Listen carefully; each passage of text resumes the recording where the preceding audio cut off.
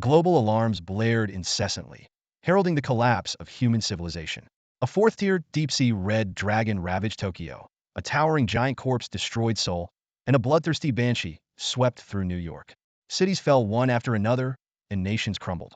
In this moment of crisis, some proposed detonating nuclear bombs to perish alongside the monsters. However, Supreme Commander Chu Tian insisted on waiting, hoping that Yi Ning could break through and bring humanity its final hope. Unfortunately, fate was cruel. Chu Tian gravely announced, "I regret to inform all survivors that 15 minutes ago, Yi Ning, the only god-level talent in the Huaxia battle zone, has died. The final defense line has completely fallen. 3 minutes ago, we dispatched our last forces carrying nuclear warheads to launch a final attack on the sea monster army."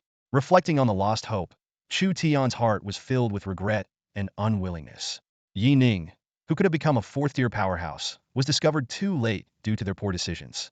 When they found Yi Ning, he was merely a struggling refugee. With a sigh, the red button was pressed firmly. In an instant, massive fireballs blossomed in the sky, and the extreme light and heat consumed everything. However, in this seemingly hopeless end, the wheel of fate suddenly turned. Yi Ning awoke with a severe headache, finding himself in a small cell. The news broadcast in his ears left him dazed. Today is Doomsday Calendar Year 0061. November 6th, Safe Zone number 337 construction plan is expected to commence today. As Yi Ning tried to clear his thoughts, two soldiers with assault rifles appeared outside his cell. Their conversation revealed a shocking fact. Someone had bribed them to kill Yi Ning to prevent him from participating in the talent test. Suddenly, a flood of memories surged into Yi Ning's mind. He realized he had been reborn 3 years back, on the day of the talent test. In his previous life, missing the test relegated him to an ordinary person, struggling to survive in the apocalypse. By the time his god-level talent was discovered, it was too late. Anger burned within Yi Ning. He should have awakened his abilities on time, but he had been schemed against. Before the soldiers could pull the trigger, Yi Ning unleashed his full strength, subduing them with lightning speed. As Yi Ning prepared to break out of the cell, a mechanical voice suddenly sounded. "Ding, Doomsday Sword God System has been bound. Bound user, Yi Ning. Please touch the test crystal in 30 minutes to unlock system functions." Yi Ning was slightly stunned. The Sword God System? How was this different from the Doomsday system he knew? But there was no time to ponder. The urgent task was to take the test and become a member of the Fire Seed sequence. Gently wiping the blood from his face, Yi Ning resolutely pushed open the iron door of the cell. In an instant, the blinding light outside pierced through the darkness. In the early morning, the blinding white light pierced through. Yi Ning raised his hand to shield his eyes, quickly adjusting to the surroundings. Not far away, several fully armed soldiers were cautiously heading towards the direction of the gunfire, clearly alerted by the previous muffled shots. Yi Ning swiftly assessed his situation. Suspected infection, armed killing, and escape from the containment room. Time was of the essence. Although the testing grounds weren't far, explaining to the patrolling soldiers that he wasn't infected was pointless. Without activating his abilities and armed with only an assault rifle, he couldn't possibly take on an entire squad. Suddenly, an idea struck him. The only optimal solution was to take a person of authority hostage nearby and force them to escort him through. Whether it meant killing a guard or holding someone at gunpoint, the consequences were irrelevant now. As long as he could enter the testing grounds and display his abilities, everything would be resolved. Yi Ning quickly ran through several scenarios in his mind, coming to a decision. He calmly watched the approaching soldiers, waiting for the right moment. "Who goes there? Drop your weapon. Raise your hands. Alert, there's an escaped infected." Voices of command echoed around. A low-ranking awakened officer led several soldiers in a surrounding formation, their faces filled with alarm and anger. "Drop your weapon. Hands on your head," the officer barked. Yi Ning's eyes flickered, and without hesitation, he dropped his assault rifle. The soldiers, initially on high alert, were momentarily taken aback by his decisive action. However, just as the squad leader began to relax, Yi Ning suddenly lunged forward, lightning fast, drawing a pistol from his waist. Clack! The cold muzzle pressed against the squad leader's temple, sending a shiver through the man. "Don't move." Yi Ning's voice was cold and merciless. "Any movement, and I will shoot." He quickly repositioned, using the squad leader as a human shield. The soldiers, finally realizing what had happened, were horrified to see their awakened leader held hostage by an ordinary trainee. Yi Ning's decisiveness and ruthlessness shattered their perception of trainees. "Let go of the leader. Don't do anything reckless," one soldier shouted in panic. "Attacking military personnel in the safe zone is a capital offense." Yi Ning ignored him, slightly turning his head to speak directly to the squad leader. take me to the testing grounds. You have 3 seconds to decide. Any longer, and you will die. The squad leader, with the gun pressed against his temple, felt a surge of frustration and fear. Though he was an awakened, as a first tier he couldn't withstand a bullet. Who would have thought an ordinary person would dare to threaten an awakened in the safe zone? What are you planning to do in there? The squad leader blurted out. Still hoping to take the test? If I'm not mistaken, you don't have any awakened bloodlines, just an ordinary person. Even if you get in, you'll likely remain an ordinary person after the test. Maybe there's some misunderstanding. Before he could finish, Yi Ning drew a dagger with his left hand and pressed it against the squad leader's neck. The sharp pain made the man stiffen. Damn it, this lunatic. He really would kill me. The squad leader cursed inwardly, resigning himself to the situation. Taking a deep breath, he hoarsely signaled the surrounding soldiers to escort Yi Ning to the testing grounds. Kid, he said slowly, his face darkening, you better hope you awaken. But even if you do, you won't escape death. Yi Ning remained silent, his eyes fixed on the system's countdown timer, pressing the dagger slightly harder. Tianfeng's safe zone, testing grounds. In the early morning, the cold wind was biting. Around the plaza, the high, enclosed walls were lined with fully armed soldiers, their vigilance adding a sense of deadly seriousness to the atmosphere. In the vast grounds of the 3rd Military Academy, over 2,000 cadets in black and white combat uniforms stood in 2 orderly formations, awaiting the commencement of the test. On the podium, among 10 high-ranking representatives, a middle-aged awakened individual gazed coldly at the cadets, as if looking at a group of ants. Attention, everyone! His voice echoed across the field. I am Liao Tian, representative of the Tianfeng Safe Zone Military Committee. Liao Tian briefly recounted the horrors following the apocalypse, massive biological mutations, and the decimation of the global population to a mere fraction.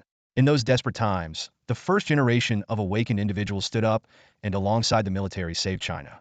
Today, his tone grew solemn, is the most important day of your lives, the moment to test if you possess the gift. Those who succeed will become combat-class awakened individuals, bearing the responsibility of protection. Those who fail will leave here, destined for mediocrity. With a command, the descendants of the awakened began the test first. The wind howled, heightening the tension. In the black uniformed formation below the podium, countless eyes were fixed on the massive diamond-shaped crystal in the center of the plaza. This test was akin to the pre-apocalypse college entrance exams, but far more brutal. Becoming an awakened meant ascending to great heights, while failure meant sinking to the bottom, becoming cannon fodder. As cadets in white uniforms walked onto the testing platform, many in the black formation looked on with envy. These descendants of awakened individuals, with both parents being awakened, naturally had superior physical qualities and a much higher awakening probability than the average person's 10. They were given preferential treatment, even in the testing order. Low murmurs filled the black formation. I wonder what my gift is. I want to become a strength class warrior. Spellcasting class is better, safer, and I heard they even get protection. Don't think too much. Just awakening is good enough. I wonder how many out of so many people will actually awaken. Amidst the murmuring, the first cadet from the white formation stepped forward. He took a deep breath and slowly placed his hand on the testing crystal. Moments later, a faint glow appeared. Number 001, Mixed Lineage, Han Gang. Gift Level D. Suitable Profession. Strength Class Warrior. Ground Heavy Armor Unit. Number 117, Mixed Lineage, Zhao Tian. Gift Level D. Suitable Profession.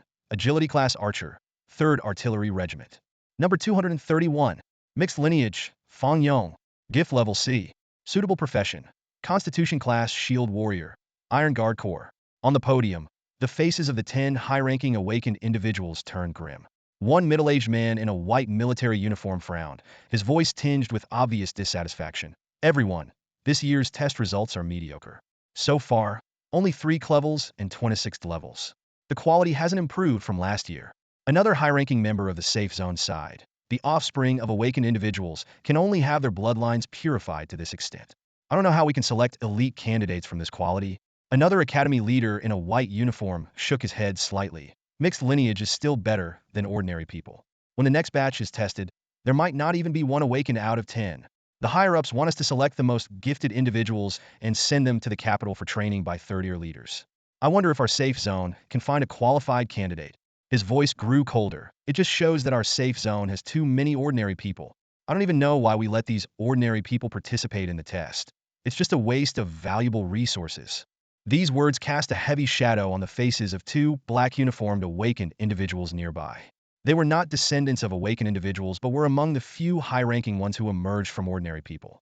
Although the disdainful words were not directed at them, the tone of contempt still stung. If even the mixed lineage couldn't produce a qualified candidate, it seemed even more unlikely for the ordinary people they represented. Moments later, the Academy's principal looked at the nearly concluded first batch of tests with disappointment in his eyes. His expression darkened as he began to speak. If we can't find a candidate, so be it. From today onward, our safe zone will no longer waste resources. The order from above has come down. Ordinary people will no longer be allowed to. Before he could finish, a commotion erupted at the entrance of the plaza, interrupting him. In the distance, several fully armed soldiers shouted into their radios, "Attention all units. An infected individual has taken a hostage and is charging the test area." What? In an instant, thousands of eyes turned towards the entrance. Under the shocked gaze of the crowd, a young man holding a military officer hostage slowly approached from the entrance. Is that Yi Ning? What's he doing here? Wasn't he supposed to be infected? A sudden uproar erupted in the square. Several trainees from the ordinary ranks pointed in disbelief at the figure in the distance. Yi Ning, the outstanding trainee who was said to have been infected and taken away by the military for observation, was now pressing a gun against the squad leader's back, striding toward the stage. The trainees were stunned, unable to reconcile the image of this crazed youth holding an officer hostage with their memory of the highly skilled Yi Ning. The female trainees covered their mouths in horror, unable to believe what they were seeing. Before anyone could react, the square was surrounded by a large number of fully armed soldiers. A stern-faced awakened officer stepped forward and shouted, "Drop your weapon. Surrender now." Trainees suspected of infection, you have violated the safety zone regulations by taking a military officer hostage. If you do not surrender immediately, we will shoot to kill. However, despite facing hundreds of gun barrels, Yi Ning remained unusually calm. Ignoring the threats around him, he looked directly at the stage and explained clearly, "I am not infected. Someone framed me. An infected person would turn into a zombie within half an hour. It has been 3 hours since I was detained." Yi Ning knew that explaining his frame-up would be meaningless to an ordinary person, but he had to clarify the issue of infection. Otherwise, even if he held an awakened person hostage, the high command of the safety zone would not hesitate to order his immediate execution to prevent the spread of infection. Below the stage, a mid-level officer glared at Yi Ning.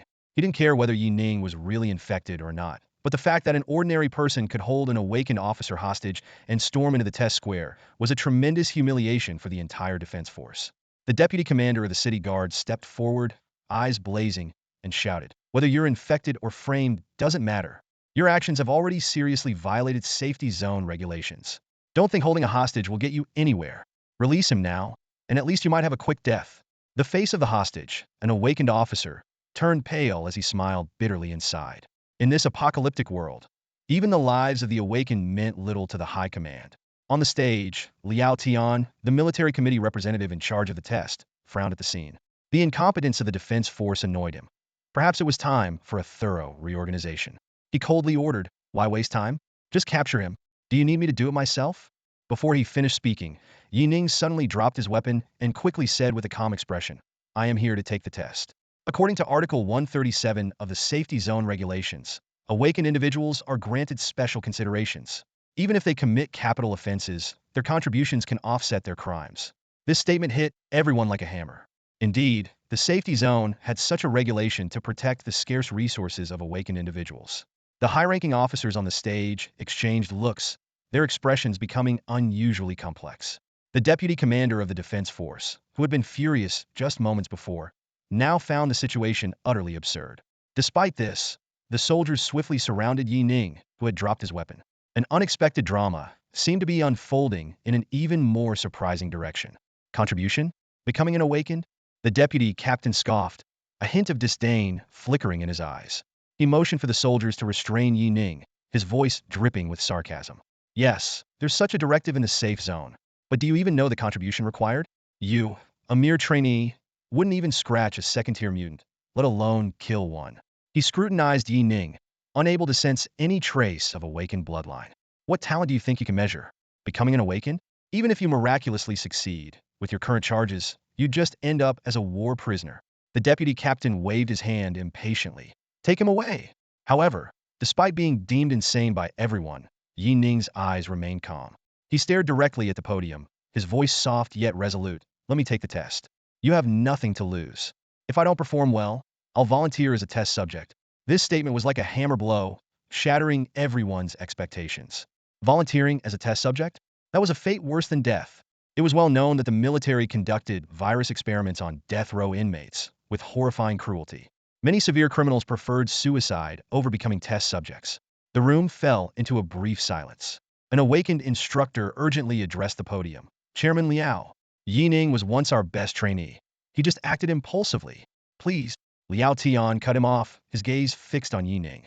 Volunteering as a test subject? Quite bold. He shook his head with a cold smile. You're betting on your talent being exceptional?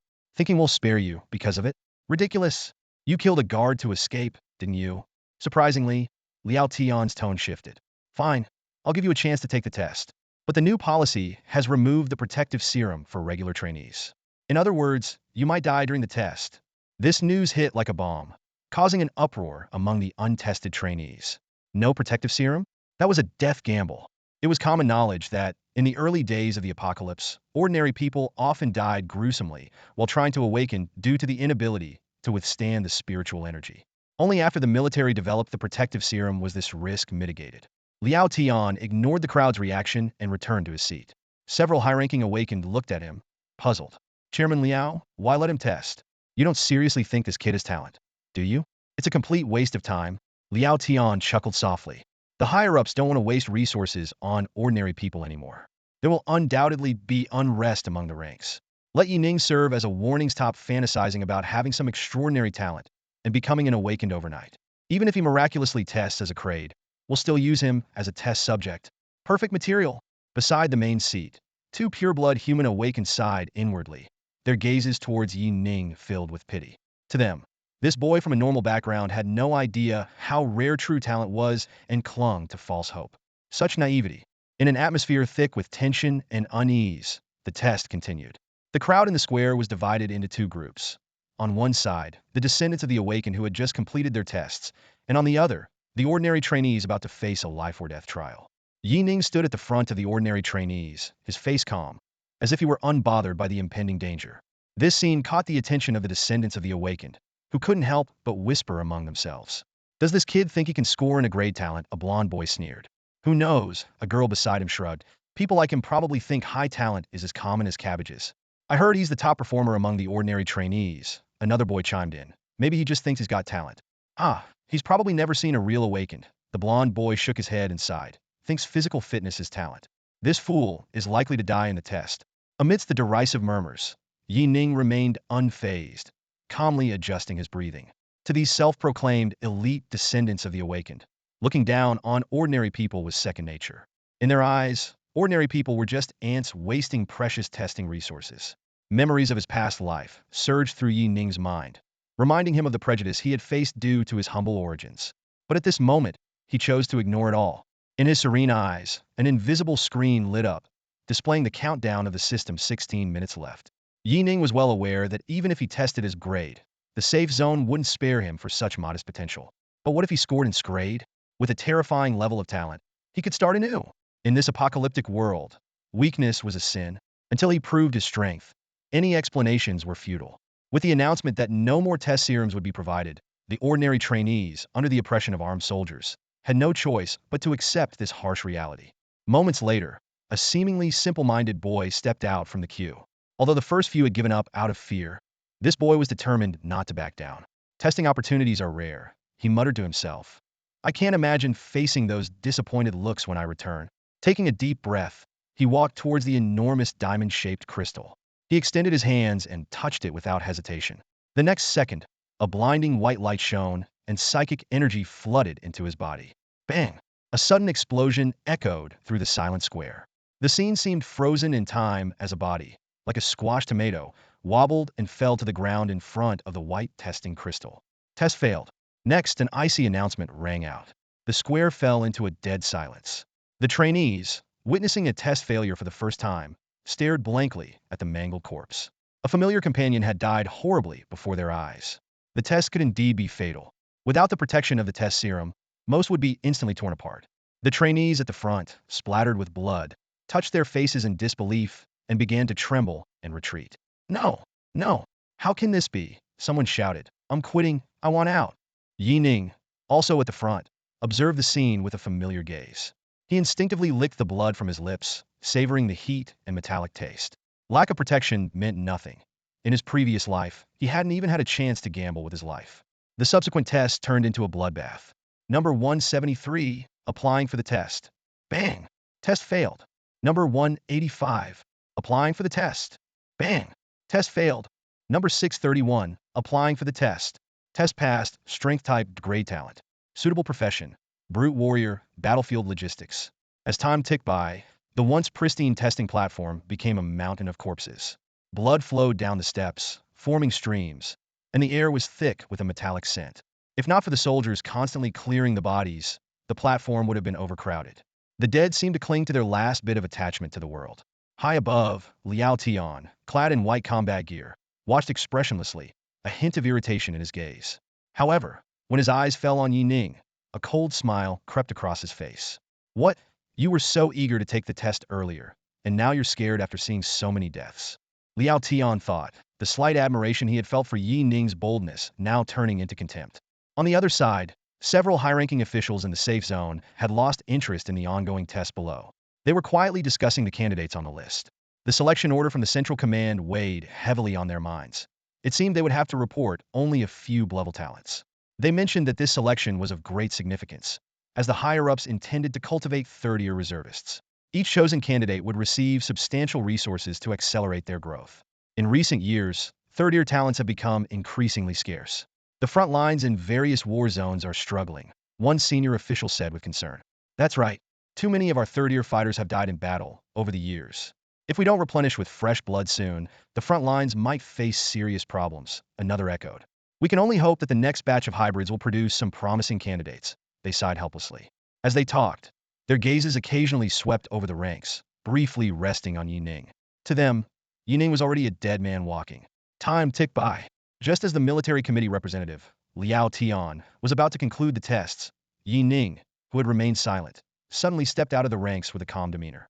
Number 769, Yi Ning, requesting to be tested. His voice was exceptionally clear in the silence. In an instant, all eyes focused on Yi Ning, most with a look of amusement.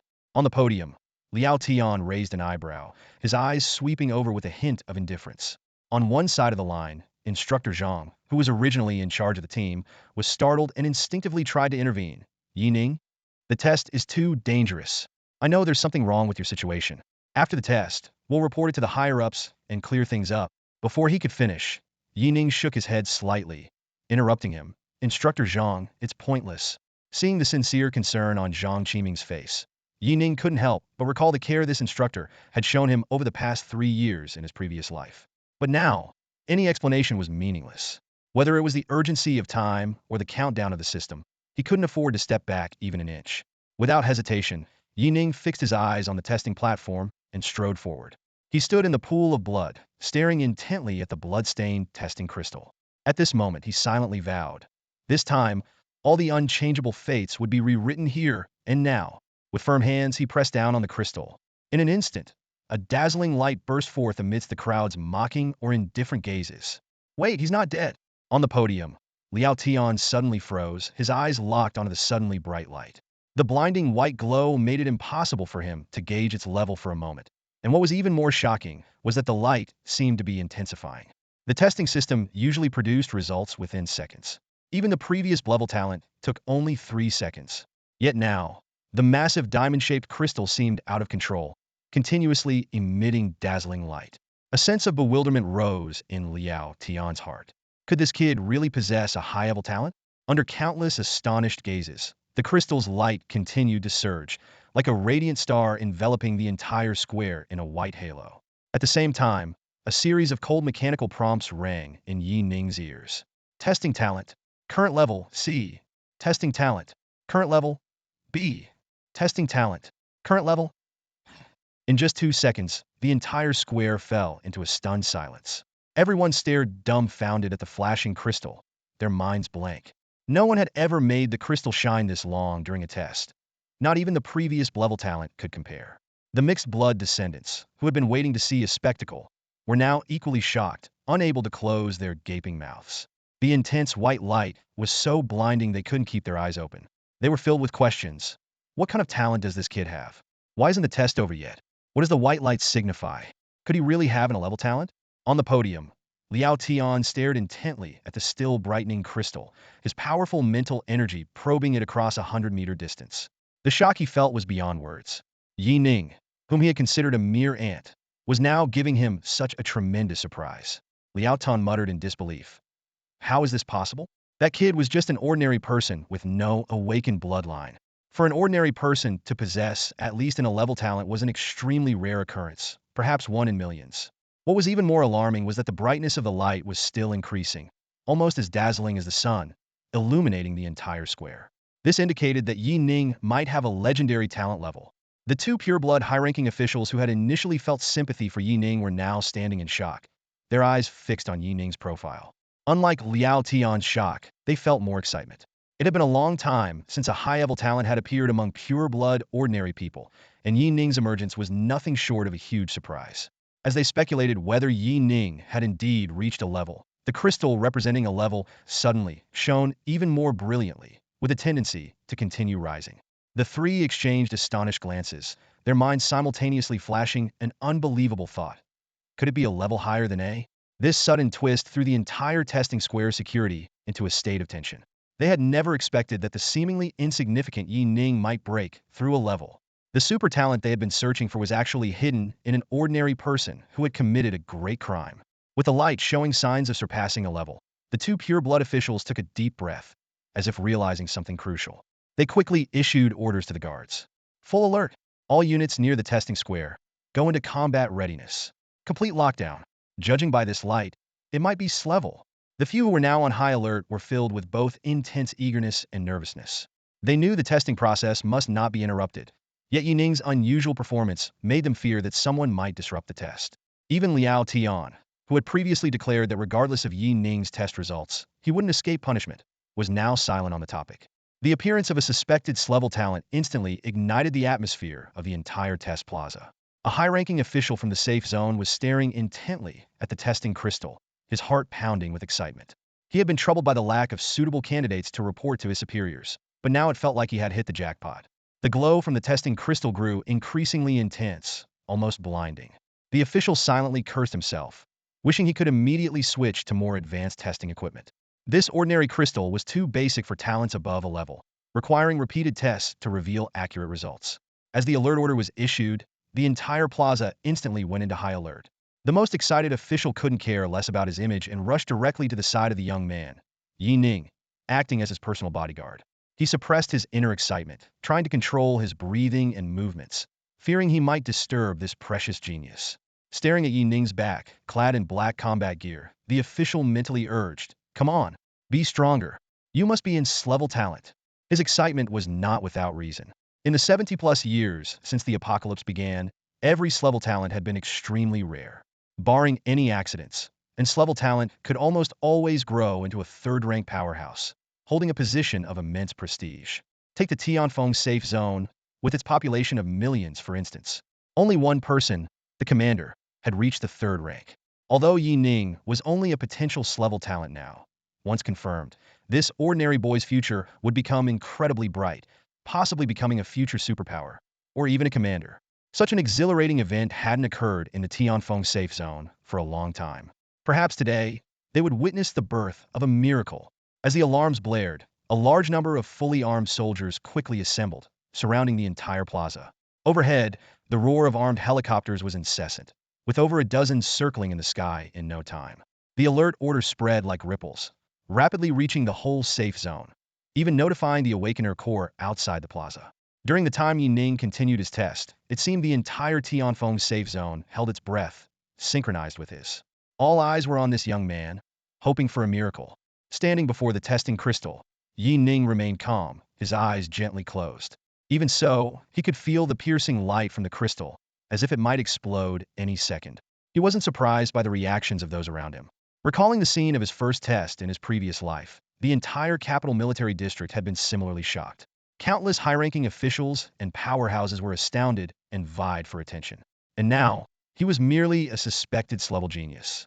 Once his true talent was revealed, the entire Tianfeng safe zone would truly understand Yi Ning's worth. At this moment, Yi Ning silently anticipated. Just wait, soon you will all know what I, Yi Ning, truly represent.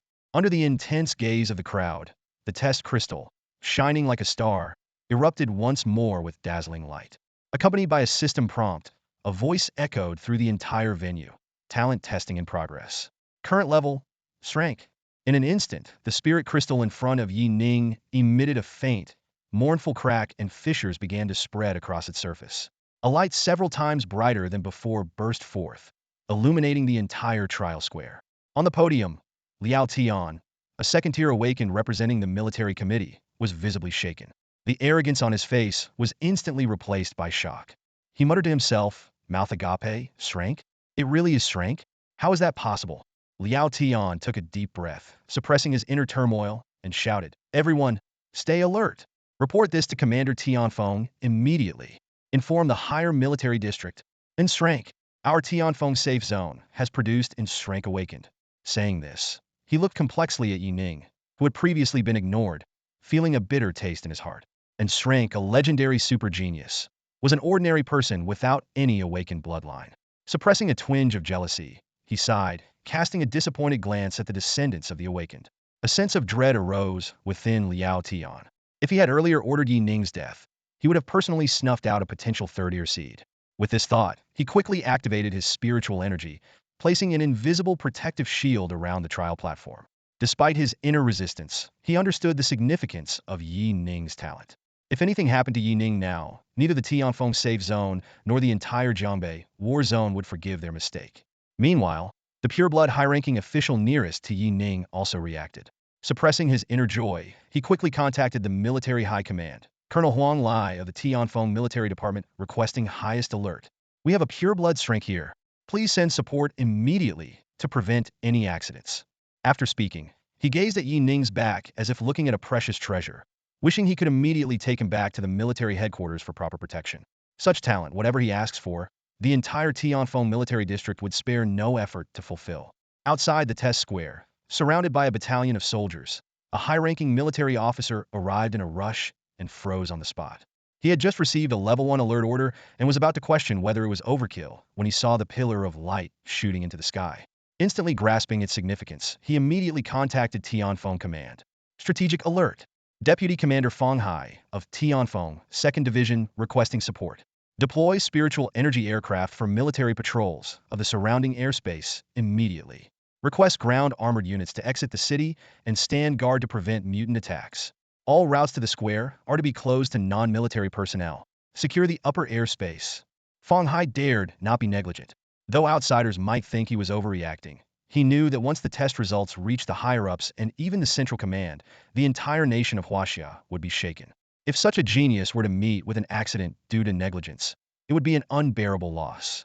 At this moment, within the Tianfeng command, a staff officer handling official duties looked in astonishment at the flood of emergency messages, realizing that something major was unfolding. What's going on? Full alert? Deploy the aerospace forces for patrol? Ground armor units leaving the city. The staff officer stared at the screen in disbelief, his eyes filled with impatience and confusion. He couldn't help but double-check the sender's position, silently cursing. The mutated creatures outside weren't even dealt with yet. So where was Tianfeng getting the strength to mobilize such a large force? As he pondered, another urgent message flashed across the screen. Roadblocks? Airspace clearance?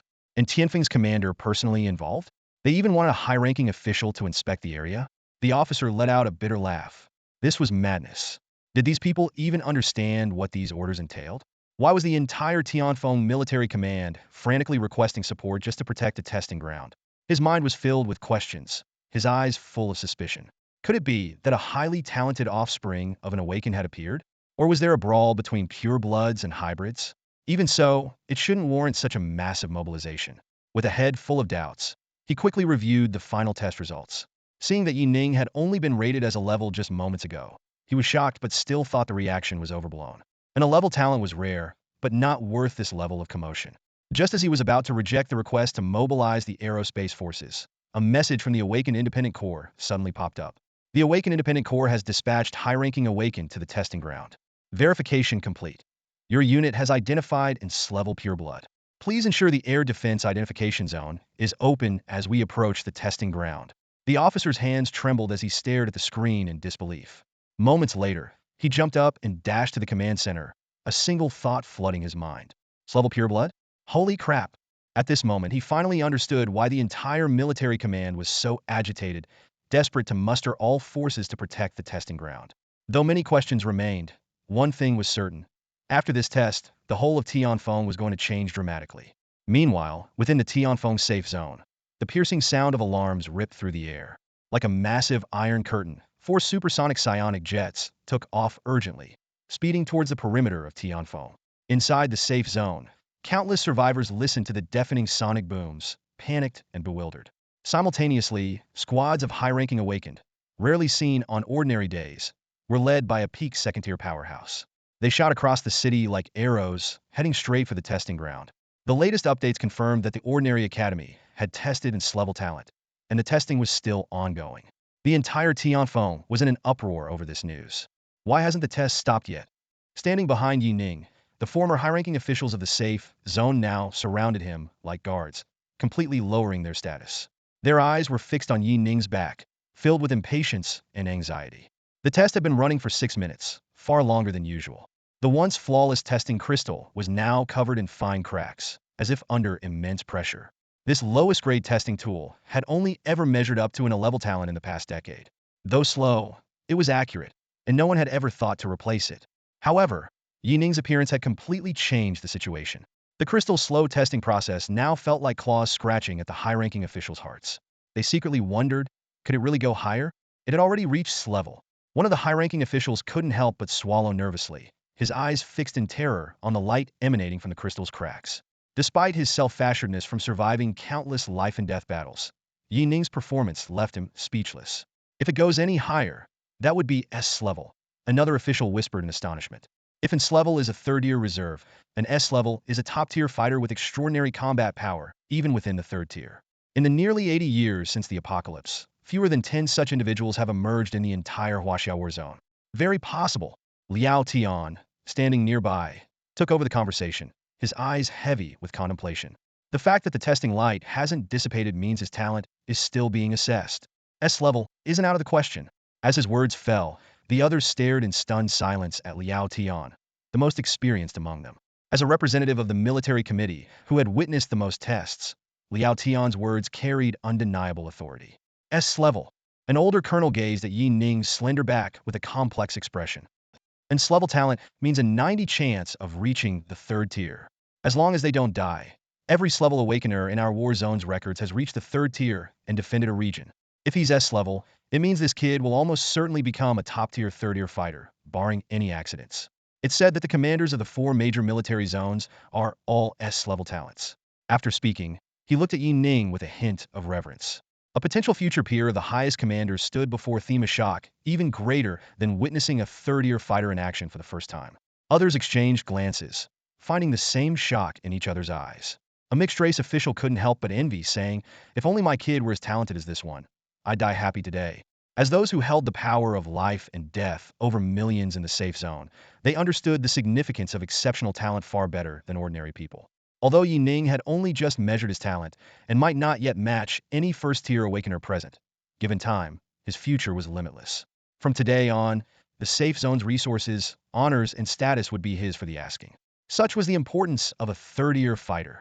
Suddenly, one official remembered something and asked, by the way, has Lord Shao Hai of our safe zone been notified? The commander will be thrilled to know we have an S-level, or even an S-level talent. Speaking with a face full of emotion, he had entirely forgotten his disdain for Yi Ning just 10 minutes earlier. Liao Tian nodded slightly and replied softly, I notified him when Yi Ning measured S-level. The commander should be on his way here. Not only that, but I believe Yi Ning's information will be reported to the capital's military district once the test concludes. If he were in a level, we might have the authority to decide his training. But if Yi Ning is S-level, the capital will likely send someone over. Hearing this, the others were filled with envy and amazement once again. For ordinary people, becoming an awakener meant changing their fate. That night, Ning Ye's discovery of his extraordinary talent was akin to a meteoric rise, catapulting him into the upper echelon's attention. As long as he didn't make any major mistakes, the entire Huaxiao war zone would invest heavily in his development until he ascended to the third tier. As everyone marveled at this turn of events, a middle-aged senior pure-blood awakener Ho had previously shown sympathy towards Ning Ye spoke up, his voice deep and tinged with regret. With such talent, the High Command will almost certainly take him away.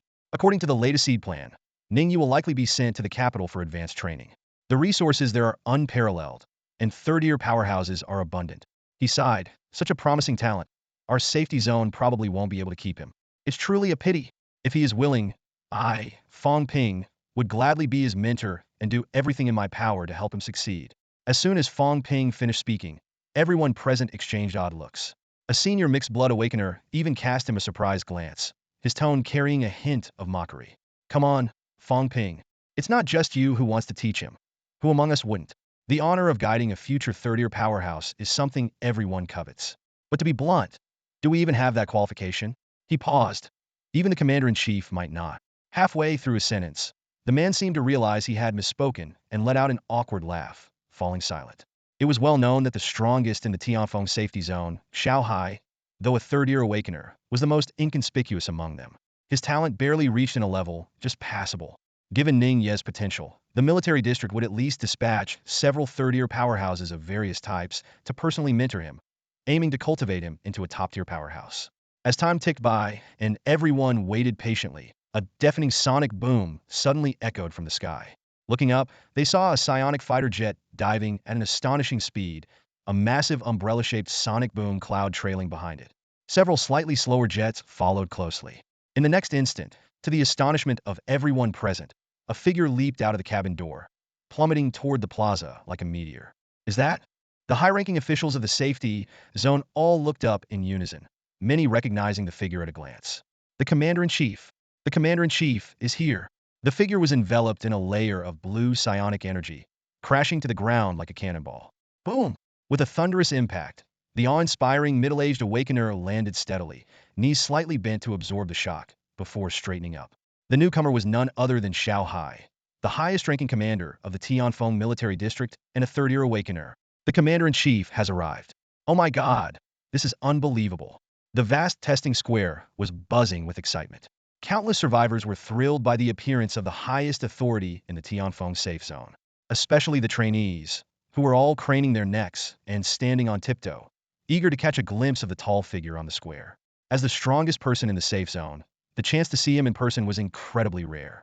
In awe, the trainees cast envious glances toward Yi Ning, who was surrounded by a soundproof barrier. A simple test had caused such a commotion, unprecedented in the history of the Tianfeng safe zone. As soon as Shao landed, his gaze locked onto Yi Ning. With a calm expression and a low voice, he asked, "What's the situation?" A faint smell of blood emanated from him, and the giant battle knife on his back seemed freshly sheathed, indicating he had rushed back from the battlefield. Liao Tian, the military committee representative, immediately stepped forward, saluted respectfully, and quickly introduced, "Commander Shao, this is Yi Ning, male, ordinary trainee, 18 years old. 6 minutes ago, his test results were a level, from minutes ago S-level, and now he's suspected of reaching S-level. Due to the low grade of our testing crystal, we can't determine his exact talent level yet." After speaking, Liao Tian respectfully stood aside, awaiting Shao Hai's instructions. He keenly sensed that the commander had returned urgently from the battlefield, highlighting the importance placed on Yi Ning.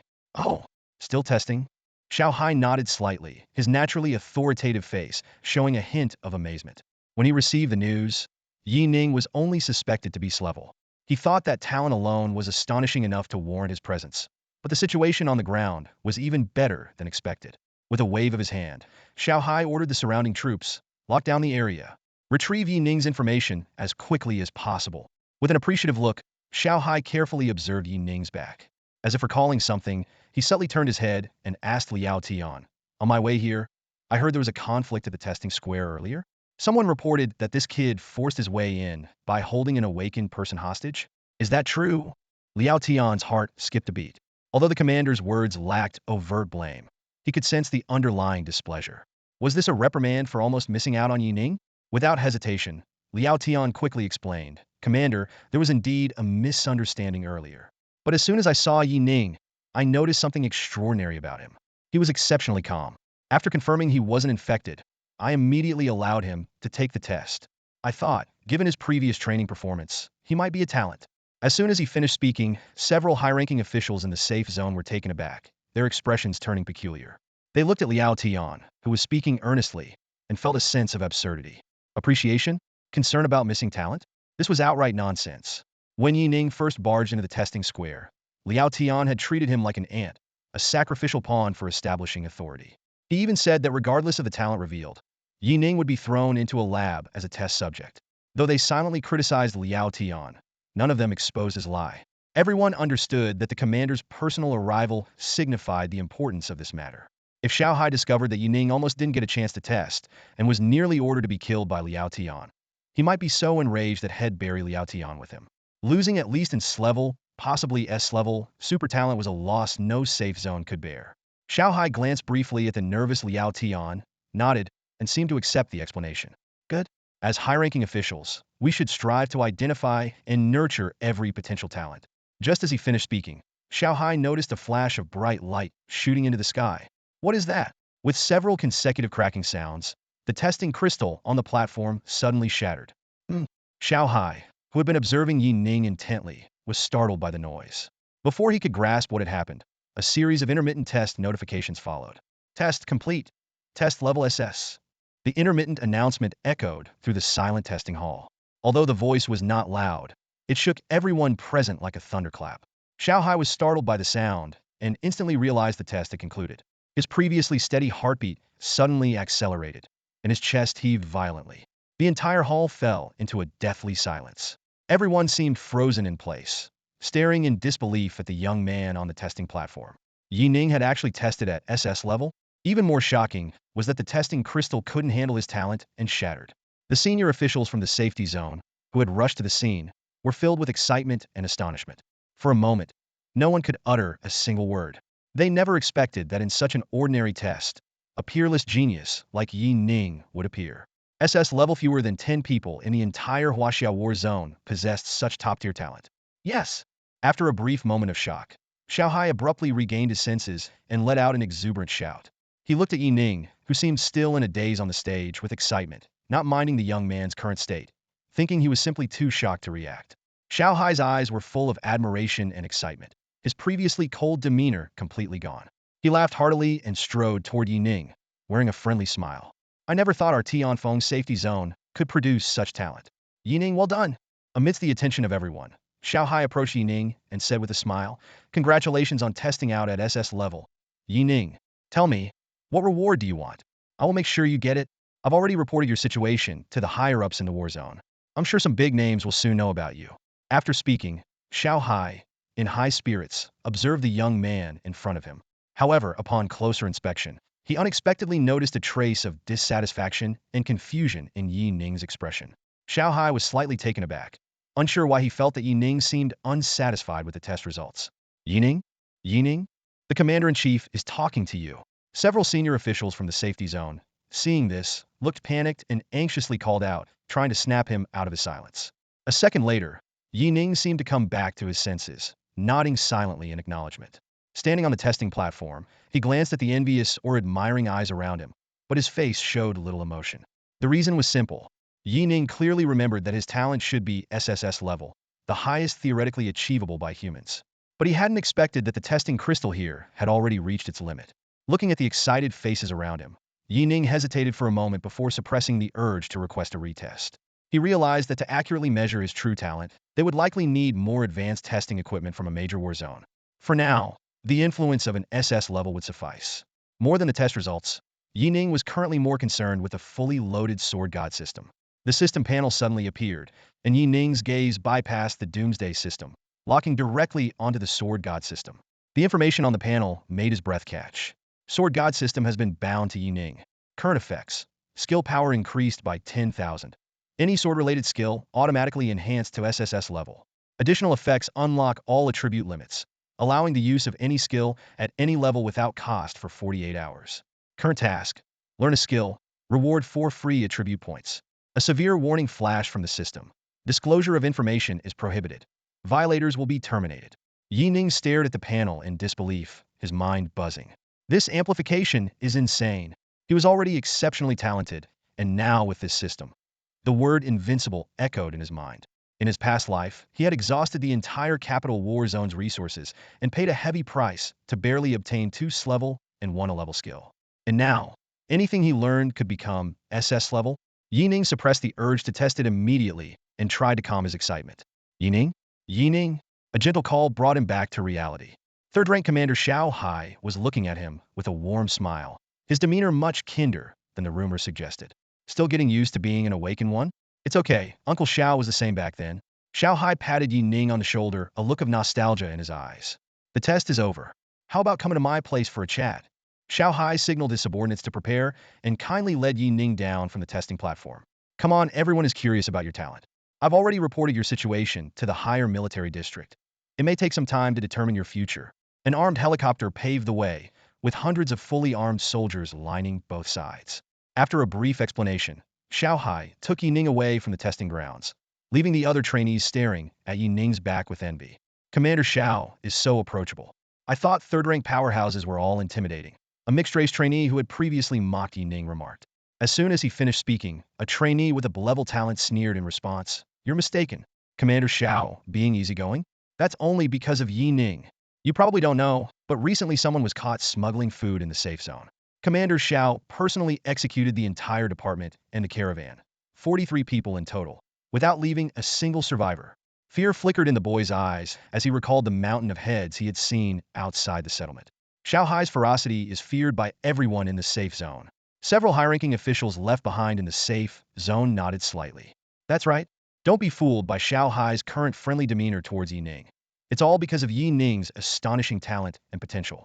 As the supreme ruler of a safe zone with a population of 4 million, Shao word is law and his power absolute. Just as the high-ranking officials exchanged glances, preparing to conclude the test and leave, Liao Tian, who had been silent all this time, suddenly spoke with an undeniable authority in his voice. Issue my order. Immediately seal off the testing grounds. No one from the trainees' security department or inspection department is allowed to leave. A second-tier awakened one, clad in a white combat uniform, looked at Liao Tian in surprise and blurted out, Representative Liao, what are you doing? The test is over, and the remaining trainees should... Before he could finish, Liao Tian shot him a cold glance and decisively ordered the troops to surround the entire plaza. What am I doing? Liao Tian sneered.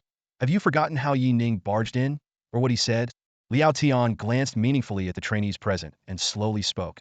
Yi Ning was falsely accused and delayed in the test. Although the outcome was uneventful, do you think if Yi Ning mentions to Commander Shao that someone tried to harm him, have you considered the consequences? With that, Liao Tian coldly waved his hand, signaling a squad of awakened soldiers to take control of all the trainees. He turned and left, leaving the suddenly alarmed officials staring at each other in shock. Thinking about Shao's high regard for Yi Ning, they couldn't help but shudder, their hearts heavy as lead. Indeed, if Yi Ning brings up this matter, Shao will undoubtedly spare no effort to find the culprit. An S-rank prodigy nearly being sabotaged?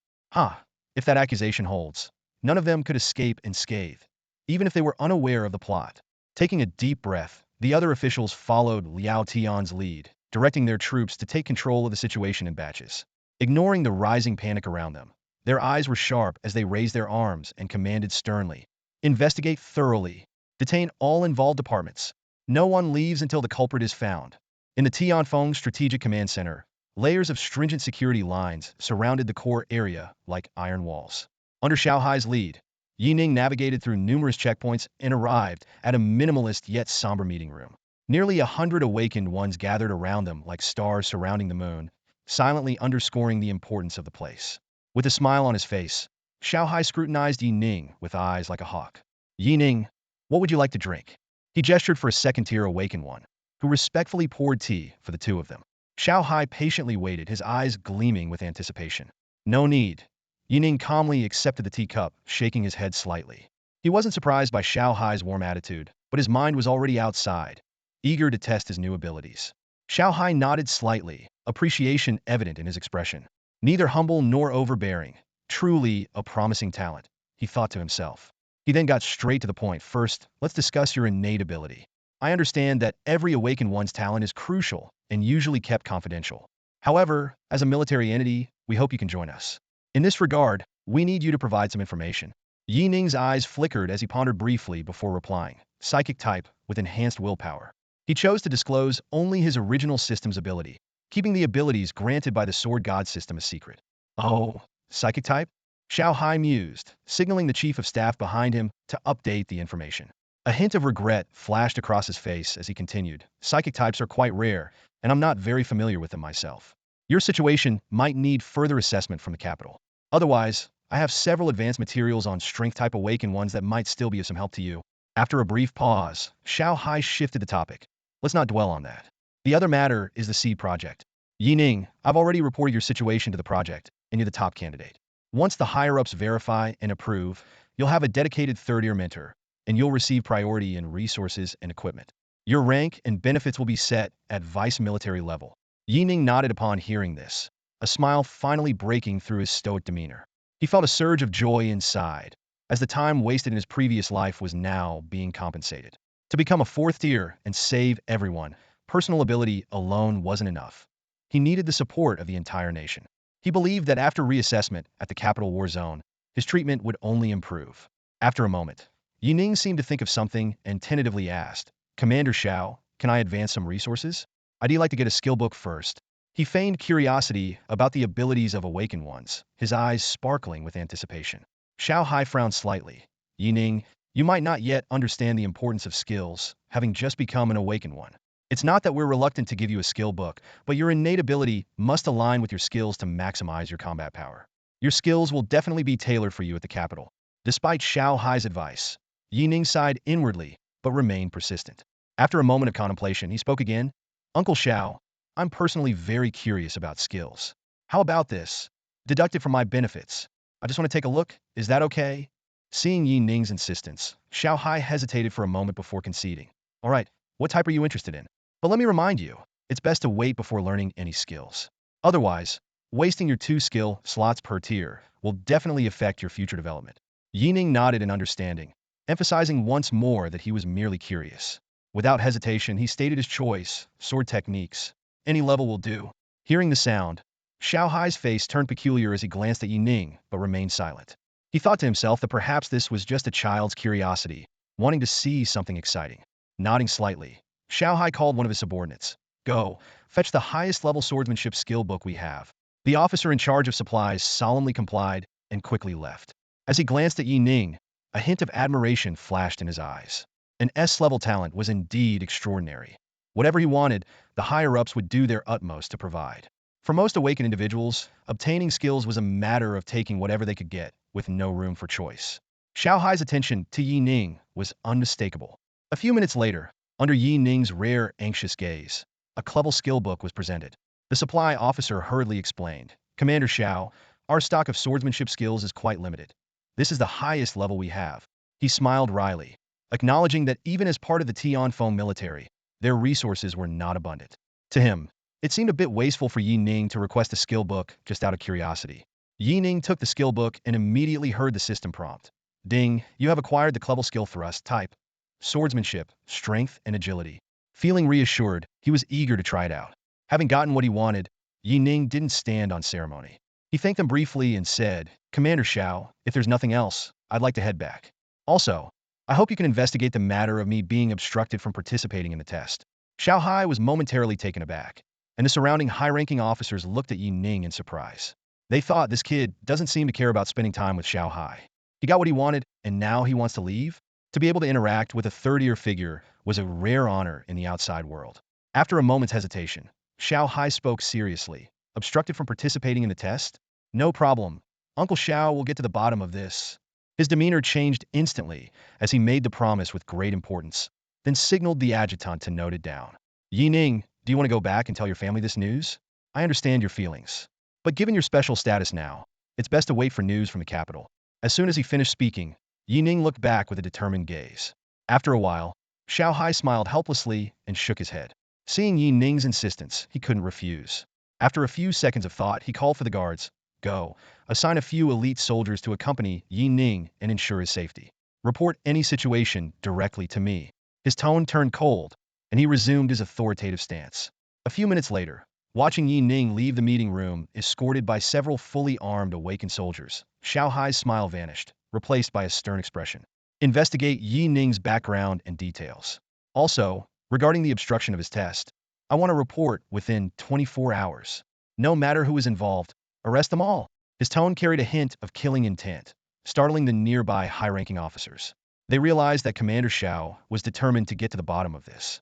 Beside him, the command staff officer couldn't help but ask softly, Commander Shao, Yi Ning will most likely be transferred to the capital military district. Is there any point in making such a gesture? Turning his head, Shao Hai looked coldly at the staff officer. A gesture? No point? He sneered. You underestimate the significance of an S-level talent. His eyes glinted as he turned to look northward, as if he could see the reaction of the capital when they received the news. Tianfeng Safe Zone, 6th Settlement. A military green, off-road vehicle came to a slow stop, and Yi Ning agilely jumped out, his eyes scanning the surroundings with vigilance. For first-tier peak awakeners followed closely, maintaining a perfect distance. The setting sun painted the sky a fiery red, casting a somber glow over the dilapidated settlement. Yi Ning took a deep breath, the scene before him both familiar and strange. Amid the chaotic, warehouse-like buildings, ragged survivors scurried like ants. The streets, flooded with dirty water and piled with garbage, were dotted with haggard figures scavenging for usable supplies. This was not a settlement. It was a massive slum. Tin shacks and makeshift tents made up most of the houses, with families squeezed into tiny spaces.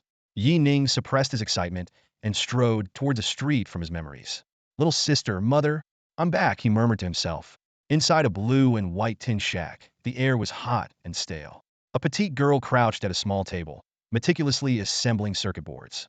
She looked no older than 13 or 14, her fingers wrapped in bandages and sweat beads constantly rolling down her forehead. The exhaustion from working 14 straight hours was evident, but she persisted. Just 40 more, and I can trade for a pancake, the girl muttered to herself, her stomach growling in protest. She forced a faint smile. 13 done. I wonder how brother is doing. Her longing was palpable. Born after the apocalypse, she had to start working at a young age to support her brother, Yi Ning, in becoming an awakener. The girl stood up, wobbling, as she stretched her aching legs. Her eyes inadvertently glanced at a few flatbreads hanging on the wall, and she quickly looked away. Brother is about to become an awakener. We need to save money and food. Just then, a soft knock came at the door. The girl grabbed a stick warily. Who is it? A trembling voice replied from outside. Yi Shaoan, it's me, your brother. Yi Ning stood outside the flimsy metal door, struggling to contain the storm of emotions inside him. Memories from his past life, surged despair from losing the qualification test, the hardships his sister and mother endured for him, and the tragic end when they were killed by mutant invasions. The powerlessness and regret were the greatest pains of his life. The door flew open, and Yi Shaoan's eyes widened in disbelief. The next moment, she burst into tears and threw herself into Yi Ning's arms, overwhelmed with emotion. Brother Sob, you're back. Yi Shaoan threw herself into Yi Ning's arms, her small frame trembling uncontrollably. All the grievances and heartache she had bottled up for over a year poured out in the form of unstoppable tears. Ever since Yi Ning left for training, Yi Shaoan hadn't seen her brother for more than a year. Occasionally, when she and their mother managed to visit the training camp, they would bring saved-up food to the entrance. Now that the brother she had longed for day and night was finally in front of her, Yi Shaoan no longer felt like an orphan with no one to rely on. She clung to Yi Ning tightly, as if afraid he would disappear again. Brother, how? How did you get out? Yi Shaoan choked out, her voice trembling. Yi Ning looked down at his sister, who barely reached his waist, his eyes lingering on her bandaged hands. A pang of sorrow washed over him. Suppressing his emotions, he squatted down and forced a smile. The training is over. I've completed the tests. He gently wiped the tears from Yi Shaoan's face. The stinging smell of industrial disinfectant inside the house made Yi Ning's heart sink. He knew all too well how hard life had been for his mother and sister in his absence. In his past life, he had never been able to give them a single day of happiness before their tragic end. Clenching his fists, he silently vowed to suppress his guilt and pain. He lifted Yi Shaoan tenderly and whispered, "This time, I won't let you suffer anymore." Outside, a few nearby survivors heard Yi Shaoan's crying and curiously peeked in. When they saw Yi Ning, the middle-aged men who knew he had gone for the awakening training were taken aback and began to chatter. Why is Yi Ning back today? Isn't today the awakening test? Hey, Yi family boy, did you become an awakened one? He probably didn't. My kid hasn't returned yet. If he passed the test, my kid would be back too. Maybe he didn't participate? Or just quit and came back? Amid the noisy discussions, Yi Shaoan, held in her brother's arms, seemed to realize something and trembled. She instinctively looked up at Yi Ning, hesitating to speak. Brother, did you? No. Yi Ning interrupted with a light-hearted smile, unfazed by the gossip behind him. He was just about to explain that he had indeed become an awakened one when a series of footsteps approached from behind. A team of bare-chested men wielding short sticks surrounded him, led by a cleanly dressed, expressionless middle-aged woman. Yi Ning? Back already, she sneered, giving Yi Ning a contemptuous glance. Coming back this early, I guess you didn't become an awakened one. Huh? Well, it's good you're back. Your water bill is overdue by 2 months 6 loaves of bread. How are you going to pay that? As she spoke, the tattooed men with iron rods menacingly surrounded the small house, swinging their weapons. Water bill? Yi Shaoan exclaimed, mustering the courage of a little adult to argue. The water is from the river. I carried every bucket myself. We didn't use your water. She was so angry that tears welled up in her eyes. The woman, a gang leader in the settlement, often extorted the nearby survivors. She sneered, indifferent to Yi Shaoan's protest. From the river? Let me tell you, even river water counts as ours. No matter where you get it from, either pay up now, or we'll take what we want by force. Otherwise, she gave Yi Ning a cold, calculating look. She had long had her eye on this household of an orphan girl and her widowed mother. If not for the fear that Yi Ning might return as an awakened one, she would have taken over long ago. But now, it seemed clear that Yi Ning had failed the test.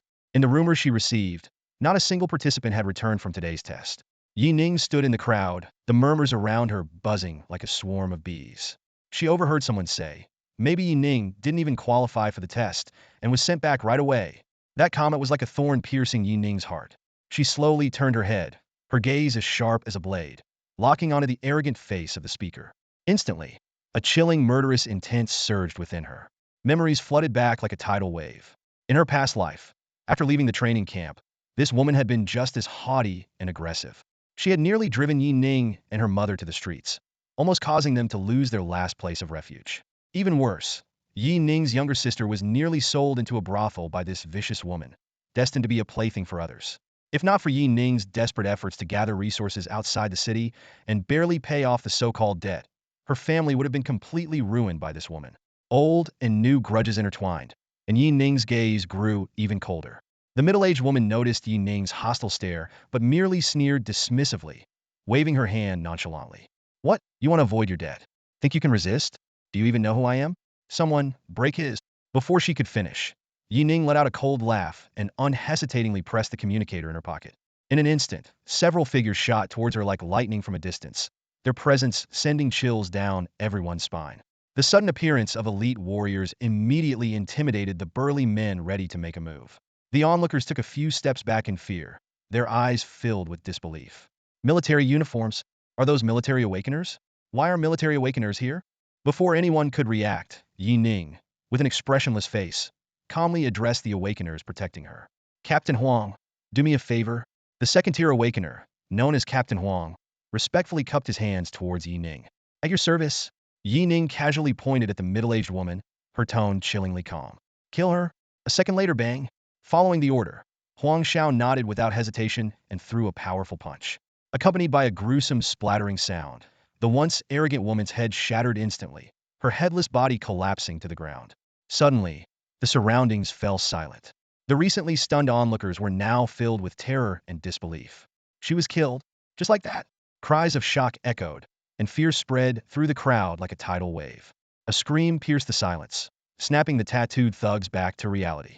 The fierce expressions on their faces were replaced by terror, and the bats in their hands clattered to the ground. Ignoring the crimson brain matter splattered on their faces, they turned to flee. However, they had barely taken a few steps when the sound of something slicing through the air reached their ears. Huang Shao, the squad leader assigned to protect Yi Ning, appeared behind them like a phantom. With a swift kick to the nearest thug's knee, a sharp crack and a shriek of pain followed, sending the man to the ground. Before the others could react, Huang Shao had already repeated the move, flooring the rest of them. With an impassive face, Huang Shao grabbed the thugs by their hair and dragged them to Yi Ning. Respectfully, he asked, Master Yi Ning, do you have any further instructions? Although Yi Ning hadn't explicitly ordered their capture, Huang Shao used his years of experience to easily deduce Yi Ning's intentions. The tattooed men were instantly thrown into a panic, sobbing and begging for mercy. Please let us go. We were wrong. We won't do it again. They didn't fully understand what was happening, but instinctively realized that their lives were now entirely in Yi Ning's hands. Yi Ning chuckled softly, his eyes cold as he looked over the men kneeling before him. Turning to Huang Shao, he spoke in a gentle yet commanding tone. Captain Huang, please kill them all. Before the words had fully left his mouth, Huang Shao had already sprung into action. His fists moved like lightning, and with a series of dull thuds, the thugs' heads burst like watermelons. Huang Shao flicked the blood from his hands and once again asked respectfully, do you have any further instructions? Yi Ning, slightly surprised, glanced at Huang Shao before saying, "Could you please inform my mother? She should be at the gunpowder factory. Tell her I've returned." Huang Shao immediately pressed the communicator on his shoulder and issued a level 3 command. He smiled amicably at Yi Ning, ignoring the shocked stares around them, and asked, "Master Yi Ning, if there's nothing else, we'll withdraw for now. The 4th Special Protection Unit will patrol the Area 247. Contact me if you need anything." Yi Ning shook his head slightly, signaling that there was no need to change residences. Huang Shao, unfazed, merely watched Yi Ning enter the house before his smile disappeared. He turned and scanned the surrounding crowd, issuing a cold order: "Deploy 2 more squads here. Ensure Master Yi Ning's safety at all costs." The onlookers exchanged bewildered glances, many staring at Yi Ning's door with incredulous eyes, their hearts filled with confusion and astonishment. After the guard squad withdrew, a shocked murmur arose from the crowd. "Lord Yi Ning!" someone exclaimed. "Why are these military officers showing him such respect?" Another voice asked incredulously. "My God, what on earth is happening? Why is Yi Ning able to command them?" These people, living at the very bottom of society, had never witnessed such an extraordinary scene. In their eyes, even the security personnel of the settlement were considered big shots, let alone these elite military officers. A few of them stared blankly at the corpse on the ground, shaking their heads in disbelief. "I don't know," a deep voice said. "All I know is that the Yi Ning family is about to become something big. His mother sure raised an exceptional son." Meanwhile, outside the settlement, one of the members of the elite squad couldn't help but quietly ask Huang Shao, "Captain Huang, aren't you being overly deferential to that kid? He's just becoming awakened, after all." The squad member clearly couldn't comprehend Huang Zhao's actions. In his view, although the higher-ups had ordered them to protect Yi Ning, it didn't mean they had to treat someone who was just an ordinary trainee a few hours ago with such reverence. Huang Shao chuckled lightly, his expression impassive, but his gaze sharp as he looked at his subordinate. "A kid? Deferential?" His tone carried a hint of mockery. "Don't say I'm being deferential. Do you believe that even Lord Shao Hai is prepared to befriend him?" Seeing the astonished look on his team member's face, Huang Shao continued, "Right now, Yi Ning is just a Tier 0 awakened, with weak capabilities. But given time, he has the potential to become a top-tier commander. If we don't seize the opportunity to ally with him while his status is still low, we won't even have the chance to look up to him in the future." Huang Shao shook his head, recalling Yi Ning's performance, his tone filled with admiration. "Don't underestimate Yi Ning, a trainee who dares to hold an awakened hostage as a regular person, and gamble that his talent will silence everyone who among you could do that." He paused, a flicker of appreciation in his eyes. Not to mention, the composure he displayed earlier is far from ordinary. Steady mind, resolute will, and ruthless actions. Even if he doesn't have an S-level talent, he won't fare poorly in the future. Listening to their captain's unreserved praise for Yi Ning, the squad members were momentarily stunned. Then, they realized Huang Zhao's words made perfect sense. The scene shifts to a simpleton house. Yi Ning stood at the doorway, his eyes scanning the familiar home, a hint of nostalgia flashing in his gaze.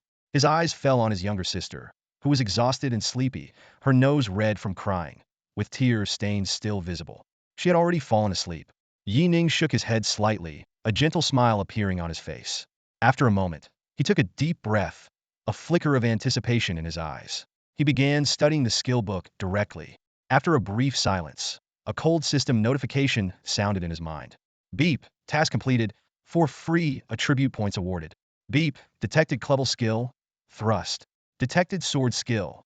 In an instant, a dazzling light burst forth in Yi Ning's mind. A second later, the sword god system's notification sounded again. "Beep, skill upgrade successful. Sword technique, thrust has been enhanced to SS level skill. Swordstorm. Swordstorm consumes 4,500 points of spiritual energy to summon a flood of sword energy, dealing devastating damage to the target area in a very short time. This skill includes traits such as super speed, armor penetration, destruction, cutting, and disintegration. Note: the destructive power of this skill has been increased by 10,000 of the current tier. Use with caution." Swordstorm. Yi Ning's eyes fell on the dark golden skill icon on his panel, and his heart couldn't help but race. Even with his extensive knowledge from his past life, seeing a skill upgraded to SSS level still left him feeling parched. He took a deep breath, trying to suppress the complex emotions surging within him, and carefully examined the skill requirements. 4,500 points of psionic energy. That's a terrifying cost, Yi Ning thought to himself. Fortunately, his innate talent allowed him to use any skill once every 48 hours. Otherwise, with his current 0 tier and 15 points of willpower, giving him only 1,500 points of psionic energy, he wouldn't be able to muster enough to use it even once. Yi Ning quickly calculated in his mind. Advancing to Tier 1 would give him a maximum of 20 points of willpower and 2,000 points of psionic energy. Tier 2 would give 30 points of willpower and 3,000 points of psionic energy. Tier 3 would give 40 points of willpower and 4,000 points of psionic energy. This meant that without any equipment bonuses, he would theoretically need to reach mid-tier 3 to barely use the skill once. With such a huge cost, what kind of effect does it have? Yi Ning stared at the skill description, resisting the immediate urge to test it out. He fell into deep thought, realizing that the Sword God system did not allow the disclosure of talent information. This meant that in the short term, he couldn't explain his abilities to the outside world. Logically, the stronger one's abilities, the more a nation would value and invest resources in them. But using his extraordinary willpower talent to explain his combat power? Yi Ning pondered for a moment and found it hard to make a convincing argument. Every advancement in extraordinary willpower increased willpower attributes by an additional 3 points and provided a 1,000 increase in mental recovery speed. This meant that as time went on, his power would become increasingly formidable. Moreover, advancing to Tier 4 was also closely related to willpower attributes. However, at present, extraordinary willpower merely amplified willpower attributes, making his actual combat power very limited. Yi Ning sighed and decided to put this issue aside for now. Once the capital confirms my status as a seed, I'll advance to Tier 2 in one go, and then I can find some excuse to explain my actual combat power, he calculated. Using Swordstorm at Tier 0 might seem unbelievable, but for an SS level talent, using it at Tier 2 is somewhat more plausible. Yi Ning continued his analysis. High-level talents were superior to lower-level ones mainly because they had better traits and gained more attribute points upon leveling up. Level talents gained 3 points per tier, a level gained 4, S-level gained 5, and SS level gained a staggering 7 points. Each attribute point represented a significant increase in power. The 4 main categories of strength, agility, constitution, and willpower determined the effectiveness of each attribute point. For example, if a strength talent user allocated points to agility, the effect would be only 50. This forced each awakened individual to allocate points according to their own characteristics. Otherwise, their power would be greatly diminished. As Yi Ning was deep in thought, a sudden rush of footsteps sounded outside the door. Yi Ning? A voice filled with surprise and excitement called out. Yi Ning's body stiffened, instinctively looking towards the iron door, realizing in an instant that the voice belonged to the most important person in his life. The next morning, in the military vehicle, Lord Yi Ning, are you planning to go to the test dungeon? Huang Shao asked curiously. Yi Ning smiled and replied, that's right, Captain Huang. I want to get some real combat experience. He pretended to be very interested in testing his awakened abilities. Seeing this, Huang Shao didn't think much of it and kindly reminded, Lord Yi Ning, I understand your eagerness for combat. Although I'm not very familiar with the specific abilities of psionic awakeners, generally speaking, strength and agility attribute awakeners tend to have stronger combat power in the early stages. If the test results aren't satisfactory, don't be discouraged. After all, you haven't mastered any skills yet, and your actual combat power relies solely on basic attributes. He continued to explain, before awakening, an ordinary person's highest attribute value typically doesn't exceed 9 points. But after becoming an awakened individual, regardless of their previous physical condition, the system will uniformly enhance them to 10 points and provide additional attributes based on their talent. This is why strength and agility attribute awakeners tend to have better combat power in the early stages. Yi Ning nodded to show that he understood Huang Zhao's well-intentioned reminder. Half an hour later, the military vehicle came to a gradual stop. Yi Ning's eyes were immediately drawn to a massive tower. This towering structure, standing at over 100 meters, was unlike any typical human technological design. It was surrounded by heavily armed soldiers, maintaining a strict and vigilant guard. This was the so-called test instancia product of years of intensive research by humans after the apocalypse, designed to simulate the functions of outdoor instances. It could recreate the apocalyptic environment with near-perfect accuracy, providing valuable combat experience for the awakened. Compared to naturally formed apocalyptic instances, the biggest advantage of this man-made test instance was its safety. Users could exit at any time if they encountered life-threatening danger, making it particularly popular among lower-tier awakened. For Yi Ning, this was the ideal place to test his abilities. Given his current weak image in the eyes of others, venturing outside the safe zone was clearly impractical. Any attempt to go out in the short term would inevitably attract protective followers. As the military vehicle came to a complete stop, Yi Ning swiftly got off under the protection of 4 elite soldiers and headed straight toward the instant's entrance. Despite the early morning hours, many lower-tier awakened gathered near the tower, preparing for training. The sudden sound of footsteps caught their attention, and they turned to look at Yi Ning and his entourage. Seeing Yi Ning so closely guarded by the military, many were secretly surprised, speculating about his background. Ignoring the suspicious glances around him, Yi Ning walked directly to the instance guide's desk and said succinctly, "Open a low-level instance for me. Any type will do." As soon as he spoke, he was already eager and ready to showcase his skills. The guide was momentarily stunned, instinctively glancing at the four awakened behind Yi Ning, trying to guess the young man's identity. Not daring to delay, he quickly operated the system and handed a start token to Yi Ning within a minute. Yi Ning took the token and nodded slightly to Shao behind him before activating the instance without hesitation. In an instant, a white light flashed, and his figure vanished from the spot. The next second, a system prompt sounded in Yi Ning's ear. Ding, entering test instance. Current scene, city. Danger level, low. After a brief moment of disorientation, Yi Ning steadied himself and immediately began to cautiously observe his surroundings. The surroundings were a mess, and the apartment's decor indicated a modern metropolis. Yi Ning cautiously drew a tactical knife from his lower back, his eyes scanning the high-rise buildings outside. This was a solo mission, giving him the perfect opportunity to test his abilities to the fullest. The silent, frozen electronic clock in the room hinted at the suspension of time. Yi Ning quickly realized that this scenario was simulating the aftermath of an apocalypse. Taking a deep breath, he resolutely opened the door. Blinding light poured in instantly. In the hallway, a zombie covered in dark red bloodstains suddenly turned, its decayed nostrils catching the scent of a living human. It let out a piercing howl and charged hungrily at Yi Ning. Yi Ning remained expressionless, calmly observing the zombie's movements. At the last possible moment, he deftly sidestepped, avoiding its gnashing teeth. His tactical knife then struck like lightning, piercing the back of the zombie's skull. With a soft thud, the knife accurately penetrated the zombie's head. Yi Ning expertly twisted the blade, destroying the zombie's brain tissue. In less than a second, the zombie collapsed to the ground. Yi Ning quickly withdrew his knife, calculating in his mind. Testing his skills on ordinary zombies was a waste. He decided to go directly after the mission's boss mutant. He swiftly scanned the system-provided map, determined his route, and dashed towards the fire escape. 2 minutes later, Yi Ning arrived on a devastated street. Amid the burnt-out car wrecks, several charred human corpses silently testified to the apocalypse's brutality. 6 zombies with missing limbs roared and charged at him, while another half-bodied zombie dragged its intestines as it crawled frantically on the ground. Yi Ning calmly surveyed his surroundings and decisively charged at the nearest zombie. He kicked a female zombie, and as it stumbled, he drove his knife into its mouth. As he withdrew the knife, he swiftly turned and plunged the weapon into the temple of another approaching zombie. 20 seconds later, the fight was over. Yi Ning exhaled lightly and extracted his blood-stained knife from the face of a zombie that looked like a student. Even without using any special abilities, relying solely on his basic physical strength, this battle had drained considerable energy.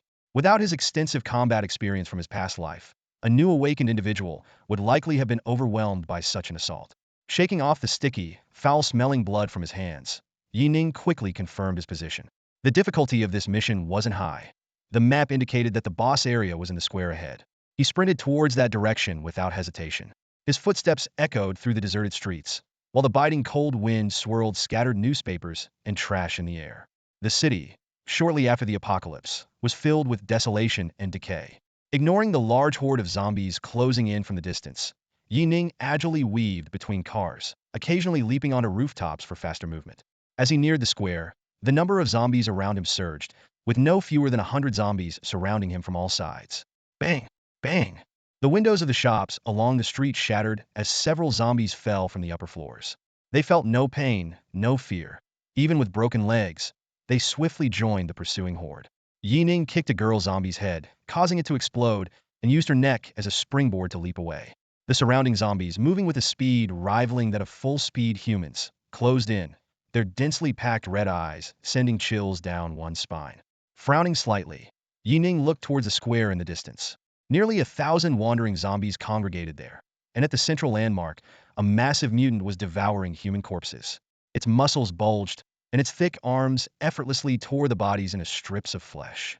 From a distance, the colossal figure appeared like a gigantic black humanoid crab, unmistakably a peak tier 1 corpse-eater mutant. Yi Ning held his breath, nimbly sidestepping several lunging zombies before leaping onto the nearest car roof. He moved with the agility of a leopard, bounding from one vehicle to another, rapidly closing the distance to his target.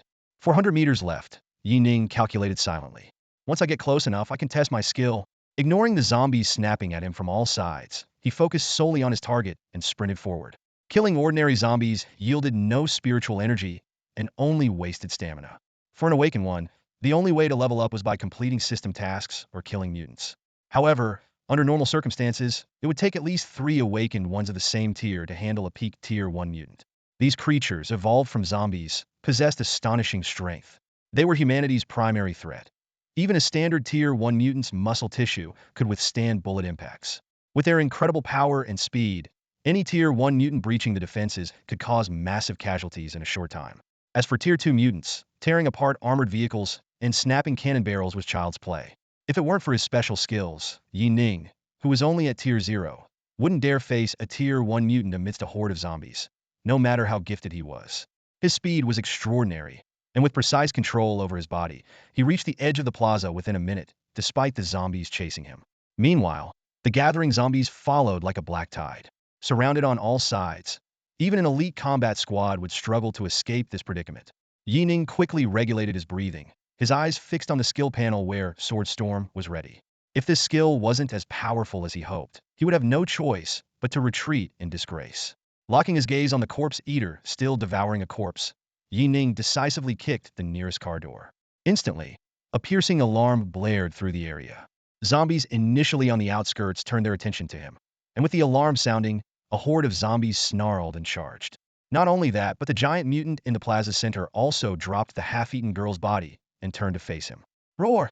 The deafening roar echoed across the plaza as the corpse eater tossed aside the half-eaten corpse and charged like an out-of-control truck, knocking away zombies in its path. Yi Ning took a deep breath, ignoring the dire situation, and locked his eyes on the corpse eater. Sword Storm! He shouted. In an instant, a terrifying pressure descended, accompanied by a blinding purple light. Yi Ning felt an intense spiritual energy enveloping him, making it hard to breathe as the sky seemed to darken. Within 0.1 seconds, nearly 1,000 destructive sword streams materialized around him like wings. The rotating sword energy produced a sharp, hissing sound, effortlessly carving fine lines into the hard concrete as if slicing through butter. The next moment, the massive sword energy, now extending over 100 meters, rained down like a storm. Boom! Boom! Boom! Boom! Zombies were instantly shredded, and the raging sword energy collided with the zombie horde, devouring everything like a black hole, leaving no obstruction as it ground the zombies into pulp. Amid the intense burst of spiritual energy, the corpse eater, charging the fastest, was torn apart like paper in the face of this terrifying torrent. Sword streams shot out, scattering indiscriminately in all directions. From above, Yi Ning, having unleashed the sword storm, seemed to bloom a colossal sword flower on the ground, sweeping away everything in its path. Seconds later, chunks of flesh rained down, and the ground shook violently. Yi Ning stood stunned, surveying the scene before him. The once marble-paved plaza was now a wasteland, with surrounding buildings riddled with holes like a honeycomb. Within 100 meters, all the zombies had vanished, leaving only pools of flesh as evidence of their existence. Where the corpse eater had charged, a massive crater over 30 meters deep had formed. One strike cleared the field. Yi Ning muttered in disbelief. Smoke rose from the crater, melted by the high-speed, high-temperature attack, leaving only hand-sized remnants of the mutant's corpse. What devastating power! Yi Ning leaned forward, staring at the massive hole that had been blasted open by the sword aura. His eyes flickered with uncertainty as he calculated the terrifying destructive force in his mind. A slightly weaker Tier 2 peak awakened might be instantly killed, and even a Tier 3 awakened could be severely injured if caught off guard. And such power came from someone who was just at Tier 0. What excited him even more was that this skill could be unleashed without any cost every 48 hours. This meant that every 2 days, he could launch an attack comparable to that of a Tier 3 awakened. Yi Ning couldn't help but imagine how easily he could level up with such a trump card. He exhaled slowly, quickly scanning the 2 messages flashing on the system panel. Beep. Killed a Tier 1 peak mutant. Gained 5 spirit energy experience. Artificial instance, 50 deducted. Beep. Obtained white equipment swift hand. Yi Ning was slightly taken aback. The low amount of spirit energy experience was expected since all experience in artificial instances came from spirit stones provided by the war zone, far less than normal instances. But what surprised him was that he had gotten equipment. Usually, these instances were just for low-tier awakened to practice, offering almost nothing but experience. After thinking for a moment, he realized that this might be the highest reward placed by the military in the instance to encourage low-tier awakened to fight mutants. However, the drop rate must be incredibly low. It seemed to be a good luck. Yi Ning quickly checked the equipment's attributes and immediately equipped the gloves. 1 agility, increased attack speed, and shooting stability by 15. For a piece of white equipment, these attributes were quite good. In a world with extremely low equipment drop rates, even a Tier 2 awakened might not be able to gather a full set of white gear. A single piece of ordinary equipment was enough to offer enviable benefits in this world. A roar suddenly echoed from a distance, and Yi Ning alertly looked towards the source. Clearly, the loud noise had attracted zombies from other areas. He knew it was time to leave. The test had achieved its purpose, and staying longer was pointless. Exit instance. As soon as the words left his mouth, Yi Ning instantly returned to the giant tower. A flash of white light, and Yi Ning appeared in front of Huang Shao, who was momentarily stunned. "You're out already?" Huang Shao thought to himself. From the time Yi Ning entered the instance to now, it had only been 7 or 8 minutes. Normally, he would have just encountered zombies by this point. The guide at the counter also gave Yi Ning a strange look. Seeing Yi Ning with no signs of having been through intense combat, a sense of disdain rose in his heart. Could it be that he got scared and exited as soon as he saw zombies? No wonder. These youths escorted by the military were often the pampered offspring of big shots. After a moment of contemplation, Huang Shao looked at Yi Ning's profile and spoke in a comforting tone. "Yi Ning, it's normal not to perform well on your first instance run. After all, you just became an awakened and haven't learned any skills yet." He smiled. "Look at me. Even though I faced zombies right after leaving boot camp, I was still scared out of my wits the first time I entered an instance alone. Urban combat with zombies is indeed tough." Yi Ning turned slightly, looking at the serious Huang Shao, who was worried about his confidence being shaken, and couldn't help but find it amusing. It turned out that Captain Huang thought he had fled in fear.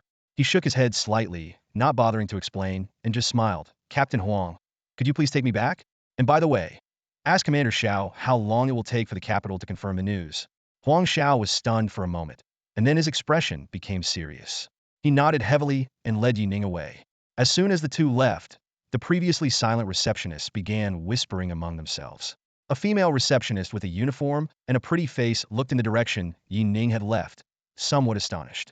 Although she had been disdainful of Yi Ning's earlier performance, from his words, it was clear he could interact with top-tier figures. "Oh my God! Did you hear what he just said? Commander Shao? He knows Commander Shao." A single command directly connected the military to Shao Hai, a power that left everyone in awe. In the hall, a few carefully selected young girls couldn't help but whisper among themselves, their eyes gleaming with envy and curiosity. "Who exactly is this Mr. Yi?" one girl asked in a low voice. "I've never heard of anyone named Yi in the military high command. That guy just now was pretty handsome," another girl chimed in, "but he didn't seem all that powerful." Noticing her friend's gaze still following the direction Yi Ning had left, another girl teased. "What? You got your eye on him? Snagging a big shot like that? You wouldn't have to work hard for credits anymore. Who cares if he's not powerful?" Someone else interjected. "He's probably got a bunch of people protecting him."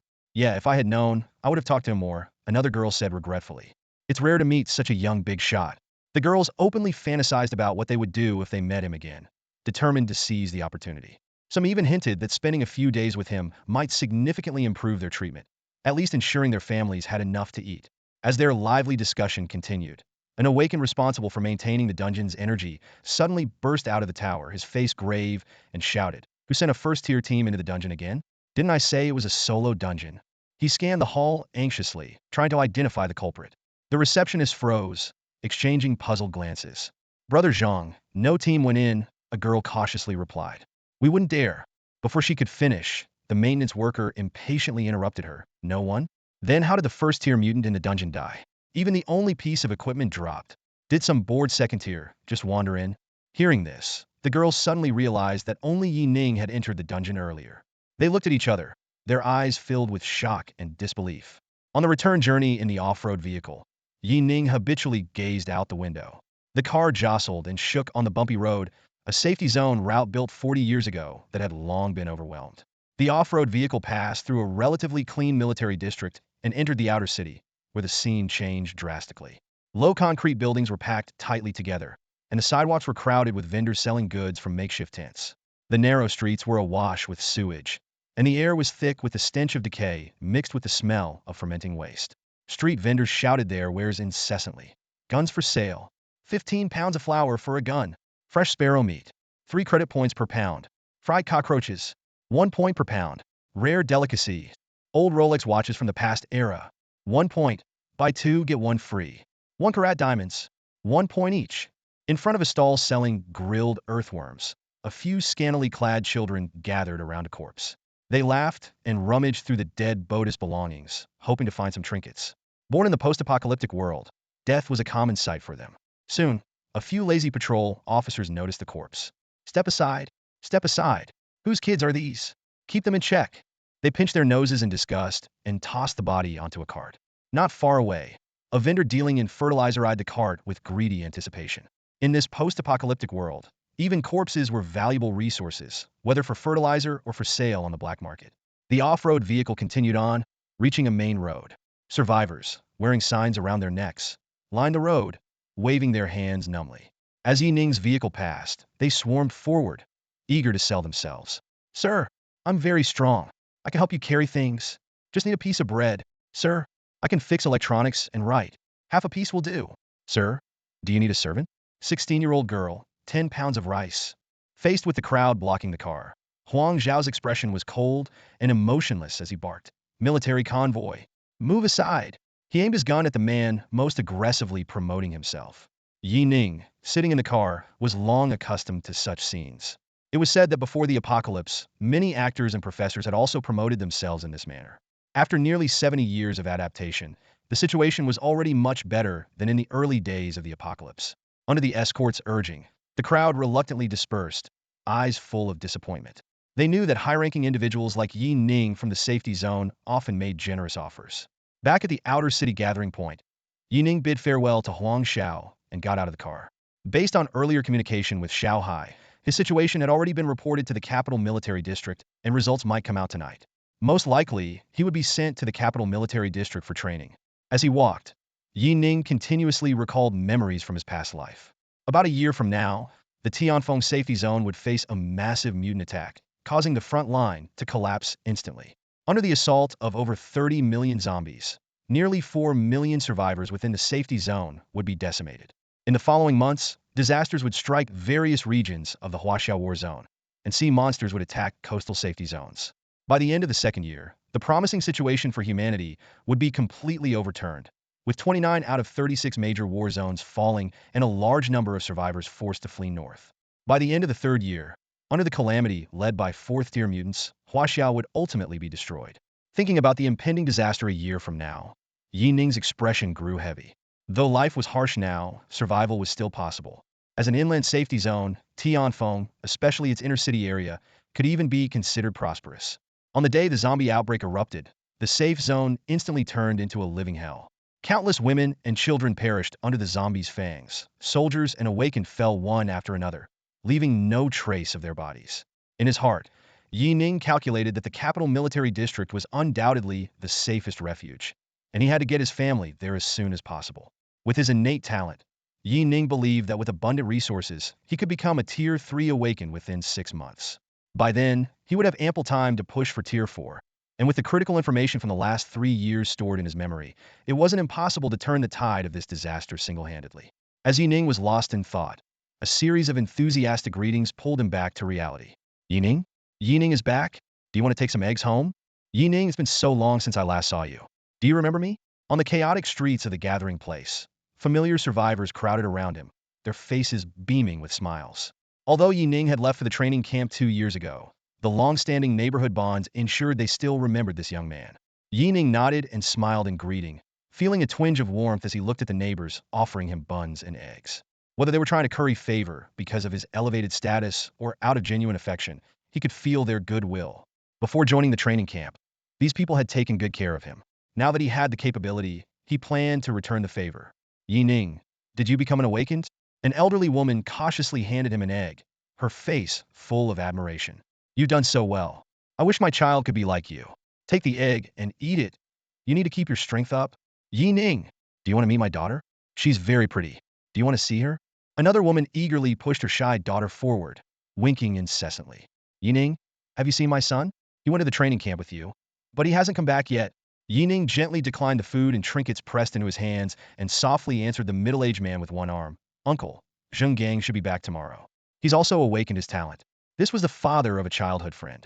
Hearing this, the man's lips trembled with excitement. Good, Yi Ning. I've watched you grow up, and now you've all made something of yourselves. Meanwhile, in the intelligence office of the 1st 16th Army Group Command in the capital safety zone, a colonel-like officer stared at the report in his hand, lost in thought. Moments later, he snapped back to reality and excitedly reported the news. Important intelligence. An S-level talent has been discovered in the Tianfeng safety zone. Report this immediately to the higher-ups. In the solemn conference room, 14 senior officers from various departments gathered together. The air was thick with tension, almost palpable. The commander at the head of the table cleared his throat and began. Gentlemen, we have the latest updates from the front lines. The southeastern war zone has seen a significant increase in Tier 3 mutants recently, with several key strategic fortresses suffering heavy damage. The personnel losses have been devastating. One Tier 3 soldier killed in action within the last 3 months, and over 365,000 troops have sacrificed their lives. The number of affected civilians has reached 1 million. He paused before continuing. Moreover, super sea beasts have been frequently appearing along the coastal regions. The local military districts have dispatched high-level awakened to investigate. As soon as he finished speaking, many officers furrowed their brows. A middle-aged officer, deep in thought, spoke up. According to the staff department statistics, the frequency of mutant attacks has been increasing by 60 annually over the past 3 years, and their numbers have surged. I suspect something might have changed at the center of the zombie horde. Another officer hesitated before adding. Although the number of attacks has risen, the largest zombie hordes haven't changed their movements. Our reconnaissance shows that most zombies are still in urban areas, with only a few wandering in the wild. The increase in attacks might be due to survivors searching for supplies. Everyone nodded in agreement. A young awakened officer, eyes gleaming, tried to boost morale. Compared to the early days of the apocalypse, the Huaxiao war zone is relatively stable now. We have a military defense line composed of 360 safe zones. The number of awakened is constantly increasing, and new training programs and population optimization policies are being implemented. Victory will ultimately be ours. However, a weathered old general, Zhang Yun, voiced his concerns, his eyes filled with worry. But we've lost too many Tier 3s recently. Veteran Tier 3s keep falling in battle, and the new generation is just starting. If a large-scale crisis erupts, the lack of high-level combatants will have severe consequences. More troubling is that we still haven't seen a single awakened break through to Tier 4. Whether it's the 4 Supreme Commanders or the few peak Tier 3s in the military, Tier 4 seems like an insurmountable barrier. If the monsters produce a Tier 4, and we don't have one, no matter how good our situation is, it will collapse instantly. The atmosphere in the room grew even heavier. After a moment, a general forced a smile and said, General Zhang, don't worry too much. Humanity will produce Tier 4s. The latest seed selection program has already started. While the older generation is stuck at the peak of Tier 3, the new generation might. Before he could finish, there was a sudden urgent knock on the door. A soldier rushed in, loudly reporting, Emergency intelligence. A person with S-level talent has been discovered in the Tianfeng safe zone. What? Everyone turned their heads in unison, eyes wide with surprise. S-level? Half an hour later, the conference room was silent, everyone poring over the report in their hands, searching for a glimmer of hope. Moments later, a young awakened person picked up the report in his hand, his eyes sparkling with excitement. His hand trembled slightly, and his voice quivered with emotion. Genius. Truly a genius. An S-rank talent. In pure blood, the Tianfeng safe zone has produced an excellent candidate. He looked around, his gaze sweeping over each of his colleagues, his tone urgent. Ladies and gentlemen, I suggest we place this awakened person in the top priority list. Focus on nurturing him as a core seed. An S-rank talent can at least grow into a top-tier level 3. General Zhang Yun's furrowed brows relaxed. He gazed at the name, Yi Ning, on the list as if savoring a fine wine. Pure blood S-rank, 18 years old, he muttered, then raised his voice. With such qualifications, it would be a waste not to nurture him properly. I propose we immediately dispatch a unit to the Tianfeng safe zone to ensure his safety. As an S-rank talent, he should be included in the sequence plan and become the number 1 or number 2 seed. No sooner had he finished speaking than a leading awakened officer chimed in. Exactly. The capital is not close to the Tianfeng safe zone. I suggest we report to the higher-ups and request to deploy an air squadron to bring him to the capital military district as quickly as possible. Then, based on the situation, he should receive direct guidance from the 4 great commanders. S-rank talent might even have a chance to advance to level 4. However, Chief of Staff Tang Jun of the 4th Legion, sitting beside the chief's seat, did not join the discussion. He was focused on reading the report, his brows gradually furrowing. After a while, he suddenly spoke. Ladies and gentlemen, I disagree. The crowd was taken aback and looked at Tang Jun in surprise. Chief Tang, what do you mean? Someone asked, puzzled. Tang Jun calmly raised the report in his hand, his tone steady. Did any of you notice the last part of the report? Yi Ning, male, 18 years old, S-rank talent indeed. But he is an awakened of the mental attribute with a will-based attribute. In all our existing records, we have never seen a level 3 in the mental category. Do you remember the requirements for advancing to level 3? The crowd was momentarily stunned, then exchanged looks, a flash of realization in their eyes. A younger level 3 awakened person asked incredulously, Chief Tang, are you saying there has never been a level 3 mental attribute awakened? Tang Jin nodded in confirmation. Indeed, there hasn't been. Think carefully. Which of the 4 great commanders has a mental attribute? General Li Yin, dual attributes of strength and agility. General Qin Feng, dual attributes of strength and body. General Zhang Hai, body attribute. General Sun Weigua, strength attribute. Additionally, there are fewer than 1,000 mental attribute awakened in all military districts, and the highest among them is only at the peak of level 2. That peak level 2 awakened was also in strength talent 4 years ago, just one level below Yi Ning. He sighed and continued. You all have experienced the solo tasks required for advancing to level 3 and know how difficult they are. Mental attribute awakened have the weakest physical constitution. Without protection from regular awakened, they struggle in regular combat. Facing solo advancement tasks, it is nearly impossible for them to succeed. Tang Jin looked around at everyone, his gaze filled with complexity and regret. The seed plan is crucial. Choosing the wrong candidate means a huge waste of resources. We need seeds that have the potential to reach level 4, not someone who might not even reach level 3. If Yi Ning were of any other attribute, I would fully support his entry into the top tier. S-rank talent is indeed rare, and even in rank is worth investing significant resources to nurture. But a trace of a mocking smile appeared on his face as he shook his head. What use is an S-rank talent that can only reach level 2 at best? No matter how powerful a level 2 is, it is still just a level 2. The conference room was enveloped in silence, the air seemingly frozen. All eyes turned instinctively towards the commander of the 4th Army Group, awaiting his decision. After a brief pause, a middle-aged officer cleared his throat, breaking the suffocating stillness. Does this mean there's really no hope for the psychic division? He asked with a hint of frustration in his voice. An S-level talent is rare in our war zone's history. Isn't it a waste to just give up like this? Before he could finish, Tang Jun's sharp gaze cut him off. Shaking his head slightly, Tang Jun spoke with firm calmness. Regrettable as it is, that's the reality. In solo missions, psychic awakeners are limited by their weaker attributes, and their combat effectiveness is inherently limited. He paused, scanning the room to ensure everyone was listening closely. Even if we assume Yi Ning has exceptional combat talent and supply him with extensive equipment and skills for the promotion mission, what if he fails? Thousands before him have failed. We can't gamble on something so uncertain. Tang Jun's voice grew stronger, each word resonating with conviction. And let's not forget, after the 3rd tier comes the 4th. A psychic reaching the 3rd tier still falls short compared to other awakeners of the same level. By the time he faces the 4th tier promotion, it will be even harder for him to succeed. He slammed the table, startling everyone. Ladies and gentlemen, let's be clear about one thing. We need candidates who have the potential to reach the 4th tier, not just high-level talents. Talent only means a higher chance of success. As Tang Jun's words sank in, the room fell silent once more. The attendees exchanged looks, unable to refute his logic. Indeed, while psychic awakeners might be effective against humans, their enemies were monsters. Investing substantial resources with little hope of success was a risk the Huaxia war zone couldn't afford. A senior officer overseeing the Tianfeng safety zone sighed deeply, his expression conflicted. So, are we really going to exclude him? Not nurturing an S-level talent, and instead focusing on other levels? Yi Ning was the best performer in this year's tests, wasn't he? Tang Jun seemed prepared for this, a slight smile playing on his lips. Not completely excluding him, but definitely downgrading his priority. There's no need for him to be part of the seed plan. Just assign him to a subordinate district. Give him some resources and let him grow as far as he can on his own. Resources are precious. We can't waste any. The attendees sighed collectively, looking at the name Yi Ning on their reports, feeling a sense of lost opportunity.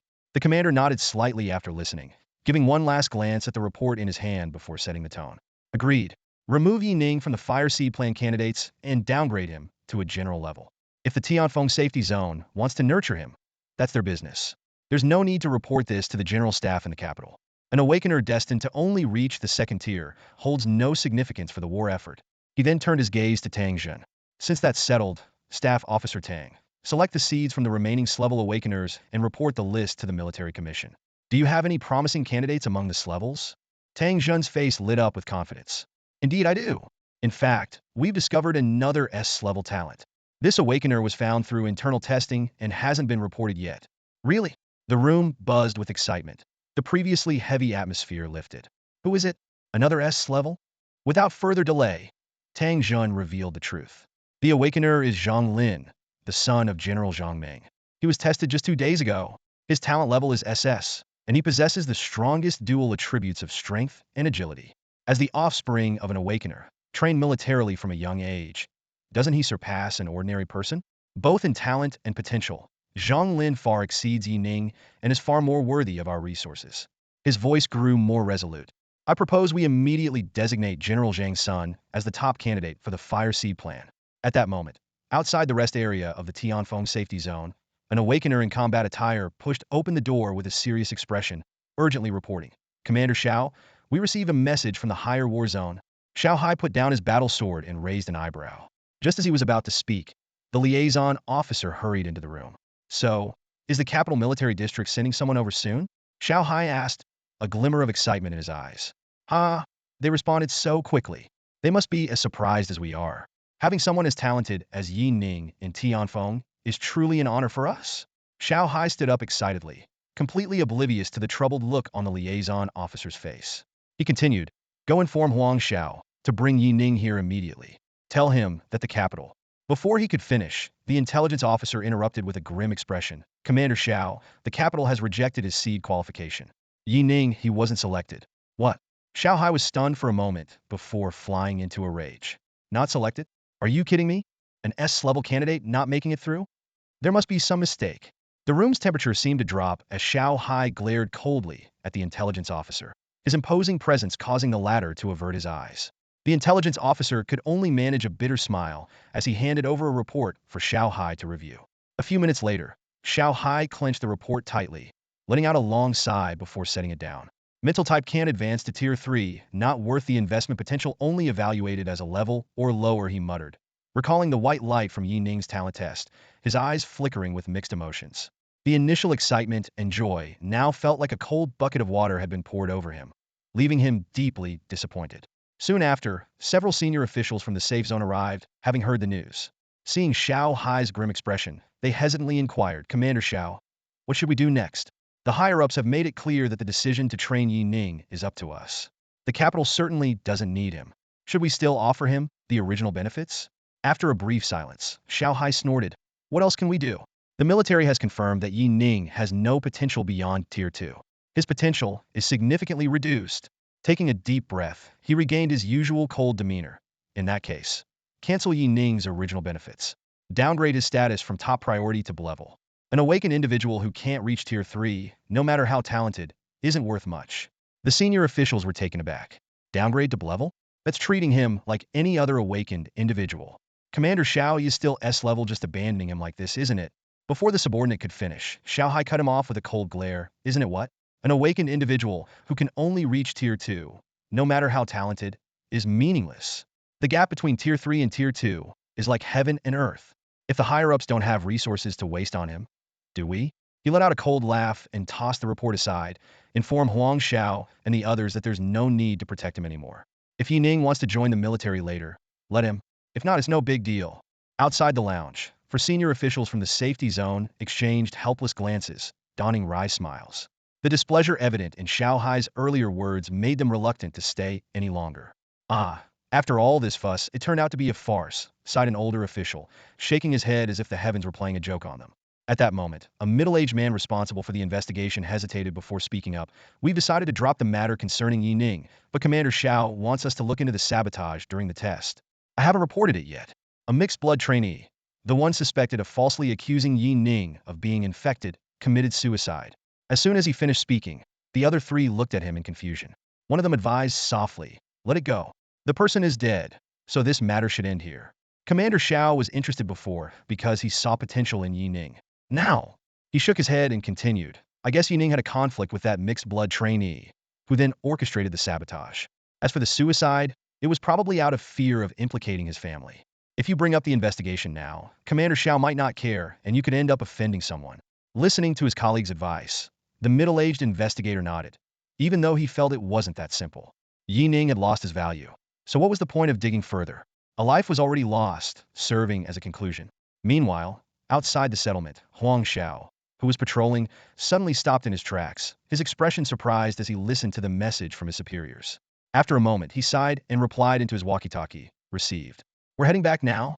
A puzzled team member asked. Captain Huang, why are we suddenly pulling out? Weren't we ordered to protect Yi Ning? Huang Shao shook his head slightly and explained, it's no longer necessary. Yi Ning's protection level has been downgraded. The military decided it's not worth wasting defense resources on him. With a hint of regret in his eyes, he added, let's go. We'll inform Yi Ning and then leave. Arriving at Yi Ning's quarters, Huang Shao knocked gently. Yi Ning, who had been handling a short dagger, put down his weapon and opened the door with a smile, asking, Captain Huang, what's up? Is there news from the top or results from the investigation? Noticing Huang Zhao's grim expression, Yi Ning felt a sinking feeling. Huang Shao forced a smile and saluted, saying, Yi Ning, the results are out. The capital believes your potential is only at the second level, so the safety zone has revoked your privileges. You're also not on the latest seed plan list. I'm here to inform you that we're leaving soon. Yi Ning was stunned, waves of shock surging in his heart. He knew his talent was SS level. Even if the test results showed only double S, it still proved his potential. Suddenly, he realized he had overlooked a crucial point: was an awakened being of the willpower category. In this era within the Huaxia battle zone, the importance of mental awakened beings for advancing to the fourth level had not yet been recognized. Before Yi Ning could respond, Huang Shao continued. Also, the investigation into your sabotage before the test is complete. The drug that caused your coma was administered by a mixed-blood trainee named Zhang Haichao. He bribed an inspector, claiming he saw you get infected by zombies during field training. However, the perpetrator is now dead. After finishing, Huang Shao cast a regretful glance at the stunned Yi Ning, softly said, take care, and then turned to leave, leaving Yi Ning standing there, deep in thought. Yi Ning stood still, as two pieces of information hit him like a sledgehammer. It took him a moment to recover from the shock, a bitter smile forming on his lips. The capital military district had utterly failed to recognize his true value, something he hadn't anticipated. A thought crossed his mind. Should he reveal that he was actually SS level, and that a psychic awakener was the key to reaching the fourth tier? But he quickly dismissed the idea. Even if he did, the higher-ups probably wouldn't believe him. Human nature is such that no one trusts the words of the weak. Recalling his past life, a complex expression flickered in Yi Ning's eyes. Even when the authorities eventually discovered this fact, it took them a long time to accept the reality. It wasn't until the Huaxia battle zone was pushed to the brink that they started to fully support him. Only after he became the first third-tier psychic awakener did everyone realize that psychic combat power undergoes a qualitative change at the third tier, making it possible to break through to the fourth tier. With a sigh, Yi Ning accepted the reality. Until he reached the third tier, he would have to rely on himself. The safe zone would offer some help, but it wouldn't compare to the support given to those selected for the seed plan. Fortunately, with the Sword God system in hand, he could handle resources for the first 3 tiers on his own. The real need for vast resources would come after reaching the third tier. Suppressing his chaotic thoughts, Yi Ning shifted his focus to the second piece of news brought by Huang Shao. He had been framed by a fellow student? This matter seemed far from simple. Zhang Haichao? Suicide? Yi Ning didn't even know this person, but a sense of gravity settled in his heart. But the man was already dead, and with Yi Ning's current status, the safe zone wouldn't investigate the matter for him. Investigate on his own? Yi Ning quickly dismissed the idea. He had no resources to mobilize. But giving up the investigation was out of the question. If he hadn't been framed in his past life, the subsequent tragedies wouldn't have occurred. This was the root cause of everything. A cold glint flashed in Yi Ning's eyes as he made a swift decision. He needed to improve his strength as quickly as possible. If there were indeed other masterminds capable of making a student commit suicide to cover up the truth, their power was certainly not trivial. If they made another move, tomorrow I'll go out and hunt mutants. Yi Ning resolved, and I need to find a way to secure a safe place for my sister and mother. The next morning, the area outside the safe zone was bustling with activity. Numerous survivor teams were loudly recruiting members for their expeditions. Beacon Squad, recruiting speed-type awakeners for a trip to the gas station. Participants earned 3 credit points each. Eagle Squad, looking for a physique-type awakener to hunt first-tier mutants. Successful candidates will get priority distribution. Dressed in black combat gear and carrying an assault rifle obtained through his level benefits, Yi Ning walked alone through the noisy crowd. Despite the significant reduction in benefits, the military still granted him some credit points, acknowledging his potential to reach the second tier. He surveyed the chaotic surroundings. After the apocalypse, while there was no food left in the city, there were still useful items to be found. Many survivors chose to scour the city, while awakeners formed teams to hunt mutants. Hey, you with the rifle interested in joining our team? On the edge of the crowd, a squad of zero-tier awakeners was recruiting members. The burly man leading them quickly noticed the level military insignia on Yi Ning's combat uniform. Jumping down from the old pickup truck, a burly man who appeared to be the leader strode confidently towards Yi Ning. His rugged face was full of self-assurance, and his eyes gleamed with a cunning light. Hey kid, want to join us in hunting some mutants? The man's voice boomed with a hint of temptation. A first-tier mutant, and you'll get 3 credit points if we succeed. You look like a newbie. Stick with us, and we guarantee your safety.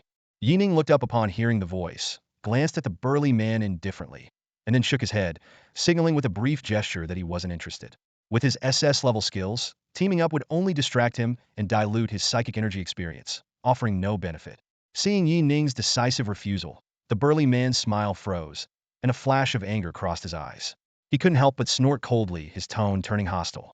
Hey kid, I'm being nice here. Don't be ungrateful. Plenty of rookies like you have bitten the dust because they didn't know their place.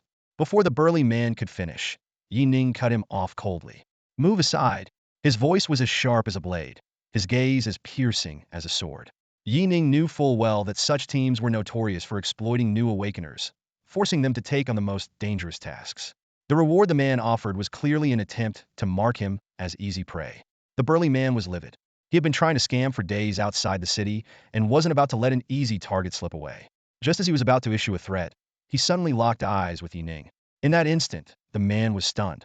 Yi Ning's eyes were chillingly cold, reflecting the experience of countless life and death struggles and intensity far beyond that of an ordinary teenager. It was a look he'd only seen in high-tier awakeners who had been through countless battles. By the time the burly man snapped out of it, Yi Ning's figure had already disappeared into the distance.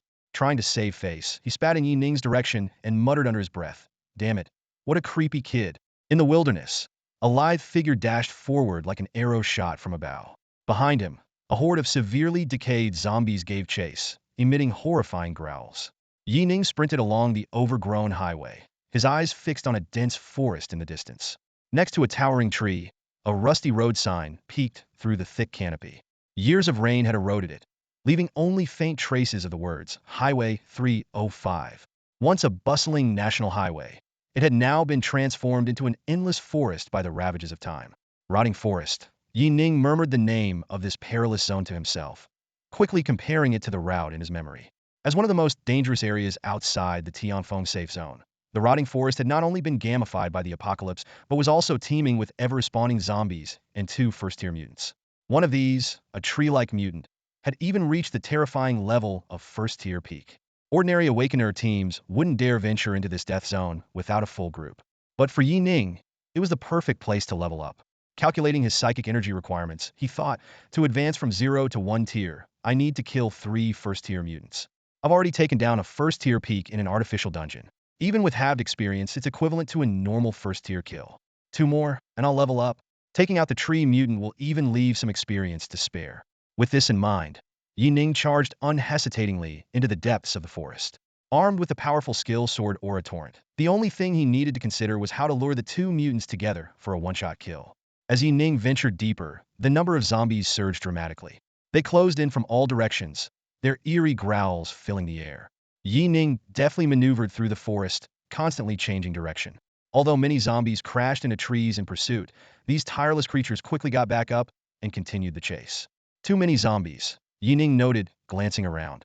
He decisively slung his assault rifle from his back, aiming at the nearest zombie. He was less than half a kilometer from the tree mutant's location, but the closer he got, the more zombies appeared.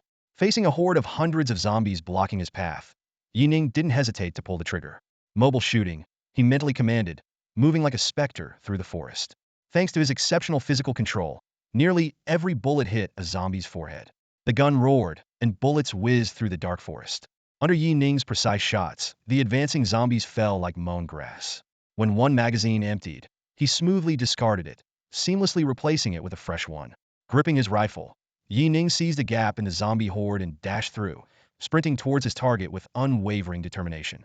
In no time, Yi Ning found himself being chased by a horde of zombies, only to come face to face with a massive mutant that looked as if its insides had been hollowed out by tree roots. This creature, with its withered black body and resin-like, extending fingers, sprang into action upon noticing the intruder. A twisted human face on its charred trunk let out a hoarse roar. Yi Ning's eyes remained steady and devoid of panic.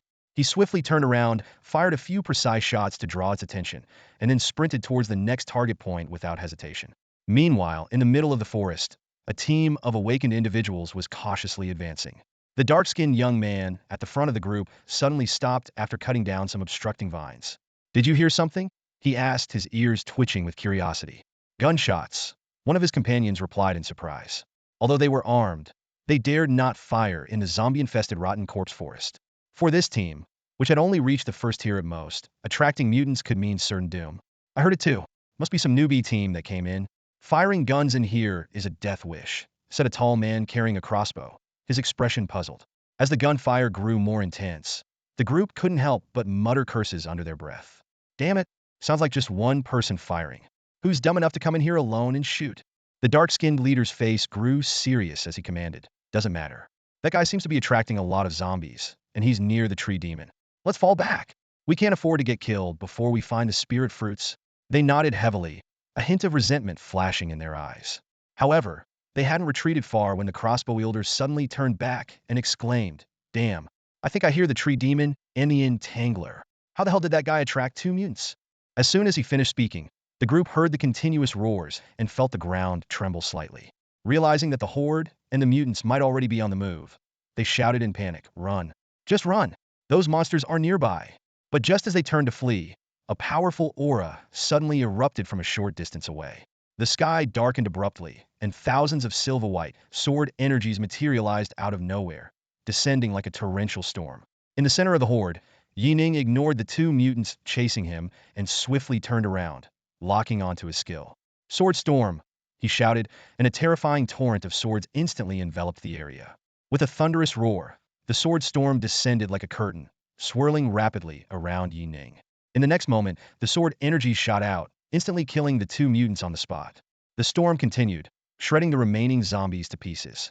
Blood rained down, as nearly 1,000 zombies were reduced to chunks of flesh under the onslaught of the sword storm.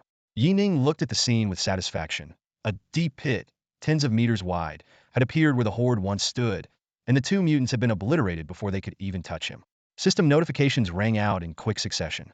Ding! Crossfire kill of a mid-tier mutant entangler, gaining 120 spirit energy experience. Ding! Crossfire kill of a peak-tier mutant tree demon, gaining 120 spirit energy experience. Ding! Acquired material, tree demon shell white. Ding! Acquired equipment, withered wood armor white. Ding! Acquired material, giant claw white. Ding! Acquired spirit fruit, corpse fruit 1. Ding! Spirit energy experience full. Level up, gains 7 free attribute points.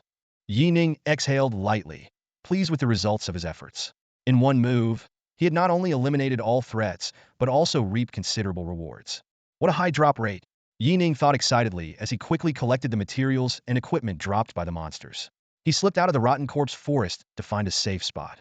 After carefully scanning his surroundings and confirming no one was around, he began to inspect his loot.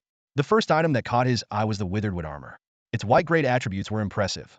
1 constitution, 30 reduction in firearm damage, and 5 reduction in physical damage. However, the negative effects couldn't be ignored. An additional 10 burn damage when hit by fire attacks. Yi Ning ran his hand over the armor surface, feeling its rough, bark-like texture. The system's evaluation appeared. A piece of armor made from a mix of human and withered tree tissue, providing decent defense. Without hesitation, Yi Ning put on the armor. He pondered silently, thinking that the high-quality items dropped by the two monsters he had just killed might be related to his higher-level kills. Despite the negative effects, the withered wood armor was a rare find for regular combat. What truly excited Yi Ning was the drop of a psionic fruit. He spread his palm to reveal a fruit that looked like a dried heart lying quietly in his hand. The white-grade fruit had an enticing effect. Consuming it would increase constitution by 1 point and boost health recovery speed by 20. Yi Ning couldn't hide his joy. Compared to the rare drop rates of equipment, the appearance of a psionic fruit was exceptionally rare. Such fruits, which permanently increased attributes, could fetch astronomical prices on the market. In terms of resources, it could easily be traded for 2 or 3 truckloads of premium grain. After all, for many awakened individuals, Leveling up only added 4 attribute points. Without a second thought, Yi Ning swallowed the fruit. Instantly, a warm current surged through his body. The system notification sounded. Beep, psionic fruit consumed, Constitution 1. Beep, health recovery speed 20. The normally cold system voice now seemed particularly pleasant. Feeling accomplished, Yi Ning was in a great mood. He quickly took stock of the remaining materials and decided to bring them back to the safe zone for processing. Although mutant materials were difficult to directly craft into system equipment, they could be made into decent weapons and armor, which were highly sought after by awakened individuals. This batch of materials would surely sell for a good price. Yi Ning calculated that he still had 3 open slots in his skill bar after the upgrade. With the system's powerful enhancement capabilities, he only needed to purchase a few sword skill books to significantly boost his combat power. Thinking about how even a basic thrust could be upgraded to an SS-level sword storm, Yi Ning couldn't help but look forward to his future skills. At that moment, a commotion erupted at the edge of the rotten corpse forest. Several squads, who had hastily retreated from the forest, gathered together, discussing the recent anomaly in shock. Did you see that? It looked like a Tier 2 attack deep in the rotten corpse forest, one team member exclaimed. Tier 2? You must have been too far away. That kind of disturbance could only be caused by a Tier 3, another person retorted.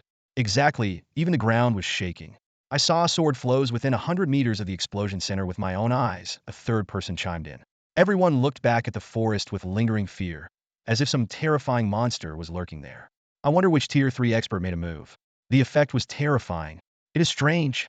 There's nothing in the rotten corpse forest that should attract someone of that level. Why would a Tier 3 be there? Recalling the fleeting yet terrifying power, a trace of fear flashed in everyone's eyes. If they hadn't been quick enough to escape, the shockwaves alone would have torn them apart. As the group continued their heated discussion, a young man suddenly emerged from the edge of the forest. The crowd's attention was drawn to him, but upon noticing the rifle on Yi Ning's back, they quickly lost interest. The scene shifted to the inner city's mutant materials collection point. In an opulently decorated shop, an awakened individual in a white uniform took the materials Yi Ning handed over, showing a hint of surprise. Hello, are you selling all these materials? The polite Tier 1 awakened individual examined the items carefully, quickly identifying them as parts from 2 mutants. Withered tree shell, giant claw. These materials should be from the rotten corpse forest outside the city. Yes, I'm selling them all. Give me an estimate. Yi Ning replied calmly, his eyes discreetly scanning the collection point. Despite its name, the place resembled a high-end club. The entire building was luxuriously lit with incandescent lights, spotlessly clean, and staffed by several attractive attendants quietly standing by. It was as if the pre-apocalyptic prosperity had been recreated here. Receiving the tea from the waiter, Yi Ning patiently awaited the quote. Although he could sell his items directly through the system's transaction channel, he opted for offline trading to save on fees. As the aromatic tea filled the air, a few minutes later, a trader with a professional smile approached, holding the mutated materials Yi Ning had provided. The trader quickly gave a quote. Hello. These 4 materials include 2 from peak-level Tier 1 mutants and 2 intermediate ones. They can be used to craft 1 piece of armor and 1 offensive equipment. Their estimated value is 697 credit points. Since this is your first transaction with our guild, we're willing to offer 700 points. How does that sound? After speaking, the trader respectfully placed the materials down, his gaze fixed on Yi Ning. Yi Ning's handsome yet slightly youthful appearance, clad in military combat gear, suggested he was only around Tier 1 in strength. This starkly contrasted with the high-level materials he had brought in, piquing the trader's curiosity and caution. Yi Ning responded succinctly, "That's fine." He agreed to the price without hesitation, not wasting time haggling. In the post-apocalyptic world, 700 credit points was a considerable fortune, enough to buy over 200 kilograms of meat or hire 7 to 8 mercenaries. Compared to the meager earnings of ordinary people, the rewards from killing mutants were astronomical. Impressed by Yi Ning's straightforwardness, the trader's attitude became even more enthusiastic. He swiftly completed the transaction, transferring the credit points to Yi Ning's identification number. The credits have been transferred. Please confirm. Do you need anything else? We have equipment, supplies, firearms, and can even offer custom services. With that, he handed over a gold-plated VIP card, hoping Yi Ning would continue to shop. Yi Ning took the dark gold VIP card, his eyes glinting, and directly stated his need. Do you have any skill books? Sword-related. The trader was momentarily taken aback, his brow furrowing slightly. He had initially expected Yi Ning to request common equipment or supplies, but was surprised when the other party asked for a skill book. As an experienced trader, he knew well the rarity and high cost of skill books in the market. High-level skills, in particular, were often absorbed by the military or major factions, rarely making it to the public. He quickly weighed the situation in his mind and responded cautiously. We do have some skill books, but if you're looking for a specific type. Before finishing his sentence, the trader hesitated, then pressed the communicator on his person and spoke in a low voice. After half a minute, a slight look of embarrassment appeared on his face. He respectfully said to Yi Ning, "Honored guest, regarding the sword type skill books you need, we currently have only 3 level skills available. Would you be interested?" As he spoke, he deftly operated the screen in front of him, quickly pulling up the inventory information. The screen displayed detailed information about the 3 skill books, and the trader explained in a low voice, special items like these are rarely purchased directly. Most awakeners exchange them through trading channels. He waited anxiously for Yi Ning's response. As a professional, he knew well what level skills meant to an awakener. These were undoubtedly the lowest tier of skills, but due to their special nature, they were still quite expensive. More importantly, those available for sale often had less than ideal effects. Yi Ning did not answer immediately, but instead carefully examined the information on the screen. For him, the skill level was not the primary concern. He was more interested in the type of skill. The screen detailed the 3 level sword skills. 1. Fury Slash. Consume some stamina and mental power to launch a charged attack forward, dealing 1.2 times strength attribute damage. 2. Quick Draw Slash. Consumes a certain amount of stamina, speeds up the attack, and the first strike deals 1.2 times agility attribute damage. 3. Triple Slash. Consumes a large amount of stamina and mental power to perform 3 rapid slashes, each dealing 0.6 times strength attribute damage, with a chance to cause additional bleeding. Yi Ning frowned and fell into thought. Each skill was priced at 600 credits, clearly confirming the trader's statement they were indeed quite mediocre. Aside from Triple Slash's special effect, the other 2 merely offered slight damage boosts. Noticing Yi Ning's hesitation, the trader tentatively suggested, "If you're not in a hurry, we can source skill books from other safe zones. If you're willing to pay a fee, we can even find level skills for you. If you're not limiting it to sword skills, there's also a chance to find level ones." Yi Ning shook his head slightly, indicating he didn't need that. His hesitation wasn't due to the quality of the skills, but rather the potential effects once these skills were upgraded. He wasn't worried about their power. He was more interested in how these skills would evolve to SS level. He recalled the initial thrust skill, which evolved from a simple quick frontal strike to sword stream, causing massive area damage. Clearly, the upgraded skill still retained some connection to the original version. After a few seconds, Yi Ning made his decision. He pointed a quick draw slash and calmly said, "We'll take this one. Purchase it now." Among the 3 skills, although Triple Slash seemed the best, Yi Ning had carefully considered and saw more potential in Quick Draw Slash's evolution. After using Sword Stream twice, he realized that while the SS level skill had immense power, it had a brief delay during activation and an overly wide coverage, lacking flexibility. He foresaw that in future encounters with high-level mutants, the delay in Sword Stream could give enemies an opportunity. The trader was momentarily surprised but quickly regained his professional demeanor and said, "All right, I'll get it for you." He signaled to a staff member to fetch the skill book from the warehouse, a hint of bewilderment in his eyes as he thought, "What a peculiar awakener." The thought flashed through Yi Ning's mind. Someone capable of selling top-tier, mutated materials, but interested in the worst rank skill? If it were me, I'd never make such an unwise choice. However, this wasn't the time to dwell on such matters. Several awakened individuals quickly approached, escorting a metal box containing the coveted skill book. Yi Ning suppressed his inner excitement, maintained a calm demeanor, and completed the transaction. He then turned and walked away as if it were just another ordinary deal. Yi Ning entered a simple resting room, closed the door, and took a deep breath. His gaze fell heavily on the skill book in his hand, an unassuming book that now seemed to brim with boundless power. After spending 3 points to secure the room, he eagerly prepared to learn the new skill. As his hands gently touched the cover of the skill book, a dazzling white light flashed, followed by the system's notification sound. Beep! Successfully learned Drank skill book. Sword Slash. Current skill slots. 24. Just as the notification faded, an ominous and terrifying aura erupted from within Yi Ning. With a buzzing sound, his consciousness briefly faltered. When he regained clarity, a new SS rank skill had appeared on his skill panel. Heavenly Rift Sword / SSS rank. Skill effect. Consumes 4,000 units of spiritual energy to deliver an instantaneous slash. During this attack, you gain a 600 boost to strength and agility for 1 second. The attack carries destructive sword energy, causing rule-level limb destruction to the first target, with a chance to trigger an instant-kill effect. As expected, a slight smile tugged at the corner of Yi Ning's mouth, a glint of satisfaction in his eyes. The evolution mechanism of the Sword God system matched his hypothesis perfectly, enhancing skills based on their original traits. Suppressing the urge to immediately test his new skill, Yi Ning strode out of the resting room. His mind was already calculating. With this SS rank skill and the Sword God system's second ability, he could unleash one more powerful attack without any cost. If he filled all his skill slots, wouldn't that mean he could reduce his combat downtime from 48 hours to just 12?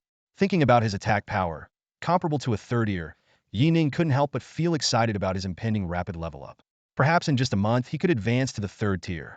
With over 100 credit points left, Yi Ning headed straight for the resource trading market. He planned to buy some firearms, ammunition, and a vehicle, then immediately head to the next mutated creature zone to level up. Or maybe venture into a wilderness dungeon. With Heavenly Rift Sword Slash at his disposal, taking down a second-tier mutated creature should be no problem. The outer city resource trading market was bustling, covering tens of thousands of square meters and teeming with people. Thousands of survivors moved through the crowd, and awakened individuals with various equipment loudly hawked military supplies. The market was neatly divided into different zones, with vendors standing on car roofs, shouting. 7.6, 2 heavy machine guns. 60 credit points each, with 100 rounds of ammo included. Top quality, bulk discounts available. Grenades for sale. High explosive grenades. Triggered anti-personnel mines. The best choice for hunting mutated creatures in the wild. One grenade can easily blow up 10 zombies. Dongfeng off-road vehicles. Toyota Prado armored cars. Special offer at 200 credit points. Take home a blast-proof armored car. Dominate the zombie hordes. White-grade equipment clearance sale. Crossbows and bows. Starting at 500 credit points. Enchanted arrows sold separately. Elite mercenaries. Retired special forces soldiers. Excellent tactical skills. Loyal and reliable. 6 credit points per person per day. Navigating through the noisy trading area, Yi Ning headed straight for a stall selling composite crossbows. Among the array of finely crafted crossbows, his eyes quickly locked onto a sleeve arrow style, repeating crossbow. How much for this one? Yi Ning asked. Behind the stall, a taciturn man in sturdy attire glanced up at Yi Ning, his voice low. 20 credit points, with 10 special steel bolts included. He then resumed polishing the alloy crossbow in his hands. Unbothered by the owner's indifferent attitude, Yi Ning felt a pang of nostalgia as he looked at the familiar face. In fact, after leaving the training camp in his past life, he had numerous dealings with this very owner. The burly man wasn't much of a talker, but he was a master blacksmith. His innate talent lay in crafting equipment, a skill that was particularly valuable in the post-apocalyptic world. Yi Ning selected 2 crossbows with swift, practiced movements, clearly familiar with weapons. Add 60 short arrows and 200 pellets, Yi Ning said succinctly, skillfully attaching the crossbow to his arm. For him, these primitive weapons were not the first choice against zombies and mutants, but were essential for urban combat to avoid drawing unnecessary attention. Firearms, while powerful, were too loud and could attract trouble. The burly man calculated silently, and then grunted, 49 points. Just as Yi Ning was about to pay, the man suddenly pushed a small box of finely crafted sleeve arrows towards him, indicating they were a gift. Yi Ning smiled slightly, not only refraining from bargaining, but directly paying 60 credit points. This scene brought back memories for Yi Ning. The burly man had always been like this silent, but kind-hearted. During Yi Ning's toughest times, it was this man who sold him equipment at a low price, helping him through the hardship. Beep, you've received 60 points, the system notification sounded. The dark-skinned man paused, looking at Yi Ning in surprise. You gave too much. I'll refund you, the man said with a hint of unease in his voice. Yi Ning just smiled and turned to leave. Consider the extra as a tip. Take care of yourself, brother Wang Kuan. Don't push yourself too hard. You'll definitely gather enough for your daughter's medical expenses. Wang Kuan was startled by the words, and by the time he came back to his senses, Yi Ning had already disappeared into the crowd. Yi Ning arrived at a shed-like shop filled with various vehicles. The shop owner, a middle-aged man with a squinted smile, greeted him enthusiastically as soon as he saw him. Good day, sir. What can I get for you? The latest diesel motorcycles. Top speed of 340. Even a first-tier mutant couldn't catch you. The owner rubbed his hands together, his eyes scanning Yi Ning and noticing the new crossbows and military combat uniform. Mountain bike with a silent engine, Yi Ning stated directly, his gaze sweeping over the flashy motorcycles and vehicles before settling on a few low-profile mountain bikes. The shop owner realized Yi Ning wasn't an ordinary customer. He gave a nervous laugh. Sir, you clearly know your stuff. For a silent engine, we have models for 100 points, 120, and 200. Which one would you like? You know, engines are getting harder to come by these days. Everything here is bought at high prices from military factories. Absolutely reliable. Yi Ning frowned slightly, giving the owner a half smile. 95 points for the second-tier model. Don't overcharge me. Do I need to explain how you got these engines? The owner froze, a flash of panic in his eyes. He quickly suppressed his surprise and smiled apologetically. "You must be joking, sir. We're running a legitimate business here. How about this 100 points, and I'll give you a brand new one?" Yi Ning chuckled softly, no longer haggling. "Deal?" Half an hour later, Yi Ning was riding his newly purchased black motorcycle, speeding like lightning down the highway towards the city. He reviewed the latest map he had just bought, recalling memories from his past life. In the outskirts of Tianfeng City, a valuable piece of blue equipment worth 60,000 points awaited him, undiscovered by anyone. The tires screeched to a halt. Yi Ning swiftly dismounted the vehicle and gazed at the steel jungle not far ahead. He quickly donned the gas mask he had prepared and took a deep breath. After 4 arduous hours of trekking, he had finally reached the outskirts of what was once the bustling city of Tianfeng. The sight before him was staggering. The city, ravaged by psychic pollution, was unrecognizable. Lush thickets and mutated plants had engulfed every man-made structure. Towering office buildings were now cloaked in greenery, with giant trees piercing through glass facades, reaching for the sky. If not for the faintly visible spires of a few landmark buildings, this place could easily be mistaken for a primeval forest. A nauseating stench of decay filled the air, a mix of rotting corpses and toxins from various mutated creatures. Cautiously, Yi Ning concealed his motorcycle in a dense thicket and decided to proceed on foot. Relying on his memory, he navigated the outskirts with ease. Before long, his target residential area came into view. The metal sign reading Jinyuan Community was entangled in vines, hanging askew at the entrance. Several wrecked cars were piled up at the gate, reduced to twisted frames. Yi Ning scanned the surroundings vigilantly. Once he confirmed it was safe, he carefully stepped into the community. He recalled his past life's experience. This rarely explored neighborhood harbored a second-tier mutant, and the priceless blue equipment was guarded by this very monster. Initially, he and a search team had stumbled upon this place by accident. After the news spread, several large awakened teams from Tianfeng's safe zone fought fiercely over the equipment, causing utter chaos. Standing before Building 3, Yi Ning raised his crossbow and aimed at a wandering zombie. The arrow whistled through the air, piercing the zombie's skull with precision. The immense force pinned the zombie to a bookshelf behind it, like a piece of dry jerky. Yi Ning moved swiftly, flipping through the window into the room. He carefully avoided the sticky, tar-like corpse fluid on the floor and stood up slowly, surveying the small room. It was an ordinary apartment on the second floor of an old residential building. The walls were cracked, and thick dust covered the mossy floor. Outside the window, green vines grew rampantly. Dim light filtered through the gaps, casting pale beams that cut through the murky air. Yi Ning walked lightly, his eyes catching a family photo of 3 hanging on the living room wall before heading straight to the bedroom. This building was only 100 meters from the mutant's hideout, making it an ideal observation point. Pushing open the moldy door, he found 2 skeletons on the bed, one large, one small, clearly a mother and child. Yi Ning understood. They were likely tragic victims devoured by the deceased father during the outbreak. Building 6, 4th floor. Yi Ning muttered the mutant's location, stepping cautiously on the creaky floorboards as he reached a window heavily covered in vines. He pushed the window open, clearing away the plants, and soon spotted his target, a 6-story building similarly wrapped in vines, resembling a gigantic green cocoon. A second-tier mutant, a climber. Speed type. I must get that equipment, Yi Ning thought, his eyes serious as he quickly devised a plan. Recalling his past life, it took 6 second-tier awakened individuals and 10 first-tier awakened for support, plus numerous ordinary soldiers to set up a firepower grid to kill the monster. Even then, 2 second-tier awakened died, and all the ordinary soldiers perished. The climber's suffocating speed had left a deep impression on Yi Ning. With his current strength, killing it wasn't impossible. His sword skills could potentially take it down in an instant. The key was to strike before the monster could act. At his current first-tier level, any mistake could mean being torn to shreds in moments. I must draw it out. As soon as it enters my sight, I'll unleash my sword skill. Yi Ning carefully observed the possible hiding spots of the climber, took a deep breath, and reached out to pry open the rusty security bars outside the window. Although he had invested all his attributes into boosting agility, tearing apart the iron mesh with his bare hands was still effortless. Yi Ning's gaze locked onto the window of Building 6 as he deftly switched the bolts in his crossbow, readying a signal arrow. He held his breath, focused, and pulled the trigger. Whoosh! The crisp sound of the crossbow firing echoed through the night as the signal arrow sliced through the air, shattering the glass and embedding itself inside the room. Yi Ning's eyes lit up as he saw a shadow flicker past the distant window, confirming his suspicion. Without hesitation, Yi Ning knocked another arrow and aimed at the open ground. The sharp sound of the arrow's release drew the wandering zombies' attention, causing them to turn and converge on the noise like moths to a flame. Suddenly, The sound of breaking glass shattered the night. A dark figure leapt from the building, crashing heavily to the ground with a thunderous impact, sending dust and debris flying.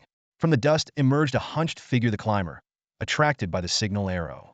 Its scissor-like arms easily crushed the arrow as its blood-red eyes scanned the surroundings, locking onto Yi Ning in an instant. Murderous intent filled its crimson gaze.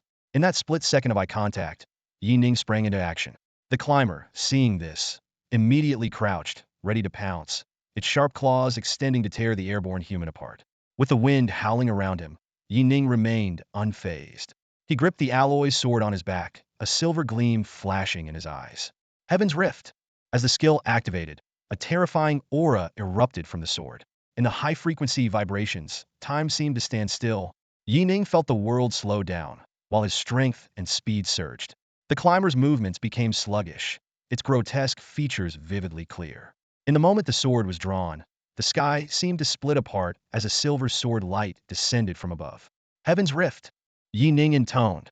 The sword light, like a falling galaxy, slashed towards the climber. Silently, the sword light pierced through the mutant. The climber's advance halted abruptly, its body stiffening.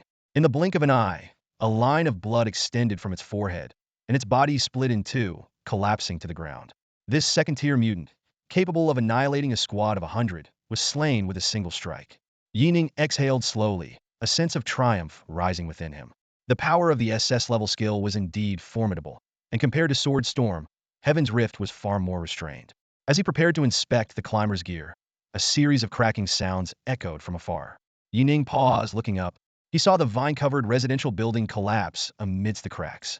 Through the rubble, a sword mark that cut through the entire building of Building 6 became visible. Yi Ning was left speechless. Ding! You've successfully slain a Tier 2 mutant climber. Extra psionic experience gained.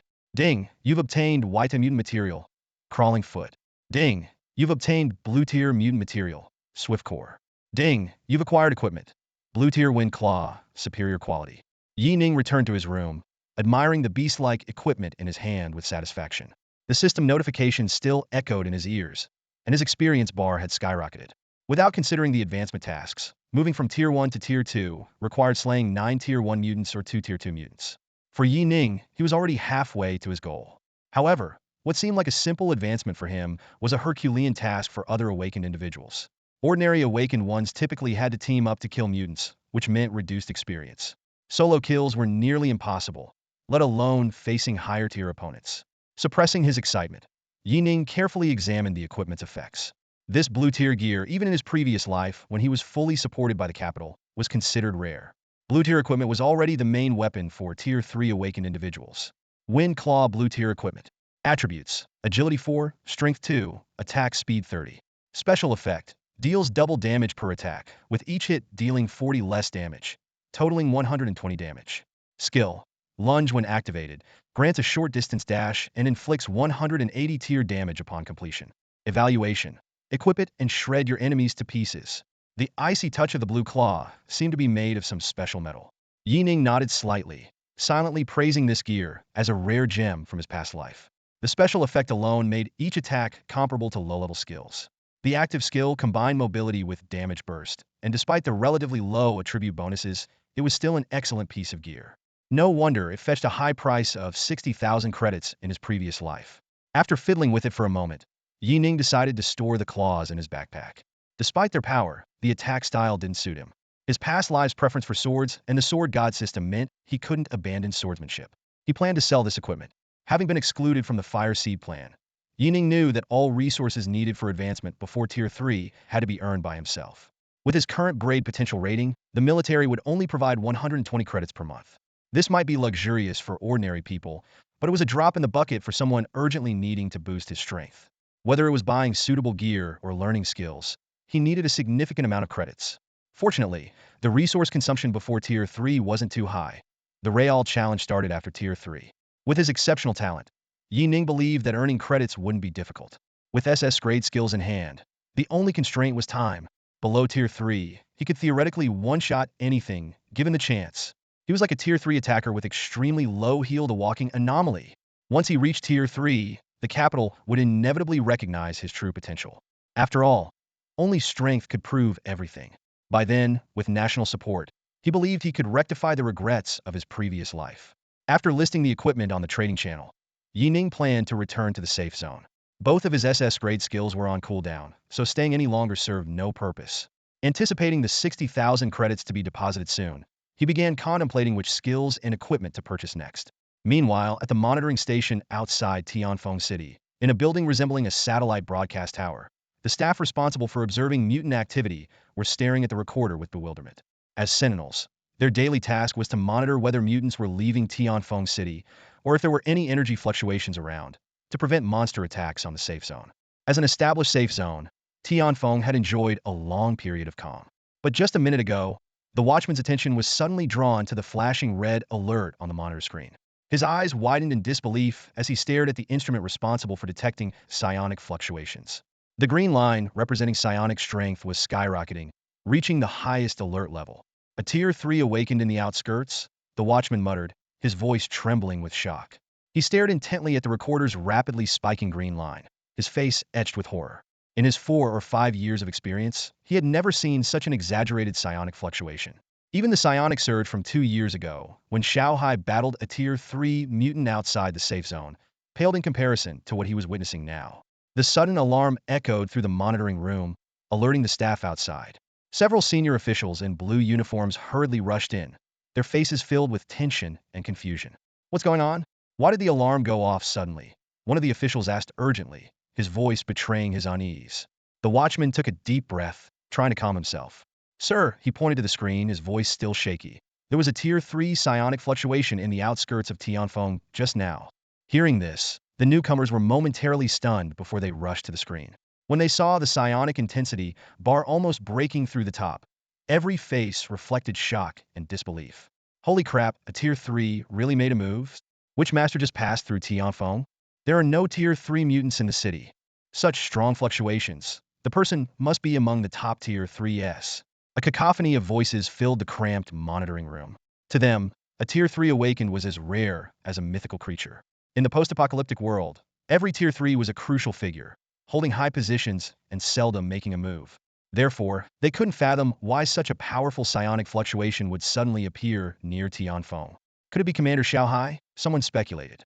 Impossible, another immediately countered. Commander Shao just went to Safe Zone 317 for support yesterday, and this psionic strength seems even stronger than his. The group fell into uneasy silence. The importance of a Tier 3 could not be overstated, and any intelligence related to them warranted their utmost attention. In the Huaxiao War Zone, not all Tier 3s were affiliated with the government. Many major factions had their own Tier 3 powerhouses. Among these super strong individuals, there were often those who acted on their whims. For a safe zone, an unknown Tier 3 appearing nearby was akin to a walking nuclear bomb, with the danger level skyrocketing. After a moment, the head of the monitoring station broke the silence, his voice steady and resolute. Contact the military district first. Inform them that an unknown Tier 3 has appeared in our vicinity. Let's find out which master made a move. The command center of the Tianfeng Military District External Intelligence Division. In front of a sand table map, several high-ranking officers stared intently at the terrain, their eyes filled with concern. Suddenly, an awakener spoke urgently, his finger moving swiftly across the map. Everyone, the monitoring station in the outskirts of Tianfeng City has just issued an alarm. An unknown third-tier powerhouse has made a move. Based on the psionic fluctuations, it seems to be a mid-tier third level. The atmosphere in the room instantly became tense. A dark-skinned young man looked at the map in surprise, his face changing dramatically. Another third tier? We just found traces of a third-tier battle in the rotten corpse forest yesterday. And now this? Have we identified who it is? Everyone's eyes were fixed on the two locations 400 kilometers apart, their unease growing. The terrifying combat power of a third-tier powerhouse was daunting, and their continuous appearances around Tianfeng in 2 days were deeply worrying. Not yet, the reporter shook his head. No third tier from the surrounding battle zones has gone out, and even if there were missions, they wouldn't pass through Tianfeng. We can confirm this person is not from the military. This statement made the officers present take a sharp breath. Someone tentatively asked, could it be a high-ranking individual from the rankings hiding their movements? Uncertain, the reporter continued, we can't even determine if these two incidents were caused by the same person. Based on the images from the rotten corpse forest, the residual attack waves devastated an area of 100 meters in radius, creating a crater over 40 meters in diameter. The destructive power is comparable to a high-yield tactical missile. Definitely not a casual act. Everyone was shocked upon hearing this, their eyes falling on the on-site photos next to the sand table, their worry deepening. Some speculated it might be a battle with mutants, but this was quickly dismissed. There were no records of powerful mutants appearing in those locations. The discussion reached a deadlock, and everyone was at a loss. Finally, the highest-ranking Awakener gave a solemn order. No matter who it is, our immediate priority is to dispatch reconnaissance units to track their movements. Deploy the Awakener Corps for vigilance, and conduct a grid search with the aerospace units. If they're just passing by, fine. But if they're the kind who attack safe zones and loot supplies, we must be prepared. With the order given, soldiers swiftly sprang into action, heading towards the outer city in groups. Fighter jets roared into the sky, heading out of the city. Unbeknownst to Yi Ning, the entire Tianfeng safe zone had entered a state of high alert. Meanwhile, in a shabby container, Yi Xiaoan looked up in surprise and jumped into Yi Ning's arms like a little kitten. "Brother!" "Ninger," she cheered. Their mother quickly put down her needlework and stood up. "I'm back," Yi Ning said softly, affectionately ruffling his sister's hair and giving his mother a reassuring smile. However, when he noticed the parts on the table, his brow furrowed slightly. He had clearly told his sister not to work so hard, yet she was still secretly doing it. Sensing her son's thoughts, Yi's mother gently explained, "Ninger, I know you don't want us to work hard, but Xiaoan just wants to save some money and do more. We can still work and do some handicrafts. It's not a big deal."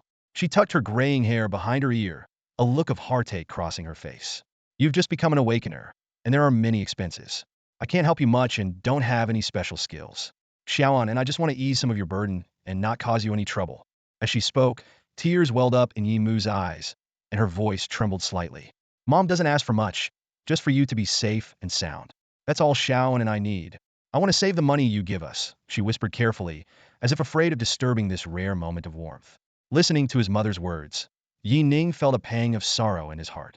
He remembered how in his previous life his little sister and mother had silently supported him, even going hungry themselves to save money for him. Their lives had always been filled with anxiety, never knowing a moment of peace until the very end. Refusing to dwell on the horrific memory of his sister being torn apart by zombies, Yi Ning took a deep breath and looked at his mother with determined eyes. "Mom, believe me, I'm really strong now. I will protect you and Shao and give you the best life possible." Yi Mu was slightly taken aback by her son's sudden resolve, but smiled lovingly and nodded repeatedly. All right. Mom believes you. Are you hungry? What do you want to eat? I'll make it for you." In the cramped tin shack, at the simple dining table, Yi Ning watched Shao and cheer with joy at the sight of meat and couldn't help but smile. But as he looked around at the tin walls, his heart grew heavy. Originally, the plan was to showcase his talents and head straight to the capital, without needing to change their residence. But the current situation forced him to reconsider. He needed to improve their living conditions quickly. The settlement was filled with the lowest survivors, rampant with gangs, and without military protection, it was too dangerous for his sister and mother. Moreover, the hidden threats against him might still be lurking in the shadows. Yi Ning made a silent vow to himself. Tomorrow, after selling the equipment, he would go to the inner city and buy the safest house available. Although every resource needed to be carefully calculated, his family's safety was his top priority. Thinking about the imminent income of at least 60,000 credits, Yi Ning was unfazed by the high property prices in the inner city. A house was just a small matter to him, easily within his reach. At the entrance of the inner city, Yi Ning held Yi Xiaoan's hand with his left hand and lightly touched his communication device with his right. He paused for a moment, then readily accepted the unexpected message. A B prefix in the number meant the sender was a tier 2 awakened, which piqued Yi Ning's interest. The windrending claw he had just listed on the trading channel had evidently caused quite a stir. "Hello, I'd like to buy the windrending claw. How much are you selling it for?" Came a slightly nervous male voice from the other end. Yi Ning could imagine a fully armed, middle-aged man anxiously waiting for his reply. 60,000 credits, no bargaining. "If you want to haggle, there's no deal," Yi Ning replied succinctly, leading Yi Xiaoan towards a real estate office in the inner city. There was a brief silence on the other end, as if the man was weighing the hefty price. Soon, the voice returned, with a hint of pleading. "My friend, 60,000 credits is quite steep. How about this? Can I partially pay with other resources? Equipment, skills, food, whatever you need, just name it." Yi Ning raised an eyebrow and thought for a moment before responding. "Other resources can be used, but at least 30,000 credits must be in cash. As for weapons and skills, I only want sword-related ones. Any other type is useless to me, even common ones. If you have psionic fruits, I can give you a discount." No sooner had he finished speaking than his private chat panel started flashing wildly. In just half a minute, More than 30 awakened had inquired about the price. The overwhelming response surprised Yi Ning. Meanwhile, the Tier 2 awakened who had first inquired about the item felt as if he had struck gold and quickly replied, "No problem. Please give me some time and make sure to hold on to that weapon." After receiving Yi Ning's brief, "Okay," the middle-aged man breathed a sigh of relief. He promptly labeled Yi Ning as a Tier 3 powerhouse in his mind and shouted, "All awakened, gather up, all sword-wielding awakened. Report to me immediately." Simultaneously, in the only real estate office in the Tianfeng safe, Zone Tianfeng Reality, few awakened in various combat outfits were leisurely chatting in the bright and polished hall, completely unaware of the intense trading frenzy happening outside. Beside the model of the housing complex, a man in his 30s sat on the sofa, engaging in conversation with the saleswoman. He wore a pristine uniform, his hair meticulously groomed, and his eyes gleamed with confidence. "Miss Wang, this apartment suits my tastes," he said, taking a sip of tea. His gaze fleetingly swept over the girl's legs, as if trying to see through her short skirt. "How about you accompany me this evening to take a look and have dinner together?" Wang Zhen forced a smile, but inwardly she sighed. This man, who claimed to have an impressive status, had been inviting her out under the guise of viewing the apartment every day for a week. She knew all too well it was merely a ploy to deceive young girls. "Mr. Zhang, I can show you the apartment during work hours, but our policy doesn't allow us to accept private invitations from clients," she cautiously declined. Mr. Zhang's face darkened, and he let out a cold snort. "What, you think I can't afford it?" He deliberately revealed the second-tier insignia on his chest. "Do you know how much commission you get? If you satisfy me, buying one apartment is no problem." He leaned closer to Wang Zhen and whispered threateningly, "With my status, a simple complaint from me, and you know what the consequences would be." Wang Zhen's face turned as pale as paper, and she trembled slightly. She was acutely aware of her situation. A civilian girl working at Tianfeng Realty, which catered exclusively to awakened individuals, feeling as insignificant as an ant. Thinking of her disabled father and hard-working mother at home, she couldn't afford to lose this well-paying job. Seeing her reaction, a flicker of satisfaction crossed Mr. Zhang's eyes. Just as he was about to press further, the door suddenly opened. Before the attendant could react, Yi Ning strode in, pulling a frightened Yi Xiao on behind him. "Someone help us, we need to buy a house, and we're in a hurry," he declared. Though his voice was soft, it was like a thunderclap that left everyone in the hall momentarily stunned. All eyes turned to Yi Ning and the girl beside him. To everyone, Yi Ning, clad in the lowest-tier combat uniform, was just a newly awakened youth, while the raggedly dressed girl next to him was obviously a poor girl from the outskirts. This combination made everyone's expressions turn peculiar. On the reception sofa, a middle-aged awakened individual turned to look at Yi Ning and couldn't help but sneer. To him, this boy who boasted about buying a house was nothing but a naive fool. Despite their curiosity, the receptionists maintained their professionalism. A pretty girl slightly bowed and ran up to them. "Hello, what type of house are you looking for? Have you seen any before?" Yi Ning calmly replied, "I have my eye on one. Just take me to see it." As he spoke, he took his sister's hand and walked towards the model houses. Yi Xiao's face was filled with panic, and she instinctively wanted to run away, but Yi Ning held her hand tightly and gave her a reassuring smile. Seeing this, the crowd became even more convinced of their judgment. Many looked at Yi Ning with mocking expressions, as if anticipating his panic upon seeing the prices. Just as Yi Ning was about to casually choose a building, a voice filled with surprise suddenly called out, "Yi Ning?" Yi Ning turned around, a trace of astonishment flashing in his eyes. The one calling him was Wang Zhen, a classmate from his cultural studies before he joined the training camp. Wang Zhen jogged up to him excitedly. "Yi Ning, have you become an awakened one?" Yi Ning nodded slightly, his eyes gentle. He recalled how Wang Zhen had helped and encouraged him many times in his previous life, feeling a wave of emotion. However, in that future, the ordinary Wang Zhen had disappeared in a catastrophe a year later. Wang Zhen looked at Yi Ning's combat uniform, eyes filled with envy and joy. "Yi Ning, I knew you would become an awakened one. You worked so hard back then. I always believed in you." Just as Yi Ning was about to speak, the middle-aged awakened individual behind him suddenly snorted. "Miss Wang Zhen, is this how your receptionists behave? Stop working when they see someone they know." He turned to Yi Ning, mocking, "Kid, don't think becoming an awakened one is something special. A zero tier. Let me tell you, you can't even afford a brick here." Wang Zhen's face turned pale, and she was about to apologize to Yi Ning, but he held her back. He looked calmly at the middle-aged man, chuckled softly, and said nothing more. "Don't bother leaving. I was planning to buy anyway, so I'll just get it from you." Yi Ning's voice rang out in the hall, clear and resolute. Wang Zhen, a young girl, shuddered at the sound and looked up at Yi Ning in shock. She was taken aback. Although she had heard Yi Ning mention buying earlier, she thought it was just a casual remark. As classmates, she never looked down on Yi Ning's family situation but was well aware of its difficulties. Yi Ning, the houses here are really expensive. Don't act on impulse, Wang Jun instinctively began, her voice tinged with obvious hesitation. However, before she could finish, she was stunned to see absolute confidence in Yi Ning's eyes. On the other side, a middle-aged awakener, feeling extremely displeased, couldn't help but laugh angrily at Yi Ning's demeanor. He mocked, "Kid, if you're going to show off, at least do it right. What? Trying to use this as an excuse to see your crush, but can't admit it." He glanced provocatively at Wang Jun, saying, "Miss Wang, let's see if your classmate can actually afford it." With that, he crossed his legs and spread his hands in a gesture of amusement, ready to watch the show. The other people in the hall, drawn by the sudden drama, turned their curious eyes toward the scene. Yi Ning ignored the reactions around him, calmly walking towards the property model. "Which buildings still have available units?" he asked. Wang Jun hesitated for a moment before reluctantly stepping forward. Her expression was complex, torn between worrying about the potential blow to Yi Ning and not wanting to see him ridiculed. Taking a deep breath, she softly explained. "Currently, in Tianfeng, there's only one apartment building left built on a psionic node. This node emits psionic energy daily, enhancing your abilities. The apartments come in 3 tiers, priced at 6,000, 10,000, and 14,000 credit points, corresponding to different levels of psionic strength to aid in upgrades. The security is high, with second-tier awakeners guarding the entrance."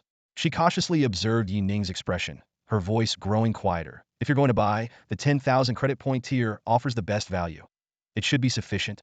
Next to them, Yi Shaoan, listening to these astronomical prices, widened her big eyes in horror, clutching Yi Ning's hand tightly, on the verge of tears. However, just as everyone was prepared to see Yi Ning's flustered reaction, he casually pointed to a building and said calmly, "I'll take the 10,000 credit point one. Who do I transfer the credits to?" This nonchalant statement was like a bombshell exploding in the hall. The second-tier awakener on the sofa stared in disbelief at Yi Ning, who was now pulling out his ID card. Wang Jun stood frozen, her mouth open, the word she intended to use to help Yi Ning stuck in her throat. For a moment, the entire hall fell into an eerie silence. "Transfer it to Tianfeng Real Estate." The words exploded like a thunderclap in the reception hall. The previously bustling environment instantly fell silent, and every eye turned to focus on Yi Ning. The receptionist manager was the first to react. She almost stumbled as she rushed over to Yi Ning, bowing hastily. "Honored guest, are you sure you want this unit?" Her voice trembled with nervousness, and her fingers shook slightly as she took Yi Ning's ID card. A mid-range residence priced at 10,000 points per unit was no small sum. Although not the most luxurious, in this post-apocalyptic world, they sold only a handful each year. After all, in a combat-focused era, most awakened individuals invested their resources in equipment, skills, items, and even healing potions. If it weren't for the slight upgrade acceleration effect of the psychic residences, they might not sell any at all. "Yes," Yi Ning replied decisively, a calm smile on his face as he indicated for the manager to proceed with the transaction. But just as the manager was about to complete the process, Yi Ning added, "Oh, it might take a minute." This statement made the already shocked crowd's expressions become even more complicated. Many breathed a sigh of relief, as if they had finally found a reason to explain the situation. "Wait a minute? Does he need to wait even if he has the money?" someone muttered, their tone dripping with sarcasm. A middle-aged awakened individual sitting on the sofa openly sneered, "Kid, if you don't have the money, don't pretend. Do you think credits fall from the sky?" He looked contemptuously at Wang Jin. "Miss Wang, is this classmate of yours a fake awakened?" "Ha! These days, even paupers dare to put on airs." Hearing this, Wang Jun couldn't help but glance at Yi Ning, wanting to defend him but ultimately swallowing her words. She looked at Yi Ning with a complex expression and whispered, "Yi Ning, maybe you should leave for now. I believe you'll definitely afford it in the future, but right now it might really be too expensive." Beside her, Yi Shaoan timidly tugged on Yi Ning's sleeve and whispered, "Brother, I don't want a house. Let's just live in our little home, okay?" Shaoan doesn't like it here. Shaoan wants to go back. Despite the doubts and mockery from those around him, Yi Ning remained calm. He looked around the room, finally resting his gaze on the manager, and said in a steady voice, "I said a minute, just 1 minute. Take the card." The manager hesitated for a moment before slightly bowing and taking the ID card. For some reason, she inexplicably believed Yi Ning's words, even though they seemed utterly unbelievable. Meanwhile, in the Sanjiang safe zone, Zhang Fan was frantically sending private messages to every awakened individual he knew, trying to gather the credits Yi Ning needed. "Did you get it? Brother, I really have my eye on a piece of equipment. I, old Zhang, have never asked you for anything. I must get that equipment. Hurry and trade me any sword-type gear. Commander Wang, lend me 10,000 credits for a bit. Once I get the equipment, I'll definitely be able to kill that mutated creature and pay you back. Huang Kuan, you owe me credits, pay up now. Despite his frantic efforts, Zhang Fan managed to gather only 49,375 credits. Looking at the number, his face was filled with frustration and helplessness. Finally, he reluctantly sent a private message to Yi Ning. Sir, your deadline is too tight. I could only gather just under 50,000 credits. For the equipment and skills you wanted, I managed to get about 4,000 points worth. The remaining credit points, can you extend my time by 2 more hours? I promise to transfer them to you immediately. After sending the message, Zhang Fanxiu, a second-tier awakened being at the peak of his power, waited anxiously for Yi Ning's reply, as if in prayer. He had pawned everything, even his underwear, to gather just over 50,000 credit points. At this moment, he could only hope that this mysterious person wouldn't sell the equipment to someone else. 2 seconds later, Yi Ning's brief response came, sure. Zhang Fanxiu's face instantly lit up with a joyful smile. Without hesitation, he transferred the prepared materials and credit points in one go, completing the transaction. What a good person. Truly a good person, he cheered inwardly. Meanwhile, in the luxurious lobby of Tianfeng Real Estate, time seemed to stretch. The manager in charge of receiving payments hesitated to speak, when suddenly, the previously silent Yi Ning said, swipe the card. His words were like a thunderclap, instantly drawing everyone's attention. The crowd, who had been watching the scene unfold, looked at Yi Ning in surprise, while the middle-aged awakened man on the sofa wore an expression of impatience. Kid, do you think playing games like this is fun? The middle-aged man mocked. Do you know how ridiculous you look to us? Like a clown. With that, he waved dismissively at Wang Jin. Miss Wang, why are you still standing there? If you can't afford it, I certainly can. And unlike some people, I don't put on a show to save face and end up making a fool of myself. Many of the awakened ones in the lobby nodded in agreement, also tired of Yi Ning's performance. However, the manager, adhering to basic professionalism, chose to try swiping the card after a moment's hesitation. The next second, a crisp beep sounded. Payment successful. 10,000 credit points. The manager stared in shock at the card in her hand, then at the remaining balance on it, her hands trembling slightly. The card's remaining balance. 39,365. This figure seemed astronomical to her, one she had only seen with the leader of Tianfeng. All eyes in the lobby instantly focused on Yi Ning, and his thin figure suddenly took on an air of mystery. He really has it. Who is this young man? Could he be the descendant of some big shot in the safe zone? And what about that little girl? Questions filled everyone's minds. The middle-aged second-tier awakened man on the sofa stood frozen, his mouth agape, as if he had been slapped hard. With a total wealth of less than 3,000 points, he wanted nothing more than to flee. The girl standing next to Yi Ning also stared at his profile in a daze, feeling lightheaded. 10,000 credit points had just been spent like that, and it was her commission. A few seconds later, the manager, having finished the transaction, almost ran over in a panic to respectfully return the card to Yi Ning.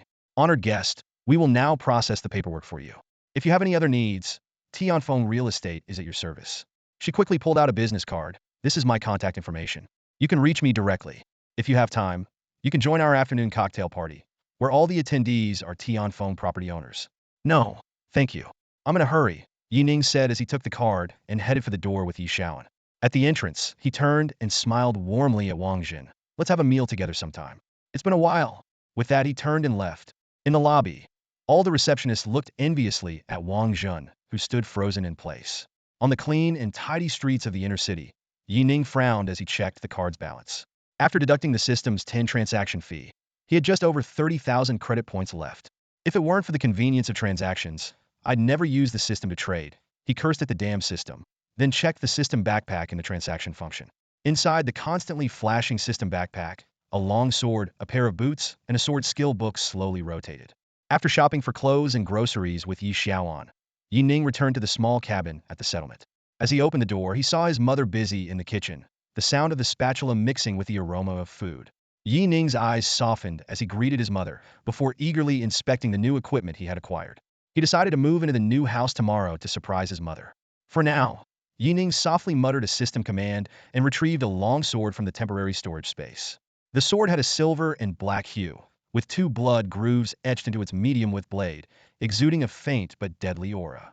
Carefully examining the equipment's attributes, Yi Ning silently evaluated. Silver scale, sword white grade. Attributes: Strength 1, Agility 1. Special effect: 10 attack speed, chance to cause additional bleeding effect on hit. Tung Ling boots white grade. Attributes: Agility 1. Special effect: Reduces movement noise by 50, increases climbing ability. Just average equipment, Yi Ning thought to himself, though he wasn't disappointed. White-grade gear typically provided basic attribute boosts and simple effects. In contrast, blue or rare orange gear offered higher attribute bonuses and additional skills. Equipment grades are categorized into 5 levels: white common, blue fine, orange epic, gold legendary, and the highest, red forbidden. For most awakeners, assembling a full set of white gear was already a significant achievement. After equipping the longsword and boots, Yi Ning eagerly turned his attention to the final item skill book. Blink/Crank Sword Skill. Cost: 20 stamina, 1000 spirit points. Effect: grants a small displacement, followed by an attack dealing 135 strength attribute damage. Requirements: agility 25, constitution 20. Yi Ning's expression turned peculiar. This crank skill looked promising, combining offense and defense with movement and enhanced attack. He could even imagine that if evolved to SS rank, it might greatly enhance his combat mobility. However, glancing at his attribute panel, Yi Ning felt frustrated. The 7 points gained from advancing and the 4 points from mission rewards had all been allocated to willpower. His initial plan was to focus on willpower, given that with an SS rank skill, his combat attributes could be improved gradually. If he could eliminate enemies instantly, why drag out the fight? Besides, increasing willpower would boost his spirit points, allowing him to bypass system constraints and actively use SS rank sword skills. Yet, he hadn't anticipated receiving this excellent sword skill as a means to balance out the credit point difference. Now he was stuck with the skills requirements. Shaking his head in resignation, Yi Ning temporarily set aside the blink/skill book. His current agility and strength were a mere 10 points each, even with equipment bonuses, still far short of the required attributes.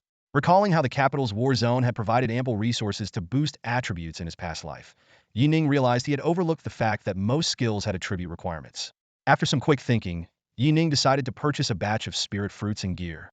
Once he boosted his other attributes and advanced to the 2nd tier, he should be able to learn the skill. He also considered buying the most basic sword skills and evolving them, but knowing that special effect skills improved more significantly upon upgrading, he chose not to rush. His skill slots were already occupied by 2 ordinary skills, and adding another just for convenience seemed counterproductive.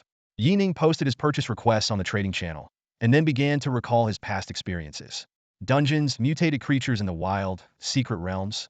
Where should he go to level up? The high-level mutants around Tianfeng had long been cleared by the military, leaving only some respawning low-level training spots for beginner awakeners. Hunting high-level mutants meant venturing into the wild, which was time-consuming and risky, especially if he encountered multiple groups of mutants during skill cooldown periods. After a quick recollection, Yi Ning quickly set his sights on a target: the Corpse Academy. If you remember correctly, there was a dungeon in the wild near Tianfeng safe zone, featuring up to 2nd-tier mutants. As an apocalypse dungeon, it not only allowed for leveling up by killing mutants, but also offered special rewards based on performance upon completion. The area around Tianfeng is the most likely place to find spirit energy fruits. With this thought, Yi Ning quickly grabbed a scrap of paper and jotted down the key information about the dungeon from his memory. His pen moved swiftly across the paper, and his eyes sparkled with excitement. If he was going to do this, he'd do it perfectly. He clearly remembered that no one had ever achieved the highest score in that dungeon. With an SS-level skill in hand, he was confident he could break all records there. The next morning, a thin mist blanketed the land. Yi Ning rode his motorcycle, the engine roaring as he headed out of the city. Along the way, he ignored several teams of awakened ones trying to recruit him and drove straight to the dungeon's location. He had already asked Wang Zhen to handle the relocation, trusting it would surprise his mother. Speeding along, Yi Ning revved the engine, the high-torque motor emitting a low hum.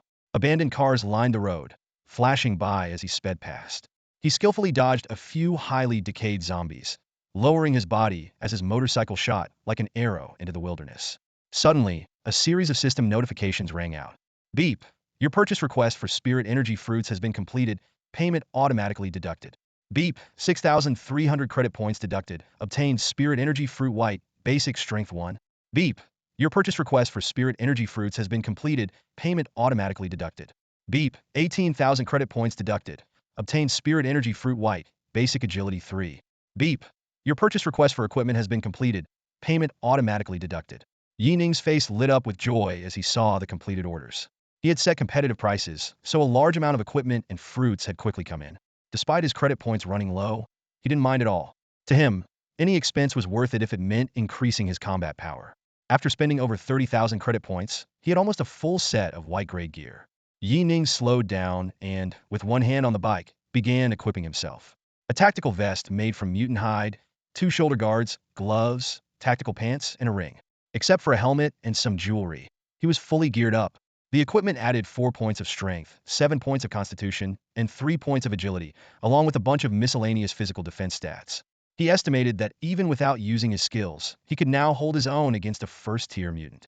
Yi Ning quickly assessed his current combat power, then swallowed the most expensive spirit energy fruit without hesitation. Each fruit costs 6,000 points, equivalent to a small apartment. As a soothing sensation spread through his body, a new surge of strength rapidly grew within him. Beep, consumed spirit energy fruit, strength 1. Beep, consumed spirit energy fruit, agility 1. Several more system notifications sounded. Yi Ning clenched his right fist in satisfaction, feeling an explosive strength throughout his body. The 6 fruits had added 3 points each to his strength and agility. Not bad at all. Including his gear, he now had 17 points of strength. However, to truly become a top-tier Awakened One, he still needed a lot more resources. Thinking about his dwindling credit points, Yi Ning felt a bit of pressure. He resolved to gather and sell more valuable materials before reaching the 3rd tier. 2 hours and 4 minutes later, his speeding motorcycle abruptly decelerated, performing a sharp skid before coming to a stop. Yi Ning planted one foot on the ground and gazed at the distant valley. His brow furrowed as a series of horrifying screams echoed from the entrance. A truck-sized mutant spider was rampaging through a convoy, slaughtering the fleeing survivors. Ah! A harrowing scream pierced the night, followed by a chilling splat. At the narrow mountain pass, a truck had flipped over, blocking the escape route. Even more terrifying, a mutant resembling a giant spider loomed there, its finger-like front claws effortlessly tearing a man to shreds. The mutant impaled the man's corpse on its claw, greedily sucking out the fresh brain matter with its mouth parts. The man's body convulsed violently, his eyes bulging in extreme agony, and in an instant, his head deflated like an empty milk carton. Terrified screams and angry shouts filled the air. "Run! Run!" someone screamed hysterically. "Open fire! Get behind cover!" a calm voice commanded amidst the chaos. In the midst of the pandemonium, several burly men draped in bullet belts stood atop an off-road vehicle, roaring as they fired heavy machine guns. Beneath them, survivors scrambled in panic. With a single command, fiery blasts erupted, and yellow-orange shell casings rained down like hail. Bullets sprayed towards the spider mutant's exoskeleton like a torrent. Sparks flew, and the sound of metal clashing was incessant. However, bullets that could tear through human flesh seemed powerless against the spider's hard shell. With a dull thud, the enraged mutant turned abruptly, its claws raised to protect its compound eyes, and charged like an out-of-control train. With a sickening thud, a sharp claw pierced through the chest of the nearest man. The burly man who had been fiercely firing moments ago now spewed blood from his mouth, his body collapsing like a punctured water bag. He struggled to look back at his terrified comrades, his eyes filled with despair. Witnessing the gruesome scene, the men on the rear vehicle trembled, their flamethrowers falling silent. "It's useless. Completely useless," someone whispered in despair. They were just an ordinary trade caravan, trying to cut costs, so they hadn't hired any Awakened. They had thought this well-trodden path would be safe, never expecting to encounter such a horrifying mutant in the wild. In their despair, a man looked angrily at the machine gun in his hands. The old gun couldn't penetrate the monster's defenses. Survivors scattered in all directions. A pregnant woman frantically hid in a nearby car, trying to start it and escape. But just as she turned the key, a sharp claw pierced through the roof, skewering her and the seat.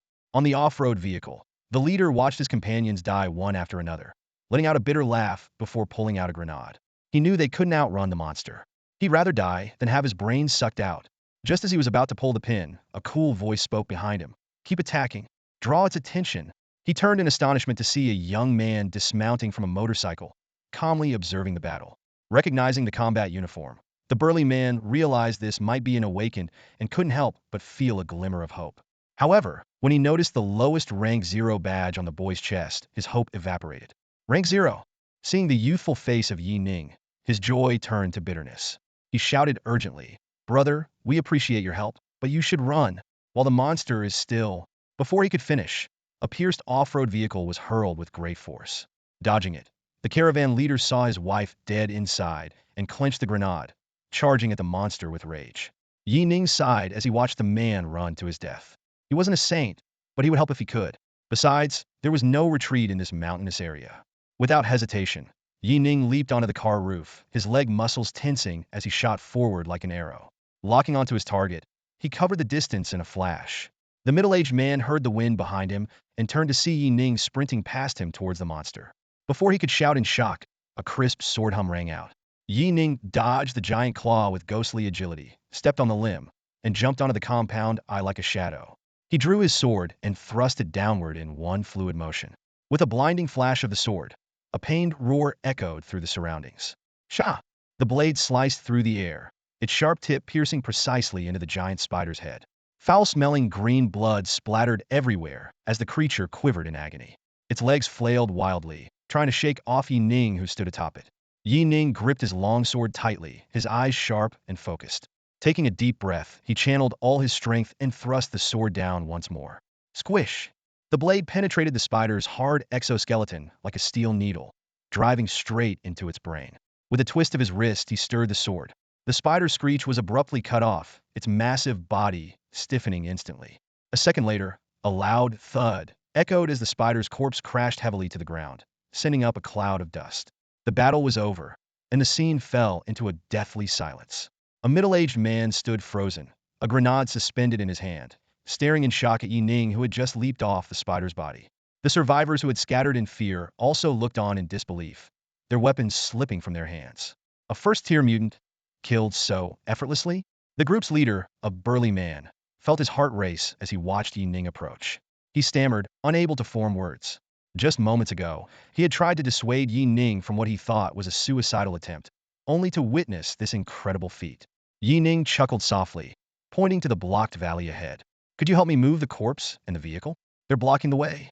For Yi Ning, whose strength had significantly increased, a first-tier mutant was hardly a challenge. He not only possessed unparalleled talent, but had also honed extraordinary combat skills during the apocalyptic times of his past life. The survivors nodded hastily, scrambling to their feet. Once they recovered from their shock, heartfelt thanks filled the air. 6 minutes later, Yi Ning mounted his motorcycle, nodding slightly to the crowd before riding off amidst their awestruck gazes. Dust rose in his wake as the survivors watched his figure disappear. They had offered him supplies as a token of gratitude, but he had politely declined. Among the group, a ponytail girl looked on with admiration. He's really strong. I thought we were doomed, but he killed the giant spider just like that. She had wanted to get Yi Ning's contact information, but only received a faint smile in return. A nearby man sighed, "All right, young lady. Someone of his caliber wouldn't be interested in people like us. But we truly owe him our thanks. I've never seen such a young second tier awaken before. Yeah, he's incredibly powerful. I don't think he's just an ordinary second tier. I've seen second tier awaken in action before, but never this clean and efficient." The burly leader of the caravan forced a bitter smile, glancing at his wife's lifeless body inside the vehicle. Clenching his fists, he said, "Let's get ready to move. If we meet him again, we can thank him properly." His heart was heavy with sorrow, secretly wishing he could become an awakened too. Meanwhile, Yi Ning rode his motorcycle, checking the system notifications. Beep. You have killed a first-tier mutant, absorbing spider, gaining psychic energy experience. Beep. You have obtained first-tier mutant material, spider eye. Beep. You have obtained first-tier mutant material, brain silk. Yi Ning stuffed the materials into his tactical backpack, sighing at its fullness. Not having spatial equipment was indeed inconvenient. The system's built-in space only had a pitiful 4 slots, far less than the blue spatial ring from his past life that could hold a whole car. Suppressing his distractions, Yi Ning listed the materials on the trading channel and checked the map before speeding up again. Only 10 kilometers remained to Corpse Academy. Under the cloud-covered sky, the black motorcycle sped like lightning. Yi Ning's figure moved through the wilderness, like a solitary traveler heading towards an unknown fate. Copy entrance. Yi Ning stood silently in front of a dilapidated gas station, gazing at the distant Yujiang Academy. Even in daylight, this cluster of buildings on the suburban plains exuded an eerie aura. A rusted plaque hung on the pale stone gate, making the entire academy resemble a giant tomb. The entrance was shrouded by a misty white barrier, rippling like it led to another world. After carefully surveying his surroundings, Yi Ning stepped towards the entrance. As a high-difficulty outdoor dungeon with power restrictions, the Corpse Academy rarely saw awakened individuals daring to challenge it. Standing at the entrance, Yi Ning calmly placed his hand on the grayish-white ripples. This seemingly real academy was actually just a projection, impervious to direct entry or external destruction. Only through the dungeon entrance could one be transported to the internal scene, and once inside, no one could escape unless they completed the basic tasks. It's worth noting that the Corpse Academy dungeon had entrances not only around Tianfeng, but also across the country. A system prompt sounded. Ding. Do you wish to enter the Clevel Dungeon Corpse Academy? Current level restriction. Tier 2. Confirm. Without hesitation, Yi Ning confirmed and infused his spiritual energy. In an instant, he felt a wave of dizziness and the scene before him turned pitch black. The system continued. Single entry detected. Randomly matching within the battle zone. 3-7-13 match successful. Current dungeon population. 14. A flash of white light. And Yi Ning found himself in a dim classroom.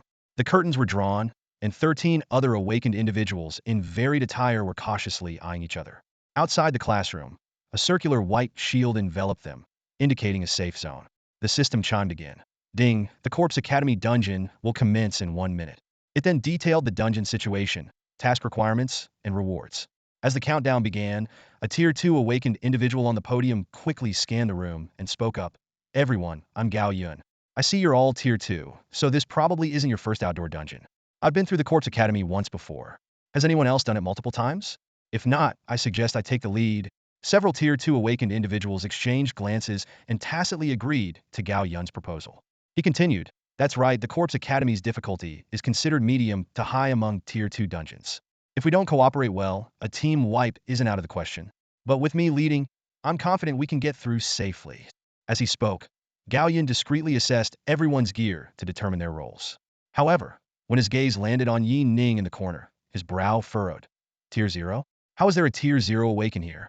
The others followed his gaze and saw the Tier 0 emblem on Yi Ning, their expressions turning peculiar. Someone couldn't help but remark, really? A Tier 0? What's a Tier 0 rookie doing here, looking to get killed? Hey! Among the awakened, a burly man with a menacing tone pointed at Yi Ning. Kid, did you enter the wrong instance? Did none of the awakened you know tell you this is a Tier 2 instance? Facing the stares of the crowd, Yi Ning calmly met the burly man's gaze and corrected him indifferently. I'm Tier 1. This statement was like a bomb going off among the 13 awakened individuals. They looked at each other in disbelief, some even staring at Yi Ning as if he were an idiot. An eerie silence filled the air. On the podium, Gao Yun's expression turned cold as his rhythm was disrupted. He shot Yi Ning a frosty glance. All right. Ignore him. Tier 1 kid, if you don't want to die, just follow us obediently. Gao Yun glanced at the countdown and decided not to waste more time on Yi Ning.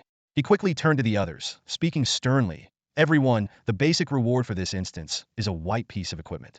I know you all want to complete high difficulty tasks, but I must warn you. Do not take on tasks on your own. The mechanism of this instance is that once you take on a task, the monsters will inevitably hunt you down. Here, we are not the hunters. We are the prey. Upon hearing this, the crowd's expressions grew serious as they listened intently.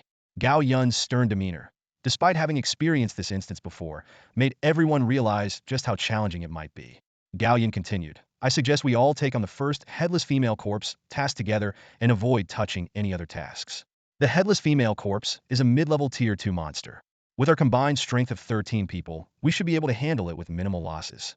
As long as we steer clear of the subsequent Clevel tasks, our safety should be assured. His voice then grew even more severe. The bloodthirsty butcher that comes after is a high-level Tier 2 monster with extremely strong defenses. Last time, some arrogant fool took on a Clevel task and nearly got us all wiped out. Recalling the previous experience, Gao Yun's expression turned grim. They had almost been annihilated while being besieged by 2 Tier 2 monsters. However, the heavy casualties were partly due to a Tier 1 individual dragging them down. Looking at the 12 Tier 2 awakened in front of him, he felt a slight sense of relief. No problem, Captain Gao Yun. We'll follow your lead. Experience speaks volumes. No one wants to court death. The crowd voiced their agreement, with a few female awakened subtly moving closer to Gao Yun, flaunting their curves. Captain Gao, if there's any danger later, we hope you'll lend us a hand. They deftly revealed a hint of cleavage, trying to catch Gao Yun's attention. Gao Yun nodded expressionlessly. Did they think a few flattering words would make him risk his life? Ridiculous. As long as everyone was willing to follow his lead, that was enough. He had high hopes for this instance. However, when his gaze inadvertently fell on Yi Ning in the corner, he cursed inwardly. What good was a low-tier awakened other than being a burden? A minute passed in the blink of an eye. As the white protective barrier vanished, the sound of zombie wails, like a death knell, echoed from outside. Everyone, follow me! Gao Yun ordered without hesitation, preparing to lead the group to safety. However, just as he finished speaking, the sound of shattering glass rang out. To everyone's surprise, Yi Ning, who had been ignored by all, had broken through the glass and jumped out of the teaching building in an instant, disappearing from sight. That kid is courting death. Gao Yun, who had just stepped out the door, turned back in astonishment to look at the shattered window, his expression shifting rapidly. He gritted his teeth. Forget about him. If he wants to die, let him. Soon, there will be a horde of zombies outside. Once we start fighting, it will attract mutated ones. Follow me if you want to stay alive. Underneath the school building, Yi Ning leaped out of the window without hesitation and dashed toward the largest building. The 13-story structure loomed under the gloomy sky like a massive tombstone. Memories from his past life flashed through his mind. After the disaster struck, the authorities ordered all factions to publicly share dungeon strategies to quickly boost the survivors' strength. This experience made him highly knowledgeable about the current dungeon's tactics. Yi Ning's steps were swift, crossing between two buildings in seconds and arriving at the base of the school building. A few scattered zombies immediately noticed him, including one that looked like a student in a school uniform, appearing to be around 16 or 17. It roared and charged at him madly. Without pausing, Yi Ning deftly fired his wrist crossbow, landing precise headshots. He rushed into the building and sprinted up the stairs. On each floor, he swung his long sword, cleaving through any zombies in his path. Blood splattered, and Yi Ning tilted his head to avoid it as the bisected bodies tumbled down the stairs like slabs of meat. In just a few seconds, Yi Ning, now covered in blood, reached the 7th floor. His goal was the rooftop, the place with the fewest zombies in the dungeon and the optimal location for his plan. Perhaps it wasn't class time when the zombie outbreak occurred, or maybe the zombies inside had gone after other students. After killing 27 zombies, the sounds of footsteps on the stairs had significantly diminished. Upon reaching the 9th floor, Yi Ning kicked through a zombie's chest and casually impaled another that resembled a teacher against the hallway wall with his sword. In that brief moment, the sound of desks and chairs being overturned came from a nearby classroom. Just as Yi Ning was about to continue upstairs, a panicked female voice stopped him. "Help me. Please, take me with you." A girl in a school uniform stood in front of him, her face filled with terror. Her complexion was pale, her legs trembled, and her delicate face was covered in dust, unable to hide her beauty. The girl's eyes were full of hope as she urgently pleaded, "Hey you, you're so strong, you can definitely get me out of here, right? It's terrifying. I don't even know what's happening outside. My friends are trapped over there. Can you save us and get us out together?" A system prompt sounded, reminding Yi Ning that this was a side quest. Seeing the girl's pitiful expression, Yi Ning agreed without hesitation. No problem. As soon as he finished speaking, Yi Ning suddenly raised his crossbow and, with a thud, pinned the girl to the wall. Her expression froze instantly, and the system prompt abruptly stopped. Beep, mission failed. Protection target deceased.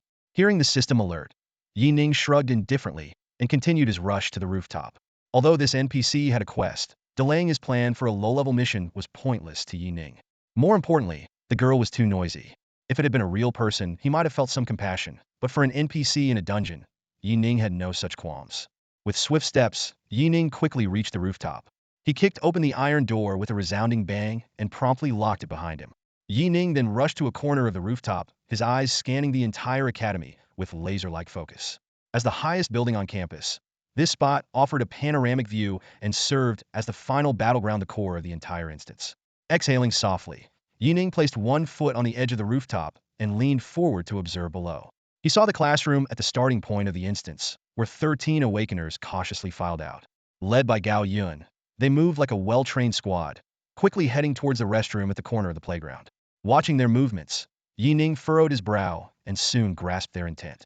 The classroom was at the southernmost end of the academy, while the playground restroom was in the southeast corner. More importantly, it was the spawning ground of the headless female corpse. As expected, they planned to strike preemptively before the mutants went berserk. Gao Yun, agile as a leopard, vigilantly scanned the surroundings for zombies while leading the group along the wall. He whispered, "Try not to kill any zombies. In the last 3 hours, even if we don't take on a quest, all the monsters will be on the move. They'll track us based on the bodies we leave behind." Several second-tier awakeners brightened at his words, praising Gao Yun's shared intel. A female awakener caught up and curiously asked, "So, are we targeting the quest objective first? Then we start the quest halfway through?" "Exactly." Gao Yun nodded emphatically and continued, "There's a trick to the Corpse Academy instance. The mutant strength increases significantly after taking on a quest, but we can severely weaken them beforehand. This way, we can greatly reduce the difficulty." The female awakener's eyes lit up with understanding, and she laughed. "Is it that simple? Thanks a lot, Captain Gao." Gao Yun quickened his pace slightly, ignoring the flattery and praise from the others. He lowered his head, a sinister glint in his eyes, thinking, although this will lower our score for the final kill, the rewards are still there. After killing the headless female corpse, we'll head straight to the tallest building and hide. As long as we stay hidden, we can safely survive the zombie outbreak. At worst, we'll just have to defend the rooftop at the end. A faint, almost imperceptible smile tugged at Gao Yun's lips. Thank me? No. I should be thanking you all. He didn't say this aloud, but the calculation in his eyes grew even deeper. The team slowed their pace, moving quietly. Gao Yun raised a finger to his lips, signaling everyone to hide near the restroom and stay silent. Peering around the corner, they saw the schoolyard swarming with zombies, the ground stained with dark red blood, silently telling the story of the tragedy that had occurred there. Gao Yun cautiously observed the instinctively growling zombies for a few moments, took a deep breath, and signaled for the group to follow. The 13 second-tier awakeners moved swiftly and silently into the restroom, instantly enveloped in its chilling atmosphere. The restroom was eerily silent, the dim, narrow corridor resembling a tomb. The sound of dripping water was distinctly clear in the silence. The closed restroom stall doors were covered in dark red handprints, and the faint smell of blood mixed with the stench of the restroom.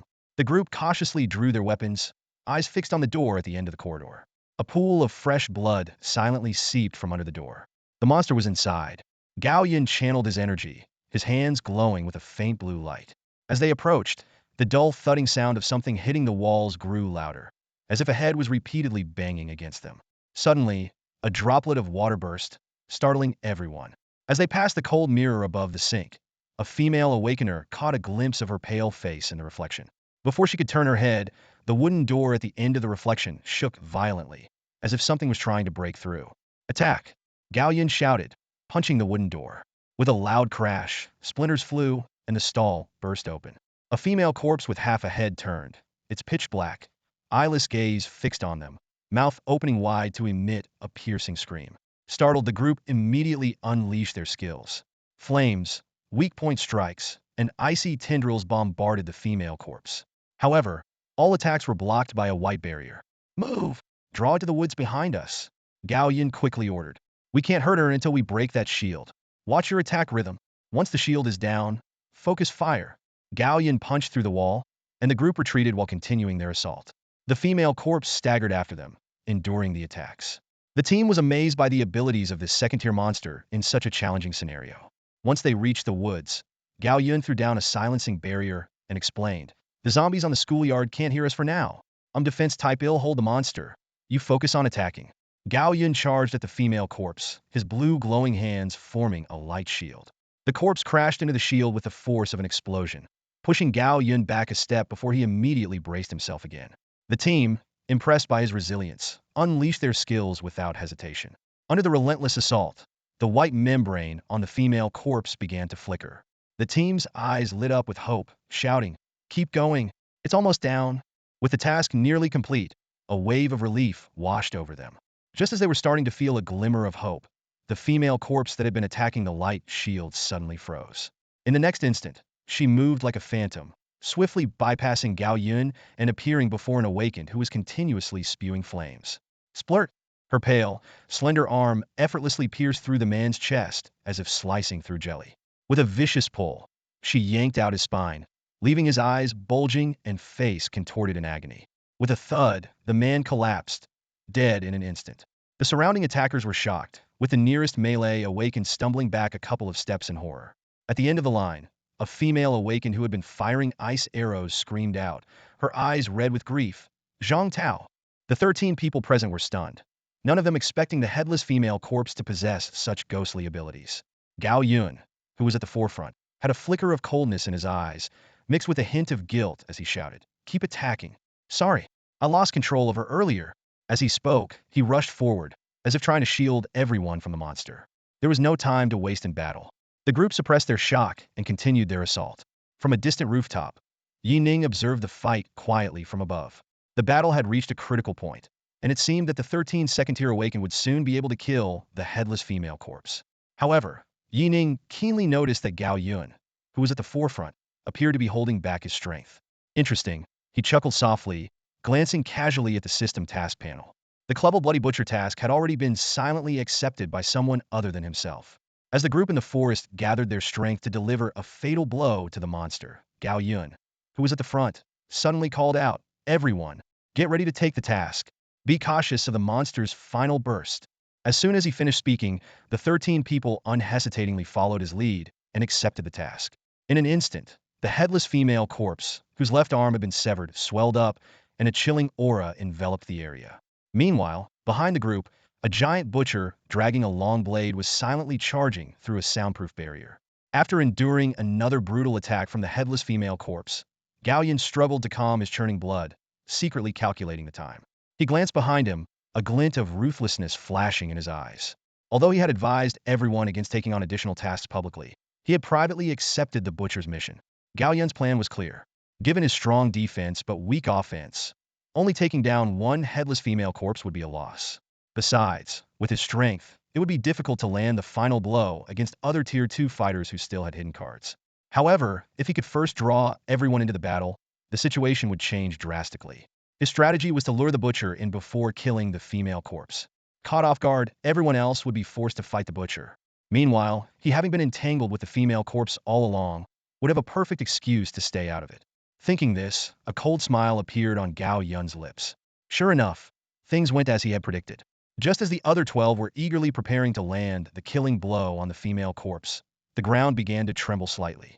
The woman at the rear of the group, ready to throw an ice spear, instinctively turned around, her face instantly filled with terror. "The bloodthirsty butcher?" she screamed, unable to react in time.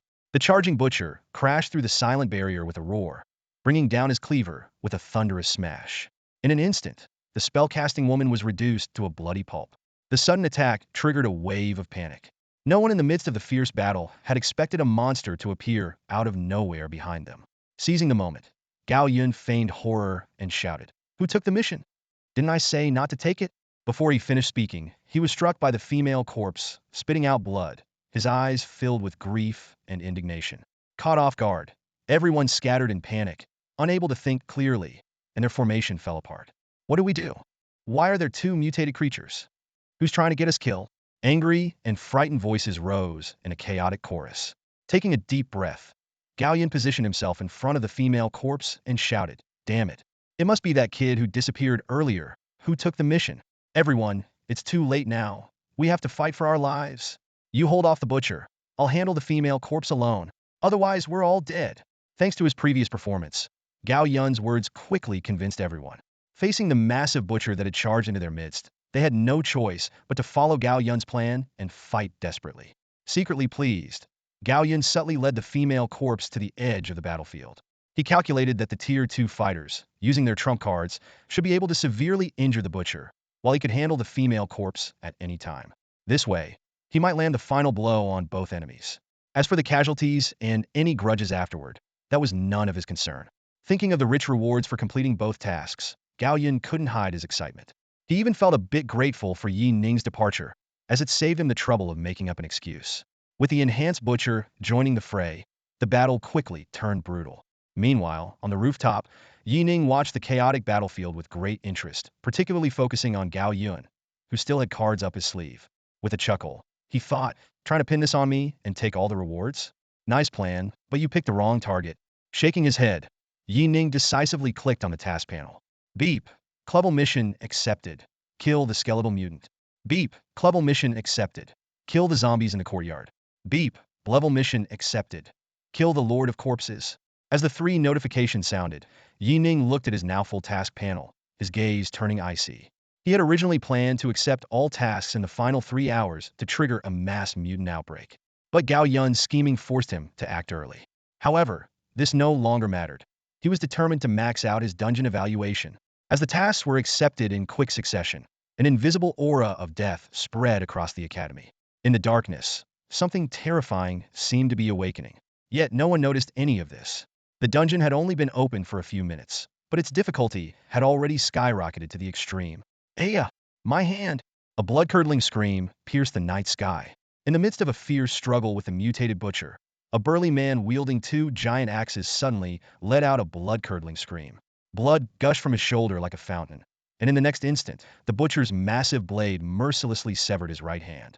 "Stop holding back! If we don't kill this monster, we're all dead." A furious roar pierced through the battlefield. A middle-aged man clad in full armor summoned his last ounce of courage, his enormous war hammer radiating a blinding light. Sundering hammer, he bellowed, charging directly at the butcher's cleaver. Bang! The deafening clash echoed as the middle-aged man spat blood and staggered backward. He stared in disbelief at the insignificant dent on the butcher's belly, a glimmer of despair flickering in his eyes. The enhanced butcher was overwhelmingly powerful. The remaining 9 fighters threw themselves at the butcher with reckless abandon, their faces twisted in rage and sorrow. That damn kid! If I ever find him, I'll kill him, someone snarled through gritted teeth. To them, if Yi Ning hadn't acted alone and taken on the butcher's task, they wouldn't be in this dire situation. On the edge of the battlefield, Gao Yun observed everything coldly. Watching the others unleash their ultimate skills, he felt a smug satisfaction, subtly intensifying his own attacks. Almost there, he thought, a bit more, and I can kill the female corpse and claim the butcher's reward. Noticing the awakened second-tier fighters using their trump cards, he marveled at the precision of his calculations. Without such foresight, with his strength alone, he could only hope to scrape by with some experience, never mind reaping such easy rewards. Just as Gao Yun hesitated about whether to finish off the female corpse, a sudden chill swept over him. Instinctively, he turned around, his pupils reflecting a horde of zombies and 2 massive shadows. Holy crap! Gao Yun's face turned ashen, an overwhelming fear engulfing him. Someone took all the quests. Simultaneously, the fighters, pushed to their limits, noticed the disturbance behind them. As they realized the nature of the approaching creatures, the same despair and shock appeared on every face. Skeleton King? Lord of the Dead? Someone gasped in horror, as if plunged into an icy abyss. In an instant, Gao Yun let out a desperate roar. Run. To the largest school building. Without hesitation, he abandoned the heavily injured female corpse and sprinted away. In this open area, if the subsequent mutants caught up, they were as good as dead. Gao Yun ran with all his might, wishing he were an agility-type awakener. He knew that only by leveraging the school's terrain did they stand a chance of survival. After all, the main structures within the dungeon were indestructible. On the rooftop, Yi Ning calmly watched the desperate fighters running towards him, then shifted his focus to his skill panel. The cooldown for Sword Breath Storm had finished, and he thought, one strike should take them all out. That kid seems to be up there. Forget it for now. Let's just go up. Inside the staircase, 10 second-tier awakened were racing against time, their footsteps echoing in the narrow space. The growling of zombies behind them was like a death knell, urging them to speed up. In just a few seconds, the group burst onto the rooftop. Bang! With a loud crash, the iron door to the rooftop was kicked open. They stumbled out, gasping for breath, trying to calm their pounding hearts. Turning around, they saw Yi Ning standing on the other side of the rooftop, and their anger flared. One of the awakened, wielding dual blades, glared at Yi Ning with bloodshot eyes and cursed. It's your fault, isn't it? Damn it, we almost died because of you. He swung his blade towards Yi Ning. Unexpectedly, Yi Ning easily sidestepped the attack. The blade-wielding awakened was stunned. Although the strike wasn't at full strength, it shouldn't have been possible for a first-tier to dodge it. Yi Ning's speed made him suddenly wary. Enough! The last to arrive, a hammer-wielding awakened, shouted, blocking the iron door with his back. We're still fighting each other. If the monsters get up here, we're all dead. He shot a grim look at Yi Ning. Though equally furious, he knew now wasn't the time to assign blame. A female awakened glared at Yi Ning, her eyes bloodshot, voice trembling. But it's all his fault. That useless piece of trash wants to die and drag us down with him. She was on the verge of breaking down. Survive? How? Once the mutated ones get up here, we won't stand a chance. Ignoring the woman's hostility, Yi Ning calmly said, your comrade died at the hands of the butcher. That mission wasn't mine. He chuckled, looking with interest at Gao Yun, who stood at the edge of the rooftop. Startled, the group instinctively followed Yi Ning's gaze to Gao Yun. Despite their anger, they weren't entirely irrational. Some had already sensed something was off during the earlier battle. Seeing all eyes on him, Gao Yun's face darkened. This isn't the time for that. He took on all the follow-up tasks. We have to hold this position if we want to survive. He peered over the edge of the rooftop, seeing the fastest, the headless corpse, limping quickly after them. If not for the slower skeleton mutant and corpse lord, they wouldn't have had time to argue. Hold? How? An awakened shouted in terror. We can't hold against 4 enhanced second-tier mutants, let alone the corpse lord. That thing is at the peak of the second tier. In extreme fear, several awakened seemed to break down mentally. Though Gao Yun and the hammer-wielding man spoke of hope, they saw no way out. Stop arguing. The hammer wielder took a deep breath, smashing several zombies rushing up with a single blow. We'll split into two teams. Long-range attackers will target the mutants, and the rest will handle the zombies. This building can't be destroyed by anything below 3rd tier. Those 3 big mutants will have to climb from the outside. As his words sank in, the group snapped out of their daze. Several rushed to the edge of the rooftop to check. Indeed, aside from the headless corpse quickly entering the school building, the other 3 mutants had stopped below, preparing to climb the outer walls. Exactly. Gao Yun, who had thought of the same plan, quickly agreed, drawing his pistol and firing at the incoming zombies. If we work together and keep knocking the mutants down, we might just make it. Though their faces were grim, the group agreed to the plan, quickly dividing into 2 teams to follow Gao Yun's instructions. However, during the split, several second-tier awakened angrily pointed at Yi Ning. Kid, if we get out of this, I'll smash your head in. If you want to die, do it yourself. Guarding the rooftop door, Gao Yun listened as the group's anger turned towards Yi Ning, and he couldn't help but breathe a sigh of relief. Strictly speaking, his plan would also result in heavy casualties, and Yi Ning had merely made the situation worse.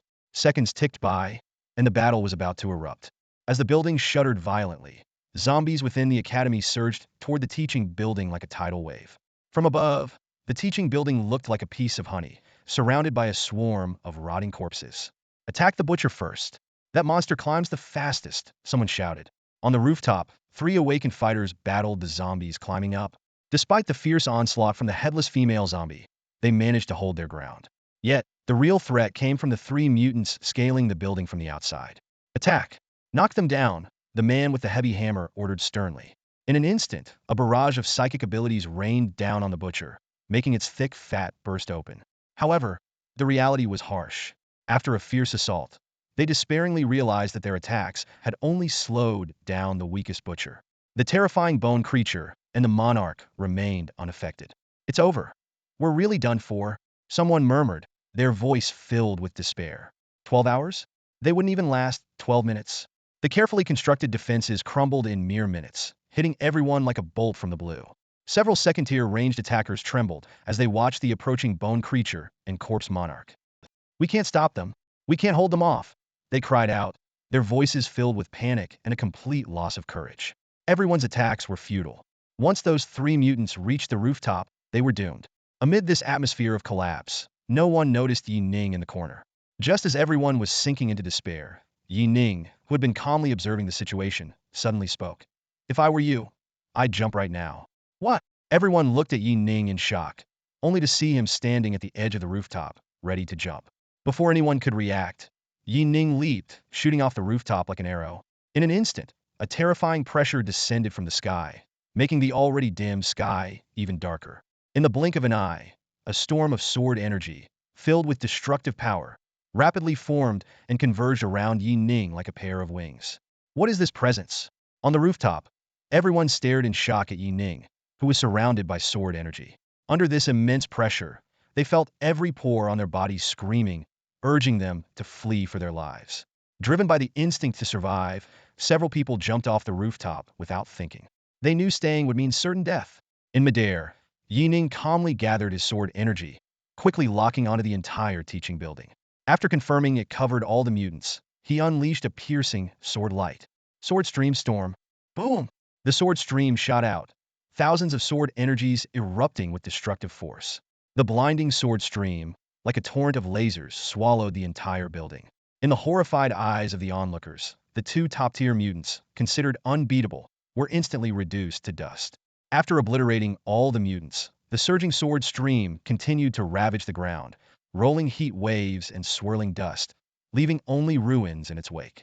A few seconds later, the stunned crowd looked at the scene as if waking from a dream. The teaching building had completely vanished, leaving only a massive crater over 30 meters in diameter, with smoke still rising. Gone. It's all gone, someone murmured, their voice filled with disbelief. Gulping down his saliva, the survivors stood frozen like statues, witnessing a horrifying scene. The terrifying attack had instantly killed their companion, a feat only achievable by a 3rd-tier powerhouse, and not just any ordinary one at that. Panic, fear, and awe surged in their hearts. The burly man who had previously scolded Yi Ning now wore a regretful expression, trembling as he looked at the young man nearby. Sir, I didn't realize who you were and offended you, he stammered, too nervous to find the right words. Although they couldn't fathom how Yi Ning had jumped from 1st tier to 3rd tier, everyone was acutely aware of one thing. If Yi Ning was displeased with them, he could kill them all in an instant. In this enclosed dungeon, they wouldn't even have the chance to escape. The gap between third tier and second tier was enormous, like the chasm between them and ordinary people. The higher the tier, the more pronounced the difference became. Yi Ning looked calmly at the terrified crowd and spoke softly. Go clear out the remaining zombies. He was calculating in his mind. All tasks were completed, leaving only the cleanup of the zombies. If nothing went wrong, he should achieve the highest rating for this dungeon. He didn't mind their previous reactions, knowing it was normal for them to resent him out of desperation since he indeed had accepted the task.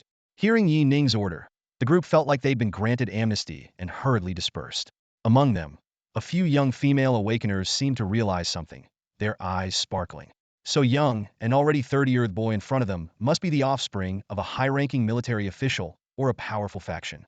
However, just as they were about to approach him, they were taken aback to see Yi Ning turn and head into the forest after giving his command. They exchanged glances and couldn't help but smile wryly. Clearly, he wasn't interested in them at all. He's incredibly strong. How can someone so young be so powerful? One person murmured in awe. Who knows? Just that attack earlier I felt like even a slight touch would have killed me instantly. I'm glad I jumped out of the way, another said, relieved. Don't just feel it. Remember Gao Yin? He didn't even have time to react before he was vaporized, someone reminded. Mentioning Gao Yin made everyone's expressions turn strange. Beyond the astonishment, they couldn't understand one thing. How could Yi Ning bypass the dungeon restrictions and enter a second-tier dungeon with third-tier strength? In the forest, Yi Ning quickly dug a deep pit in the ground. He wasn't doing this for no reason. He was searching for a special item. According to information from his previous life, a special item was hidden in the most inconspicuous part of the forest in the Cadaver Academy. The first person to discover it had done so accidentally during a battle. Where exactly is it? Yi Ning tried to recall as he dug around like a mole.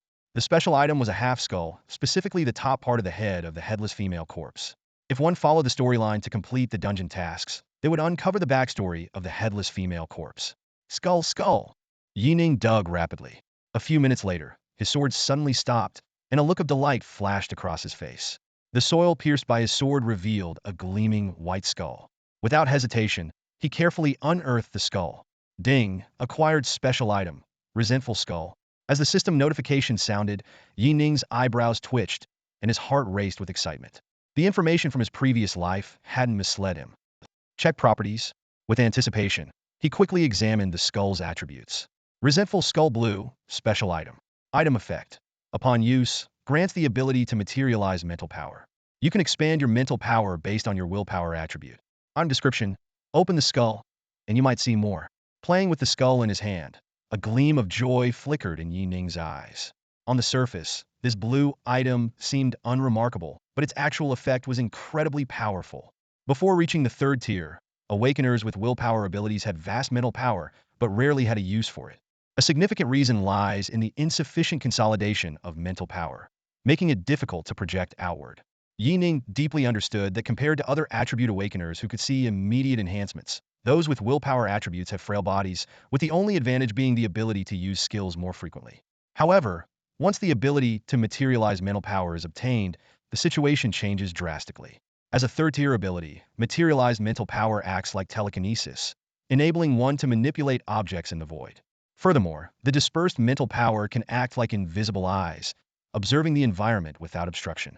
This alone significantly enhances the survival capability of willpower awakeners. Suppressing his inner joy, Yi Ning unhesitatingly pressed the skull against his forehead and used it directly. In an instant, a pain akin to slicing through his brain surged through him, but Yi Ning gritted his teeth and endured it.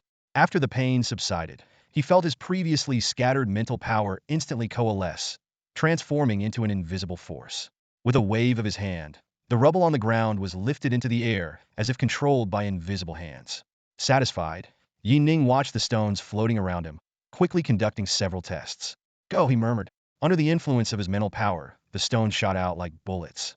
With a dull, penetrating sound, the surrounding tree trunks were instantly riddled with finger-sized holes. Thanks to his high willpower attribute, the telekinetic attack he unleashed was powerful enough to rival that of a weaker second-tier awakener. Closing his eyes, Yi Ning continued to experiment with mental power detection. With a faint hum, a circle of pale blue mental power radiated outward, enveloping everything within its range. After careful sensing, he determined the detection range to be approximately 29 meters. As the mental power dissipated, Yi Ning exhaled slowly and opened his eyes. In just 3 days since his rebirth, he had already mastered some abilities that he had only acquired in his 3rd tier in his previous life. Even without using his SS level skill, he was confident in his ability to confront 2nd tier awakeners and achieve cross-tier combat. A few minutes later, a series of system notifications sounded. Beep. All zombies within the Corpse Academy have been cleared. Beep. Corpse Academy dungeon. All objectives completed. Exit option now available. Exiting will trigger rewards based on dungeon performance. Listening to the continuous system notifications, Yi Ning glanced around to ensure he hadn't missed any details, then decisively chose to exit the dungeon. Copy completed, calculating instance information. The system's voice echoed in Yi Ning's ears, followed by a barrage of reward notifications. While the noise was overwhelming, his heart was filled with anticipation. Instance completed by Yi Ning. Current instance completion rate. Base completion 20, additional completion. Headless female corpse 7, bloodthirsty butcher 13, mutant skeleton 20, skeleton lord 30, zombies 10. Total completion 100. Evaluation. S rank. The system continued listing the rewards. SS rank rewards. Random blue equipment 1. Random attribute points 3. Crank title skeleton. Then a series of alerts sounded. Ding. Overlevel kill of the 2nd tier mutant headless female corpse grants extra psychic experience. Ding. Overlevel kill of the 2nd tier mutant bloodthirsty butcher grants extra psychic experience. Ding. Overlevel kill of the 2nd tier peak skeleton lord grants extra psychic experience and a blank skill book 1. Ding. Your level has risen to 1st tier peak. Please complete the advancement quest to level up. Until the quest is completed, all extra experience will be converted into attributes at a proportional rate. Current extra attribute bonus. 2. Yi Ning's psychic experience bar filled up instantly, and 2 blue tier items along with 6 white tier items dropped into his backpack. The rewards for completing the 4 mutant tasks, the base task, and clearing the zombies were incredibly generous. The only downside was that his level advancement was stalled by the advancement quest, but Yi Ning didn't mind. Once he reached the 2nd tier, the extra experience wouldn't be as valuable as the attribute points. Filled with anticipation, Yi Ning decided to draw his rewards in the instant space before leaving. Draw equipment reward. As soon as he spoke, a spinning wheel appeared out of thin air, covered in various blue equipment icons that made Yi Ning's eyes dazzle. Taking a deep breath, he clicked to draw. The wheel spun rapidly. Ding, you have obtained the Thunderstrike boots. A pair of dark purple combat boots appeared in Yi Ning's hand, shimmering with silver highlights, looking extremely refined. Thunderstrike boots leg blue equipment. Attributes. Agility 2, running speed 20, jumping power 20. Equipment effect. Kicks inflict additional paralysis effect, no consumption. Equipment skill. Thunder Dash activates to increase agility by 10 points for 2 seconds, with an additional sprint attack. Raising an eyebrow, Yi Ning examined the boots with some surprise. Initially, he felt a bit disappointed expecting armor, but after seeing the attributes, he realized it was a top-tier item. The extra damage on attacks was already great, and the active skill's agility boost was substantial, significantly enhancing his speed. I wonder, am I more of a willpower type or agility type now? Yi Ning muttered to himself. Might as well put them on first. After decisively putting on the Thunderstrike boots, Yi Ning felt a surge of lightness throughout his body. Even if he replaced this equipment later, it could fetch a high price. Many agility-based awakeners would likely go crazy for it, especially those skilled in close combat. Glancing at the remaining white equipment, Yi Ning promptly listed his old gear on the trading channel. Finally, his attention turned to the reward for killing the skeleton lord the Brank skill book. Touching the black skill book, a brief description appeared in his mind. Brank skill, corpse explosion. Necromancy poison. Consumes 600 psychic points to detonate a nearby corpse, causing an area explosion and inflicting poison. Additional damage based on the corpse's level. Skill description. Leave no bones behind. Not a bad skill, Yi Ning evaluated silently. This was undoubtedly a top-tier skill for spellcasters, likely derived from the Skeleton Lord's abilities. Area damage with poison and scalable based on corpse level made it incredibly powerful. Unfortunately, with the Sword God system in hand, Yi Ning had no interest in skills outside of swordsmanship. He frowned, recalling his past life. I didn't really trade much back then, and I'm not familiar with spellcasters. After listing the skill book and the swapped equipment on the trading platform, Yi Ning decisively exited the dungeon. Stepping out of the virtual world, he noticed that the sky in the real world was overcast, as if it could rain at any moment. Yi Ning glanced down at his status bar and couldn't help but smile with satisfaction upon seeing his experience points maxed out. His rapid progress would surely astonish everyone. If he continued at this pace, he might catch up to 6 months of past life's effort in just 1 month. Yi Ning calculated inwardly, confident that once he reached Tier 3, the Huaxiao War Zone would recognize his true value. Mounting the motorcycle parked next to the gas station, Yi Ning decided to head straight back to the safe zone. He was already planning how to spend his new earnings on equipment upgrades, feeling that another leap in his strength was imminent. But first, he needed to complete the promotion task. Just as this thought crossed his mind, a sudden system notification interrupted his train of thought. Beep! Sword God System Task 2, Perfect Advancer. Task requirements. Complete advancement tasks for 4 attributes and raise all 4 attributes to 25 points. Task deadline. 30 days. Task reward. Random epic equipment 1. Task failure. Deduct 10 points from all 4 attributes. Yi Ning paused, frowning in surprise. A perfect advancer? Completing advancement tasks for all 4 attributes? While the task wasn't overly difficult given his current strength, it would certainly take more time than he had planned. He had originally intended to only complete the willpower advancement. Why did the system require all 4 attributes to be raised to 25 points? The more he thought about it, the more it didn't add up. In his understanding, even those without talent restrictions rarely advanced more than 3 attributes at once. Attribute points earned upon leveling up were fixed, and spreading them too thin usually led to mediocrity. From his past life memories, most people only advanced 2 attributes at most. However, when Yi Ning's gaze fell on the system reward, he hesitated for a moment and ultimately decided to accept the task. With the use of psychic fruits to boost attributes, meeting the 25-point requirement was not impossible for him. More importantly, the penalty for task failure was too severe. He couldn't afford to lose 10 attribute points. Gripping the handlebars, Yi Ning took a deep breath and started the motorcycle, heading towards the safe zone. Despite his lingering doubts, he was determined to complete this seemingly unusual task. Roasted rat tails. Fresh rat tails. Premium canned beef, just 20 years past its expiration date. Top 10 mercenaries of Tianfeng. Ready to guard your home and clear out zombies. Only 1 credit point per day. The bustling cries of vendors filled the night sky above the market outside the city. Yi Ning rode his motorcycle slowly through the crowded night market, his eyes scanning the familiar, yet alien scenes around him. Low-level awakeners sat shirtless in the backs of pickup trucks, gnawing on rat tails and loudly boasting about their exploits, drawing the envious stares of nearby children. Not far away, silent mercenaries sat on off-road vehicles, meticulously cleaning their rifles. Under the night sky, survivors rummaged through heaps of trash, searching for useful items, while tattooed teenagers zipped through the crowd on colorful electric scooters. Workers, exhausted after a month of labor, stood at stalls, lovingly buying bowls of sweet syrup for their children. Female workers in textile factory uniforms hesitated in front of stalls selling long skirts. 60 years after the apocalypse, people seem to have adapted to this way of life. Yi Ning pulled a few biscuits from his pocket and handed them to an elderly beggar by the roadside. Amidst the grateful thanks, his gaze swept across the city as he thought to himself, at most, there's only a year left. Whether beautiful or sinful, everything will be destroyed. Yi Ning entered the mission hall in the safe zone.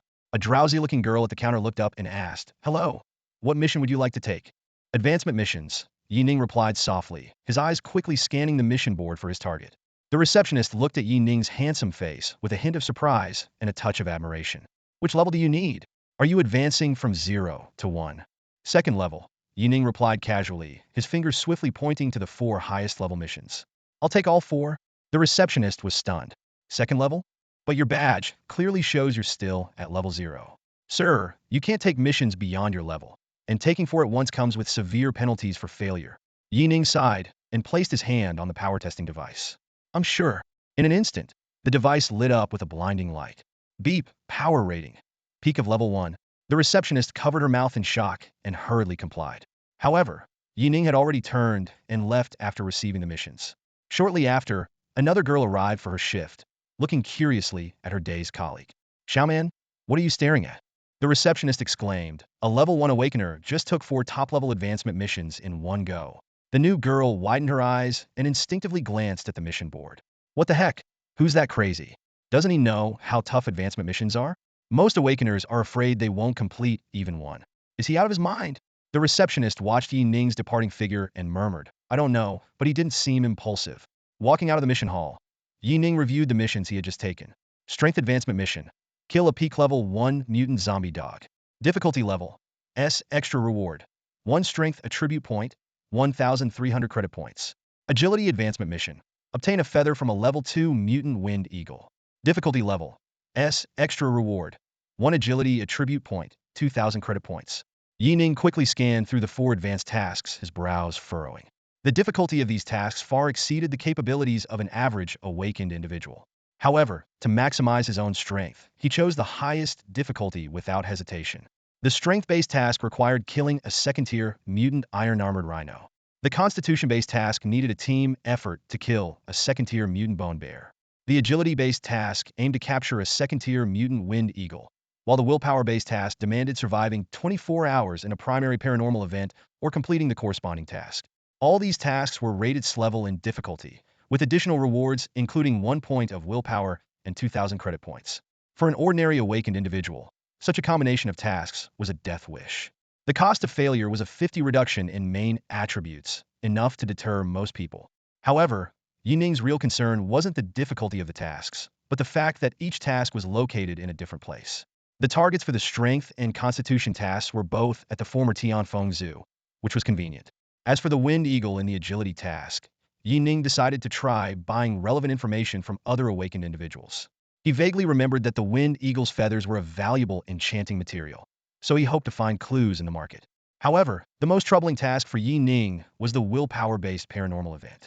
Such events were the most special in the Apocalypse game, often unrelated to strength and relying entirely on the awakened individual's judgment, courage, and luck.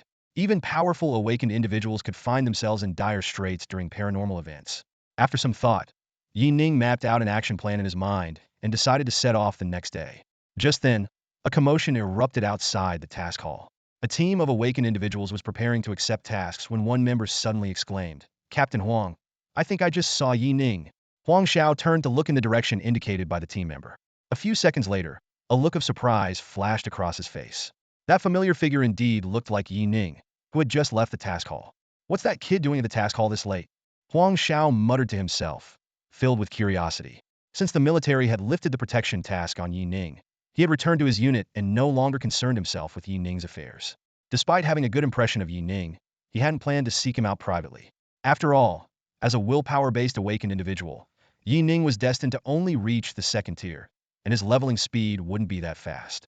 Who knows? He couldn't be here to take on advanced tasks, could he? Huang Xiao half-joked. A team member immediately refuted. No way. He just became an awakened individual, and he's willpower-based. Even if he teamed up to hunt mutants, it would take months to reach the first tier. A zero-tier awakened individual would run out of energy after casting a single skill. All right, Huang Xiao interrupted, shaking his head. Maybe he's just passing by. Let's go in and take on our tasks. Once you all advance to the second tier, we need to prepare for a search mission. Search mission? The team members asked curiously.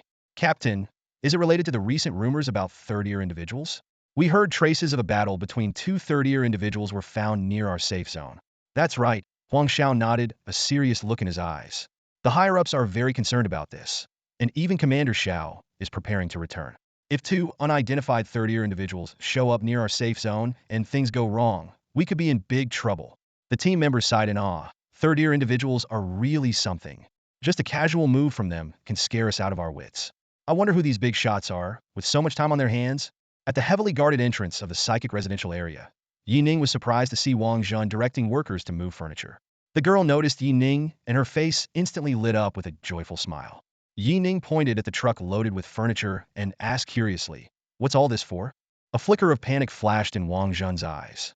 After a moment of hesitation, she quietly explained, "Yi Ning, I noticed that your aunt didn't bring much furniture when she moved in, so I used part of the bonus you gave me last time to buy some things for her."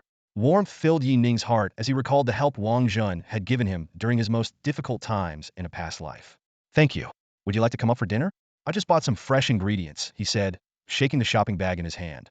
Wang Zhun waved her hands repeatedly, her cheeks flushing red. "No need to thank me. I should be thanking you. That bonus was really a lot. I can't stay for dinner, though. I have a part-time job at a restaurant tonight." She seemed a bit flustered and was about to leave. Suddenly, Wang Zhun gathered her courage and turned back to ask, "Yi Ning, we have a class reunion in a few days. Would you mind coming with me?" Her voice trembled slightly, revealing a hint of insecurity. Yi Ning was slightly surprised but then smiled and replied, "If I have time, sure." Hearing this, Wang Zhun's eyes sparkled with joy. She quickly said goodbye and left. Yi Ning swiped his card to enter the newly purchased apartment and called out, "Mom, Xiaomei, I'm back." From the kitchen came the sounds of his mother cooking, and then Xiaoxia came bouncing out of the living room like a little deer, hugging Yi Ning tightly. "Brother, you're back." and Xiaoxia excitedly dragged Yi Ning around to show him the rooms, pointing out various pieces of furniture and appliances. This is your bedroom. This is mine. We have hot water for showers. And lights. She proudly patted the refrigerator and said, with a fridge, we won't have to worry about food spoiling in the summer. Yi Ning affectionately ruffled his little sister's hair and looked around thoughtfully, remembering that in his past life, even with the full support of the capital, he had never truly enjoyed a stable life. He silently vowed to protect this peace. His mother emerged from the kitchen, took the groceries from Yi Ning, and gently scolded, don't spend money recklessly. Save some for the future, when you need to get married. She paused and added, Yi Ning, is Wangjin your classmate? That girl is really nice. She was busy helping out all day, working very hard, and Xiaoxia immediately chimed in with gossip. Brother, does Wangjin like you? She's really pretty. Is she your girlfriend? Yi Ning helplessly picked up and Xiaoxia. Don't talk nonsense. She's just a classmate. You're too young to understand what a girlfriend is. The next day, outside Tianfeng City, Yi Ning watched as the awakened troops filed out, frowning. It seemed the security zone had increased its vigilance over the past 2 days, searching for something.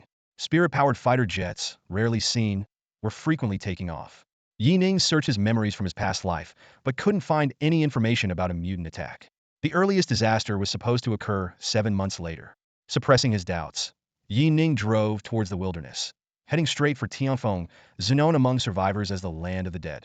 At the entrance of the dilapidated zoo, only 2 lonely iron pillars remained, silently speaking of the former glory of the once grand archway. Under the scorching sun, the wind whipped up a swirl of dust, forming a brief vortex in front of the desolate gate. Not far away, a few crows greedily pecked at a decomposing corpse, occasionally letting out sharp cries. Within this ruin, in a building with only half its walls standing, 6 awakened individuals, each wearing different gear, gathered together. Their attire and weapons indicated varying abilities and levels. Leading them was a stern-faced middle-aged man, the third-tier awakener, Hong Gang. The others treated him with utmost respect. A second-tier awakener carrying a longbow cautiously spoke up. Commander, shouldn't we inform the Tianfeng safe zone? If you come here personally, there might be some misunderstandings. I've noticed that Tianfeng has been deploying troops everywhere these days, as if they're looking for something. Could they possibly know we're here? Hong Gang smiled faintly and waved his hand. I doubt it. It's probably just routine drills. Informing them would only complicate things. His gaze calmly swept towards the depths of the zoo, with a hint of doubt in his voice. Are you sure the intel is correct? Is there really a second-tier mutant almost ready to advance here? We came all the way from the Zhenjiang safe zone, nearly 1,000 kilometers. I don't want this to be a wasted trip. As soon as he finished speaking, a bald second-tier awakener immediately responded in a low voice. Lord Hong Gang, the information is absolutely accurate. Our team accidentally discovered that second-tier peak mutant tiger. That day, we were conducting a low-altitude search with an armed helicopter, and were almost shot down by it. Luckily, we made an emergency ascent and narrowly escaped. Hong Gang nodded slightly, a sharp glint in his eyes. Good. My son, Hong Xing, has just been selected for the Fireseed plan and needs a piece of equipment. A mutant about to advance to the 3rd tier might drop blue equipment. Mentioning his son, a rare smile appeared on his face. Although the capital has placed him in the A-level training sequence, I still hope he can rise even higher. Hearing this, the surrounding people were full of envy. Their leader, Hong Gang, was a 3rd-tier awakener, and his son had recently been identified with an A-level talent and taken by the capital's military district for special training. It said that he started at the 3rd tier, with half an army group to assist his advancement. Such treatment made them envious. One subordinate complimented, Commander, this mission will definitely be successful. I'm sure young Master Hong Xing can rise another sequence. With his talent, reaching the 1st sequence isn't impossible. Hong Gang chuckled and shook his head. 1st sequence? Impossible. The 1st sequence is already set for General Zhang's 2nd son, an S-level awakener. Dual attributes of strength and agility, with extraordinary combat talent. The capital has decided to spare no expense in upgrading him to the 4th tier. If my son can reach the 3rd sequence, I'll be very satisfied. S-level. The group behind him was stunned, surprised. Commander Hong, does our Huaxiao war zone have another S-level awakener? Isn't that on par with the 4 great commanders? Hong Gang, as if recalling something, added, 1 S-level? No, there are 2. But the other S-level has already been abandoned by the higher-ups. Abandoned? This news was even more shocking. The subordinates widened their eyes, fearing they misheard. Commander, how could anyone abandon an S-level? The capital must be crazy. Hong Gang glanced casually at his subordinates, not minding revealing this information. I thought the same at first, but then I heard the other S-level is of the willpower type. The capital believes he has no potential to advance to the third tier, and his combat attributes can't compare to General Zhang's son. So, they simply abandoned him. The group was stunned, many showing regret in their eyes. One subordinate still didn't understand. Sir, even if the other S level has a slim chance of becoming third tier, it's not impossible. At worst, an S level second tier isn't necessarily much weaker than a third tier. Such talent shouldn't be abandoned. If we had such a genius in our safe zone, wouldn't we cultivate them with all our might? Listening to his subordinates' questions, Hong Gang looked at them meaningfully. You're wrong. It's precisely because the other S level has a slight chance of breaking through history and becoming third tier that the capital decided to suppress him directly. They claim it's due to lack of potential, but the real reason, well, with a cold sneer, Hong Gang paused his speech. A flicker of complex emotions crossed his eyes. Since the apocalypse, the Huaxia war zone had long been free from true turmoil. In this era, an S-level genius reaching the third tier often signaled the rise of a new commander. The position of commander held near absolute power. No one dared to oppose the ascension of General Zhang's son. Yet, amidst the covert power struggles between various military districts, no one wanted an outsider to disrupt the existing balance. Moreover, this individual did not belong to any faction. Given these intertwined factors, the entire leadership tacitly agreed to abandon this potential talent. After all, S-level talent did not guarantee becoming a fourth-tier powerhouse. All four commanders were genuinely S-level powerhouses. Suppressing the turmoil in his heart, Hong Gang's expression returned to normal. He waved his hand nonchalantly and ordered, "Prepare to lure out the mutant. There should be quite a few low-tier mutants lurking around here, which could cause some trouble when we make our move." As soon as he finished speaking, Hong Gang began to focus and adjust his state, preparing for the imminent battle. Despite being a third-tier powerhouse representing humanity's top combat strength, he still felt considerable pressure facing a peak second-tier mutant, especially since that tiger beast might be just one step away from advancing to the third tier. "Yes, sir." The other second-tier awakened responded in unison, drawing their weapons and standing ready. Meanwhile, on the rooftop of an abandoned residential building, Yi Ning frowned slightly, his gaze fixed on the nearby zoo. Just a minute ago, he sensed another group of awakened in the adjacent building. With his extraordinary strength and keen spiritual perception, he could faintly sense their formidable presence.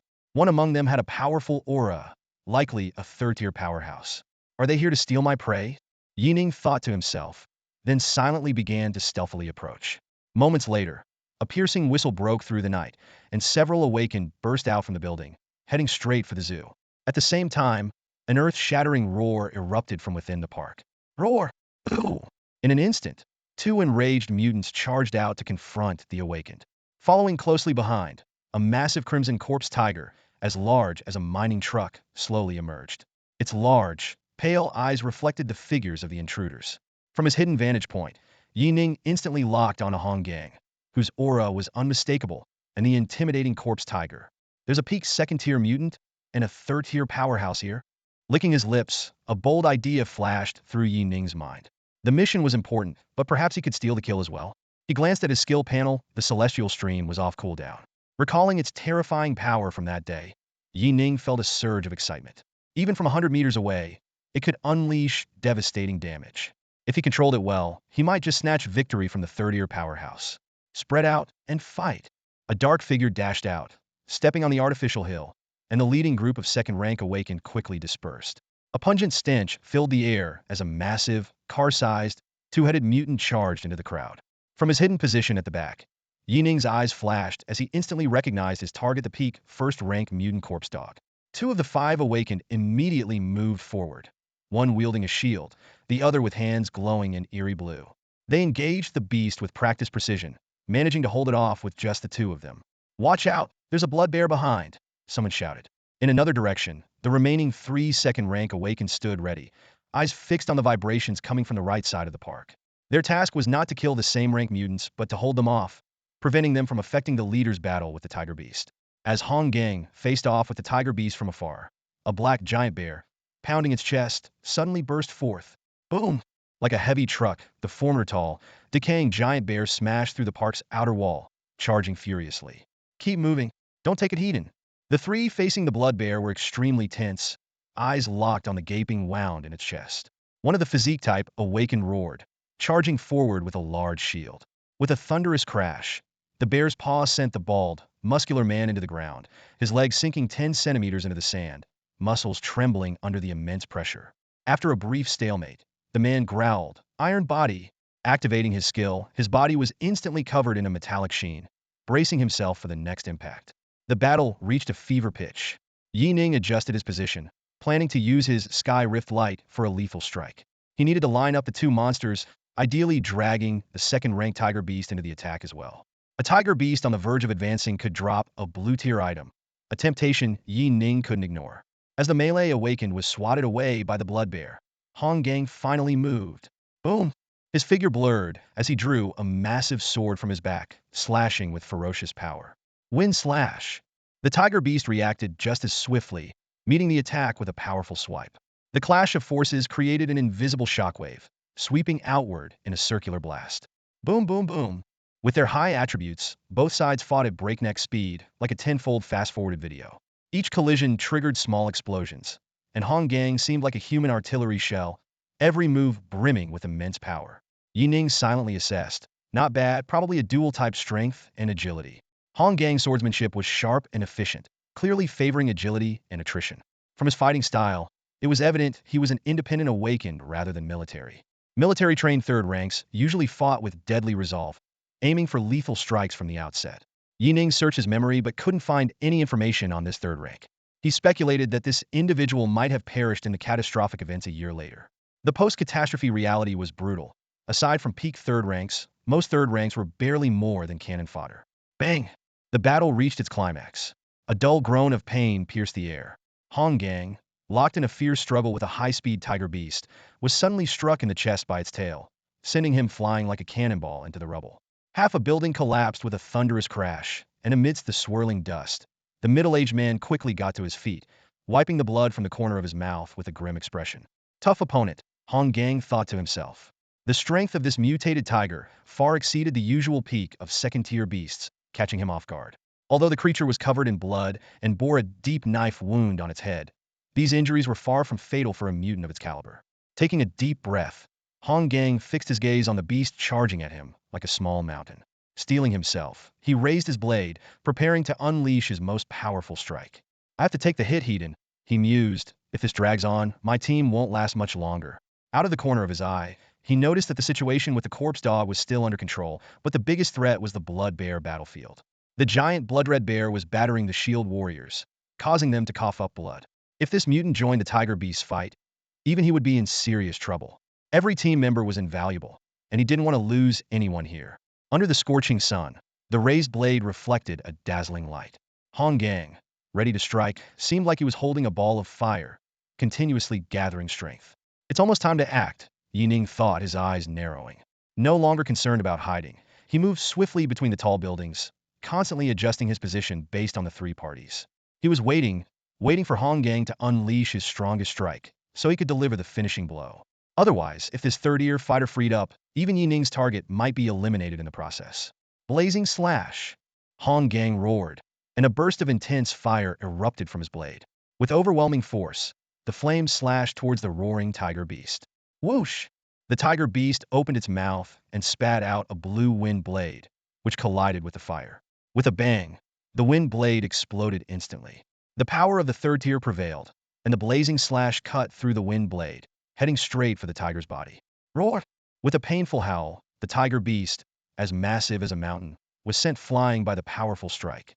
The stench of burning flesh filled the air as a large burst of flames ignited within the beast, seemingly setting its blood and flesh on fire. Gasping for breath, Hong Gang lowered his blade and looked at his handiwork, a smile forming on his face. He had used most of his spiritual energy for this powerful strike, successfully inflicting severe damage on the Tiger Beast. With the special effect of the blood-burning flames, this second-tier mutant wouldn't last long before turning to ashes. Lowering his guard slightly, he slowly dragged his blade towards the Tiger Beast, wary of any potential last-ditch attacks. On the other battlefields, his subordinates noticed their leader had finished his fight and cheered. They even moved their own targets closer to their commander. The situation was looking favorable. Just as Hong Gang prepared to deliver the final blow to the Tiger Beast, a sudden chill ran down his spine. An extreme sense of fear, almost instinctual, forced him to turn around abruptly. "What is it? What's behind me?" Under the blazing sun, amidst the shocked gazes of everyone, a streak of silver-white sword light, sharp enough to cleave the world, suddenly appeared. Heaven's rift light. The silver light descended from the sky, the extreme silver blue hue connecting heaven and earth like a chain. With unparalleled, terrifying force, a narrow yet all-destroying sword shadow spanned hundreds of meters, slicing through the entire battlefield like a laser. What a terrifying attack! There was no time to react. In the instant that the sword light flashed before him, Hong Gang, a third ear awakened, felt every cell in his body screaming. His pupils instinctively narrowed into dangerous slits, and his heart pounded wildly.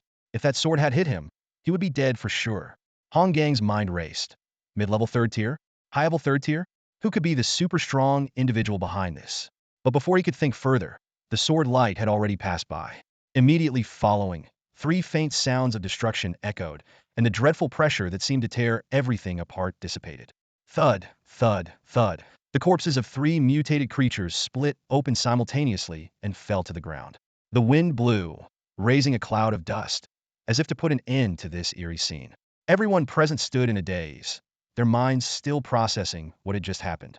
The burly man wrestling with the blood bear on the ground turned pale and collapsed. Unlike the leader, he had witnessed the sword light narrowly miss his nose from an incredibly tricky angle. Facing such a close encounter with death, he felt as if he had just returned from the brink of hell. After a moment, an agile awakened suddenly screamed, "My lord! The monsters! Our monsters!" Hong Gang snapped back to reality, drenched in cold sweat. He quickly looked at the tiger beast in front of him, then turned to the other two mutated creatures. A second later, a roar of extreme anger echoed around. Damn it! The three mutated creatures, split into 6 pieces, silently told the truth. Hong Gang finally realized that the deadly attack had been aimed at stealing their prey. After all their effort and hard work, someone else had reaped the benefits. However, amidst his intense anger, Hong Gang suddenly thought of something. He cautiously scanned the surroundings and then waved his hand decisively. Let's go. Leave here now. Despite his unquenchable rage and the urge to tear the culprit apart, the memory of the earlier attack doused his fury with reason. The attacker's power was at least at the mid-level third tier. If they had intended to kill him, he would already be dead. The few awakened, following him, nervously swallowed.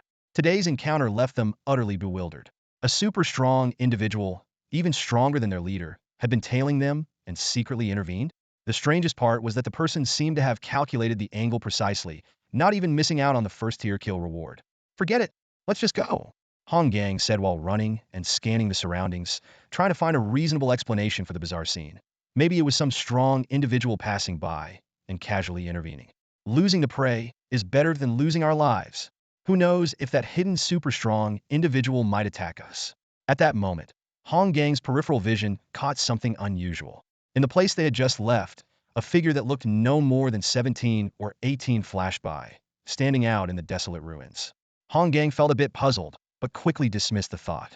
Though the timing of the young man's appearance was odd, it was unlikely he was a third-tier powerhouse. After fleeing for an unknown duration, Hong Gang finally confirmed their safety and stopped. Seeing the leader's grim expression, a subordinate couldn't help but ask softly, "Leader, are we just going to let this go? Do you think it could have been someone from the Tianfeng safe zone? Maybe the military didn't want to clash with us but still wanted to take advantage." Recalling the large number of troops and warplanes he had seen along the way, Hong Gang's expression fluctuated. After a moment, he spoke angrily. "It's possible. We're so close to Tianfeng, and they have 30 years too." The thought of working hard only to benefit others was a bitter pill to swallow. Moments later, Hong Gang's expression turned cold as he made a firm decision. If it's someone from Tianfeng, then we need to demand an explanation. Without hesitation, he contacted a few third-year acquaintances, seeking their assistance. Beside the corpse of the mutated tiger, Yi Ning swiftly and deftly extracted 2 eyeballs, each the size of a marble. Although these were not materials dropped by the system, as tissues from a peak second-tier mutant, they held significant value.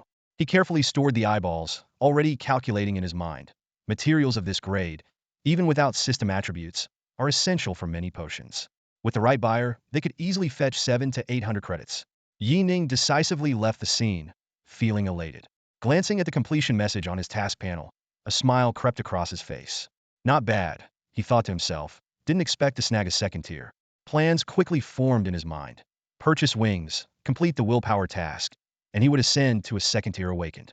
Moreover, entering the second tier would grant him formidable combat strength, something he eagerly anticipated. The only regret was that the experience points from the 3 mutants were shared, especially from the mutated tiger. Though he landed the final blow and claimed the loot, the loss of experience points was somewhat disappointing. In his current level lock state, the experience from these 3 mutants only converted to 2 free attribute points. Yi Ning mounted his motorcycle and set off towards the coordinates for the willpower task. During the ride, he reviewed the rewards he had just received. System notifications sounded continuously. Ding, crossed iron kill of 2nd tier mutant blood bear, extra psionic experience gained. XS converted to attribute points. Ding, kill of 1st tier mutant corpse dog, psionic experience gained. XS converted to attribute points. Ding, crossed iron kill of wind tiger, mutant materials obtained. Dog tooth enchanted, white. Equipment obtained. Giant bear helmet white. Item obtained. Blood of berserk white. Equipment obtained. Wraith tiger gauntlets blue. Yi Ning quickly scanned the white equipment and materials. Without hesitation, he dumped what he considered junk into the trading channel. The giant bear helmet, which only added 1 point of constitution, was useless to him and would impair his vision due to its bulky design. As for the other materials, he couldn't be bothered to craft equipment. For Yi Ning, who was solely focused on advancing to the 3rd tier as quickly as possible, these low-level items were merely temporary solutions. However, when his gaze fell on the black, metallic thread gloves in his hand, a glint of satisfaction appeared in Yi Ning's eyes. These Wraith Tiger Gauntlets might come in handy in the upcoming adventures. The Grievous Tiger Gauntlets, a secondary weapon, boasts impressive attributes: 3 strength, 2 agility, and a 30 increase in attack speed. What makes it even more exciting is its special effect. Each attack delivers a heavy blow, causing knockback and additional crushing damage based on the strength difference between the combatants. The skilled Tiger Roar embedded in the gauntlets is truly fearsome. It releases the vengeful will sealed within, dealing mental shock damage to the target, causing a brief stun and potentially inducing fear. The only drawback is its 24-hour cooldown. Yi Ning scrutinized this exquisite piece, secretly marveling. Gauntlets infused with resentment. Those who face them shall endure the terror of the tiger beast. Without hesitation, he removed his previous white gloves and donned the Grievous Tiger Gauntlets. The moment his right fist clenched, a surge of power akin to an electric current rapidly filled his knuckles. Yi Ning calculated that the value of this equipment far surpassed the 60,000 point blue gear he previously owned. What thrilled him the most was that, as a secondary weapon, he could equip it alongside his primary weapon, a rarity among gear. Though Yi Ning typically favored cold weapons and was unaccustomed to close-quarters combat, the attribute boosts and special effects of this equipment alone were enough to elevate his combat prowess to a new level. He couldn't help but marvel at his luck today, grateful he hadn't faced that 3rd-tier opponent heated. With his skills on cooldown, he would have been instantly defeated. Yi Ning couldn't help but imagine the anguish of his opponent, who had fled in fear. If they knew the Tiger Beast had dropped such an exceptional piece of equipment, they would certainly be heartbroken. Just then, alarms blared in the monitoring station of the Tianfeng safe zone. A panicked staff member reported to his superior, "Captain, we've detected 2 3rd-tier energy fluctuations, right in the outskirts of Tianfeng." On the screen, green lines representing energy intensity showed clear signs of 2 3rd-tier individuals engaging simultaneously. The squad leader rushed over, his scalp tingling at the sight of the fluctuations. "3rd-tier? 2 of them," he exclaimed. "What the hell is going on? Has Tianfeng poked a hornet's nest? Why are there so many 3rd-tier battles nearby?" Faced with this sudden crisis, the squad leader immediately reported the situation. Just 15 minutes later, a general, flanked by a group of awakened individuals, stormed into the monitoring room with a grave expression. "Are you sure it's 2 3rd-tier individuals? Can you pinpoint their location?" the general demanded, his eyes fixed on the screen, his face dark with worry. 3rd-tier individuals were rarely seen, yet they had appeared repeatedly over the past few days, causing the general immense pressure. The monitoring officer standing nearby responded with a bitter smile. "Sir, we can only confirm it's in the outskirts, possibly near the East City. But this time, it's definitely 2 3rd-tier individuals clashing." The general's heart sank further at this news. He understood the destructive power of 3rd-tier individuals and began to ponder. Who could it be? Which 3rd-tier individual is making frequent moves? Could there be some treasure near Tianfeng? A few minutes later, the general studied the locations where 3rd-tier individuals had appeared in recent days and had a sudden realization. Pointing at the map, he said, "All of these are near Tianfeng, and the times are from morning to noon. This movement pattern looks like it's coming out of the safe zone. Could it be that we have a hidden 3rd-tier individual in our safe zone?" This bold hypothesis shocked the adjutant beside him. Hesitantly, he spoke. "That can't be right, sir. Our safe zone only has Commander Shao as a 3rd-tier. Where could there be another 3rd-tier? If there really were one, why hide? Just a word from them, and we treat them with the utmost respect. Why would someone of that level hide themselves?" Though the adjutant's reasoning made sense, the general's brows remained furrowed, his eyes filled with doubt. Staring at the map dotted with red marks, the Legion commander furrowed his brows. These battle locations were all areas where mutants had appeared, but the levels were generally low. He was puzzled. If there was truly a Tier 3 powerhouse hiding in the safe zone, would they really be bored enough to hunt low-level mutants every day for practice?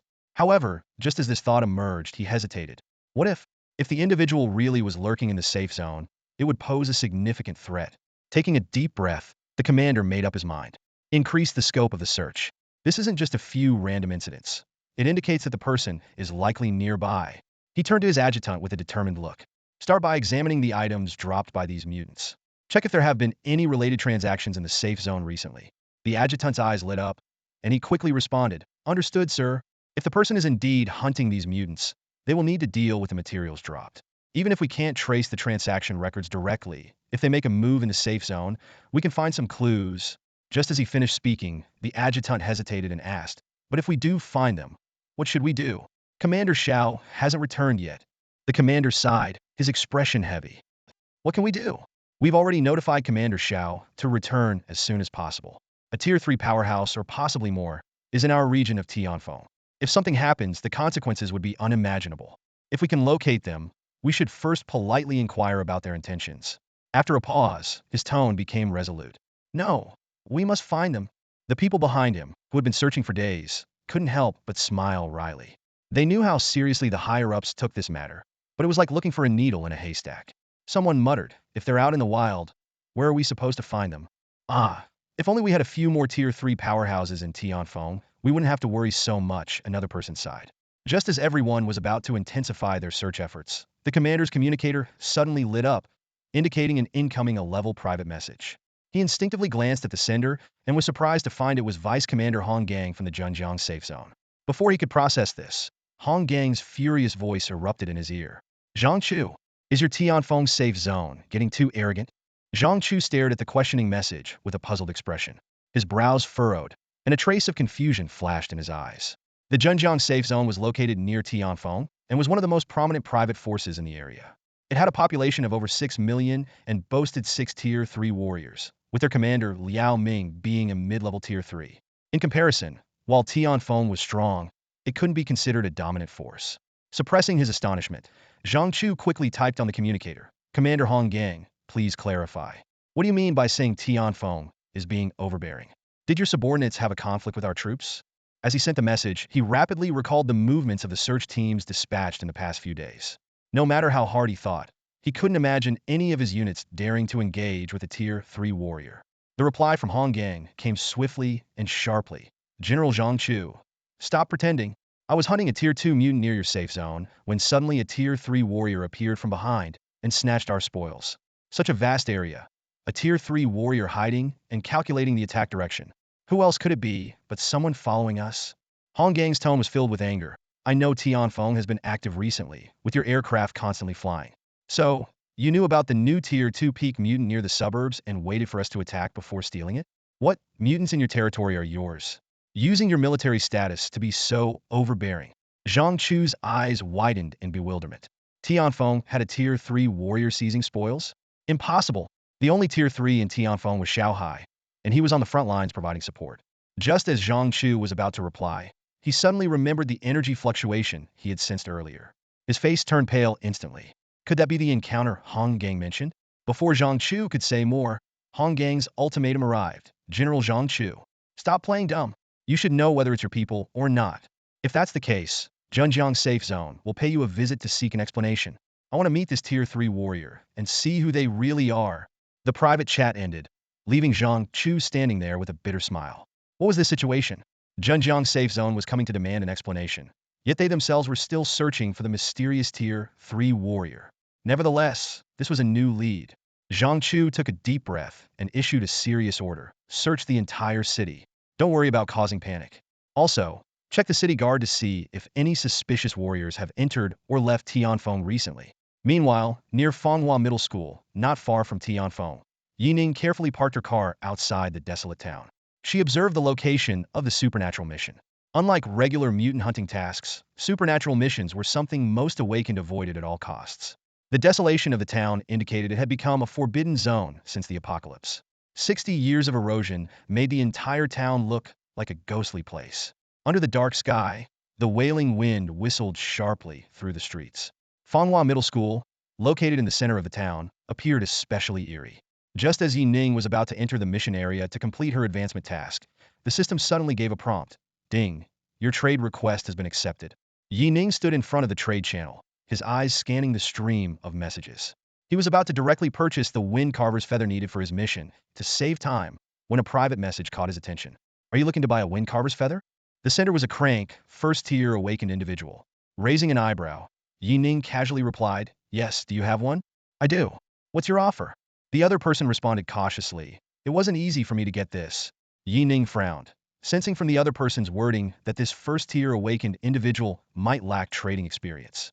Seasoned traders typically state their price directly instead of probing like this. Besides, although wind feathers are rare, they are essentially low-grade materials with limited value. 800 credits. Yi Ning offered the highest price right away, not wanting to waste time haggling. Normally, the wind feather's value would be around 400 credits. Anyone with a bit of common sense would understand that this was already a high offer. On the other end of the trade channel, a young man holding a silver feather widened his eyes, staring in disbelief at the number on the screen. 800 credits. That was more than he could earn in a year of hunting mutants. With his first-tier abilities, he could earn at most 90 credits a month by joining a corpse hunting squad. After deducting daily expenses and the cost of improving his abilities, saving 200 credits in a year would be a stretch. However, as he looked at the tempting number, a flicker of greed crossed the young man's eyes. He began to wonder if the feather he found was some sort of rare treasure. Otherwise, why would someone offer such a high price? Licking his lips, he typed with trembling fingers, 900. No, 1,000 credits. I risked my life to get this feather. Yi Ning's eyes turned cold instantly. Risked his life? How could a first-tier awakened individual risk their life against a wind carver? Clearly, he had stumbled upon it by chance in the wild. Faced with such a blatant lie, Yi Ning sneered. 850 credits, take it or leave it. The young man was stunned, not expecting such a straightforward response. Clutching the feather tightly, he replied stubbornly, 1,000. Not a credit less. But as he anxiously awaited Yi Ning's compromise, he was shocked to find that the other party had cut off the private chat connection. It was like a bucket of cold water poured over him, extinguishing his dreams of a windfall. Panic set in as he stood there, bewildered and at a loss. 3 minutes later, Yi Ning glanced at the wind-carving wings he had bought for 400 points and casually shoved them into his backpack. He ignored the greedy seller and soon found another trade partner. The deal was closed at 400 points, not a penny more. Although these feathers were rare, their actual value wasn't high, and lucky people could occasionally find them in the wild. Selling them depended entirely on luck. Yi Ning glanced at the private chat window where a young man was desperately pleading with him to buy the feathers, shook his head, and couldn't be bothered to reply. The young man only realized how generous Yi Ning's initial offer was after checking prices elsewhere. Greed would eventually lead to one's downfall. Ignoring this minor episode, Yi Ning covered his motorcycle and walked straight towards the small town. He had already completed 3 of the advancement tasks, with only the final one remaining. Once he completed this task, he would be just one step away from reaching the 3rd tier of human peak combat power. If outsiders knew about his astonishing upgrade speed, they would likely question their own reality. As soon as he stepped into the ghostly town, Yi Ning heard the system notification. Ding. Entering Fanghua High School's paranormal instance. Difficulty, Clevel. Do you wish to proceed? Without hesitation, Yi Ning clicked confirm upon seeing the blood-red text that was starkly different from regular instances. A dizzying sensation hit him, accompanied by a bone-chilling cold. After a headache-inducing teleportation, Yi Ning opened his eyes to find 6 other awakened strangers around him. Ouch, that hurts! A young girl on the floor clutched her head and struggled to stand up.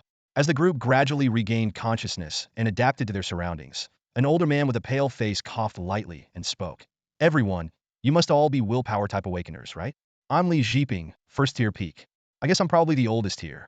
After introducing himself, Li Zhiping discreetly glanced at Yi Ning, who appeared unaffected. The higher the willpower attribute, the lesser the side effects of teleportation.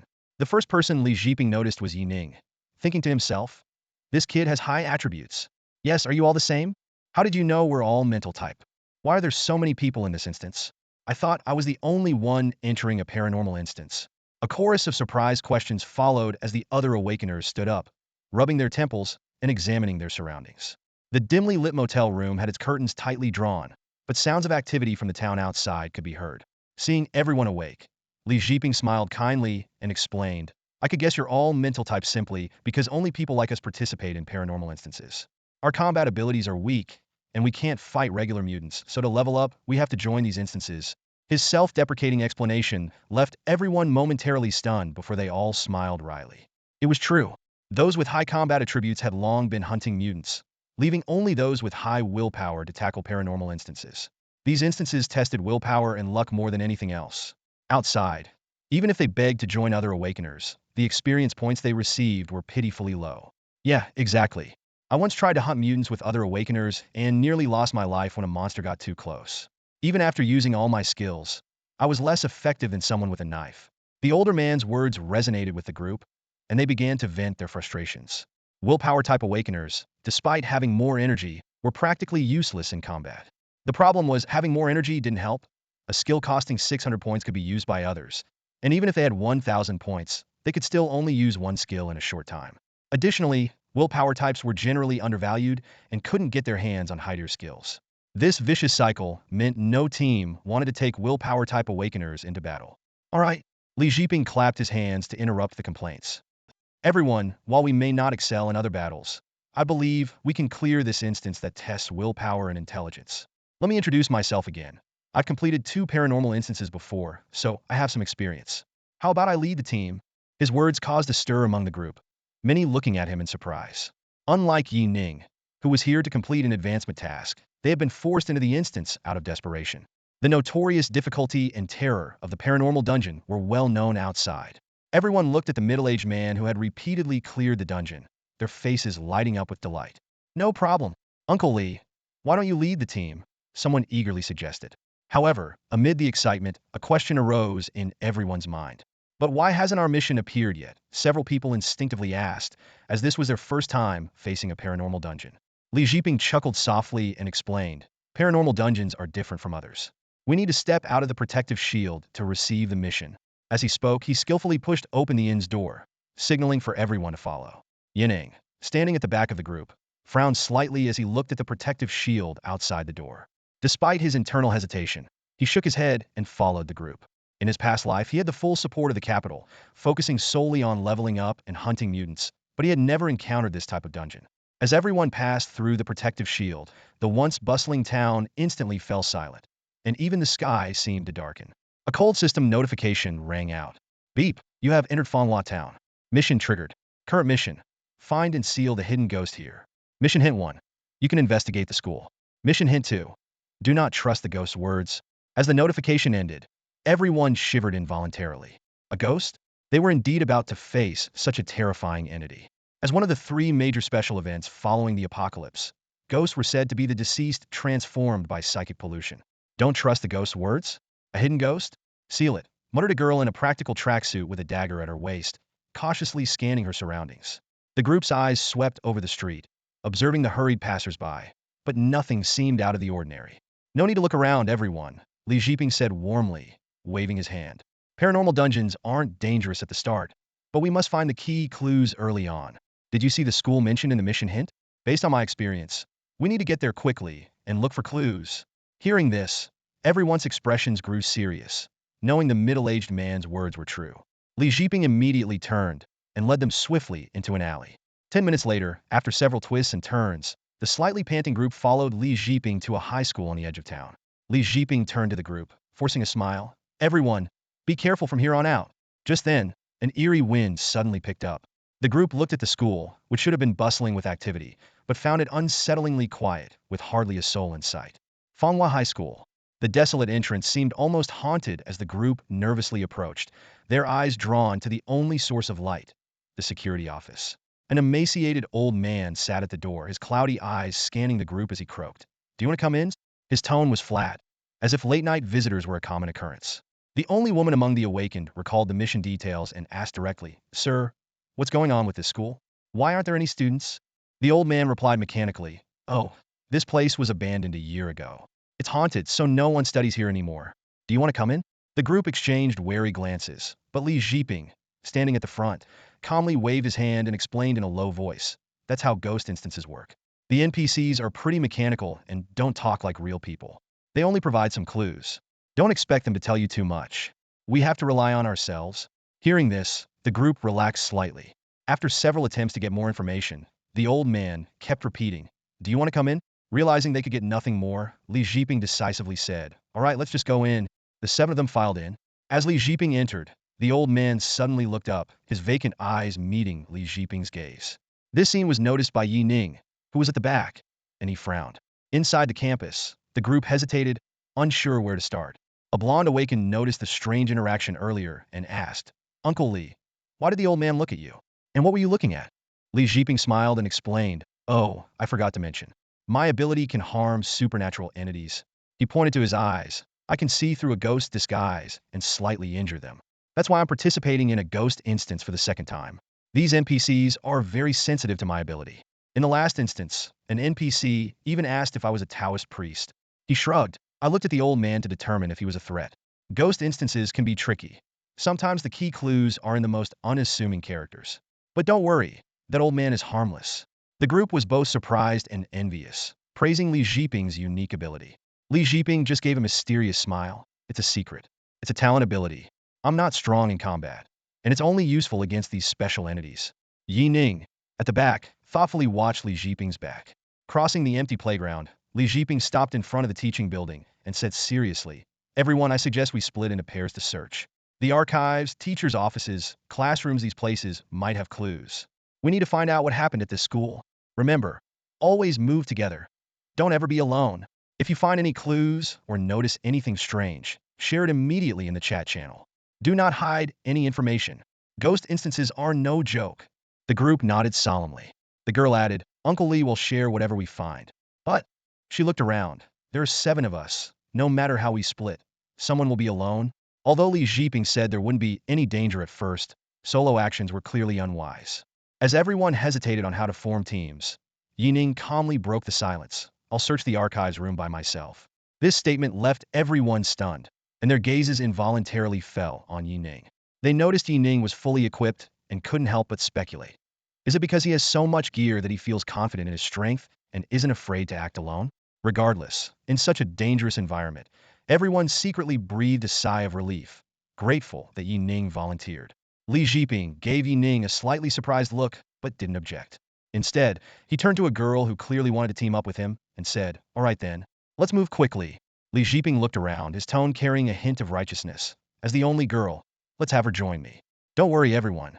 If anything happens, call me, and I'll help immediately." Hearing Li Jiping's assurance, everyone felt more at ease. They were secretly thankful to have someone like Li Jiping who was willing to take care of others, and they looked at the girl with a hint of envy. After all, being with Li Jiping undoubtedly provided the highest level of safety. Meanwhile, Yi Ning had already stepped into the dusty archives room. He carefully moved forward, his sharp eyes scanning the surroundings while his mental energy spread out like a bubble, constantly alert to any movement. Everything's been moved out. Almost no files left, Yi Ning muttered to himself as he pushed open a rusty metal filing cabinet and quickly searched through it. A few minutes later, his eyes fell on a yellowed newspaper and 2 file boxes in the corner, deep in thought. The newspaper seemed to be from a year ago, with only half of it remaining, but the entire page was dominated by a striking headline: "Scandal at Fenghua High School, teacher accused of sexual assault." After reading the follow-up report, Yi Ning learned that the victimized female student, Wang Feng, a pseudonym, was receiving psychological counseling, and the case was still under investigation. A sexually assaulted girl? A haunted school? This plot sounds so familiar. Yi Ning murmured to himself, then turned his attention to the file boxes. They contained personal information about some teachers, and he carefully examined them, trying to find more useful information. As Yi Ning focused on his search, he suddenly caught a glimpse of a white shadow outside the window from the corner of his eye. He quickly looked up, sensing that something had indeed brushed past his mental energy field, and immediately became alert. Is it here? Was that a ghost just now? Yi Ning stared at the broken, shattered window, the outside pitch black, as if what he saw was just an illusion. Just as he tensed up, not daring to let his guard down, a message suddenly came through the announcement channel. "This is Huang Xia. Uncle Li and I found a report about a fire." In the office, Huang Xia stared excitedly at the report in her hand, her eyes involuntarily seeking confirmation from Li Jiping. Li Jiping calmly nodded, his expression relaxing slightly, and said, "Share the report with everyone. Let's see if we can find any other useful information. For safety, make sure no one goes near the fire site." Huang Xia quickly sent out the information Li Jiping had found. "Everyone, take a look at the fire report Uncle Li and I discovered. It says a fire broke out at the school a year ago, resulting in the tragic deaths of several teachers. Since then, strange things have been happening, causing panic. I suspect the fire might have been caused by a ghost. Has anyone found any other information? As soon as the message went out, Yi Ning immediately followed up with her findings. A year ago, there was a sexual assault case at the school. The suspected perpetrator was a teacher. The victim used the alias Wang Fong. Liang Tengfei excitedly joined the discussion. I found a compensation agreement. It demands the school and the teacher pay for emotional damages, signed by someone named Wang Kuan. Could Wang Kuan be related to Wang Fong? But the contract seems incomplete, with only the victim's family signature. Everyone was absorbed in the clues they had found, trying to piece together the full story. At this moment, Fong Yuan also contributed his discovery. I found some torn photographs. They appear to be class photos. I suspect one of the girls in the photos might be Wang Fong. Liang Tengfei immediately responded. Photos? Bring them over. Let's gather in a bit after we search some more. The school building was pitch dark, with only a faint light from the windows casting eerie shadows on the floor. Fong Yuan carefully clutched the photos, holding his breath as he made his way to the agreed classroom. Walking through the corridor, he constantly felt like someone was watching him, causing his hair to stand on end. Don't notice me. Please don't notice me, he muttered under his breath, quickening his pace through the ushed corridor. Suddenly, out of the corner of his eye, he saw a figure. Instinctively, he looked up, and a chilling cold enveloped him.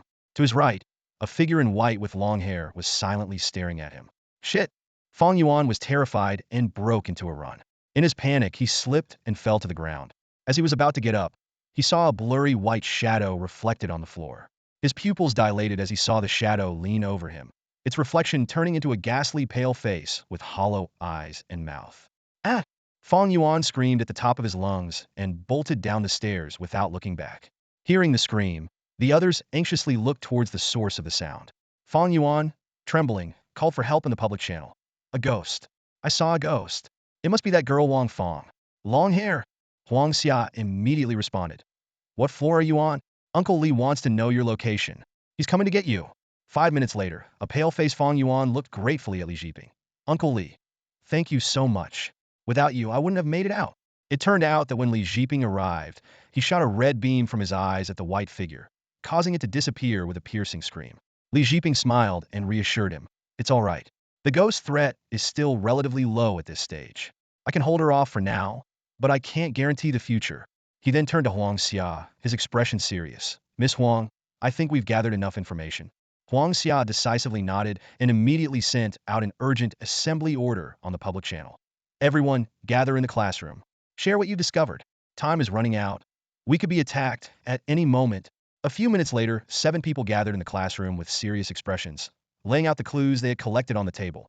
A fire report, a compensation contract, a photo of someone who could be Wang Fong, information about deceased teachers, ghost rumors, a student's diary, and a record of the townspeople pooling money to hire a Taoist priest. They sat in a circle, their eyes scanning the scattered information, trying to piece together the full story. After a moment of silence, Huang Xia was the first to speak, a hint of unease in her voice. Based on these clues, I think the sequence of events is as follows. A year ago, there was a scandal at the school involving sexual assault. A girl named Wang Fong was abused by a teacher. Her parents came to the school demanding compensation, but negotiations failed. After the matter was covered up, Wang Fong might have fallen into depression and committed suicide. Her resentment turned her into a vengeful ghost, haunting the school. As the haunting incidents escalated, her ghost even killed several teachers, ultimately leading to the school's abandonment.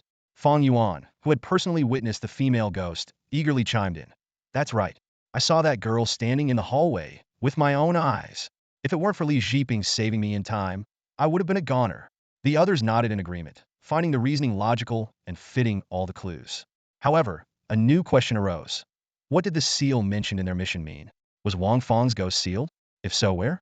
As everyone fell into confusion, Li Jiping cleared his throat and pointed to the record of the Taoist priest. I suspect that after a series of haunting incidents, the townspeople invited a Taoist priest who sealed Wang Fong's ghost somewhere in the school. But over time, the seal might have weakened or broken. Our next task is to find the exact location of the seal. Considering we haven't searched the burnt dormitory yet, it's likely the seal is there. Li Jiping's analysis was convincing, and everyone agreed. However, Yi Ning, sitting to the side, frowned slightly as he glanced over the clues on the table again. He felt a vague sense of unease, thinking the reasoning seemed too straightforward. The storyline of a wronged girl turning into a vengeful ghost, being sealed, and then breaking free all seemed too much like a low-budget horror movie plot. Lost in his thoughts, a deafening crash suddenly came from outside the classroom. The tightly shut door shook violently, as if something terrifying was furiously pounding on it. Not good. She's here. Li Jiping's face turned pale, a strange red glint flashing in his eyes. Following a piercing scream echoing through the hallway, the chilling aura outside the door gradually dissipated. Everyone gasped for breath, looking at Li Jiping with admiration. But Li Jiping, having repelled the ghost, did not relax. Instead, his expression grew even tenser. Everyone, this mission may seem simple on the surface, but the real challenge is likely in the latter part. There must be greater danger where the seal is. We need to move immediately. Head to the burnt dormitory. There's no time to waste. In the dim twilight, the charred dormitory stood silently, like a massive crematorium, waiting for their arrival. The hurried footsteps echoed through the empty corridor as the group rushed towards the charred dormitory building. Although the four-story structure wasn't large, every single room needed to be thoroughly searched. The team quickly split up, opening door after door, but found nothing. It wasn't until they reached the top floor that they all hesitated. Scattered on the floor in front of the dorm room at the far end were a few yellow paper scraps. There, someone whispered urgently. Let's check it out. Without pausing to think, the seven of them, suppressing the unease rising in their hearts, dashed down the narrow hallway towards the last dorm room. The black and iron door and the yellow paper on the ground clearly indicated that something was hidden there. Kick the door open. Li Jiping suddenly turned around, as if he had heard something, his voice urgent. Without hesitation, a first-level awakener stepped forward and kicked the iron door open. The harsh metallic crash was especially jarring in the silent night. The stench of burning and dampness hit them immediately. Feng Yuan, who had kicked the door, felt his scalp tingle, and his companions behind him shuddered. Inside the room, there was only a single bed frame, charred black, with dark handprints all over the walls. Most chilling of all was a faint human-shaped imprint near the window, a clear mark left by body oil after someone had been burned alive. Holding their breath, they quickly entered the room. As the leader, Liang Tengfei, stepped over the threshold and felt something underfoot. He bent down to look, and a flash of surprise crossed his eyes. Guys, I think I stepped on a talisman. Carefully, Liang Tengfei picked up the talisman, and a cold system notification sounded. Ding, obtained sealing talisman. One-time use item. Activate and throw to seal a ghost. The group was elated and turned their eyes to Li Jiping, waiting for his instructions. Having survived 2 supernatural missions, Uncle Li had become their pillar of support. Wait for the ghost to come. Li Jiping scanned the surroundings cautiously. We'll find a way to stick the talisman on her. As long as we seal her, the mission is complete. Just as they were about to relax, Huang Xia raised a question. Why is the talisman on the ground? And in the teacher's room? Shouldn't it be in the ghost's coffin or grave? Li Jiping gave Huang Xia a resigned look and explained, just because it happens like that in movies doesn't mean it works the same here. Think about it. Who would Wang Feng hate the most after becoming a ghost? Definitely the teacher who violated her. This dorm room is likely where she was assaulted. It makes sense that her spirit would linger in the place with the most resentment. As for the talisman on the ground, it probably fell off, which is why she escaped. The group suddenly understood and were about to ask about the next steps when Li Jiping's eyes narrowed and he shouted urgently, Get inside. I can feel it coming. I'll lure it in. You get the talisman ready. Before he finished speaking, Li Jiping was already rushing downstairs.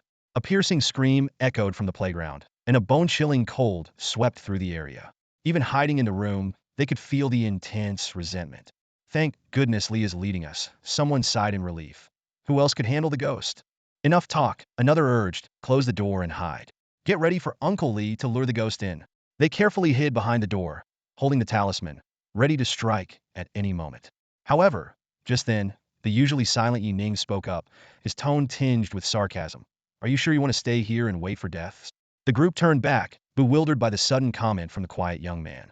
Shaking his head, Yi Ning calmly asked, I'm curious. Have any of you ever wondered where the ghost actually is? Or perhaps, what the ghost's words mean?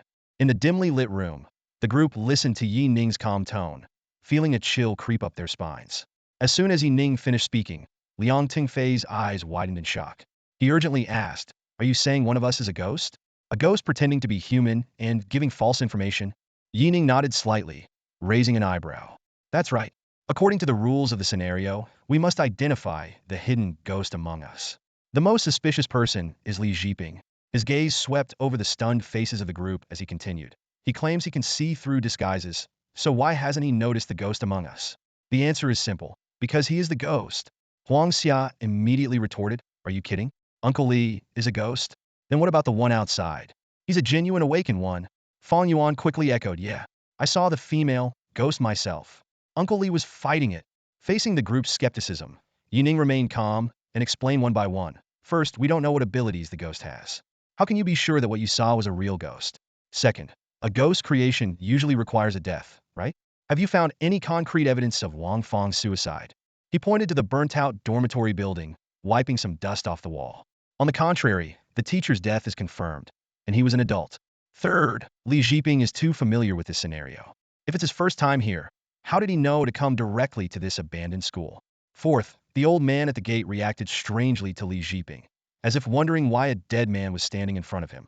After listening to Yi Ning's analysis, the group fell silent. Huang Xia was still unwilling to accept it. This is just speculation. If Uncle Li really is the ghost, why would he bring us here to find the talisman? Yi Ning looked at Huang Xia with pity. Didn't you notice he made us kick open the doors? As a ghost, he can't touch the talisman. To deal with this danger, he needs us to activate it. Just as Yi Ning was about to continue, an urgent shout came from outside. Li Jiping's voice was filled with anger and urgency. Everyone get ready. The female ghost is coming. This was followed by a painful grunt, as if Li Jiping had been slammed against the wall. An intense, chilling aura rapidly approached. Fong Yuan clutched the talisman, looking at Yi Ning in terror, then towards the door, caught in a dilemma. Yi Ning stepped in front of him, extending his right hand. Give me the talisman. If we don't hit him after activating it, we're all dead. The female ghost outside must be fake. Under immense pressure, Fong Yuan, drenched in sweat, finally handed the talisman to Yi Ning. The banging on the door grew louder, and Li Jiping's voice shouted, I can't hold on. When I rush in, you must hit the female ghost behind me. Yi Ning took the talisman and suddenly gave a sinister smile. I told you, there's a ghost among us. So why trust me? With that, he made a move to tear the talisman. In an instant, a wave of extreme fear spread throughout the dark room. Fear reached its peak in their eyes. Everyone was stunned, staring at Yi Ning in disbelief. The truth hit them like a sledgehammer. Yi Ning was the real ghost. Fong Yuan felt the world spinning around him. He looked at the talisman he had handed over, his heart filled with indescribable terror and regret. Tricked by a ghost. His mind buzzed, and his feet scrambled backward uncontrollably, as if it could help him escape the evil ghost before him. Huang Xia, on the other hand, was in a different state. Completely brainwashed by Yi Ning's earlier words, she now stood in a daze, eyes full of despair. Her lips trembled slightly, but no sound came out. Just as everyone was on the verge of breaking down, Yi Ning suddenly dropped his eerie smile. His expression turned calm, and he shrugged nonchalantly. Just kidding, trying to scare you. I just wanted to remind you that any one of us could be the ghost, so don't trust your own judgment too much. Ignoring the terrified crowd, Yi Ning turned towards the iron door. He tilted his head slightly, looking at the door with a calm smile. Li Jiping, or should I say Tao Guosheng, are you sure you want to keep up this act? Outside, hurried footsteps and shrill cries abruptly stopped. This sudden halt seemed to reveal the surprise of the person outside. Moments later, Li Jiping's shocked voice came through, weak and breathless. What are you talking about? The female ghost is about to... Before he could finish, the iron door was kicked open. Yi Ning, tired of the charade, saw Li Jiping standing outside, with a female ghost floating behind him, head bowed. Yi Ning looked at the elaborate setup with interest, shaking the talisman in his hand. Drop the illusion behind you, Mr. Tao Guosheng. Tao Guosheng's face darkened as he raised his head sharply. In that instant of eye contact with Yi Ning, he sensed the other's absolute certainty and decided to drop his disguise. The female ghost illusion dissipated, and Tao Guosheng's once gentle eyes were now filled with malice. How did you find me out? Tao Guosheng demanded. Don't tell me it was because of those reasons you just gave. Only the fools behind you would believe that.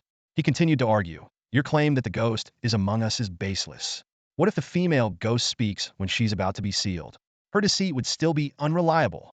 And I didn't lie. I was just guiding you. All the information was deduced by you. As for me being familiar with the terrain and making eye contact with the old man, those aren't reasons to suspect him the ghost. The former could be my ability, and the latter can be explained by my research on the scenario. After all, I specialize in supernatural scenarios. Yi Ning's eyes flashed with surprise. Tao Guosheng still had the presence of mind to question him, which was unusual. Unless, a thought crossed Yi Ning's mind, and he suddenly realized the point that had been bothering him. You care about these details? Yi Ning pressed on. You've survived in this scenario for a long time? You've met other awakened ones? You can retain your memories after the scenario resets? You want to identify the flaws to better deceive and kill the next batch of people. Caught off guard, Tao Guoxing hadn't expected Yi Ning to figure things out so quickly. Though he said nothing, Yi Ning had guessed most of it. Yes, Tao Guoxing admitted. I've been in this scenario for a long time. I am indeed the ghost. Now tell me how you found me out. I don't believe you could be so sure just based on those guesses. Yi Ning's face darkened. Realizing the unique nature of this entity made him uneasy. Normally, scenarios reset after completion, like a computer reboot, restoring everything to its original state. It was hard to imagine what had gone wrong with this scenario to allow Tao Guoxing's existence. Why should I tell you? Yi Ning retorted. You're the ghost, I'm human. Why would I help you find your own flaws? Tao Guoxing sneered. Because I can help you complete the hidden task. Throwing the talisman at me now. Even if you hit me, you'll only get a normal evaluation. Tao Guoxing's eyes sparkled with confidence as he declared. As long as you tell me, I can willingly dissipate after your mission is complete, helping you finish the hidden task. He firmly believed that as a rare intelligent entity in a dungeon, no awakened one could resist such temptation. In the room, everyone was stunned, watching Yi Ning negotiate with a ghost, feeling their worldview shatter. Yi Ning and Tao Guoxing locked eyes, a flicker of hesitation passing through Yi Ning's gaze. He calculated in his mind. The hidden task is to make the male ghost dissipate voluntarily? This task is indeed twisted, likely never accomplished by anyone before. After weighing the pros and cons, Yi Ning spoke in a low voice. Indeed, with the previous information alone, I couldn't be entirely sure you were fake. After all, who would have thought that a ghost would blend in with us from the start, posing as an awakened one skilled in paranormal dungeons? Yi Ning continued to explain, the real reason I suspected you was your information sharing. You clearly stated at the beginning that any situation or information should be shared directly in the public channel. But from start to finish, you never used the public channel. You always had Huang Xia relay messages. This made me realize you couldn't use the system's functions at all. Tao Guoxing's face darkened, and after a moment, he shook his head. Not enough. That's not enough. Not sending messages can easily be explained by me being busy searching for clues. Huang Xia was in my team. What's wrong with her sending messages on my behalf? He stared intently at Yi Ning, refusing to believe that was all there was to it. Seeing the unyielding ghost, Yi Ning sighed softly. All right. The real way I confirmed your identity was through the system message. I sent you a private message saying I was a ghost. But the system indicated that you didn't exist, and the message failed to send. Yi Ning shrugged as he recalled the shock of realizing this. Hearing this, Tao Guoxing stood frozen, unable to believe his meticulous disguise was undone by such a simple method. He had deceived and killed over 20 awakened ones without ever being discovered. Yi Ning raised a talisman, signaling Tao Guoxing to fulfill his promise. The faces of those behind him were bizarre, as if they were in a dream. However, standing at the door, Tao Guoxing suddenly sneered. What? Did you really think I would kill myself? Didn't the system tell you? Never trust the ghost's words. A sinister laugh pierced the silence as the words fell.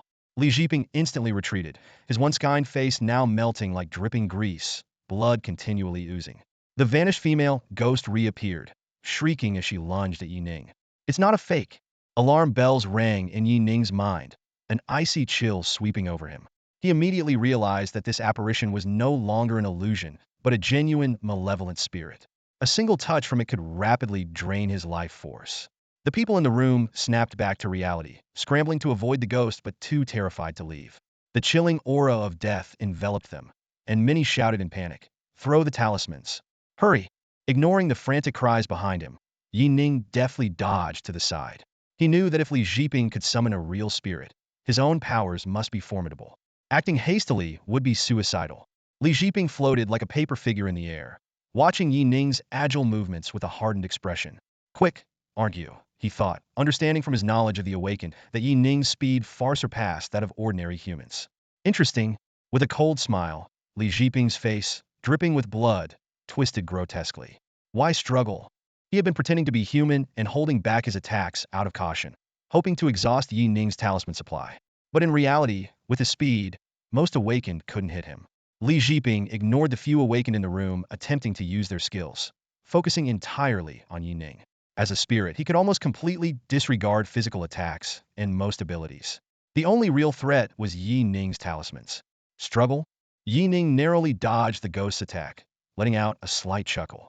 He moved continuously along the corridor, looking for the right moment to strike. He had already figured out that Li Jiping possessed extremely fast movement abilities and that he had only one chance to make his move. A mocking smile appeared on Li Jiping's horrifying, decaying face. Still looking for an opportunity? So, what if you see through my disguise? Do you really think you can get close to me?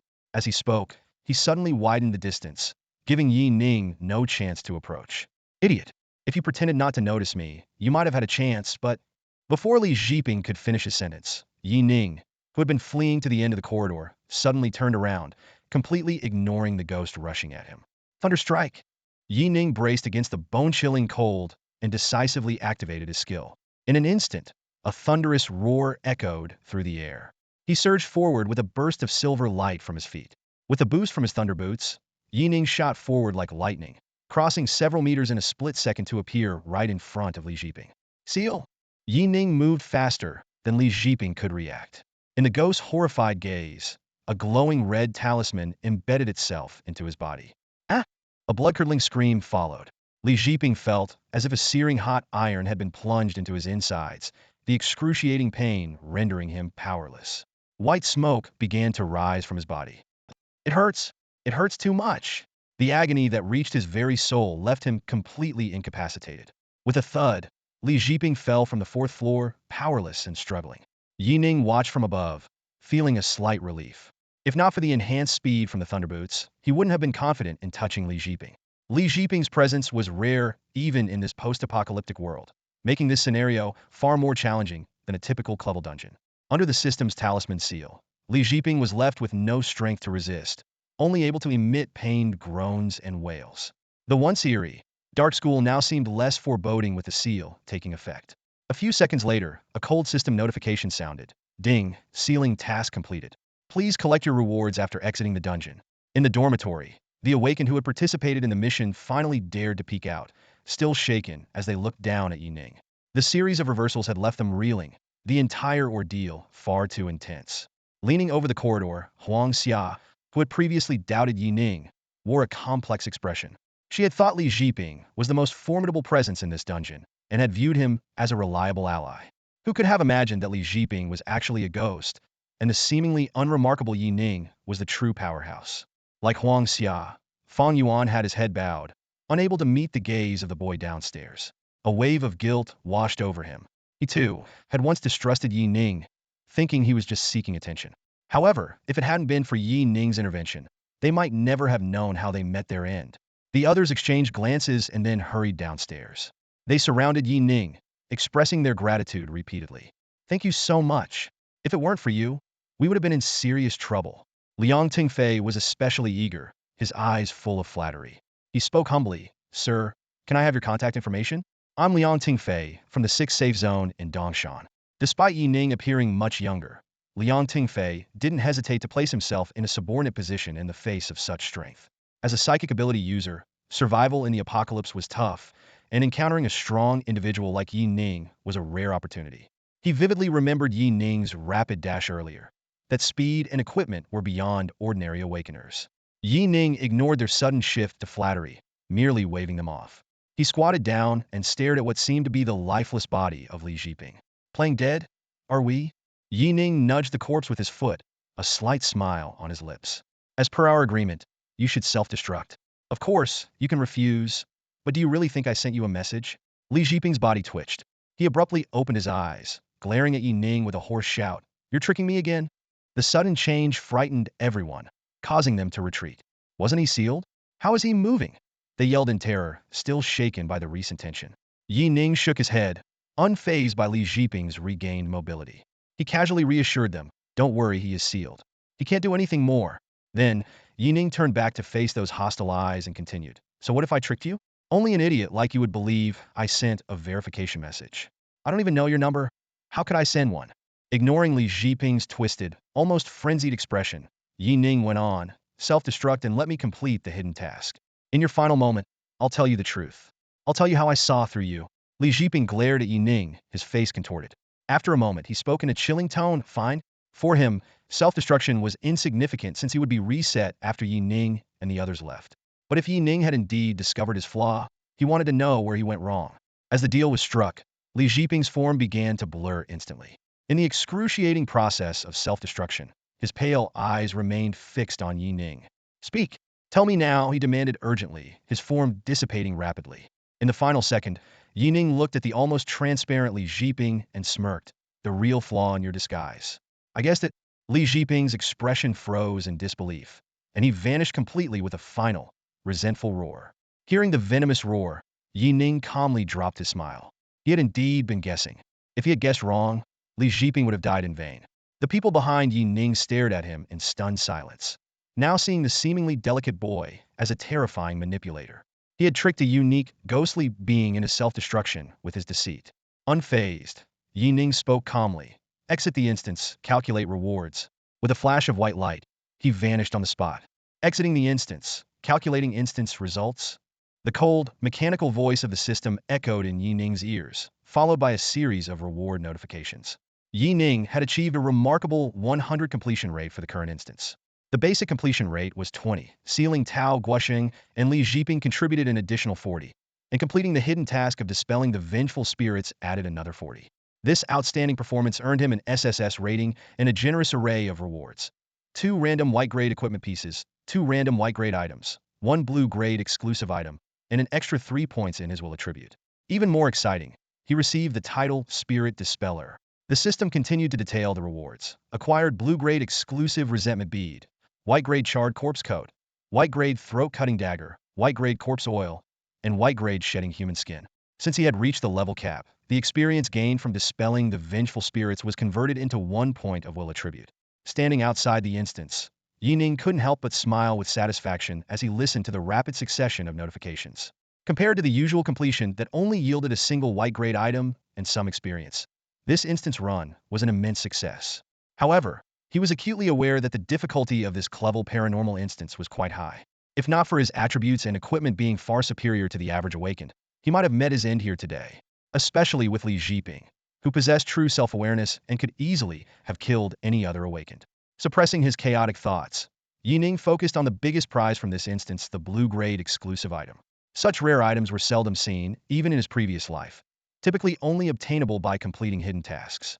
He carefully examined the attributes of the resentment bead. Passive effect. Increases spirit energy recovery speed by 20, grants 25 resistance to mental attacks, and reduces all effects of stun, fear, confusion, and mental disorder. Special effect. Can negate 1 fatal attack from a paranormal entity, but the item will disappear after use. What a powerful item! Yi Ning murmured, admiring the transparent bead in his hand. A wave of coolness washed over his mind, dispelling his fatigue. This bead was not only a rare mental defense item, but also offered mana regeneration and a life-saving effect. With it, facing paranormal entities would be like having an extra life. After securing the bead on his person, Yi Ning quickly inspected the other items. Most were ordinary. The corpse oil could be ignited in an oxygen-free environment to boost spirit energy recovery, and the human skin was a low-level enchanting material that could enhance fire resistance. He kept the dagger and corpse oil, while the rest were put back into the trading channel. Strapping the dagger to his right thigh, Yi Ning considered its potential use as a throwing knife under mental control, finding it quite practical. After ensuring nothing was missed, he decided to return and complete his tasks. The thought of the upcoming epic equipment reward filled him with excitement. It was a rare piece he had only obtained at the peak of Tier 3 in his previous life, with the support of the entire nation. Yi Ning mounted his motorcycle and sped towards the safe zone. 6 hours later, he arrived at the entrance. The safe zone entrance was brightly lit in the dead of night, with a large number of soldiers meticulously inspecting those entering the city. Armed helicopters hovered overhead, searchlights sweeping the area. An awakened soldier with a loudspeaker continuously shouted, "All personnel entering the city, show your identification. All outsiders must register." The city walls were crowded with awakened warriors, and whenever an outsider was identified, the entire search team would tense up and surround the person. Standing in line, Yi Ning was puzzled. What's going on here? Did the safe zone get robbed? Or is someone attacking the base? Such a massive operation was rare in the safe zone's history, and he wondered who they were looking for. When it was Yi Ning's turn, a squad of 22nd tier awakened cautiously demanded, "Your identification." Noticing Yi Ning's young age, their demeanor relaxed slightly. Yi Ning casually handed over his ID, and the soldier examining it looked surprised, eyeing him up and down. Yi Ning stood in front of the city gate, the night already deep. The guard soldiers looked at him in confusion. "What are you doing heading out this late?" Yi Ning handed over his ID card. With a beep, the machine displayed, "Awakener level 0. The guard waved him through, a flicker of curiosity in his eyes. As a soldier who had once protected the testing plaza, he had a strong impression of Yi Ning. An S-level talent was a rare genius in his mind. However, he He had heard that the military had downgraded their assessment of Yi Ning and had stopped paying attention to him. Oh, just going out for some combat practice, Yi Ning replied casually, stepping into the city. He had barely taken a few steps when he heard the guards whispering behind him. I really don't understand what the military is thinking, letting a genius like this go unnoticed. I heard his potential evaluation wasn't high enough. Otherwise, why would they let him go out on his own? What a shame. If he wasn't a mental type, the entire Huaxia battle zone would be focusing on nurturing him. Yeah, even a levels are kept safe in the secure zones, always protected by teams when they go out. Ugh, an S level left to fend for himself. I wonder how long it'll take him to reach level 1 on his own, with mental types being so weak in combat. Yi Ning listened to the discussions behind him, his expression unchanged. If it weren't for the sword god system aiding him, he might indeed be worried about his path before reaching level 3. But now, none of this mattered. For him, reaching level 3 was a matter of just 2 or 3 months, and by then, all doubts would vanish like smoke. Yi Ning arrived at the sparsely populated mission hall and calmly said to the receptionist, submitting a mission. The receptionist happened to be the same girl from last time. Her eyes widened in disbelief. Ah? You completed it? Which one? She looked at Yi Ning's face in astonishment, thinking that the time he'd taken to complete the mission wasn't even enough to travel to and from the mission location. In a fluster, she checked the mission information Yi Ning submitted, guessing he might have completed the simplest agility type mission. After all, a young level 1 like him could afford flying equipment. However, when she saw the mission panel, her eyes widened in shock, as if she'd seen a ghost. All 4 major missions were marked as completed. What the heck? She couldn't help but exclaim. Rubbing her eyes, the girl gasped, as if she couldn't believe what she was seeing. She stared at the screen in front of her, her fingers trembling slightly. If it weren't for the fact that the system information was always accurate, she would have suspected a bug.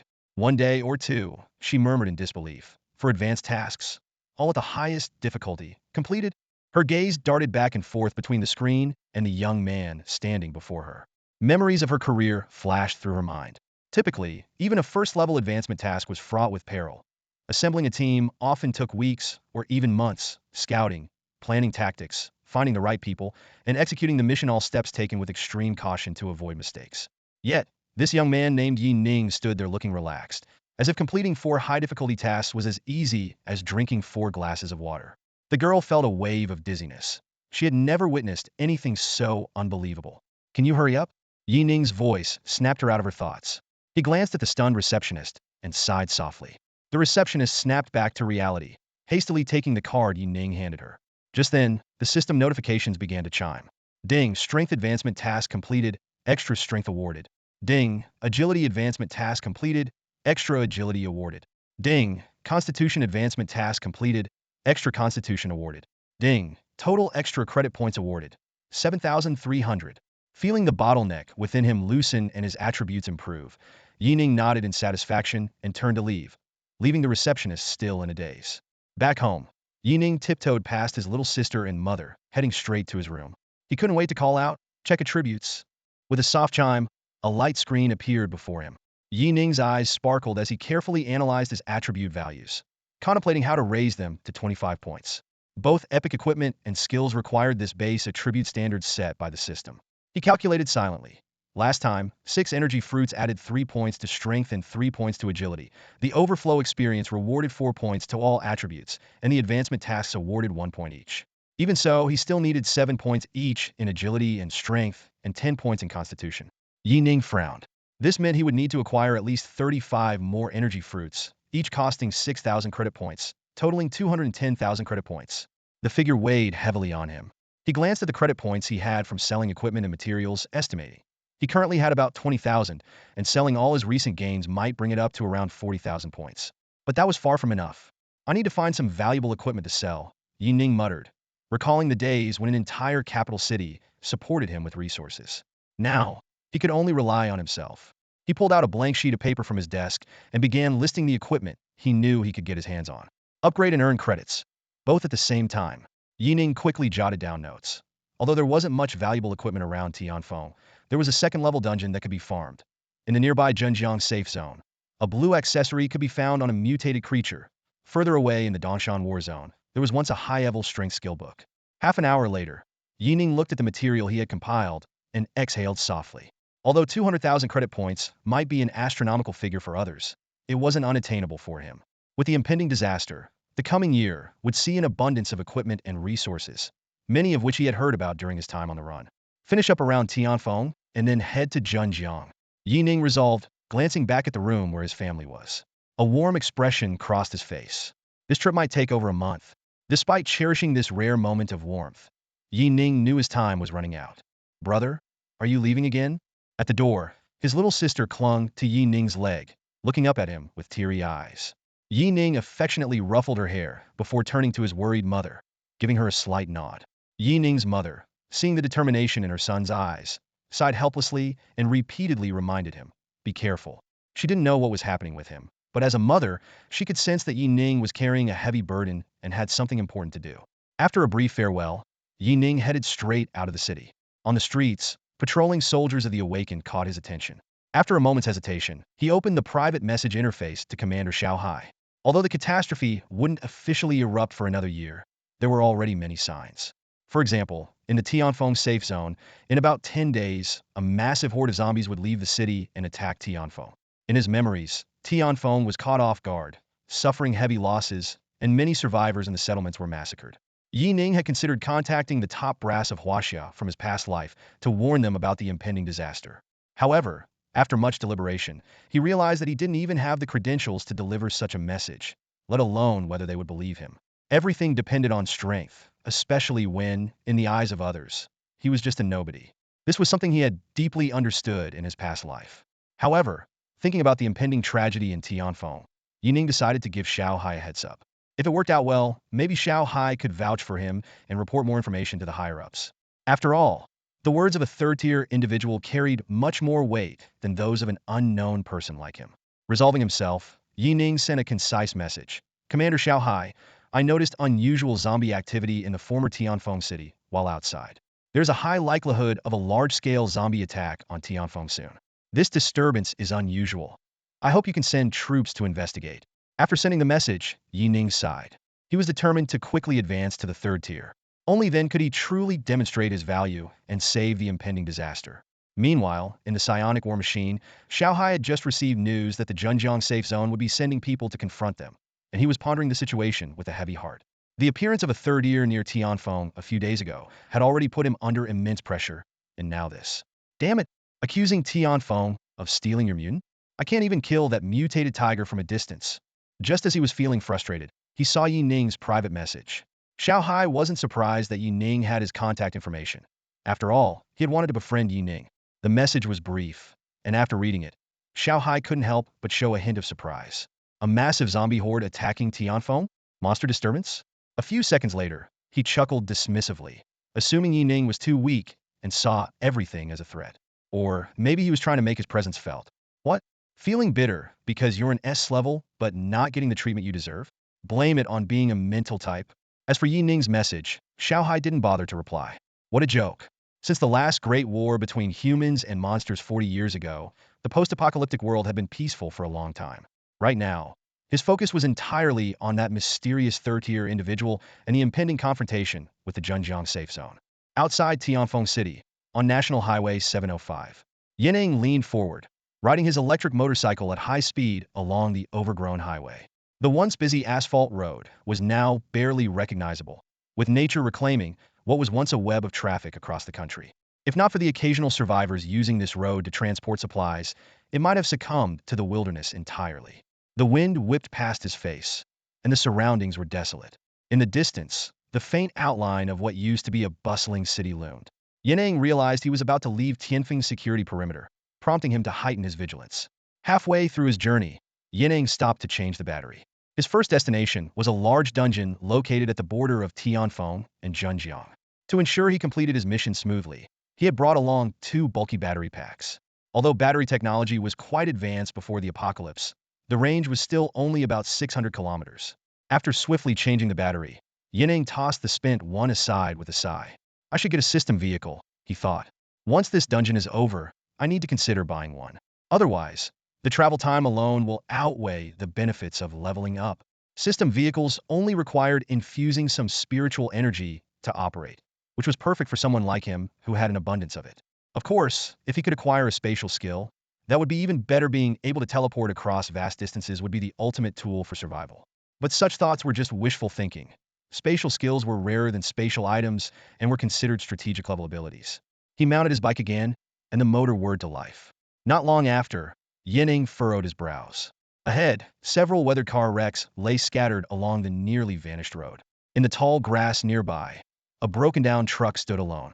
On the road, a few ragged survivors were frantically waving their hands beside an overturned truck, seemingly seeking help. Yi Ning approached slowly. A middle-aged man holding a child noticed him and immediately raised his right hand, shouting excitedly, "Help! Please help us!" Seeing Yi Ning's standard awakened attire, a glimmer of hope flashed in their eyes. Soon, the survivors, who had been crowding around the overturned truck, gathered around him. There were men, women, and children, all looking gaunt and desperate. Yi Ning stopped his bike and asked calmly, "What's going on?" The middle-aged man holding the girl hurriedly explained, "Awakened one. Our truck overturned. It's too heavy. We can't flip it back. It's full of our supplies. Our lifeline. The sky's about to pour. Please help us." He pointed to the elderly, sick, and weak behind him, his expression almost breaking into tears. Yi Ning scanned the area, his gaze sweeping over the surrounding survivors. What a poor act, he thought with a cold smile. Even ignoring the fact that 7 or 8 people could unload the truck and flip it back, they should have contacted the nearest safe zone for help. Hoping to run into an awakened one on the road just before a downpour was a flimsy excuse, clearly meant to deceive someone into stopping. Without revealing his thoughts, Yi Ning nodded. Seeing him agree, a flash of joy crossed the survivor's eyes. A zero-rank awakened one, judging by his gear. Such lack of caution. He must be a newbie who just became awakened. Easy prey, they thought with glee. Not far away, the grass rustled slightly. The survivors put on a desperate act, urging Yi Ning to help quickly. As he dismounted, Yi Ning subtly released his spiritual energy and immediately sensed people approaching from the side. He smirked inwardly, unfazed. They wanted to kill him and take his things, but he was just as interested in turning the tables on them. This group, specializing in ambushing survivors in the wild, likely had some wealth. Through his spiritual sense, Yi Ning detected that the approaching group were all ordinary people, except for a first-rank man who seemed to be their leader. Out of the corner of his eye, Yi Ning noticed one of the survivors, a scrawny man with a rat-like appearance, staring at him with terror. The small man, hiding at the back of the group, had 2 twitching whisker-like mustaches and looked as if he had seen something horrifying. His expression and stance suggested he was ready to bolt at any moment.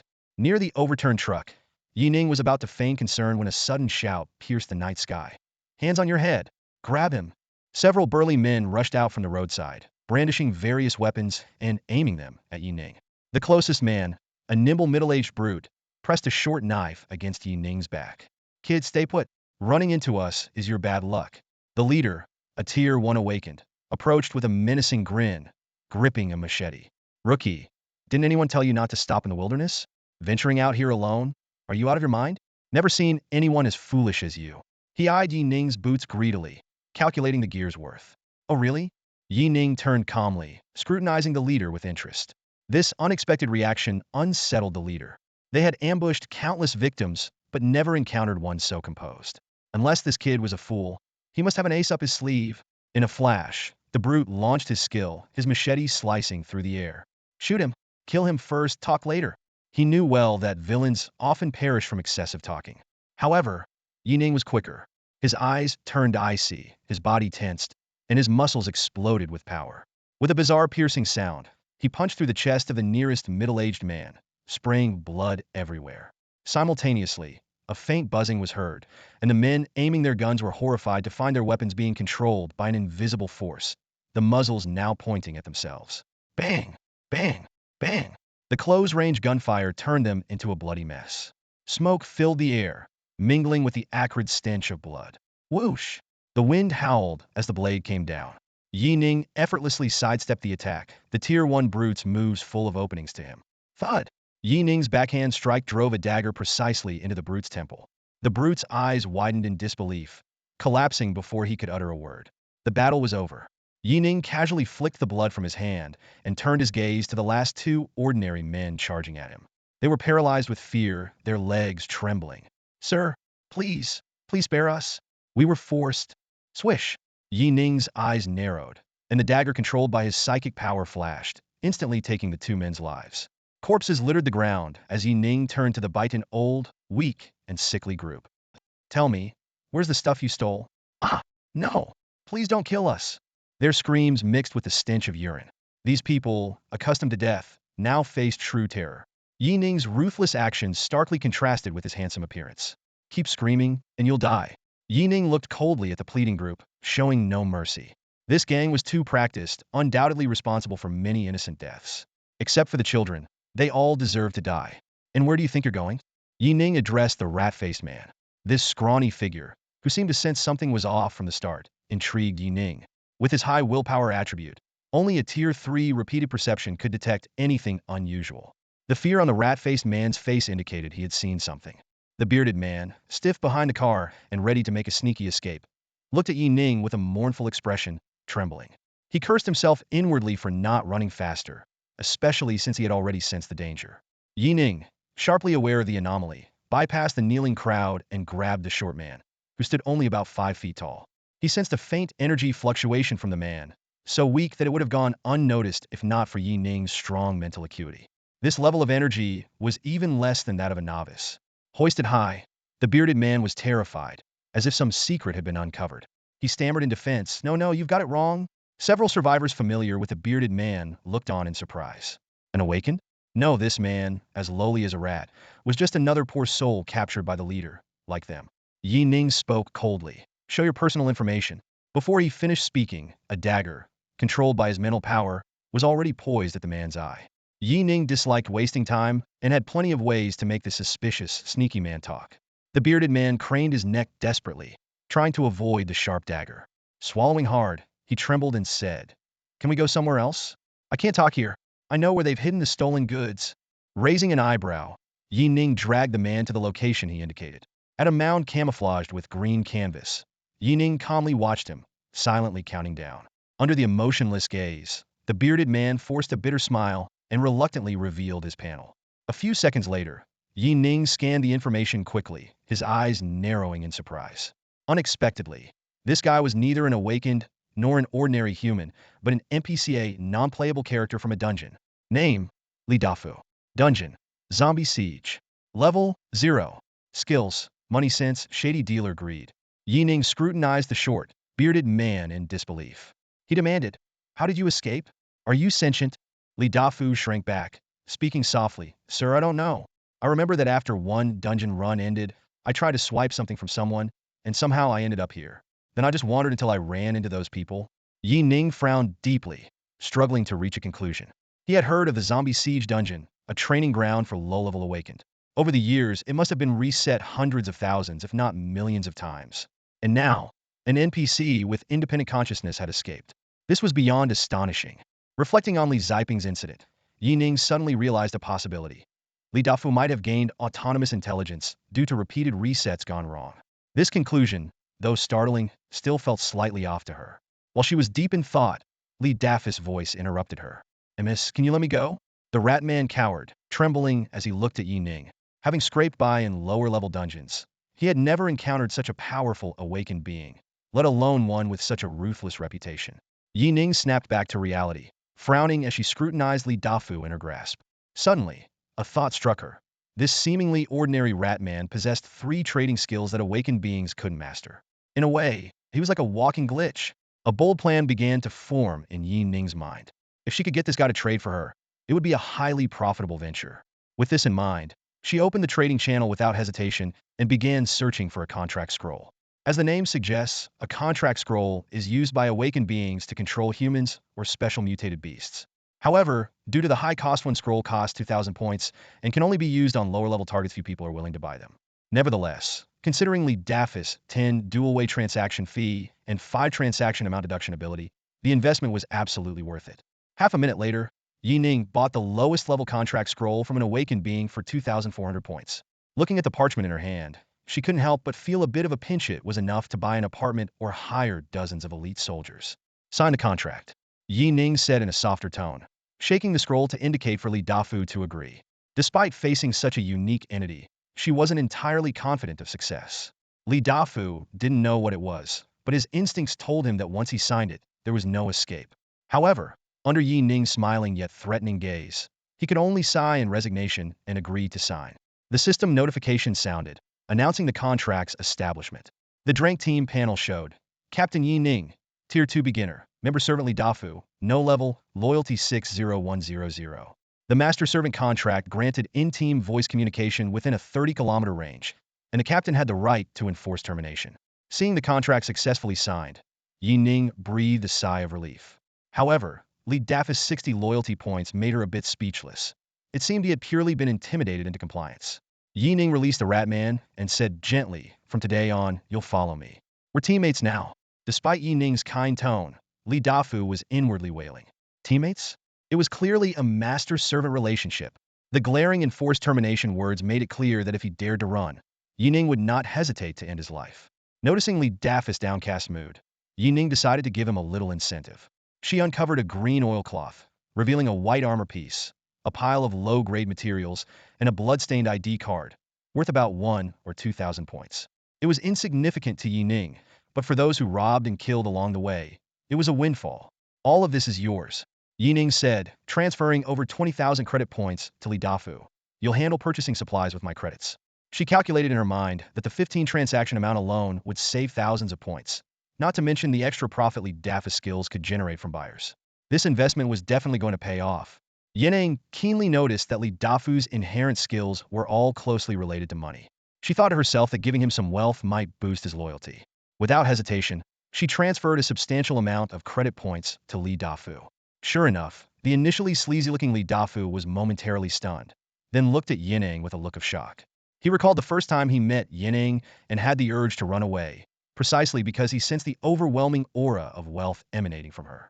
Although he knew nothing about the power levels of the awakened, he firmly believed that the more money one had, the stronger they were. When Li Dafu saw that Yi Ning had indeed transferred all those credit points to him, he was not only shocked, but also somewhat moved. You trust me this much?" he stammered. All this is for me to use?" Before he could finish his sentence, Li Dafu jumped up in excitement, leaping nearly 3 feet into the air. He looked down at the sudden influx of wealth and couldn't help but have stars in his eyes. In the dungeon, he was notorious for his greed, with an almost pathological desire for money. Faced with this fortune, he felt as though he might faint. Seeing this, Yi Ning chuckled softly, thinking it was indeed effective. "Of course it's for you," she said calmly. "But I'll decide what to buy. Also, I allow you to keep 5 of the money from each successful transaction as your salary." Yi Ning knew exactly how to motivate someone with Li Dafu's traits. Besides, they had already signed a master-servant contract, so she wasn't worried about betrayal. Li Dafu nodded vigorously, as if possessed, and dove towards the supplies on the ground, rolling around in happiness. "Master," he shouted, "you are the most generous master in the world. Don't worry, I will definitely protect." "No, protect your wealth?" The system prompt chimed in timely. "Ding, follower Li Dafu's loyalty has increased. Current loyalty, 61. Yi Ning brought Li Dafu to the border between Tianfeng and Zhenjiang. Standing there, she took a deep breath and silently watched the dungeon entrance not far away. This place used to be a thermal power plant, but after the apocalypse, it transformed into a medium-sized dungeon. Memories flashed through Yi Ning's mind. Conquering this dungeon would yield at least 2 pieces of blue gear. High risk often comes with high reward, and as a medium-sized dungeon requiring at least second-tier strength to enter, it was a place only elite awakeners dared to challenge. At that moment, the system prompt sounded again. "Ding, you have entered the dungeon area, Death Factory, difficulty level B. Do you wish to enter?" Without hesitation, Yi Ning answered, "Yes." "Ding, entering level B dungeon, Death Factory. Current entry at the lowest level, Tier 2 matching quantity, 715-21. After night, Ning stored Li Dafu in his summoning space. A familiar dizziness washed over him. He momentarily lost focus, and when he reopened his eyes, he found himself in a massive factory. Underneath a 3-story-high metal ceiling, intricate pipelines crisscrossed. The deafening noise of machines and the steamy heat filled the space, making it unbearably hot. Ning quickly scanned his surroundings and noticed that 19 out of the 20 people present were also Tier 2 awakened individuals like him. However, a cold-eyed woman caught his attention. Unlike the others who were still adjusting to the dizziness, she regained her composure almost simultaneously with Ning and was now coolly surveying the area. Someone who can suppress their senses? Ning thought to himself, his gaze lingering on her momentarily. He instantly realized that this woman, guarded by 6 awakened individuals, was a Tier 3 awakened. The woman appeared to be around 27 or 28 years old, with delicate features. She wore a full set of dark red leather armor, her figure curvaceous, resembling a rose in the snow. Ning noticed the uniform combat attire of the guards around her. and his sense of caution heightened. They must be from the same faction, he speculated. At the same time, the Tier 3 woman also took note of Yi Ning. In her perception, his aura had just entered Tier 2, and he still bore the mark of a Tier 0. Her eyes flashed with a hint of curiosity, but she quickly looked away after a brief glance. Suddenly, a system notification sounded. Ding, the current dungeon is a war dungeon. No specific tasks. In the Death Factory, you will defend against zombie and mutant attacks using the factory as a base. Survive each round to earn corresponding rewards. After each round, you will have 60 seconds to vote to exit the dungeon. If over 70 agree, you can exit collectively. Alternatively, clear 7 rounds to exit automatically. The first defense round will begin in 120 seconds. Please prepare. As the notification ended, the protective shield covering the entire factory began to dim. Everyone started to size each other up skillfully. A few high-level Tier 2 awakened individuals hesitated, glancing at the woman in red armor, ready to introduce themselves. A man spoke first. Hello everyone, I'm Zhang Lin, Tier 2 Advanced. I believe everyone has some understanding of the dungeon before entering, so I won't waste words. In a war dungeon, unity is crucial to survive multiple rounds. I initially thought of volunteering to be the temporary leader, but it seems we have a Tier 3 awakened here. As he spoke, Zhang Lin looked respectfully at the Tier 3 woman in red armor, indicating his willingness to accept her leadership. His gaze contained a hint of admiration, clearly impressed by her strength and appearance. Others also showed signs of relief, thinking that having a Tier 3 leader would ensure their success in this dungeon. However, just as Zhang Lin was about to continue his flattering speech, the cold-eyed woman in red armor suddenly vanished. In the next instant, she reappeared in front of Zhang Lin like a flash of lightning, delivering a heavy blow to his abdomen. Boom! The immense impact caused Zhang Lin to curl up like a shrimp, his eyes nearly bulging out of their sockets. He tried to scream, but the sound got stuck in his throat. The woman in red armor then stepped down hard, her dark red boot pressing Zhang Lin's head into the ground, cracking the cement floor. She coldly said, "Move again, and I'll kill you." The entire place fell in a stunned silence, and everyone instinctively took a step back. Zhang Lin, pinned under her foot, was filled with fear and confusion. He couldn't understand what he had said wrong to provoke such a reaction. The other awakened individuals were equally shocked, unable to comprehend the situation before them. The next moment, the woman waved her hand expressionlessly, signaling her subordinates to take action. "Restrain them all. Anyone who resists, kill them," she ordered coldly. In an instant, 6 second-tier awakeners moved with practiced precision, swiftly surrounding the crowd. Their movements were synchronized, their gazes sharp, exuding an oppressive aura that made it hard to breathe. The woman scanned the terrified eyes before her, a cold smile playing at the corners of her mouth. "We are the Blood Wolf Squad, and I'm leading this mission," she said icily. "However, your lives now belong to me. After the 6th wave of attacks, everyone must surrender their rewards." She paused, a glint of cruelty flashing in her eyes. "Obey, and maybe I'll let you live till the end. Otherwise," before she finished speaking, she suddenly exerted force. Bang! The sound of an explosion shattered the silence, as the head of the awakener beneath her foot was crushed instantly, blood and brain matter splattering everywhere, filling the air with a nauseating stench. The gruesome scene struck fear into everyone present. All the second-tier awakeners gasped, their faces turning pale. "Blood Wolf Squad!" A second-tier intermediate awakener in the crowd shouted in terror, his voice trembling. "Are you a harvesting team?" As soon as he spoke, many awakeners seemed to wake from a nightmare, their faces turning ashen. They realized they had fallen into a terrifying trap. A harvesting team, as the name suggests, treats other awakeners like livestock. They're usually led by a high-tier awakener, who enters various instances with the team. Using their superior strength, they control other awakeners, forcing them to undertake high-difficulty tasks as cannon fodder. In the end, they either demand the survivor's hand over their rewards, or kill them to seize their equipment and credits. With such brutal methods, harvesting teams reap extraordinary rewards, often gaining several times the resources in a single instance. This vicious cycle allows these notorious teams to amass vast resources and continuously enhance their strength. Realizing that the 7 people before them were a harvesting team, everyone was filled with despair. According to the Blood Wolf leader, they had to participate until the 6th wave. Given their strength, many would likely die by the 4th wave. It was clear they were given no chance to survive. Standing in the corner, Yi Ning felt a heavy weight in his heart. He hadn't expected that the random battlefield instance he joined would lead him to face such a formidable harvesting team. If awakeners and mutants were mutual prey, then harvesting teams were demons that purely fed on humans. Staring at the dead awakener on the ground, Yi Ning quickly pondered ways to break the situation. The opponents were skilled, killing one immediately to exploit the exit restrictions. Even if everyone tried to exit now, they wouldn't meet the conditions. Yi Ning furrowed his brow, muttering to himself, "This is quite a predicament." The Blood Wolf leader scanned the room with cold, disdainful eyes, as if he were surveying a herd of pigs ready for slaughter. He spoke icily, "State your abilities. I'll assign your combat positions. Work well together, and you might just survive." His words struck like a hammer, instantly crushing the last vestiges of resistance among the group.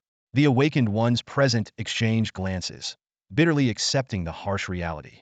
Despite their numerical advantage, opposing a third-tier powerhouse capable of annihilating them in an instant was tantamount to suicide. Even the two second-tier peak experts in their ranks dared not risk their lives. With a sigh of resignation, they began to report their abilities from the left. Jiang Tao, second-tier intermediate strength type, specializes in close combat. Huang Xiaobo, second-tier beginner agility type, specializes in ranged attacks. Peng Fei, second-tier peak physique type, specializes in close combat. Soon, it was Yi Ning's turn on the far right. A woman from the Blood Wolf squad turned slightly, her scrutinizing gaze falling on Yi Ning. Apart from the two second-tier peaks, only Yi Ning seemed to catch her eye. Yi Ning remained calm, speaking evenly. Yi Lin, second-tier beginner, willpower type, specializes in ranged attacks. He casually gave a false name, calculating how to conserve his strength in this crisis. Claiming to be a range type would at least help him avoid excessive exertion. After all, his talent did lie in the mental domain, and using psychic power to mimic a ranged attacker wasn't difficult. Oh, a willpower type weakling, the Blood Wolf leader sneered, losing interest immediately. In his eyes, despite their high single attribute and early awakening, willpower types were indisputable weaklings in actual combat. The other awakened ones glanced at Yi Ning in surprise, with a hint of pity in their eyes. A second-tier willpower type was as rare as a giant panda. Such awakeners usually served as fire suppression in the rear, cultivated in small numbers by the military. But in the current situation, without any protection, Yi Ning would likely be among the first to fall. As the system alert sounded, the first wave of attacks officially began. Estimated enemy count: 1,000 zombies, 10 first-tier mutants. The 18 awakened ones, forced to act as cannon fodder, reluctantly took their positions atop the makeshift factory walls. A massive horde of zombies surged from the factory's perimeter. Several enormous lickers, claws digging into the ground, swiftly climbed toward the wall. Following them were butchers wielding giant hammers, causing the ground to tremble with their charge. Instinctively, the group looked back at the Blood Wolf squad, who were not participating in the fight, with a mix of anger and despair. It was clear the Blood Wolves intended to conserve their strength until the end. "Everyone, give it your all!" A Blood Wolf member in combat gear barked from behind. "If I catch anyone holding back their energy, I'll crush their bones myself." To him, these people were mere expendables, especially the two second-tier peaks, whose energy had to be depleted to prevent any unforeseen complications. One of the second-tier peak awakeners saw through their intent and sighed. He looked around at his demoralized comrades and said gravely, "I'm a physique type. I need some close combat fighters to work with me. We must prioritize taking down the mutants. If they break our formation, we'll die quickly." 9 close combat awakeners exchanged wry smiles and stepped forward. Though the hope of survival was slim, without cooperation, they wouldn't last through the fourth wave. Surviving one more round was better than none. The battle erupted instantly. Led by the shield-bearing second-tier peak, the 10-man team charged into the zombie horde like a sharp spear, aiming directly for the mutants. Meanwhile, the ranged awakeners on the wall readied their weapons to support the front line. Within seconds, the shield-bearing man roared and charged at the nearest licker. "Kill!" His battle cry was thunderous, as if turning all his fear into power. The fierce fight continued for a while, and with the last licker's brain smashed to pieces, the first wave finally ended. The close combat fighters, panting, glanced at the rotten flesh on their bodies. Although their strength made the first wave manageable, everyone knew the battles ahead would only grow tougher. Without making a sound, during the lull in the attack, the second-tier peak awakener who had led the charge quietly moved to the side of another second-tier companion. He shook his head slightly and whispered, "Save your skills. We'll need you for the mutated ones coming up." A hint of worry flashed in his eyes as he continued to explain, "As the rounds progress, the strength of the subsequent mutants will quickly rise to second tier, even peak second tier. Facing both the horde and the mutants simultaneously will be extremely challenging for us melee fighters. If we get surrounded without quickly killing them, we'll be the first to fall. Similarly, once the mutants get close, the ranged awakeners won't be able to hold them off either. Our only hope is to rely on the remaining ranged fighters to concentrate their firepower and free us up as quickly as possible." The second-tier youth, being advised, was calmly wiping his dark blue bow and arrows. He nodded steadily. I understand. However, when he glanced at the other second-tier ranged fighters, he couldn't help but sigh inwardly. He quickly assessed the team's firepower configuration, 6 agility types, also using bows and arrows, providing decent sustained output. 2 timid strength types, half-heartedly acting as spellcasters with their skills, and the remaining few strength types using battle spears, hardly qualifying as ranged support. The team's firepower support situation was worrying. His gaze finally landed on Yi Ning, who stood at the far right. In the previous battle, Yi Ning had pulled out a hand crossbow to shoot zombies, a tactic typically employed by the lowest level awakeners, making him frown. If it weren't for knowing that Yi Ning was of the will type, he would have suspected him of slacking off. Frankly, Yi Ning was the most useless member of the team. The physique-type man shook off the blood on his hands and glanced at Yi Ning as well, responding in a low voice, "It's nothing. That kid must have some powerful skill he's holding back. Otherwise, there's no way he could have reached the second tier. But his level is too low, so he probably can only use it a couple of times." The 2 second-tier peak awakeners finished their conversation, suppressing their pessimism. They nodded at each other and then separated again. The air was thick with tension, and everyone knew that the second wave of battle was about to begin. Focus fire! Take down that tier 2. A sharp, urgent shout pierced through the battlefield's chaos. The Banshee is coming! Another voice followed, filled with tension and fear. On the battlefield, a small, hunched Banshee was moving at an astonishing speed. It deftly dodged several melee soldiers trying to intercept it and headed straight for the rear defenses. Next to Yi Ning, a burly warrior wielding a spear was staring intently at the fast-approaching Banshee. His muscles were taut, sweat dripping from his forehead. "Don't let it get close. That thing spits acid," he shouted, launching his spear like a missile. However, the Banshee was too fast. It emitted piercing sound waves while spewing green, viscous liquid from its chest. The acidic substance hissed upon contact with the wall, corroding the sturdy bricks instantly. "It's too fast," the warrior gritted his teeth. "Get the archers to fire. I can't hit it." He was drenched in sweat, his attacks missing repeatedly. As a fighter not specialized in throwing, he had chosen to stay in the rear out of fear for his life. Facing a high-speed mutant, his attacks simply couldn't keep up. From the other side, several Tier 2 fighters shouted back, "Handle it yourself. We have mutants over here too." They were under even greater pressure, dealing with 4 Tier 2 and 6 Tier 1 enemies, concentrating their fire to take them down one by one. The warrior's last spear missed, and his face turned pale. Damn it, damn it. Although he was strong and skilled both at range and melee, fighting the Banshee up close would inevitably result in injury, which meant death. In desperation, he turned to Yi Ning, who was still picking off zombies with a crossbow, and cursed, "Can you do something useful? A Tier 2 with a damn crossbow? You're trying to get me killed. Use your skills already." Before he could finish, the Banshee reached the wall and climbed up like a spider. Ah! The warrior barely managed to thrust his spear before the Banshee swallowed it whole. The creature's chest cavity opened, spewing acid. With a hiss, the acid splattered, and the warrior screamed as half his face was corroded, his left eye dissolving into a murky mess. "It's climbed up." The distant awakened fighters noticed the screams and were horrified. They hadn't expected the spear-wielding fighter to be overwhelmed so easily. If things continued like this, they would be next. The warrior, in excruciating pain, tried to pull out his spear, but the Banshee's powerful jaws held it tight. "It's over," he thought, despairing. As a low-level Tier 2, he had no chance against a mutant of the same rank alone. At that critical moment, a silver flash like lightning pierced through the Banshee's skull. Squelch! Black, foul blood spurted out along the blade. The next second, the Banshee, killed in one strike, released its grip and fell like a broken doll. The warrior, barely alive, pulled back his weapon and instinctively looked towards the source of the silver flash. To his astonishment, a dagger the length of a palm was floating next to Yi Ning, whom he had thought useless. "Did that kid save me?" The warrior could hardly believe it as he watched the dagger dart away like a fish. "Thank you, it was him," he stammered, swallowing hard in shock and gratitude. What kind of power is this? Controlling objects in midair? The speed of that silver flash had stunned him. Meanwhile, others who were about to force their way over to help were also amazed, staring at Yi Ning. One-shot kill on a Tier 2? That's way too strong for a low-level Tier 2. They watched in disbelief as Yi Ning continued to control the dagger, effortlessly taking down enemies. They never expected that Ning Yi, who seemed to have the weakest combat ability, would actually possess such formidable real strength. Ning Yi whispered back, ignoring the mixed expression of awkwardness and reverence on the burly man's face. He had initially planned to save his hidden skills for later, but the current situation was more dire than he had anticipated. with the farming team increasing the dungeon's difficulty but not taking action. If he didn't step in, the front line would undoubtedly collapse. The battle at this moment was like a paper bowl. Once a hole appeared, the cracks would only spread. If they suffered heavy casualties in the early rounds, Ningyi would never get the chance to strike down the third-tier enemy and the monster in one blow. Even though his sword storm had a wide coverage, it needed precise timing to maximize its effect. Ningyi cautiously scanned his surroundings, realizing that he had already exposed one of his trump cards. He could only hope that his abilities wouldn't provoke the Blood Wolf squad's killing intent.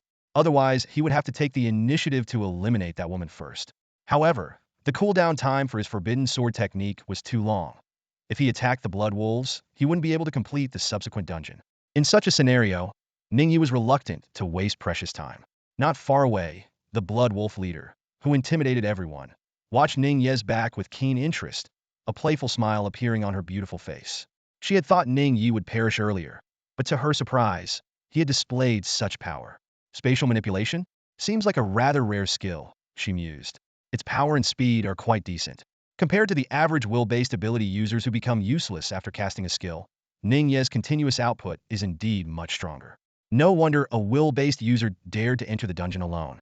Despite this, the woman chuckled softly and didn't pay much more attention. In her eyes, a second-tier awakener, no matter how unique the skill, was still just that. Given the vast physical disparity, she could take Ningyi's life with a casual strike. Keep an eye on that kid. Report any unusual movements to me immediately. She casually instructed her subordinates and refocused her attention on the two peak second-tier fighters. For the farming team, letting other awakeners fight to the death would significantly reduce the dungeon's pressure. By conserving their strength, clearing this dungeon wouldn't be difficult. The only risk lay in the desperate counterattacks of these people before they died. Compared to Ningyi's performance, she was more concerned about the two peak second tiers. After all, they were the only ones who posed even a slight threat to her. Ding, the third wave of attacks is starting. Please be prepared. The system prompt suddenly sounded, interrupting everyone's thoughts. Relentless strikes. Song Gang raised his hands, his shield strapped to his back, exuding an aura of unyielding strength. As the only second-tier peak melee awakened in the group, this middle-aged man, with a resolute expression, had just shattered the skulls of two dire wolves. The horde of monsters surged like a tidal wave, forcing him to turn and strike again. His left fist, imbued with immense power, came crashing down, breaking the spine of another mutated beast. After prolonged combat, Song Gang panted heavily. Even with his strength, he was nearing his limit. Suddenly, a warning pierced the air. Captain Song Gang, right side, watch out. The ground trembled slightly as a giant spider, screeching, trampled several zombies, charging towards the group like an out-of-control truck. Several melee awakened shouted in an attempt to block its path, fully aware that if Song Gang fell, they would all be doomed. At this critical moment, a heart-wrenching scream erupted from the right side of the group. A burly man wielding dual axes was about to rush forward when a spider leg pierced through his skull from behind. His eyes instantly lost their light, and his body was flung aside like a skewered piece of meat. Huangyan? A terrified shout rang out. There are more monsters from another direction. Only then did they notice a massive pit dug into the ground behind them, from which the ambushing giant spider had emerged. Faced with the gruesome death of their comrade, the group cried out in rage and sorrow. Though they had not known each other long, their desperate battles had forged deep bonds. Yet, there was no time for mourning in the face of this dire crisis. As the two giant spiders alternated their attacks, the survivors felt a chilling dread. This was already the fifth round of battle, and only 4 of the original 9 melee awakened remained. Any further casualties, and the 6th round would likely be their end. Hearing the cries behind him, Song Gang, despite his exhaustion, turned to defend, ramming headfirst into the advancing giant spider. On the city wall, several ranged awakened frantically pulled their bowstrings, firing spirit arrows in rapid succession, causing the giant spider to stagger. But it wasn't enough. The other spider had already charged into the group. Song Gang's face was bitter, cursing his inability to be in 2 places at once. As a second-tier peak with a strong physique, he excelled at drawing fire, but his direct combat abilities were limited. Can we hold on? Song Gang's heart sank, realizing that more of the melee fighters might fall after this round. On the wall, the remaining ranged awakened, clutching their last skills, looked pale. After 5 intense battles, their spirit energy was nearly depleted. Skills meant for the 6th round might need to be used now. The ranged awakened glanced angrily at the predatory farming team behind them, feeling a mix of frustration and helplessness. These bastards were giving them no chance to survive. The dungeon difficulty was calibrated for all members' levels. If those 7 joined the fight, it wouldn't be this hard. The 6th round? No. These scum intended to start harvesting in the 5th round, giving them no chance to resist. Behind the front lines, Deputy Leader Shualong sneered at the hesitant group. Trying to save your skills? You really think we'll let you conserve your strength? His gaze fixed on a second-tier peak youth continuously drawing his bow. In his assessment, this young man was the only real threat to them. Despite having a third-tier powerhouse in their ranks, they were used to clearing dungeons without losses and didn't want to risk any casualties. Keep an eye on him. The woman in red armor at the rear ordered expressionlessly. He should have 2 more shots left. Force him to use them all. She had no concern whether the rest could hold out until the 6th round. As the strongest combatants, they remained at peak condition. Once the 6th round was over, they would retreat immediately. If everyone else died, she could simply exit the dungeon with a word. By the 7th round, she had no intention of pushing through. She had long grown accustomed to the easy gains from harvesting awakeners without risk and had no interest in the rewards for clearing the stage. Suddenly, a piercing scream shattered the sky. A giant centipede had emerged from the ground, its monstrous form revealed amidst flying debris. With a terrifying snap of its jaws, it swallowed a second-tier awakener who had been hurling spears from the city wall. The sound of bones breaking echoed in the air, and within moments, the awakener vanished into the centipede's belly. Sensing the presence of this mid-second-tier insect, chaos erupted on the city wall. After several rounds of battle, they had already lost many fighters. As ranged attackers, being engaged in close combat meant their deaths would come even faster than those in melee. On the other side of the wall, a second-tier peak awakener, who had been hesitating, narrowed his eyes. With no other choice, he gathered his energy. The situation was dire, with 2 monsters at the front lines and another emerging from the rear. If he continued to hold back his skills, it might soon be just him and the middle-aged man left. After a brief struggle, he decided to prioritize attacking the distant spider. Ice arrow, he shouted. A bone-chilling cold surged forth, and an ice element arrow shot through the air, leaving a trail of glistening frost. It struck the giant spider, and with a series of cracking sounds, the intense cold swiftly spread, freezing the massive creature into a colossal ice sculpture in an instant. With the middle-aged man now free to fight after the mutant was taken care of, the entire frontline squad burst into cheers. However, their joy was short-lived as another scream echoed from the rear of the city wall. The enormous centipede, 7 to 8 meters long, had climbed to the top of the wall. Its massive body, like a giant steamroller, crushed an awakener beneath it into a bloody pulp. The small compound eyes on its head glistened with bloodthirsty greed. Focus fire. Take it down. The second-tier peak awakener, who had just dealt with the giant spider, shouted urgently, trying to rally the others for a counterattack. Arrows flew from his bow like a torrential downpour, splattering the mutant's body with green blood. However, at such close range, the ranged attackers on the wall couldn't operate effectively.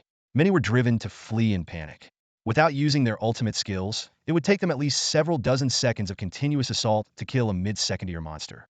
In the ensuing chaos, the enraged centipede thrashed violently, devouring another nearby awakener. Its beady eyes then locked onto Yi Ning, not far below. SHA! The centipede screeched, lunging towards Yi Ning. Kid, get out of the way! A sharp warning pierced through the air. On the city wall, a second-tier peak archer was straining to draw his bow. His eyes were fixed on the massive mutated centipede below, filled with anxiety. Although Yi Ning was only a second-tier beginner and one of the weakest among them, his unique void control dagger skill had proven invaluable in the previous rounds of defense. Compared to other long-range awakeners, Yi Ning's performance was undoubtedly superior. More importantly, unlike other awakeners who relied on physical stamina, Yi Ning had abundant spiritual energy, giving him greater endurance in battle. If they could keep him alive until the 6th round, he might even turn the tide.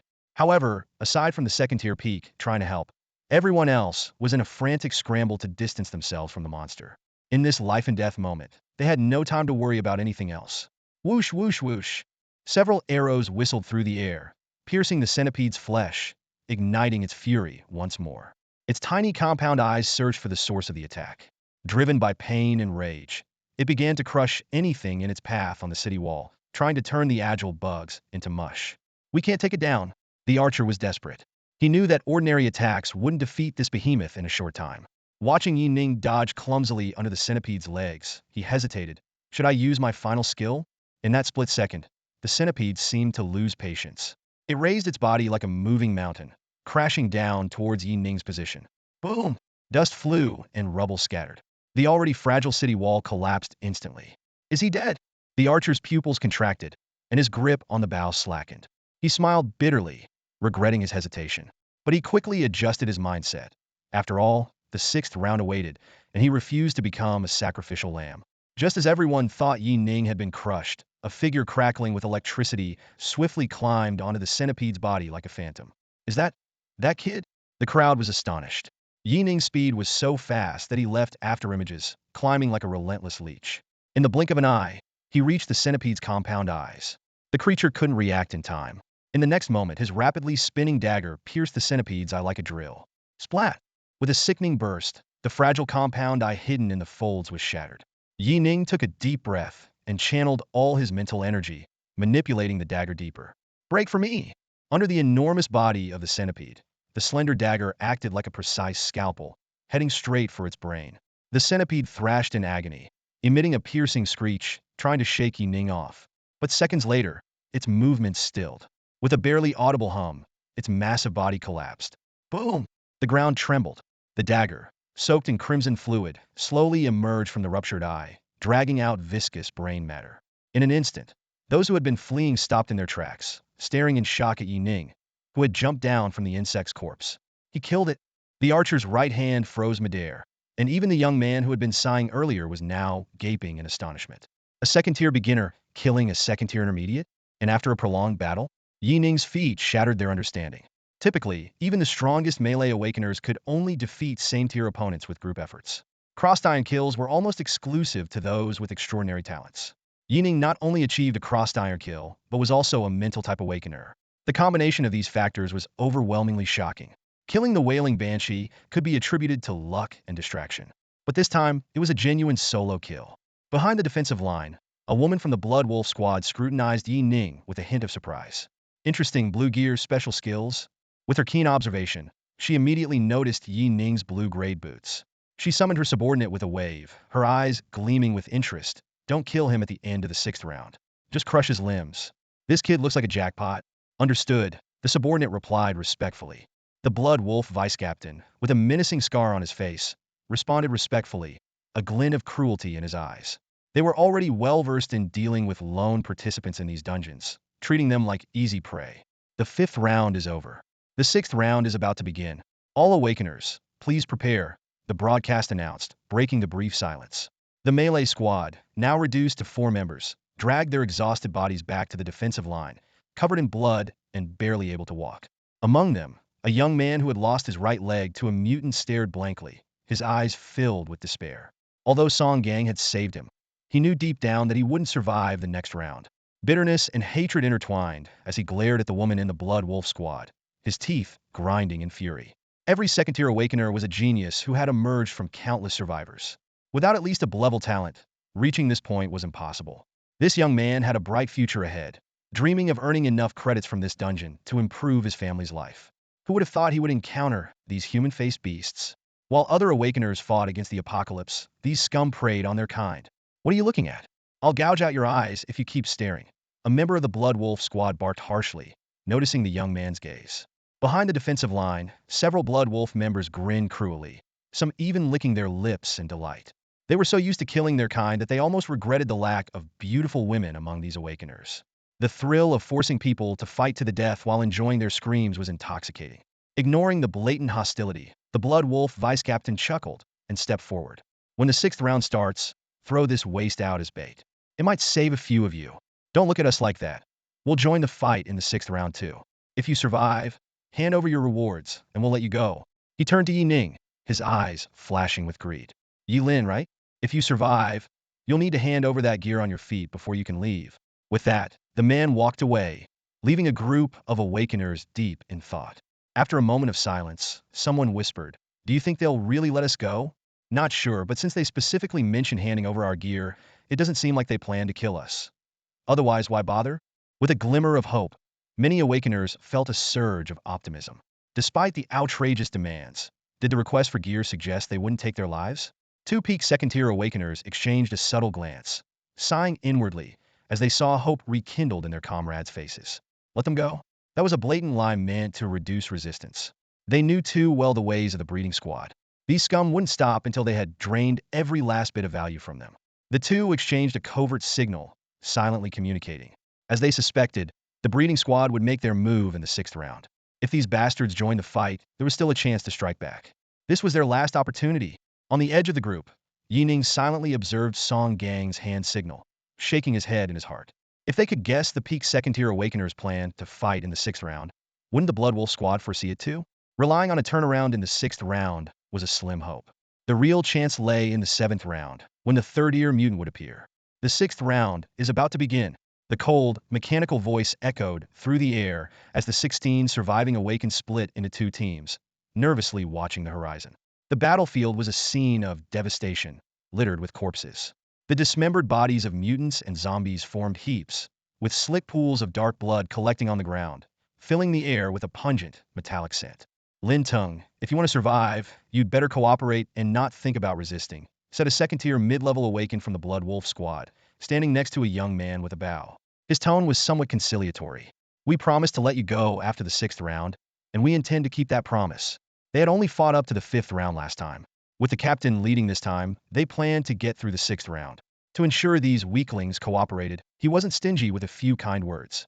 I understand. The young man called Lin Tung replied in a low voice, taking a deep breath as if he truly believed the other man's words.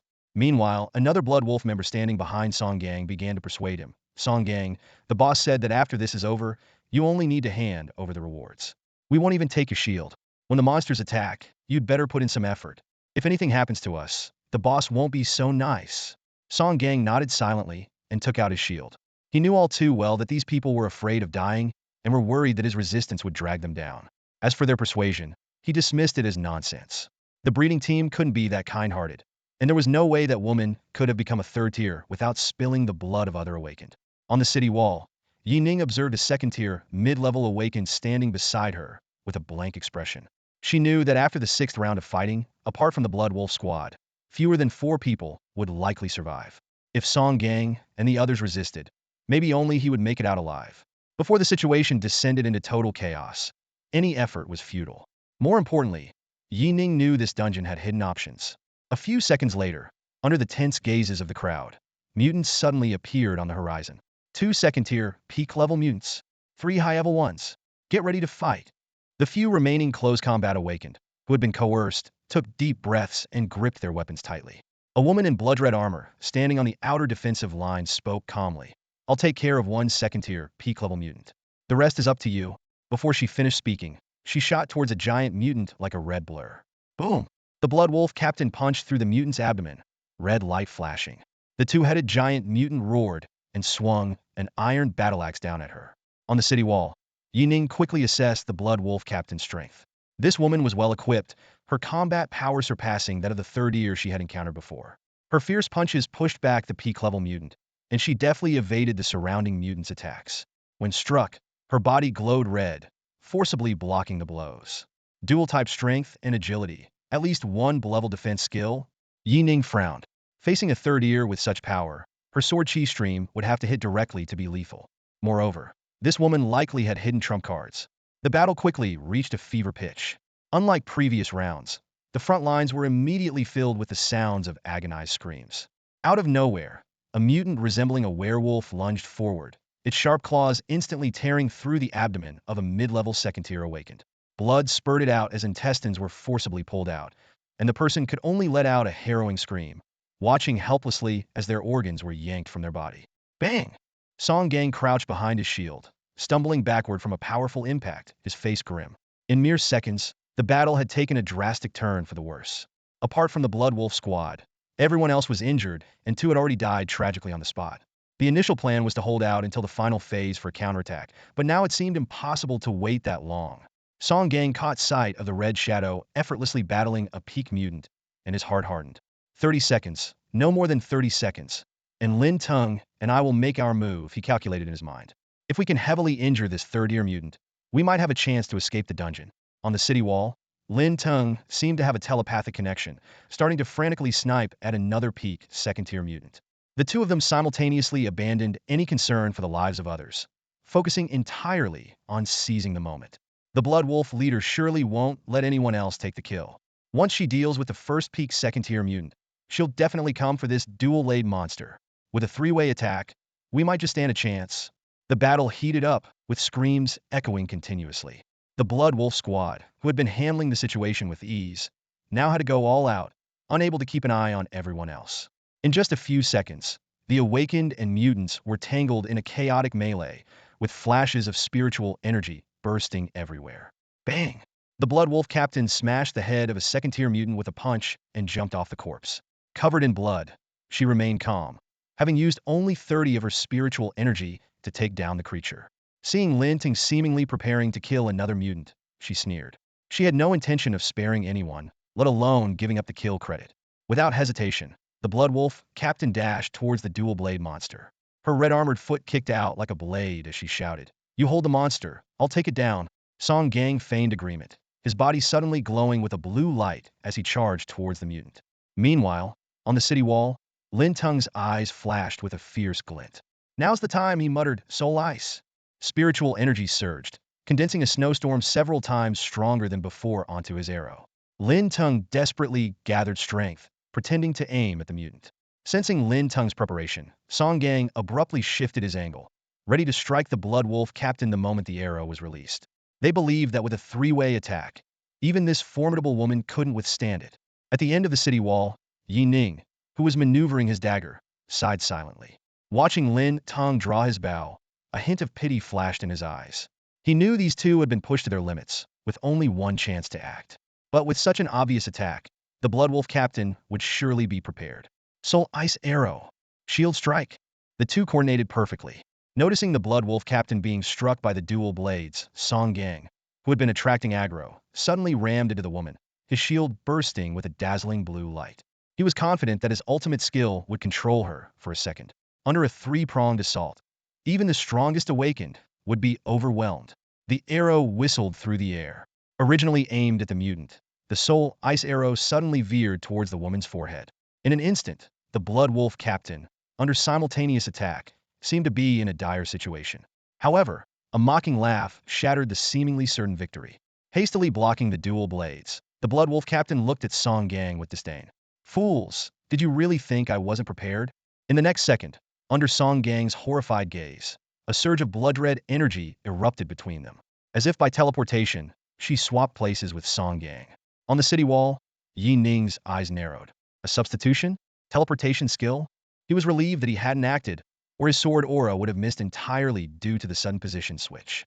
In a blink of an eye, with Song Gang's position swapped, Lin Tung's fully charged arrow exploded between the middle-aged man and the mutant. Boom! The sound of ice exploding echoed, and amidst the mutant's pained cries, Song Gang, unable to defend himself in time, had his right hand blown to pieces, his entire body sent flying backward, spitting blood. If he hadn't possessed such a resilient constitution, he would have been instantly killed by the explosion. The woman let out a cold laugh, her long legs slicing through the air like blades as she charged towards the mutant's head. With a swift spin, her legs struck precisely, severing the mutant's head clean off. As blood sprayed, she gracefully turned, her icy gaze locking onto the despairing Lin Tung. "Wasting two of my skills on you lot? That's quite an achievement," she said disdainfully.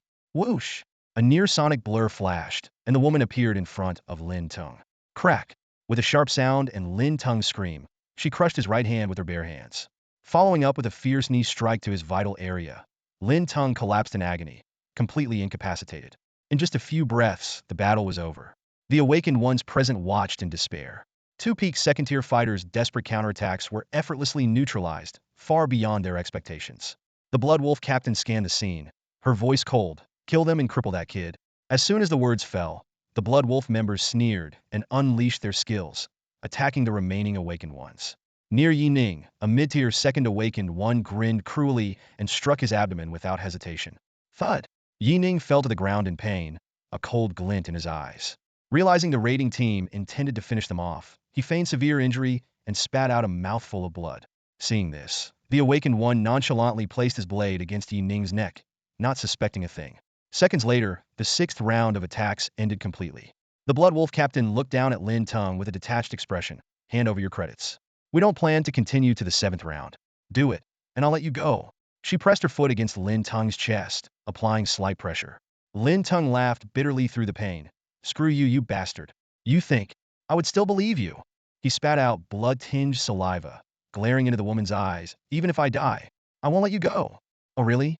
The Blood Wolf captain smiled, a playful expression on her face that seemed demonic to Lin Tung. She turned and ordered, clean up the battlefield, strip their gear, and let's get ready to leave. As she spoke, she gently grabbed Lin Tung's left hand and suddenly exerted force. I have my ways to make you hand it over. As the bones in his hand were crushed, Lin Tung let out a blood-curdling scream. The woman remained indifferent, skillfully stomping on his leg bones, continuing to torment him. Nearby, the mid-tier second awakened one by Yi Ning laughed excitedly. Another tough one, this will be fun. He turned to Yi Ning. Kid, hand over your gear. Otherwise, I have plenty of ways to make you suffer. Lying on the ground, Yi Ning's face was pale. He glanced at the Blood Wolf squad, who were gathered and preparing for the slaughter, and made a decision in his heart. Almost there. Watching the system prompt flashing, proceed to the next phase. A cold light flickered in Yi Ning's eyes. The opportunity is now. In the next moment, Yi Ning unhesitatingly submitted his request to the system. Increase to the highest difficulty. Proceed to the next round. Few knew that as long as one person requested the highest difficulty for the 7th round, the dungeon would continue. With the confirmation, a chilling system announcement echoed through the area. Ding, an awakened one has confirmed to proceed to the next phase. The 7th wave is about to begin. Current difficulty, highest. The Blood Wolf leader's pupils constricted, her face full of disbelief. They had no intention of entering the 7th round. According to rumors, the monsters in the 7th round were 3rd-tier mutants. Why are we entering the next round? Isn't it supposed to require 70 agreement? She shouted in shock. This situation had never occurred before, and the entire Blood Wolf squad felt a chill of panic. They were used to tricking the awakened ones into handing over their gear, pretending not to kill them. In most cases, no one would fight them to the end. After all, who wouldn't want to live unless they're at death's door? Especially since they had calculated the dungeon conditions. As long as they didn't continue, it shouldn't have been possible. Before anyone could react, a terrifying aura suddenly erupted from the factory. Boom! In an instant, with a thunderous roar from below, a giant sandworm-like mutant burst out from the ground, its gaping maw lunging towards the Blood Wolf captain. With her hair standing on end and barely dodging, the woman's face was filled with fear. She looked at the suddenly emerging sandworm in disbelief, her eyes full of despair. This worm is mid-tier 3rd level. Why did the highest difficulty activate? Who did this? On the ground, Song Gang, dragged and bleeding from his mouth, suddenly had a spark in his once lifeless eyes. He painfully lifted his head, watching the panicked Blood Wolf leader desperately evading the sandworm's attacks, and felt a rush of satisfaction. Perfect scum! Let's die together! Song Gang shouted with all his might, blood splattering from his mouth with each word. Though he knew the appearance of a tier 3 mutant meant certain death for him, the thought of these beasts dying with him brought an unexpected sense of gratitude towards the person who triggered the 7th round. The Blood Wolf captain, trembling and furious under the sandworm's gaze, had never imagined a simple hunting mission could spiral out of control like this. Despite her luxurious gear and formidable strength, she stood no chance against a creature of such a higher tier. After tier 3, the power gap between each level was like an insurmountable chasm. You? The Blood Wolf captain's eyes blazed with hatred. Dodging the sandworm's massive jaws, she decided in her rage to kill Song Gang first. Her pretty face twisted with anger. She wanted nothing more than to grind Song Gang's bones to dust. But as she took a step forward, a sense of danger made her halt, forcing her to dodge another of the sandworm's lunges. Boom! Boom! Boom! Despite its massive size, the tier 3 sandworm emerged from the ground with lightning speed. Each strike broke the sound barrier, piercing the earth like a falling hammer. Song Gang's face lit up with joy, and he laughed heartily, ignoring his injuries. Did the Blood Wolf captain think he was behind this? It didn't matter anymore. All he wanted was to see these scum devoured by the sandworm. Just then, a clear young voice sounded in Song Gang's ear. Hey, can you still move? Who? Who's speaking? Song Gang asked, confused by the familiar voice. Struggling to turn his head, he saw Yi Ning, who despite his severe injuries, appeared unscathed, calmly holding his severed head. If you can move, get as far away as you can, Yi Ning advised briefly before tossing the head aside. When the sandworm appeared, he had seized the moment to decapitate a distracted Blood Wolf member. Watching the Blood Wolf leader desperately dodging, Yi Ning's lips curled into a slight smile. Just as he had predicted, high-tier mutants prioritized hunting the most powerful awakened. Without hesitation, Yi Ning dashed to the side, preparing to launch his skill. Moving at full speed, his figure flickered like a ghost, reaching the factory roof in a few swift steps. From this vantage point, his attack would have the best coverage. His eyes sharp, he quickly locked onto the hesitant Blood Wolf squad surrounding the sandworm. calculating the perfect moment to strike. Within a few breaths, he saw the blood wolf captain falter and get struck by the sandworm. Taking a deep breath, he unleashed his sword technique centered on her. Only one chance. But that's enough. Sword stream storm. In an instant, a terrifying, overwhelming force gathered in the sky. As the violent energy compressed and converged, thousands of invisible sword auras materialized, raining down like missiles. On the ground, the struggling blood wolf captain spat blood, and, before she could react, sensed a terrifying presence spreading rapidly above her. She looked up hurriedly, her pupils reflecting the dense rain of swords, the sharp auras stinging her eyes. What is that? The blood wolf captain had never seen such a grand display. Each sword aura carried immense destructive power, targeting her location directly. Who is it? Under the extreme threat of death, she felt the sword stream's danger surpass even the sandworm. Her face twisted in fear and shock. Even the low-intelligence Tier 3 sandworm paused its pursuit. Driven by instinct, it too felt a sliver of fear. SA! The blood wolf captain let out a piercing howl, her head thrown back. In her clouded consciousness, she realized the sword energy torrent was a threat to her life. She pushed her psychic energy to the limit, her crazed face full of the desire to survive, desperately trying to create distance. However, after wasting 2 displacement skills, the blood wolf captain despairingly found she couldn't escape the attack's coverage. It's too big. The range is too big, she screamed internally. Who is it? Who could it be? This level of attack is definitely above Tier 3. Besides me, there's no one else at Tier 3 in this entire dungeon. With a look of unwillingness, the blood wolf captain managed to rush only a dozen meters before the terrifying sword storm descended on her like a bombardment. In the instant the shadow fell, dazzling spiritual light, like the most brilliant fireworks, instantly engulfed the towering sandworm. The massive body of the sandworm disintegrated in a brief, agonizing screech, swallowed by the sword flow like melting snow. Blood mist burst out as if squeezed, with fine droplets raining down. The residual power of the sword flow continued unabated, passing through the sandworm's remains and striking the ground. Boom, boom, boom, boom, like 1,000 cannons firing. As soon as the sword flow touched the ground, powerful shockwaves spread instantly. From a high vantage point, it looked like cluster bombs had been dropped, leaving the earth riddled with craters of varying sizes. The ground shook, and the screams were drowned out by the roaring sword energy. 10 seconds later, Yi Ning exhaled softly, calmly surveying the flattened square. A massive crater, 30 meters deep, was slowly emitting smoke from the intense heat. All the Blood Wolf members had turned to ash under his area attack, dead beyond doubt. Even the colossal sandworm was now just a few charred chunks scattered in the pit. The effect is still this overpowered. Seeing the horrific scene he had caused, Yi Ning couldn't help but smile slightly. At the same time, the system's notification for passing the 7th round instantly sounded. Not far from the crater, Song Gang, who had crawled away just in time thanks to Yi Ning's warning, stared in shock at the scene before him. His eyes fixed on a sword mark less than a meter from his feet, and he felt a wave of fear. If he hadn't scrambled away with all his might the moment Yi Ning activated his skill, he too would have turned into a wisp of smoke, leaving no body behind. You're? Tier 3? Song Gang stammered, looking fearfully at Yi Ning's retreating figure. For a moment, his worldview was completely overturned. He had seen with his own eyes Yi Ning summon that attack. Such terrifying power could be beyond Tier 3, possibly even intermediate or advanced. A super strong individual disguised as Tier 2 among them? Yi Ning paid no mind to the shocked Song Gang, intending to collect the loot from the battlefield. Suddenly, he frowned, and a dagger shot out from his waist. In his perception, someone was still alive in the crater, though the life signal was very weak. Suspended in midair, several iron rods hovered under Yi Ning's careful control as he leaned over to peer into the deep pit. In the next moment, a flash of astonishment crossed his eyes. At the very bottom of the pit, the Blood Wolf captain's body lay crushed beneath heaps of decaying flesh, yet she continued to cough up blood, glaring at him with venomous eyes. Still alive? Yi Ning was inwardly shocked, sensing the woman's faint, near-death aura. Without hesitation, he directed his dagger and steel rods to pierce her head. No time for doubts.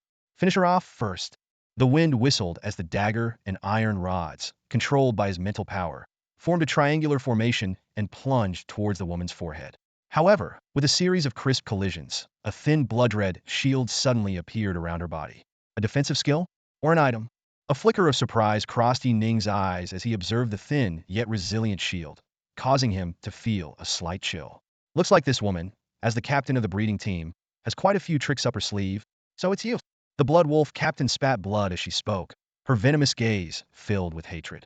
Ah, ah, you think this alone can kill me? If not for this a gray, disposable item saving her, she would have ended up like the other members, without even leaving a corpse. Even so, under the terrifying power capable of instantly killing a third-tier intermediate, her bones were shattered, leaving her in a near-death state. Yi Ning wasted no words, ignoring the woman's venomous gaze as he continued to attack with the dagger. A minute later, he jumped into the pit, squatting silently above the woman's head, his dagger stabbing rapidly. Thud, thud, thud. Realizing the blood wolf captain had no strength left to resist, Yi Ning abandoned his mental power control. After all, his mental energy was nearly depleted from continuous fighting. But no matter how hard he tried, he couldn't pierce through that layer of blood-red membrane. The blood wolf captain's eyes bulged with rage, her blood soaking the entire pit. Despite her tenacious life force, she felt utterly humiliated. Her once beautiful face was now twisted with anger. Kill me. Just kill me. Her chest heaved rapidly, and with no strength to resist, she only wished Yi Ning would end her suffering. To her, Yi Ning's slow stabbing was a blatant humiliation, a mockery from the victor. He could unleash a third-ear attack, could easily kill me with third-ear power. But now, he's torturing me like this. The blood wolf captain roared inwardly. Kill me. If you're going to kill me, do it. She struggled and shouted, her face frantic, feeling on the verge of madness. As a third tier awakened, one of humanity's top combatants, she had never suffered such disgrace. Her pride was being torn to shreds, making her wish for death. Squatting above her, Yi Ning's eyes darkened, a trace of embarrassment flashing through his mind. Damn it, I didn't expect my second-tier strength couldn't break her shield. What kind of item is this, so tough? Sighing, Yi Ning paused his actions, ignoring the old woman's curses. Despite her beauty, he had no intention of showing mercy to an enemy. What now? Wait for the shield to dissipate on its own. Watching the countdown to the dungeon's automatic end, Yi Ning grew anxious. Compared to the dungeon rewards, the equipment on the Blood Wolf Captain was the real prize. The breeding team was notoriously wealthy, especially this woman, being third-ear. No doubt, she had at least 3 or 4 blue items. After a moment of silence, Yi Ning's eyes flickered. He suddenly let out a cold laugh.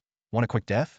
You scum killed so many awakened ones. Did you think you could die easily? When you tortured those awakened ones, you should have known this day would come.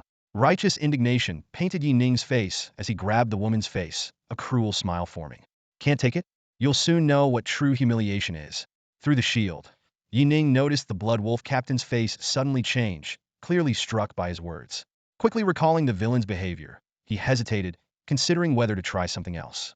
Just as Yi Ning was about to search his combat suit for tools, a look of fear suddenly appeared on the Blood Wolf Captain's delicate face. In the eyes of the Blood Wolf Captain, Yi Ning's actions seemed like a chilling prelude. A surge of anger, mixed with deep fear, ignited within her. What will it take for you to give me a quick death? She screamed, her voice filled with rage and despair. Before she could finish, a violent cough overtook her, causing fragments of her internal organs to spew from her mouth. As a third-tier warrior, her innate pride would not allow her to die in such humiliation.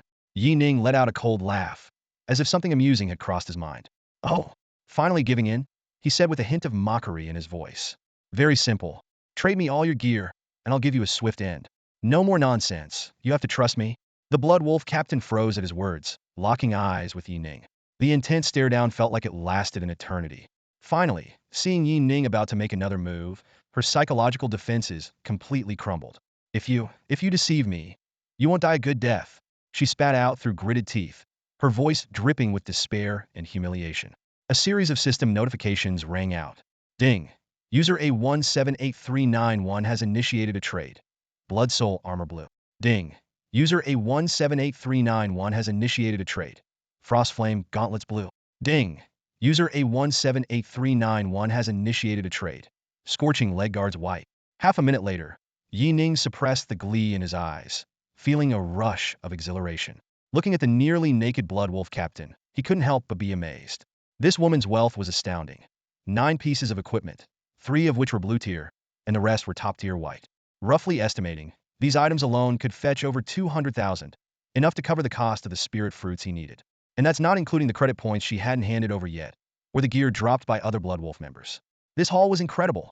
Robbery is definitely faster than any other job. No wonder some awakened become raiders, Yi Ning thought to himself. Satisfied, he tossed the gear into the summoning space of Li Dafu, pleasantly surprised to find that the space could also serve as a small storage area. Suppressing his joy, Yi Ning continued to look down at the Blood Wolf captain. He had to admit, with the strong physique of an awakened, her body was indeed remarkable. Snow-white skin, long legs, and even her chest, wrapped in a tight binding, heaved slightly with her rapid breaths.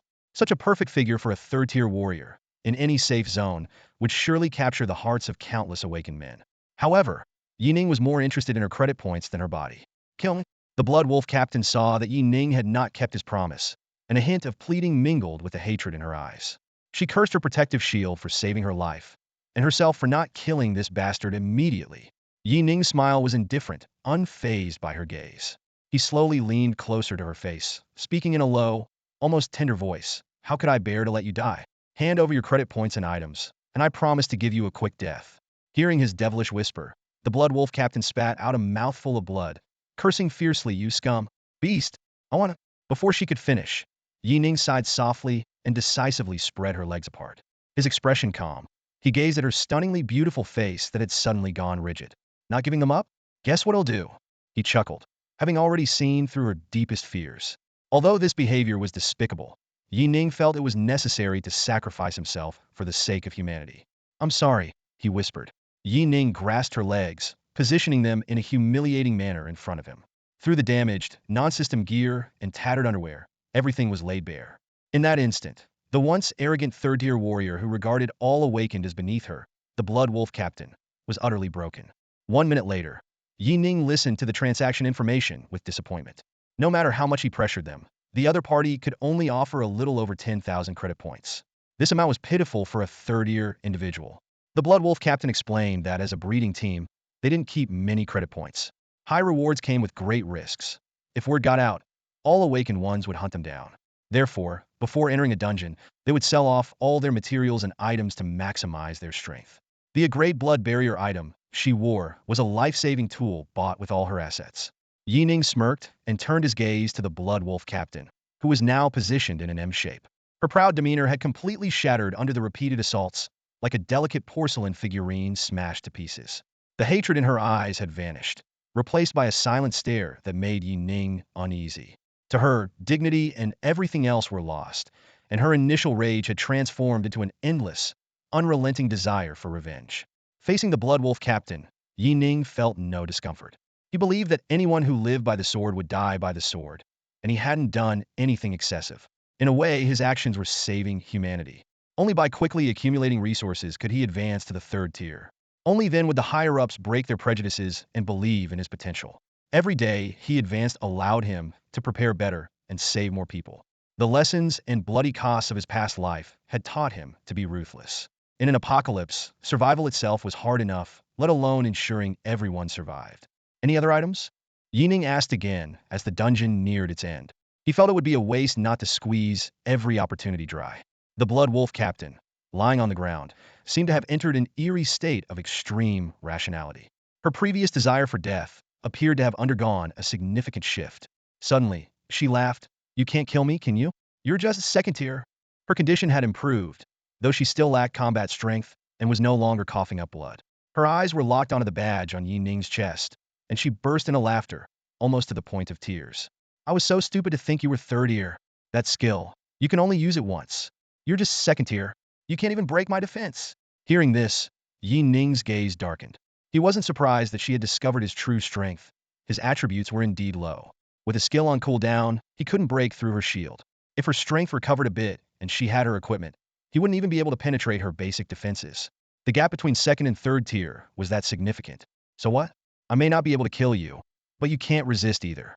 Hand over the remaining items. I don't believe you have nothing left. Otherwise, Yi Ning said, leaning closer to her beautiful face, admitting his strength. But the next second, the Blood Wolf captain's laughter halted abruptly, and she gave a faint smile. Oh? What else can you do? With the shield? You can't do anything. Come on. You want to have me? Come on. Her expression turned manic, abandoning her previous fear, staring back at him defiantly. Pathetic. Come on. Like a particular position? Keep going. You think you can really threaten me? You think I'm afraid of you? She sneered, looking at Yi Ning with a crazed, seductive gaze. Go on. Should I lower the shield a bit? Let you in? I'll let you play. However you want, as many times as you want. The question is, do you dare? Ha ha ha. Seeing the woman, now almost laughing to tears, Yi Ning felt a chill. He realized that any further threats would be useless. He had pushed her too far, and now she had nothing left to lose. However, glancing at the final countdown, Yi Ning decided to keep stabbing with his dagger. Though the attacks were futile, what if he could take her down? He had no doubt that if she survived, she would hunt him to the ends of the earth. Countdown 98, 6, 3-inch.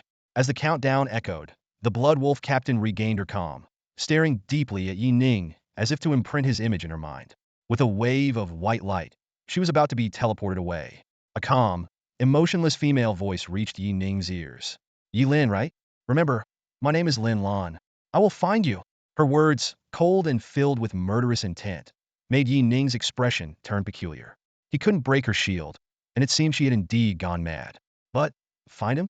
Yi Ning smirked indifferently. He wasn't worried at all. By the time Lin Lan found him, he would likely be third ear. By then, who would kill whom was uncertain. No longer dwelling on it, standing in the pristine dungeon space, Yi Ning eagerly issued the command, calculate, dungeon rewards. The instance ended, and the system notification rang out. Yi Ning held his breath, waiting for the final evaluation. Instance completed by Yi Ning. Current completion rate, 90.3. Rating Scrade. Yi Ning was thrilled. He hadn't expected to get an Scrade rating. The system continued to announce the rewards. Ding, calculating psionic experience. Extra 100 boost for defeating higher-level enemies. Ding, obtained equipment. Howling Mask white, Centipede Sin white, Boyer's Desire blue. Ding, obtained items. Corrosive Acid white, Armored Carapace white, Sandworm Compound Eye white. Ding, obtained materials. Rotten Flesh white, Sandworm Heart blue. Ding, obtained second-tier instance reward. 1 free attribute point. Ding, obtained hidden title blue. Factory Guardian. All attributes won in battlefield instances. As the reward notifications kept coming, Yi Ning sorted through the pile of equipment and materials. He carefully categorized them, keeping the useful items and planning to sell the rest later. Reflecting on the instance, Yi Ning felt a bit regretful. In the earlier rounds, he had been slacking off and missed out on killing many mutants, let alone securing the final kills. In the end, he had to quickly eliminate everyone without enough time to loot their gear. Apart from the Blood Wolf squad he personally killed, the rest of the equipment was either destroyed in the temporary storage spaces of the Blood Wolf members or consumed by the system when they died to the sandworms. Yi Ning silently cursed the system settings, but then consoled himself, realizing he still got the bulk of the loot. He roughly calculated his gains. The Blood Wolf squad alone provided 22 white items, and with the ones from Lin Lan and the instance rewards, he had a total of 24 white items, 43 blue items, plus 1 blue material, a bunch of white junk, and 13,700 credits. He began to do the math. 24 white items, with the Blood Wolf squad's gear being high quality, each worth at least 1,500 credits, totaling 36,000 credits. Selling all the blue items would bring in at least 240,000 credits, adding Lin Lan's 10,000. Making it a total of 290,000 credits. Holy crap, I'm rich. Yi Ning's heart skipped a beat. He hadn't expected a single instance run to meet all his planned needs. Including the 40,000 credits he already had and the unsold materials, his net worth exceeded 350,000 credits. If converted to pre-apocalypse money, that would be billions, enough to sustain a battalion of awakened fighters. Yi Ning couldn't help but marvel at how nothing made money faster than looting, especially from someone like Lin Lan, a third-ear fighter. He quickly became cautious. If other third-ear fighters found out how wealthy he was, they would undoubtedly become greedy and try to rob him. After calming down, Yi Ning reminded himself that while he was indeed wealthy now, it was only temporary. He recalled that in his previous life, the capital invested millions, even billions of credits in him once it was confirmed he had the potential to break through to the 4th tier. To max out his attributes of the 2nd tier and gain various enhancements, he'd need precious items, and those resources became incredibly expensive and scarce, even with money. Leaving the instance, Yi Ning stood at the entrance, examining the blue-quality equipment and items in his hands. He was torn between selling everything or keeping some for himself. The blue items he looted from Lin Lan were all top tier. Blood Soul Armor, which increased both constitution and strength, and came with a Blood Shield skill that consumed mental power to block attacks. For his current state, it was a life-saving piece of gear. Against fighters of the same tier, it gave him the defensive power of a constitution-based fighter, making it hard for slightly weaker second-tier fighters to kill him even if he stood still. Blood Break leg guards, which increased agility and came with a leg blade skill. Combined with his Thunder Strike boots, his close combat burst power would be greatly enhanced. Aside from the Frost Flame gauntlets, he could use both items. Then there was Boyer's Desire, a blue item dropped by a mid-level third-tier mutant. Yi Ning found it hard to part with it. Boyle's coveted blue necklace quietly appeared in Yi Ning's hand, its attributes highly desirable. Strength 3, Agility 3, Constitution 3, Willpower 3. Even more astonishing was its unique effect upon killing an awakened. There was a chance to directly devour the corpse, gaining a proportion of the highest attribute of the victim, with a maximum of 3 points per instance. The equipment skill, Subterranean Excavation Downgrade, was prominently displayed. When activated, the user could carve out tunnels underground, consuming mental energy per second. While traveling beneath the surface, the user also gained an extra stealth effect, significantly reducing the chance of detection. The equipment's evaluation exuded mystery. Boyle, hailing from an unknown world, an engineer with a trace of royal blood, at least capable of burrowing. Yi Ning stared at the unfamiliar, yet enticing equipment description, his heart a mix of curiosity and joy. The corpse-devouring effect alone was almost on par with epic-level gear. He quickly weighed the pros and cons, deciding to keep 3 out of 4 blue items and 6 out of 24 white items. His thoughts raced. Sell what could be sold and boost all attributes to 20 points. After all, early game consumption isn't high, and there'll be leftovers after buying psionic fruits. Keeping equipment would maximize combat power, beneficial for leveling up. He had full confidence in his ability to acquire resources. After careful consideration, Yi Ning decided to replace the flash step/skill. With enough credit points in hand, why not get something more powerful? The save points could be used to buy skills, vehicles, and enhancement items, significantly boosting his overall combat capability. The most crucial issue was that Yi Ning worried the epic equipment he would acquire after completing the Sword God task would be too conspicuous. Given his second-tier level, he couldn't possibly guard such a tempting prize. Exposure would undoubtedly attract countless awakens seeking to seize it. With this in mind, Yi Ning decisively summoned Li Dafu. In a flash of white light, a bewildered Li Dafu appeared, clad in the gear Yi Ning had thrown at him, looking quite comical. Without hesitation, Yi Ning transferred all his credit points to Li Dafu and handed him the blue gloves and a pile of materials. Sell everything. Buy me 2 strength fruits, 2 agility fruits, 5 constitution fruits. Also, give me items for constitution recovery, speed boost, and critical hit increase. All of them. Additionally, give me a brank sword technique manual and a psionic vehicle. Li Dafu was dumbfounded by Yi Ning's barrage of demands. Having mixed with survivors, he knew the preciousness of credit points. Usually, getting a few hundred points was cause for celebration. Now, Yi Ning was casually spending tens of thousands of points, an astronomical figure. Realizing he could get a 5 commission, Li Dafu trembled with excitement. In an instant, he envisioned a better life beckoning him and silently rejoiced at having such a wealthy master. Seeing Li Dafu's excited demeanor, Yi Ning couldn't help but smile. Suddenly, a familiar system prompt sounded. Ding. Your servant Li Dafu is moved by your trust. Loyalty increased by 1 point. Current loyalty. 62. Late at night, under a sparse starlit sky, a bonfire illuminated the abandoned gas station. Yi Ning was busy roasting fresh venison, the sizzling sound filling the air, while clutching a spirit fruit he had traded from Li Dafu. He popped the fruit into his mouth and swallowed it with a gulp. A cool energy flowed down his throat and into his stomach, and a series of system notifications chimed. Ding, consumed strength fruit, strength 1. Ding, consumed constitution fruit, constitution 1, and so on for a total of 9 times. Yi Ning let out a satisfied burp, feeling slightly overstuffed. He mused to himself that if anyone else saw him consuming spirit fruits so casually, they'd probably go mad with envy. After all, a single fruit was worth as much as 3 houses. Yet he didn't even blink. Yi Ning quietly assessed his stats. Base strength 21, constitution 20, agility 20, willpower 29. The single free attribute point from the dungeon reward had to go into strength, as his willpower was already near the second-tier limit, and more fruits wouldn't help. How can I get my willpower to 30? He murmured to himself. The rest of my stats are comparable to the primary attributes of a level awakened, and those are specialists. Reflecting on his past life, Yi Ning couldn't help but sigh. Back then, he missed the opportunity to boost his attributes before advancing to the second tier. Although the military had recognized him, his attributes barely exceeded 20 when he hastily advanced to the 3rd tier. Little did he know that advancing to the 3rd tier would grant a significant attribute boost, with a minimum increase of 100 based on his base attributes. This time, I have to get all my base attributes to 29 before advancing, or I'd be letting myself down, Yi Ning muttered, then turned his attention to the enhancement items Li Dafu had bought. 4 scrolls were neatly laid out. Critical Boost Scroll Low Tier, Strength Overload Scroll Low Tier, and Swift Scroll Low Tier. Each was valuable enough to make most awakened bulk, costing him around 50,000 points in total. For ordinary awakened, these enhancement scrolls were luxury items, usually considered only after reaching the third tier. Without hesitation, Yi Ning activated all 4 scrolls. With the added enhancements, he felt his combat powers surge once more. Now a mid-second-tier fighter, he could easily overpower opponents of the same level. Clad in top-tier white gear and 3 blue items, his attributes rivaled the strongest of his tier. With these boosts, even without using forbidden sword techniques, he was confident he could defeat high second-tier opponents. At that moment, Li Dufu, who had been haggling across the bonfire, suddenly shouted, "Master, I've got 2 skill books here. Do you want to take a look?" They're both level, but the asking price is steep. Yi Ning looked up and examined the trading interface Li Dufu shared. 2 awakened, 1 third-tier and 1 second-tier, had sent offers for level sword techniques. 1. Shadow Strike. Requires strength 20, agility 20, willpower 20. Consumes 40 stamina and 2,000 spirit points to increase speed by 60 and move 10 meters. Appearing behind the enemy to deal a guaranteed critical hit.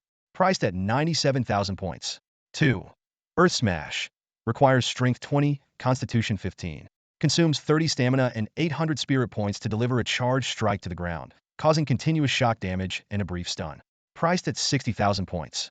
After quickly scanning the skill book information, Yi Ning couldn't help but feel a twinge of interest. The price of both skill books was astonishingly high, with the value of a level skill being equivalent to a piece of blue equipment. Such skills were usually only affordable for second and third or major powers, and were mostly used as main combat skills. Whether it was Earth Smash or Shadow Strike, they far surpassed the clever Blink Slash that Yi Ning had previously mastered. Yi Ning's gaze shifted back and forth between the 2 skill books. Although Earth Smash was slightly cheaper, it didn't meet his needs. He knew full well that whichever one he chose would eventually be upgraded to SSS level, so damage wasn't his primary concern. Besides, he already had an area effect attack skill. In contrast, Shadow Strike piqued his interest more. This skill combined ultra-fast movement with a critical hit effect, and Yi Ning couldn't help but imagine the surprises it would bring once enhanced to SSS level. However, the exorbitant price made him hesitate. Yi Ning quickly calculated his assets. He only had a little over 10,000 credits on hand. Even if he sold all his blue materials, he could only add about 30,000 more. Clearing out all his miscellaneous items would barely bring him to just over 50,000. But he was reluctant to part with his 3 most valuable pieces of blue equipment. After a moment of contemplation, Yi Ning decided to let Li Dufu try bargaining. However, he quickly noticed that the learning requirements for this skill book were unusually stringent, even peculiar. The high willpower requirement was almost impossible for ordinary awakeners to meet. Willpower-based psionic fruits were rare, and even when available, few were willing to spend a fortune on them. Following Yi Ning's instruction, Li Dufu immediately displayed his shrewd merchant skills and engaged in intense haggling with the seller. 3 minutes later, a flushed Li Dufu looked up at Yi Ning in defeat. "Master, he won't budge below 73,218 credits, not a single cent less." Yi Ning glanced at the message from the seller and sighed. It was expected that the price wouldn't drop further, given the value of the skill book. Although few second-tier awakeners met the criteria, it was highly valuable for third-tier ones. Looking at Li Dufu's previous frantic bargaining messages, Yi Ning couldn't help but feel a bit embarrassed.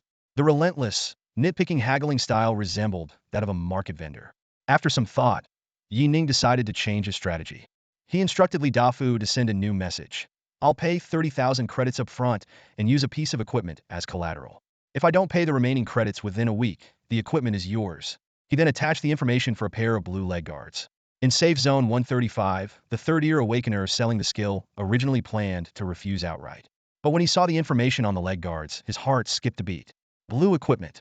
Not only did it come with a speed boost, but it also had a blade slash effect, making it a perfect fit for his agility-based talent. Combining this gear with his skill set would significantly boost his combat power. Although awakeners typically prioritized quickly enhancing their combat abilities, he couldn't resist the allure of this equipment. A week wasn't a long time, and if the buyer couldn't come up with the credits, he'd score big. Even if the buyer paid in full, he wouldn't lose out since the sword skill was indeed unique. Those who wanted it often couldn't learn it, and those who could learn it didn't necessarily want it. After careful consideration, he agreed to the collateral proposal.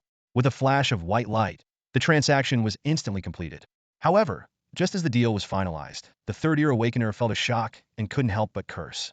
The system notification sounded. "Transaction complete, 10 system fee deducted." Followed by another message. "Transaction complete. An unknown force has deducted an additional 15 fee." He rubbed his eyes in disbelief, finding that the expected 27,000 credits had dwindled to just 24,000. "What the hell? Why was my money deducted? What's more ruthless than the system?" he roared in anger. Meanwhile, by the campfire, Li Dafu looked at the 4,500 credits he had deducted and couldn't help but grin from ear to ear. He excitedly glanced at the 5 that Yi Ning allowed him to keep, practically dancing with joy. Oh my gosh, he mentally exclaimed. This income, plus the savings from previous transactions, was more than he'd ever made as a merchant in any dungeon. Yi Ning ignored the ecstatic Li Dafu and instead focused on the skill book in his hand with anticipation. He met all the learning requirements and could master the skill immediately. Without hesitation, he chose to use it. Ding! Learning level skill Shadow Strike sword technique. The system notification sounded, and an intense light burst forth in Yi Ning's mind. Within a second, the sword god system's notification echoed again. Ding! Skill enhancement successful. Sword technique Shadow Strike has been upgraded to SS level skill. Dimensional slash. Dimensional slash? Yi Ning was momentarily stunned, his eyes quickly scanning the skill description. The SS level skill, Dimensional Slash, had an astounding effect. After consuming 6,000 points of spiritual energy, the surrounding space would be torn apart. Entering the rift would grant 1 second of invincibility and a 300 increase in agility. After 1 second, the space would be torn again, dealing massive damage that ignores defense. A glint of excitement flashed in Yi Ning's eyes, and he couldn't help but curse. Damn, this is insane. Even as the system's owner, he thought the sword god system was ridiculously overpowered. Invincibility, mobility, massive damage, who could possibly compete with him? Compared to the 60 speed boost from Shadow Strike, the 300 agility increase from Dimensional Slash was just absurd. Half an hour later, Yi Ning patted his stomach contentedly. He took out a capsule and smashed it on the ground. Instantly, a brand new black motorcycle appeared before him. This spiritual energy vehicle had cost him 2,000 credits, and although it was only of white grade, it was far superior to his old one.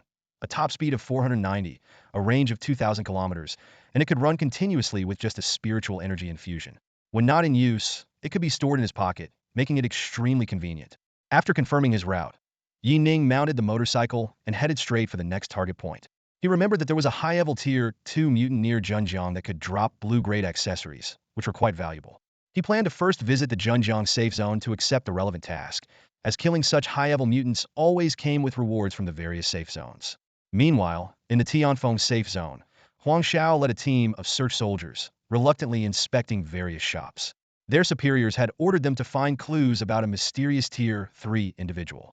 They had been conducting a grid search for a day and a night without any results. Huang Shao knew well that finding a Tier 3 who wanted to stay hidden was nearly impossible. But the higher-ups were so troubled by this Tier 3 that they had no choice but to continue the search. Captain Huang, a soldier, complained, "They want us to check transaction records? That's ridiculous. With so many people trading every day, how are we supposed to find anything?" "Yeah," another soldier echoed, "not to mention the materials from the rotten forest. We don't even know if that Tier 3 will make a move. Even if they do, someone of that level wouldn't trade offline." Huang Shao sighed. "All right, stop complaining. If there's a clue to be found, we have to find it. The higher-ups are desperate. They've even issued a military order. All we know is that the Tier 3 killed a mutant in the rotten forest, and we have 2 leads in Tianfeng. The problem is the higher-ups don't even know what was killed in Tianfeng, or if it was a mutant. The only solid lead we have is the rotten forest." After calming his team, Huang Shao looked toward the last unsearched shop, the Xingyao Trading Company. As soon as they entered, a staff member approached them. Seeing the military insignia on Huang Zhao's uniform, her heart skipped a beat. "Hello, officer. How can I assist you?" she asked nervously. As a company that dealt in mutant materials, they had quite a bit of gray income. Huang Shao casually glanced around the shop and said bluntly, "Bring out all your transaction records for the past week, especially those involving materials from the rotten forest. Not a single one can be missed." The receptionist gave Huang Shao a puzzled look, but reluctantly agreed after he showed her the search warrant. A few minutes later, as Huang Shao flipped through the records, he asked without looking up, "Have you had any dealings with high-level awakeners recently? Or anyone who seemed suspicious?" "High-level? Suspicious?" The shop staff's face twisted into an awkward smile. "Sir, you must be joking. A small shop like ours rarely sees high-level awakeners. We're lucky to get some Tier 1 materials." Huang Shao sighed inwardly after hearing the staff member's response. He knew all too well that his inquiry was likely in vain. If a third-tier expert truly wished to conceal their identity, who but a high-ranking official could detect it? Simply removing their badge, hiding their equipment under clothing, and suppressing their aura would make it nearly impossible for even the highest authority to find any clues. With a sense of futility, Huang Shao continued to browse the records, jumping directly to the section on trades involving special materials from the rotten corpse forest.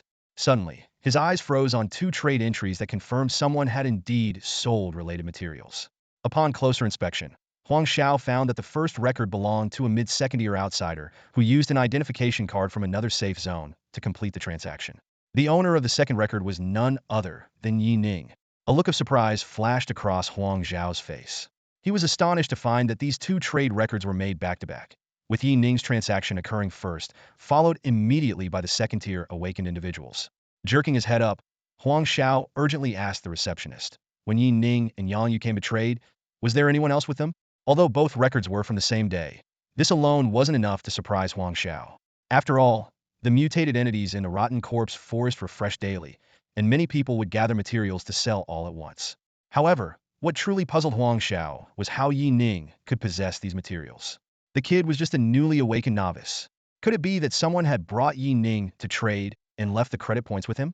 The receptionist, startled by Huang Zhao's sudden questioning, quickly tried to recall the scene. A few seconds later, he responded hastily, no one else. Both the second-tier awakened individual and the customer named Yi Ning came alone, and it seemed like it was Yi Ning's first time trading, so I even gave him a VIP card. The receptionist felt uneasy, a hint of regret flashing in his eyes. Sir, is there something wrong with the items he traded? The receptionist had found it odd when he first accepted Yi Ning's materials.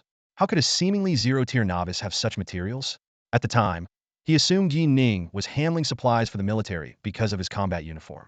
But now, seeing the officer's grave expression, he feared the items were likely stolen goods. Huang Shao ignored the receptionist's doubts, taking a deep breath to calm his chaotic thoughts. The only clue left by the mysterious third-tier expert was the rotten corpse forest, and both Yi Ning and the second-tier awakened individual had sold related materials on the same day. With this connection, they became prime suspects, especially Yi Ning. A terrifying thought crossed Huang Zhao's mind, but he didn't dare to dwell on it. Let's go, he ordered decisively. Take the records and report to the higher-ups immediately. With that, Huang Shao grabbed the trade records and hurried towards the military headquarters. Is this the result you give me? Useless. You're all useless. In the core meeting room of Tianfeng, Shao Hai's furious roar was deafening. A dozen high-ranking awakened members hung their heads low, not daring to meet the enraged leader's gaze. The air was thick with tension. No one dared to break the suffocating silence. Just 4 hours earlier, Shao Hai had urgently interrupted a combat mission and rushed back to Tianfeng by jet. The reason was none other than the mysterious Tier 3 awakened and the arrival of Zhenjiang. This hidden powerhouse was like a sword hanging over their heads, plunging the entire safe zone into unprecedented panic. No one knew his intentions, nor could they predict whether he would suddenly go on a killing spree. Even worse, monitoring data suggested that this mysterious figure's strength might surpass Shao Hai's own. Unable to hold back, the city defense commander spoke up, his voice tinged with helplessness. Commander Shao, we've already conducted 3 thorough searches. We haven't even found any suspected Tier 3 individuals. Lately, there haven't even been many peak Tier 2s entering or leaving Tianfeng. If we keep searching like this, our defenses will be stretched thin. He understood that behind Shao Hai's anger was deep concern. But the reality was, if a Tier 3 wanted to hide, how could they, as Tier 2s, find him? Such a large-scale operation might even alert the target. Moreover, the fact that their defenses were strained was indisputable. Although there had been no significant mutant or corpse-tied threats in recent years, the number of troops mobilized for this search was excessive. If this continued, and an emergency arose, Shao Hai suppressed his fury and fell silent.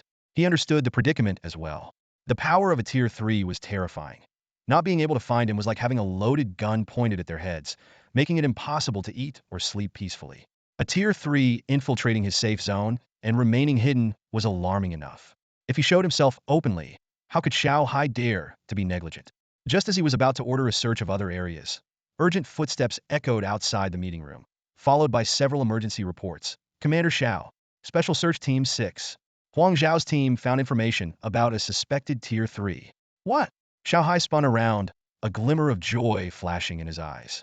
He barked, quick, bring them in. 10 minutes later, Shao Hai held a transaction record in his hand, his eyes filled with suspicion.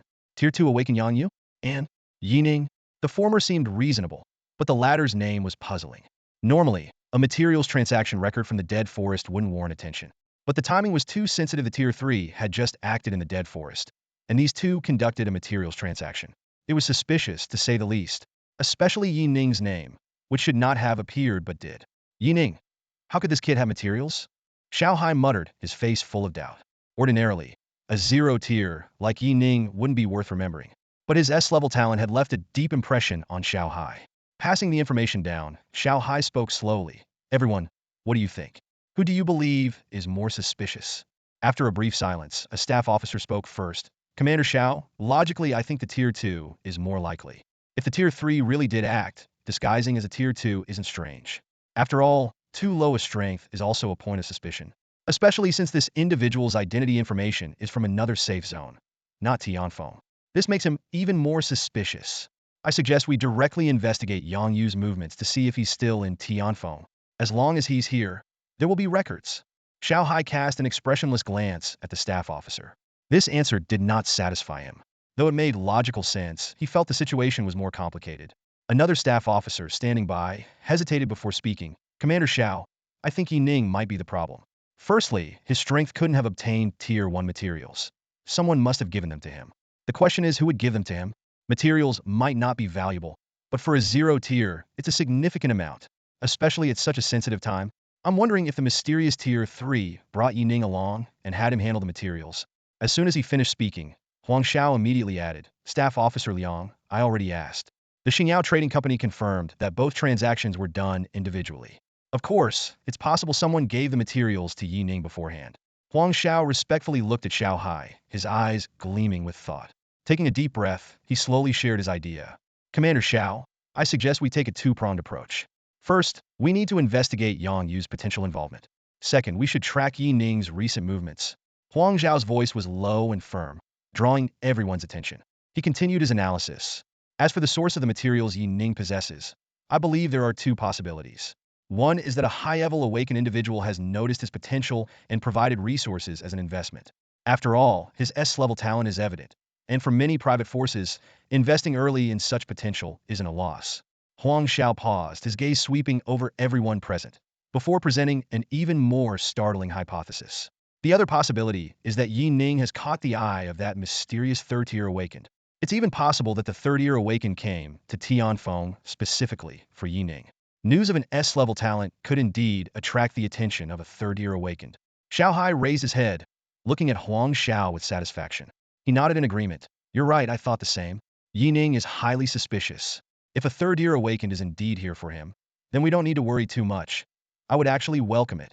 Shao Hai's brow relaxed as he continued. Even though the military doesn't think he has the potential to reach the third tier, other third-tiers might not agree.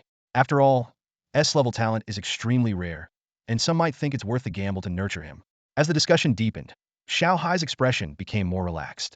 The more he thought about it, the more plausible the hypothesis seemed. He was aware of some internal high-level dynamics. The deliberate downplaying of Yi Ning's importance was likely an attempt to reduce competition, with some trying to seize resources that rightfully belonged to Yi Ning. In reality, Yi Ning still held significant value. Properly nurtured, reaching the peak of the second tier would be a good outcome, Shao Hai mused. With his high mental power, he could be quite effective in group combat scenarios. Suddenly, Shao Hai seemed to recall something, his brow furrowing slightly. That kid once mentioned unusual corpse-tied movements around Tianfeng. Could it be that this information came from the awakened individual behind him? This thought made Shao Hai more vigilant.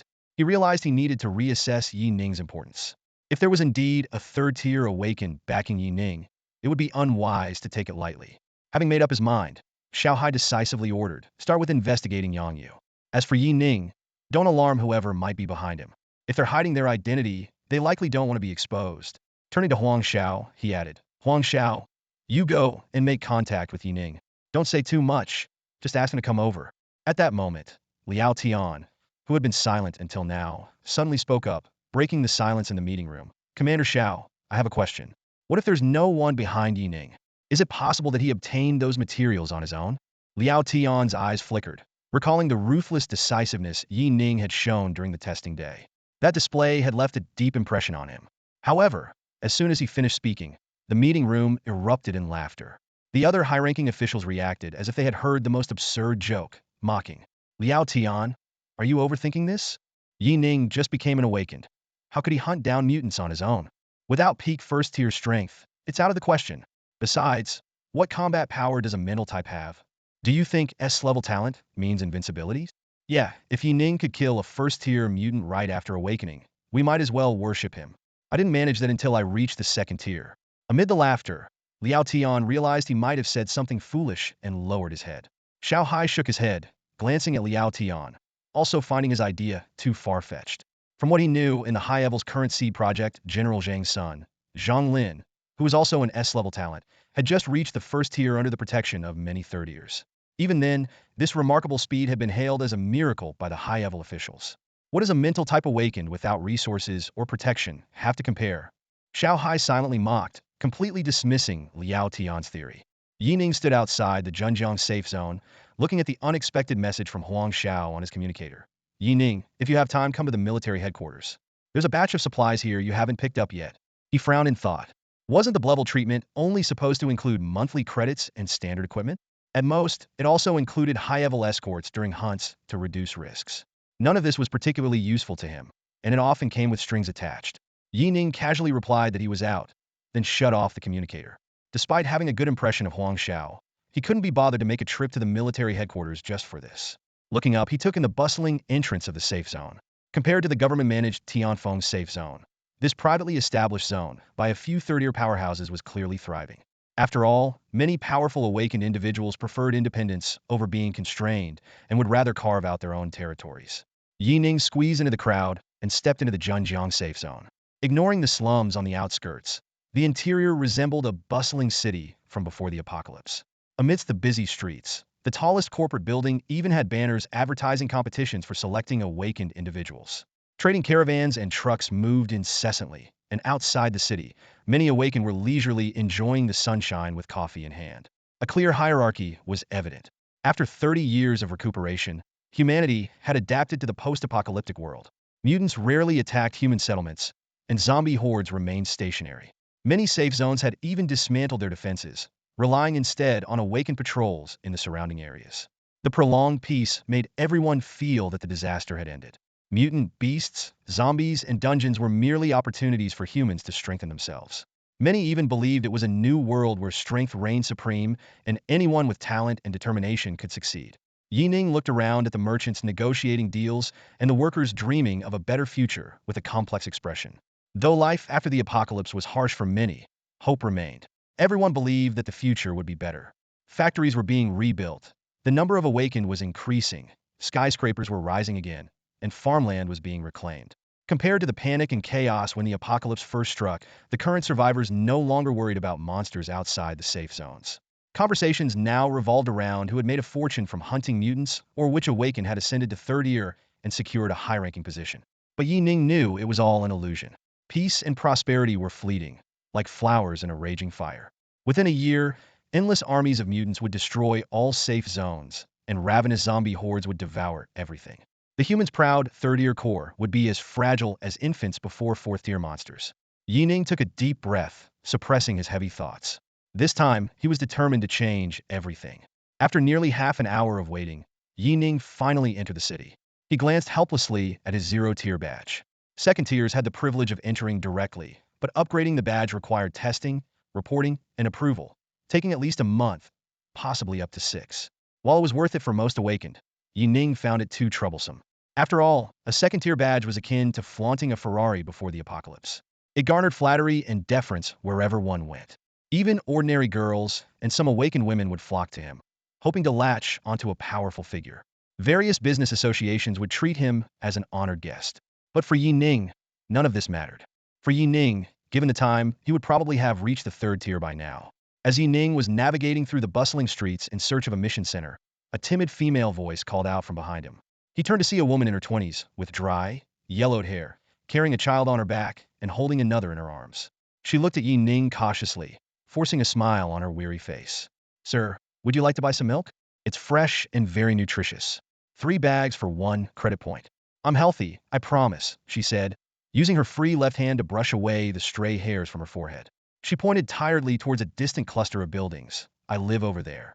Yi Ning was momentarily taken aback, but quickly understood her intention. In this post-apocalyptic world, survivors did whatever they could to make a living.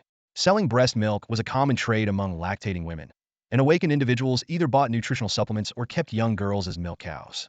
"No, thank you," Yi Ning gently refused. Having clawed his way up from the bottom, he did not look down on these people. Just then, a rough shout came from his right rear side. "Move it! Get out of the way! Damn bunch of lowlifes! Can't you watch where you're going?" A white SUV squeezed onto the sidewalk, nearly hitting the crowd.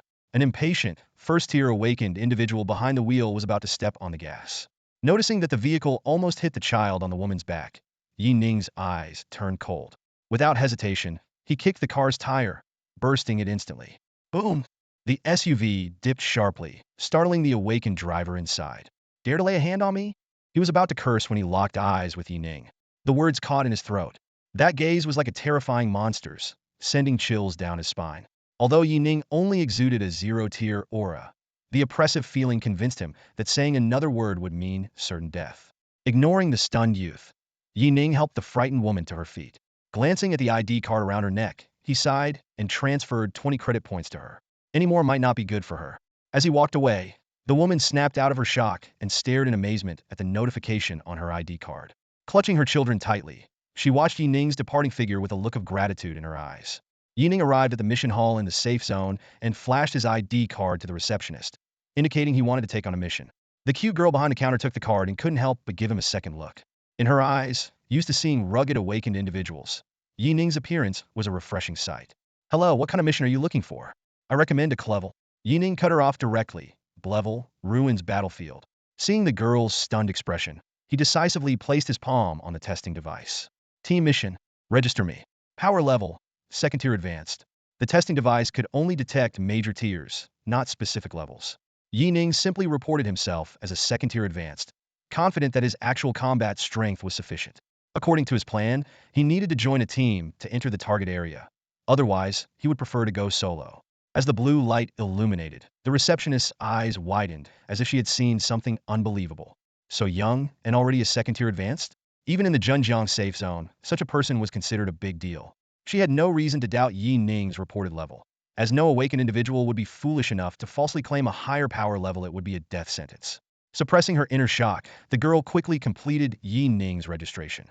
Then, blinking her bright eyes at him, she seemed to want to etch his image into her memory. In her mind, Yi Ning was undoubtedly an SS-grade golden bachelor. At the very least, even knowing him was something to boast about among her peers. Is something wrong? Yi Ning asked, puzzled. He felt that the fire in her eyes was about to burst forth. The girl nervously glanced around, nodding emphatically like a thief, and quickly slipped her card into Yi Ning's hand. I finish work at 8 p.m. Just contact me, and I'll be available. The blatant hint made her blush, her heart pounding. Oh my God, this was probably the boldest thing she had ever done. Looking at the card in his hand, Yi Ning couldn't help but chuckle and shook his head, tucking it into his pocket. Although the girl was cute, he had no interest in romance at the moment. He politely nodded and turned to leave, his mind focused solely on how to level up and become stronger. Nothing else mattered. If everything went according to plan, he would have a team ready to enter the ruins battlefield by tomorrow. Thinking of the blue artifact, Yi Ning felt a surge of excitement. It was a renowned piece of equipment from his past life, and the ruins battlefield was known for its high drop rates. Gathering point outside the Zhenjiang safe zone. In the early morning mist, a young girl with a short bow slung over her shoulder stood on a weathered concrete slab, her eyes constantly scanning the surroundings. Beside her, a sturdy bald youth in light armor looked at his sister with a doting expression. Brother, why hasn't that second-tier high-level arrived yet? Didn't we agree on 6 o'clock? The girl asked with a frown. I hope he isn't some old guy in his 30s or 40s. The young man chuckled. He should be here soon. 30 or 40 isn't old. That's the prime age for an awakener. We'll be around that age when we reach high level 2. His tone turned serious. Be polite when he arrives. Out here, no one will look out for you. Come on, the girl pouted. Aren't you looking out for me? Besides, once we mention Grandpa's name, who would dare mess with us? Watching his sister make faces at him, Chen Yong sighed helplessly. Though his sister was somewhat childish and had been pampered growing up, both of them were already low-tier second-level awakeners in their early 20s, a testament to their talent. With 3 generations of awakeners in their family, their grandfather being a third-year and a deputy commander of the North China Combat Zone, having fought in the First Zombie War, they were indeed a force to be reckoned with. Generally, no one would dare provoke them lightly. He's here. Chen Yong's ears twitched as he turned to look into the distance. A figure cloaked in a hunter's cape was rapidly approaching. He raised an eyebrow, noting how the figure was fully covered. Good speed, definitely second tier or higher. Heading straight for us, must be the second tier, high level we're teaming up with. Within seconds, the figure arrived before them, nodding briefly in acknowledgement. The 3 sized each other up, and Chen Yong extended his hand, forcing a smile to break the silence. Friend, we'll be teammates from now on. I'm Chen Yong, and this is my sister, Chen Yao. If you're not familiar with the ruins battlefield, I can brief you. But if you already know, even better. Shall we get going? The newcomer shook hands, speaking calmly. Let's talk as we walk. I know a bit, but not much. Hmm. Chun Yao leaned in curiously. Your voice sounds young. Not an old man? And aren't you going to introduce yourself? That's quite rude. She even considered pulling back the newcomer's hood to take a closer look. Little sister, don't be rude. Chun Yong quickly reprimanded her. Despite their prestigious background, good manners prevented him from underestimating anyone, especially a teammate who might be more powerful than he was. Chun Yao pouted and muttered, Brother, I'm just curious. Besides, shouldn't we verify each other's strength? What if he's not actually high level? Chun Yong frowned slightly. Although his sister was being rude, she had a point. The newcomer's tightly covered appearance and youthful voice were indeed unusual. Sensing their suspicion, the newcomer's tone turned cold. You can call me Yi Lin. If you doubt me, there's no need to team up.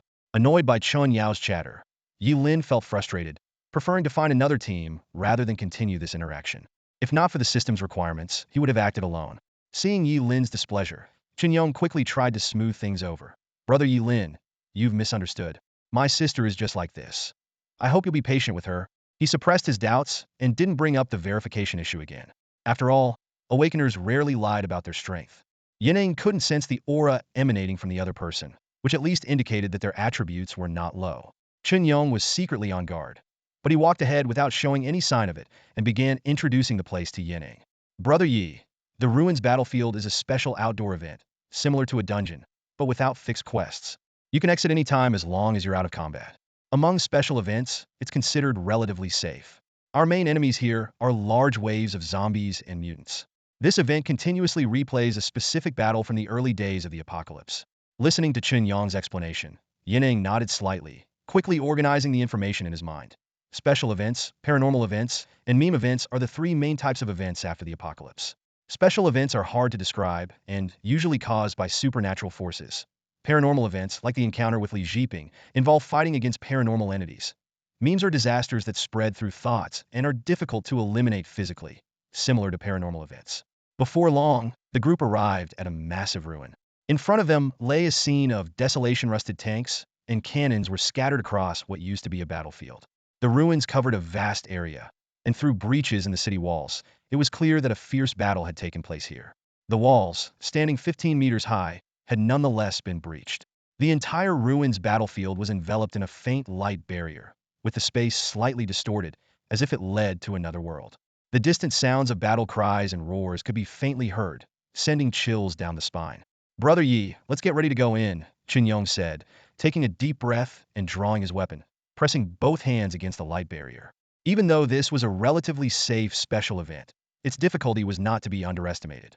Usually lively, Chun Yao was also silent at this moment, closely following her brother. When all three pressed their hands against the barrier, a system prompt immediately sounded. Ding. Do you want to enter the ruins battlefield? Current difficulty, level. Without hesitation, Yi Ning chose to confirm. With a flash of white light, the three of them instantly disappeared from where they stood, stepping into the unknown battlefield. Beep, you've entered the ruins battlefield. The event will begin in 1 minute. Please prepare yourselves. With a slight feeling of dizziness, Yi Ning found himself surrounded by a shimmering light screen. The scene before him was drastically different from what it was before entering now. They stood on a fully restored section of the city wall. The ground beneath them was free of the dense craters from previous bombardments. The surrounding silence was almost eerie, as if time had reversed to the peak era of this massive fortification. Inside and outside the walls, dozens of heavy artillery positions were neatly arranged. The unmanned shooting embrasures were lined with heavy machine guns, and undamaged tanks lay scattered like steel behemoths. The entire scene exuded a suffocating atmosphere of imminent battle. Chun Yong hesitated slightly, but eventually spoke up. Brother Lin, the fight is about to start. We need to hold out for as many waves as possible against the zombie horde. The first few waves are relatively easy, but advanced mutants will appear later. That's when we'll rely on you. He paused for a moment before continuing. But don't worry. If things get too rough, I have a way to deal with those monsters and ensure we get more rewards. Yi Ning keenly sensed that Chun Yong was hinting at some special trump card he had. Recalling confidential information from his previous life, Yi Ning understood in the ruins battlefield, when the situation becomes critical, specific words could summon fallen soldiers to assist in combat. This method, though short-lived, could fend off an entire wave of attacks. Seeing no reaction from Yi Ning, Chun Yao, standing nearby, was somewhat displeased. Hey, This method is very valuable. After this is over, you better not tell anyone. Well, split the rewards 50-50. But don't worry, you'll see how crucial my brother's method is when the time comes. Yi Ning glanced at Chen Yao dismissively, unwilling to argue with the spoiled young lady. He knew the value of this secret well. If it weren't for the near collapse of the Huaxia battle zone in his previous life, such information might have never been disclosed. Chen Yong gently rebuked his sister. Chen Yao. He then turned to Yi Ning with a wry smile. Brother Yi, my sister is a bit immature. But I still hope you can keep this information confidential. The fewer people who know, the better. Seeing Yi Ning nod slightly, Chen Yong breathed a sigh of relief. He gripped his massive axe and said, Brother Yi, I'm a strength type. You seem to have dual weapons under your cloak. Are you a swordsman? We'll handle the mutants, and my sister will deal with the zombies while supporting us. Chen Yao quickly got into combat mode, bow drawn, and ready to provide support at any moment. Yi Ning pulled out 2 white swords from under his cloak and replied softly, Agility type? I can handle both close and range combat. He skillfully posed as a common duelist. With his set of high-quality equipment, he could easily pass as a mid-tier agility fighter, even if he wasn't specialized in it. Chen Yong noticed the white weapons in Yi Ning's hands and silently assessed his combat potential. Duelists weren't considered an official class, but were very common among unaffiliated awakened individuals. Known for their mobility in combat, they had a broad range of skills, but typically mediocre actual combat strength. 2 white-grade weapons suggested this mid-tier fighter was just getting by. As Chen Yong pondered, the countdown approached its final moments. The battle begins. In an instant, the white protective shield vanished, revealing a black tide surging like a mirage at the distant edge of the plains. Amidst the horde, 4 towering first-tier mutants stood like iron pillars, charging forward with the swarm. Meanwhile, on the high wall, Chen Yao's right hand moved like a blur, swiftly drawing her bow. Whoosh! Whoosh! Whoosh! Arrows rained down like a torrent, forming a continuous line. The blue quiver at her waist glowed, seemingly generating endless new arrows to support her rapid firing. Yi Ning glanced at the fierce young archer and thought, not bad, she's got some real skills. He then leaped down with Chen Yong, charging towards the zombie horde. Hundreds of zombies clustered together, emitting a nauseating stench. Whoosh! Whoosh! Whoosh! The sound of arrows cutting through the air. Chen Yao's barrage of arrows cleared the zombies in front of Yi Ning like a high-caliber sniper rifle, exposing the central mutants. Yi Ning silently praised her and accelerated his charge with swords in hand. He leaped from zombie head to spine, as if using them as stepping stones, swiftly closing in on one of the towering mutants. With a crisscrossing slash, and shaped sword mark pierced through the creature, easily breaking its tough exterior. Without pausing, Yi Ning propelled himself forward like an arrow, targeting the second mutant. His right sword slashed violently, creating a smooth cut from forehead to chest. With 2 heavy thuds, the mutants fell, split in 2, crashing to the ground. Yi Ning casually flicked the blood off his sword and turned to look at Chen Yong. The bald, muscular man was pulling his giant axe from a smashed corpse, grinning as if relishing the battle. Both men silently assessed each other. Not bad. Decent strength. The battle was over. Battle interlude. During a 3-minute break, Yi Ning and Chen Yong stood at the monster spawn point, awaiting the next wave of attacks. The earlier rounds had been simple, barely taxing their stamina. Chen Yong casually stepped on a zombie's head, pulled out a cigarette, and lit it. Taking a deep drag, he carefully offered one to Yi Ning. Brother Yi, want a smoke? It's a special supply from the military district, Chen Yong said with a smile, handing over a lighter. In the post-apocalyptic world, tobacco cultivation had become a luxury. Only major powers and the military could afford to grow it in small quantities for their top brass. Even though Chen Yong was the grandson of a general, his quota wasn't large. Yi Ning was slightly surprised but accepted after a moment's hesitation. Though he rarely smoked in his previous life, he had tried it during the last few months at the old general's urging. Those oldimers referred to cigarettes as a man's spiritual sustenance, lamenting on their deathbeds how the military-made smokes were as rough as newspaper. As the lighter ignited, and smoke curled around them, their relationship seemed to grow closer. For men, a cigarette could establish a basic friendship. Noticing the term special supply, Yi Ning realized Chen Yong might be the descendant of a high-ranking military figure. However, when Yi Ning pulled down his mask, Chen Yong's eyes widened in shock. Brother Yi, you look so young? To Chen Yong, Yi Ning appeared to be only 18 or 19, younger than himself. Reaching the second tier at that age was already considered genius level, and Chen Yong's own strength had been honed through life and death experiences. He and his sister had always prided themselves on their rapid advancement, never slacking off. Chen Yong was astonished. Could Yi Ning be the offspring of some top-tier powerhouse, also out here training? What kind of innate talent and bloodline would allow such rapid progression? Noticing Qin Yang's surprise, Yi Ning frowned slightly and offered a brief explanation. I just look young. The next wave is coming. Before the words had fully left his mouth, a shimmering hologram appeared in the center of the battlefield, quickly solidifying into a tangible form. Swish! Bang! Chun Yong, wielding a giant axe, cleaved through a wailing banshee that had charged at him, panting heavily. Covered in blood, he stood amidst a mountain of corpses. As he glanced back, a dagger precisely struck and exploded the blood wolf behind him. Just a second earlier, he had been entangled with a second-tier monster and was about to suffer a serious injury from a mutant ambush. Yet, a flash of silver had resolved the threat behind him. Yi Ning's daggers zipped around like silverfish, astonishing Chun Yong. Yi Ning moved with the efficiency of a killing machine. Zombies fell with every swing of his dual swords. With his high-speed daggers, no mutant that approached could escape instant death. Compared to Chun Yong's labored efforts, Yi Ning's combat was like an artistic performance, precise and efficient. What incredible skills! What amazing combat techniques! Chun Yong marveled internally. With a final flash of silver, the last banshee was pierced through, ending the battle. Yi Ning exhaled lightly, noticing Chun Yong's astonished expression. He realized his telekinetic control had caught Chun Yong's attention. Flowing light daggers, a sustained skill. It's effective against low-level second-tier mutants, but can't one-shot anything stronger. Yi Ning casually fabricated a skill name, not intending to elaborate further. Flowing light daggers? Some kind of long-range skill?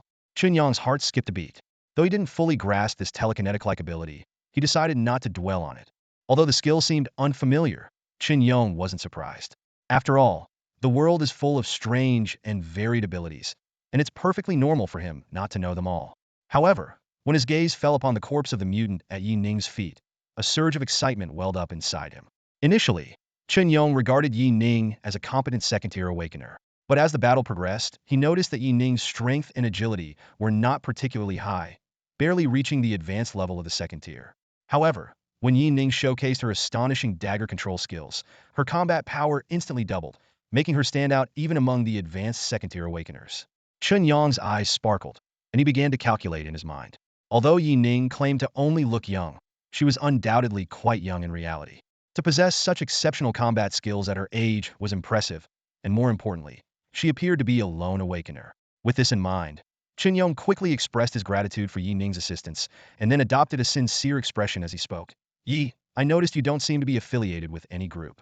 If you're a lone awakener, why not join me at the military district after this battle? I apologize for not introducing myself earlier. I'm Chun Yong, the grandson of Chun Kailai, the deputy commander of the North China Military District. As he spoke, Chun Yong eagerly sized up Yi Ning, his eyes filled with a strong desire to recruit her. As long as Yi Ning was a lone awakener, he was confident he could offer terms she couldn't refuse. Growing up as the grandson of a high-ranking official, Chun Yong understood the importance of talent. A young yet powerful awakener like Yi Ning would be a valuable addition to his core team. Despite being the deputy commander's grandson, building his own faction was crucial in the power struggles among the upper echelons. However, Yi Ning saw through Chun Yong's intentions and simply shook her head slightly, replying calmly, "Sorry, I'm used to working alone." For ordinary survivors, Chun Yong's identity would undoubtedly be tempting. 9 out of 10 second-tier awakeners would probably be swayed. But for Yi Ning, it meant little. She thought to herself, in her previous life, during the final year, what kind of big shots hadn't she encountered? In the last month before the fall of human civilization, the entire Huaxia military district had even handed over command of all 3 armies to her. Chun Kailai? Yi Ning sneered inwardly. A deputy commander of a military district, probably just a mid-tier third-tier awakener, wouldn't even qualify to be directly commanded by her. In the final moments before the apocalypse, she had commanded over 100 third-tier generals, all of whom were high-tier third-tier awakeners, each one a top-ranking officer. Chun Yong's expression froze for a moment as he saw Yi Ning decisively reject his offer. Unable to contain his urgency, he quickly spoke up, "Brother Yi, at least hear me out before you refuse. My grandfather may be a deputy commander, but my father is also a tier 3, commanding the 191st safety zone. If you join us, I can promise you a starting position with a rank and benefits equivalent to a full regiment commander, plus a monthly stipend of 3,000 credit points. He'll personally add another 1,000 to that.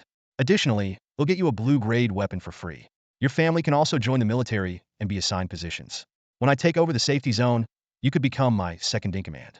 Chun Yong looked at Yi Ning expectantly, confident that his offer was more than generous.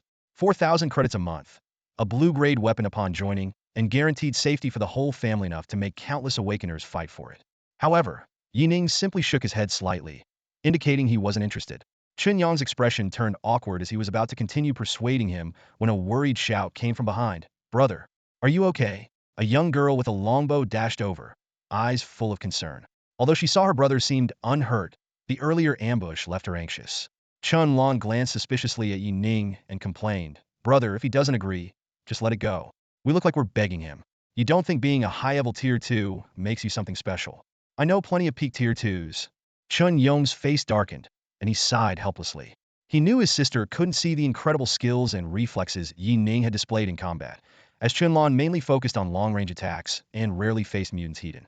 Glancing at the countdown for the fourth wave, Chen Yong temporarily shelved his persuasion and turned to Yi Ning. "Brother Yi, we need to return to the defensive line now. The upcoming mutants will be at least peak tier 2, and there will be no more breaks. The attacks will be continuous." He quickly pointed behind him. "Next, we just need to awaken the soldiers in this scenario. The monsters will prioritize attacking them, giving us a chance to act." Yi Ning nodded in understanding, a hint of curiosity in his eyes. He knew about awakening soldier phantoms, but wasn't clear on the specifics. However, he planned to delay it, dealing with the Tier 2 mutants himself first and only awakening the soldiers at the last moment. His goal was the subsequent high-difficulty Tier 3 challenge and the blue-grade equipment that would appear after awakening the soldiers. On the city wall, Chen Yong looked at Yi Ning in surprise. "Brother Yi, you mean we should hold our ground here for a bit longer?" "Exactly. According to your plan, we can awaken them anytime. So waiting a bit longer might yield better rewards," Yi Ning explained casually while silently checking his skill panel. His two SS greatsword techniques, Sky Rift Flash and Dimensional Slash, were both off cooldown. He planned to use Sky Rift Flash first, keeping Dimensional Slash as a trump card. Despite the Chin siblings' seemingly good intentions, Yi Ning habitually remained cautious, always keeping an ace up his sleeve. Seeing Yi Ning's insistence, Chen Yong hesitated but eventually agreed. As the 3-minute countdown ticked away rapidly, familiar phantoms began to form on the distant horizon. The sky over the battlefield darkened abruptly, clouds gathering, as if returning to the day this defensive line resisted the corpse tide. Feeling the growing tension, Chen Yong instinctively spoke to Yi Ning. "Brother Yi, my father told me this battlefield relic is over 50 years old. This line of defense was the last barrier against the northward corpse tide. The Zhenjiang military district had mobilized all troops from around the Huanjiang area to defend this place, aiming to buy time for survivors in the North China war zone to evacuate. Back then, awakeners were scarce, and most soldiers on the front line were ordinary people. That battle," Chen Yong recalled the somber and melancholic look in his father's eyes when recounting this history and lowered his voice. "It was devastating, truly devastating." As dark clouds gathered, the atmosphere on the battlefield grew increasingly tense. The rumble of distant thunder echoed through the clouds, and fine raindrops fell like war drums, hitting the armor of the three warriors with a delicate patter. Chen Yong, Chen Yao, and Yi Ning stood on the city wall, facing the vast battlefield, feeling a sense of insignificance. Chen Yong instinctively tightened his grip on his massive axe, muscles taut, veins bulging visibly on his arms. Chen Yao pressed her lips together, her left hand continuously checking her quiver, the clinking of metal arrowheads against the quiver piercing the silence. Yi Ning maintained a facade of calm, but his eyes flickered with vigilance. Suddenly, a bolt of lightning split the sky, illuminating the entire battlefield. Yi Ning quietly warned, "They're coming." All three turned their gazes toward the distant horizon. There, on the horizon littered with corpses, a black wave surged forward. The dense horde of zombies advanced like ink spreading across rice paper, quickly filling their entire field of vision. This wasn't the hundreds or thousands of zombies they had faced before. This was an enormous, unending tide of the undead. Under the dim sky, countless pairs of crimson eyes glowed like the eyes of ravenous ghouls from hell. The zombies were packed so tightly together that there wasn't a gap between them, resembling a moving wall of corpses. The ground seemed to tremble under the terrifying weight of the horde. The speed of the advancing zombie tide far exceeded the trio's expectations. As the massive wave of zombies approached, gigantic mutated creatures followed close behind. 126. The sheer number was staggering. Chen Yong's fingertips turned white from the pressure, and he couldn't help but glance at Yi Ning, a hint of panic on his usually composed face. Yi Ning quickly assessed 3 mid-level second tier, 2 high-level, and 1 peak second tier. Even at the start of the assault, the first wave of mutated creatures brought immense pressure. Regret surged through Chen Yong, and he blurted out, "Brother Yi, do we really have to hold out? I don't think we can." He suddenly realized that if they continued to wait at their current position, they would be overwhelmed by the monster horde in an instant, leaving nothing behind. Chun Yao anxiously interjected, "Brother, ignore him. We'll wake the soldiers when the monsters reach the walls. He can't hold them off if they charge." Yi Ning remained calm, replying briefly, "Hold on a bit longer, I have a plan." He didn't elaborate, but his eyes revealed a seasoned composure. At that moment, another lightning bolt illuminated the leading giant mutant. The following thunder was deafening, like the trumpet of war. The foremost high-level second-tier mutant let out a thunderous roar, its corpse-white skin writhing, from massive arms spreading like a crucifix as it charged. Boom! Boom! Boom! Boom! The mutant's colossal feet pounded the ground, vibrations rippling across the battlefield. Each step crushed swathes of ordinary zombies into pulp, yet it didn't slow its charge. The other 5 mutants followed, like moving mountains, storming toward the city wall with unstoppable momentum. Standing on the wall, Yi Ning gripped his twin swords, letting the fine rain soak him. His mind raced, his eyes tracking the charging mutants' paths, making final preparations for the imminent battle. As he approached the city wall, a glint of determination flashed in Yi Ning's eyes.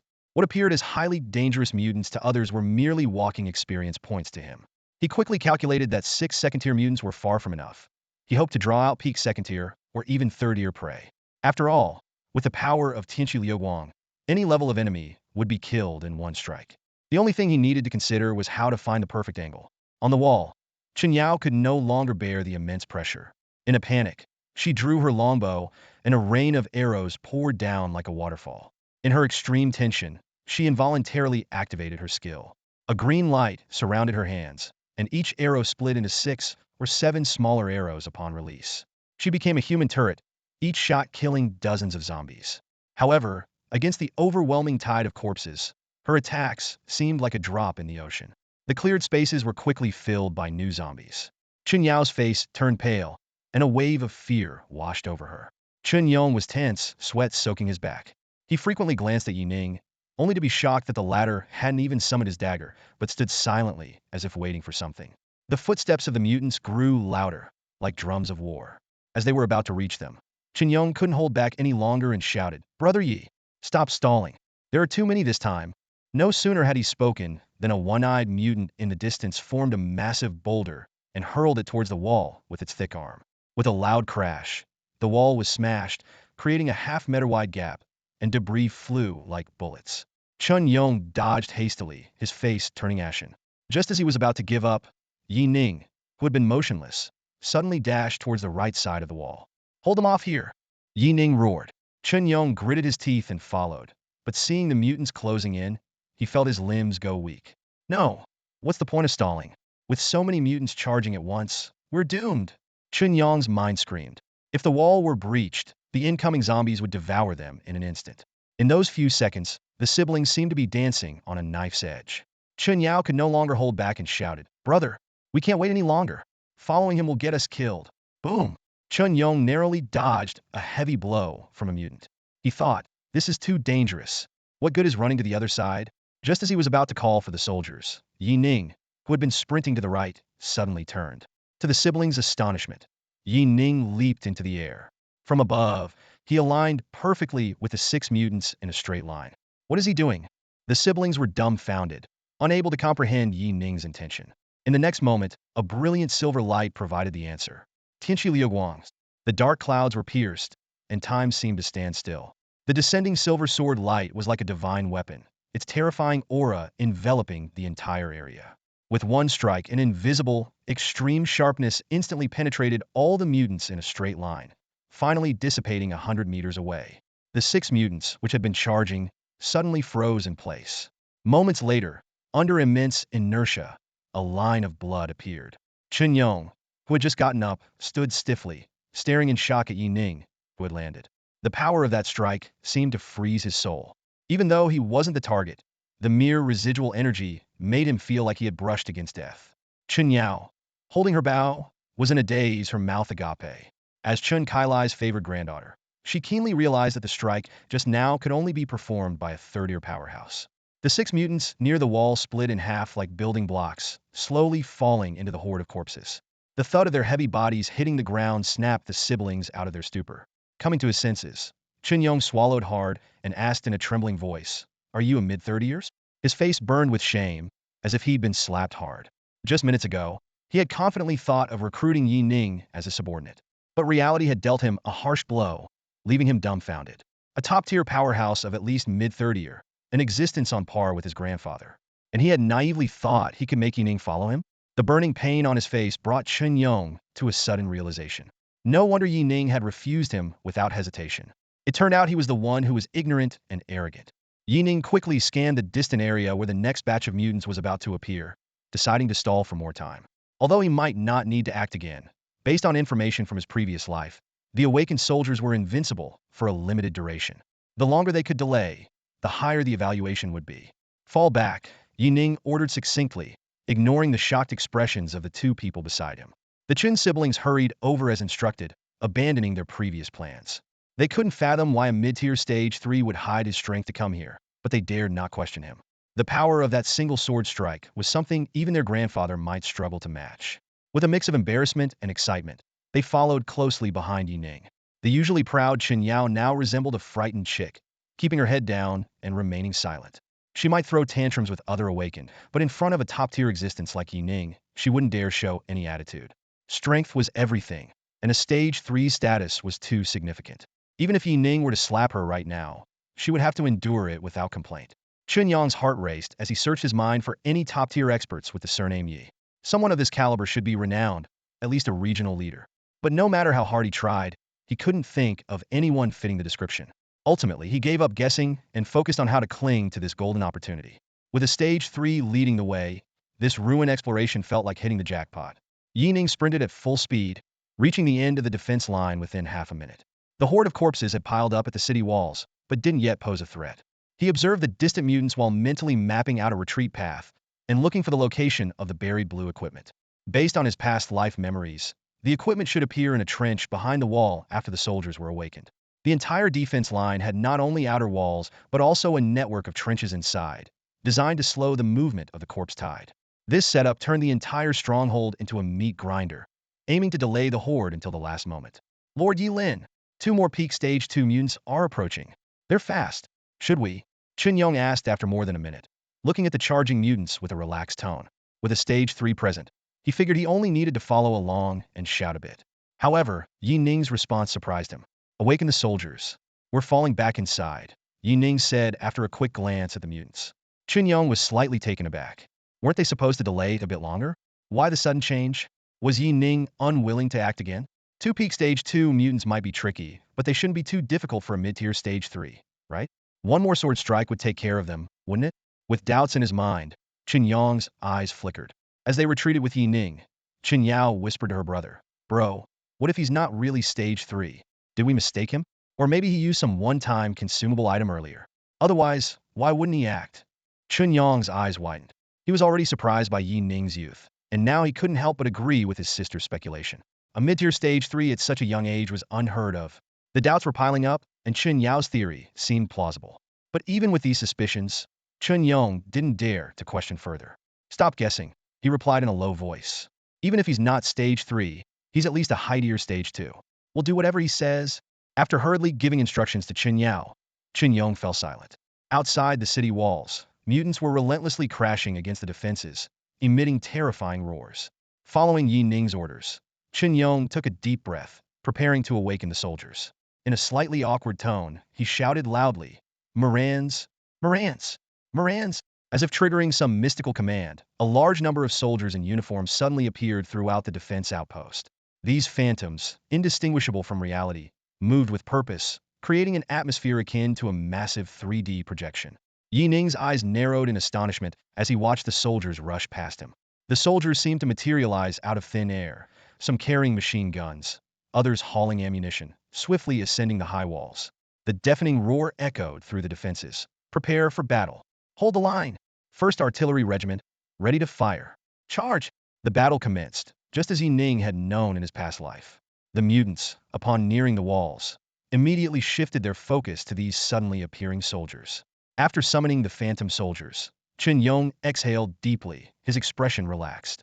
He walked over to Yi Ning and remarked, "Master Yi Lin, from here on, we just need to watch. As long as we shout Morans, these soldiers will fight for us. They can't see us, just like NPCs in a game, and will continuously attack the zombie horde. However, their duration is limited. They'll disappear after taking out the first wave. When that happens, we need to retreat quickly. A contemplative look flashed in Yi Ning's eyes. Moran's? He knew the command, but was unclear about its precise meaning. Nonetheless, its effect was undeniable. With the soldiers' appearance, the three of them seemed to travel back in time, becoming mere spectators of this fierce battle. Smoke filled the air, and shells whistled overhead, exploding amidst the zombie horde. Snapping back to reality, Yi Ning tersely said, "You both wait here." Before his words had even settled, he was already moving along the inner defenses, searching for equipment. Relying on his higher willpower attribute compared to the other two, he could barely sense the general area. "Hold the line! Everyone move up!" Amid the deafening explosions, the commander's orders were relayed through the ranks by messengers. As the machine gunner was killed by the blast shockwave, soldiers from the rear seamlessly took his place, like well-oiled gears. Young faces gripped the scorching barrels, gritting their teeth and pulling the triggers. Bullets rained down, but they couldn't halt the relentless horde of zombies. Below the walls, corpses piled up quickly, forming a gruesome staircase. Soldiers had no time to destroy this ominous ladder before the zombies swarmed up, their rotting claws dragging the frontline fighters into the throng. In the midst of gut-wrenching screams, vibrant lives were devoured in an instant. The battle's ferocity was beyond imagination, and the first line of defense was on the brink of collapse. With zombies scaling the walls, every soldier's eyes were bloodshot, having long forgotten what fear felt like. They knew that beneath their feet lay the last line of defense. There was no retreat. As ammunition ran out, many soldiers drew their knives, fighting tooth and nail, even with bare hands, against the monsters. Awakeners, reinforce immediately. Don't let these beasts breach the walls. The commander's shout pierced through the smoke. Behind the lines, unit commanders watched intently as several massive mutated creatures approached. Seeing their men fall one after another, many officers, overcome with grief and rage, rushed to the front, trying to stem the growing breaches in the defense. If these mutated monsters reached the walls, the consequences would be catastrophic. With a swing of their giant claws, they could easily turn a swath of soldiers into pulp. On this battlefield, human lives flowed like water, just rapidly dwindling numbers. Boom, boom, boom. Under relentless attacks, several breaches were finally torn open in the defense. The mutated creatures, braving the rain of bullets and shellfire, stormed the walls, their gaping maws devouring soldiers around them. Without the Awakeners to hold them back, ordinary humans were as helpless as lambs to the slaughter. Kill! The Awakeners in the rear roared as they charged, knowing it was a one-way trip, but continuing to press forward. In Yi Ning's eyes, these soldiers, at most second-tier beginners, and mostly only first-tier, threw themselves at the monsters like moths to a flame, fearless in the face of death. Bang! Bang! Bang! Blood mist filled the air. The soldiers at the forefront were pulverized by the mutant creatures before they could even strike. Reality was far crueler than any movie. No hero could single-handedly turn the tide. Even the bravest warriors could only fall silently against such foes. The low-tier Awakeners climbed over their comrades' bodies, forming small squads of dozens, desperately scaling the mutated creatures. They attacked like ants, trying to wear down these behemoths through sheer numbers. As one group fell, another immediately took their place. While searching for equipment, Yi Ning discovered that these awakened soldiers revived at the camp each time they died. Like an endless ant colony, they continuously resurrected and rejoined the battle. This cyclical nature allowed the awakened soldiers' projections to hold back the zombie onslaught with their flesh and blood. The battlefield had become a massive meat grinder, with endlessly resurrecting soldiers and the infinite horde of zombies tearing each other apart. Yi Ning was moved by the unique nature of this battle, but also deeply touched by the tragic struggle unfolding before him. Using his extraordinary mental perception, Yi Ning quickly pinpointed a subtle system fluctuation. "This must be it," he murmured, unable to help but glance back at the fighting soldiers, his heart heavy. Compared to his past experiences, this defensive battle from decades ago was undoubtedly more brutal. In the final moments of the Huaxiao War Zone, at least a group of third-year Awakeners held the line. Now it was just ordinary people filling the gap with their lives. Taking a deep breath, Yi Ning forced himself to turn away and focus. He swiftly searched the trenches, and within seconds, his eyes lit up and found the necklace in a small pit. However, as he picked up the necklace, he unexpectedly noticed a thin booklet, bound like letters, buried beneath the soil. "What's this?" he muttered, instinctively opening it. The yellowed pages revealed neatly written lines. June 7th, 2033. The commander appointed me as the scribe, and I came to Zhenjiang with the troops. They say this will be the largest defense line north of Guangxi. The corpse tide from the south is moving here. July 15th. The defense line is being built quickly, and everyone is confident we can hold off the northern advance of the zombies. Although it was tough and exhausting, the thought that our hard-built safe zone might not have to be abandoned kept every soldier going. This belief lingered in their hearts, supporting them as they held their ground. On July 17th, unsettling news arrived. The latest wave of the undead had crossed Zhenjiang. Despite troops being dispatched to intercept, the air was thick with tension. A regular soldier gazed into the distance, quietly regretting that he wasn't an awakened one and couldn't join the frontline battle. Meanwhile, new recruits from Lianshan were tirelessly digging trenches. Their efficiency was astounding, with shovels flying and dirt scattering. However, their difficult-to-understand dialect often led to amusing misunderstandings. On July 19th, the captain's face was dark with worry, clearly troubled by something. That day, the new recruits from Lianshan enthusiastically taught the local dialect, making the regular soldier feel like an outsider in the team. The new recruits proudly declared, "This is our home."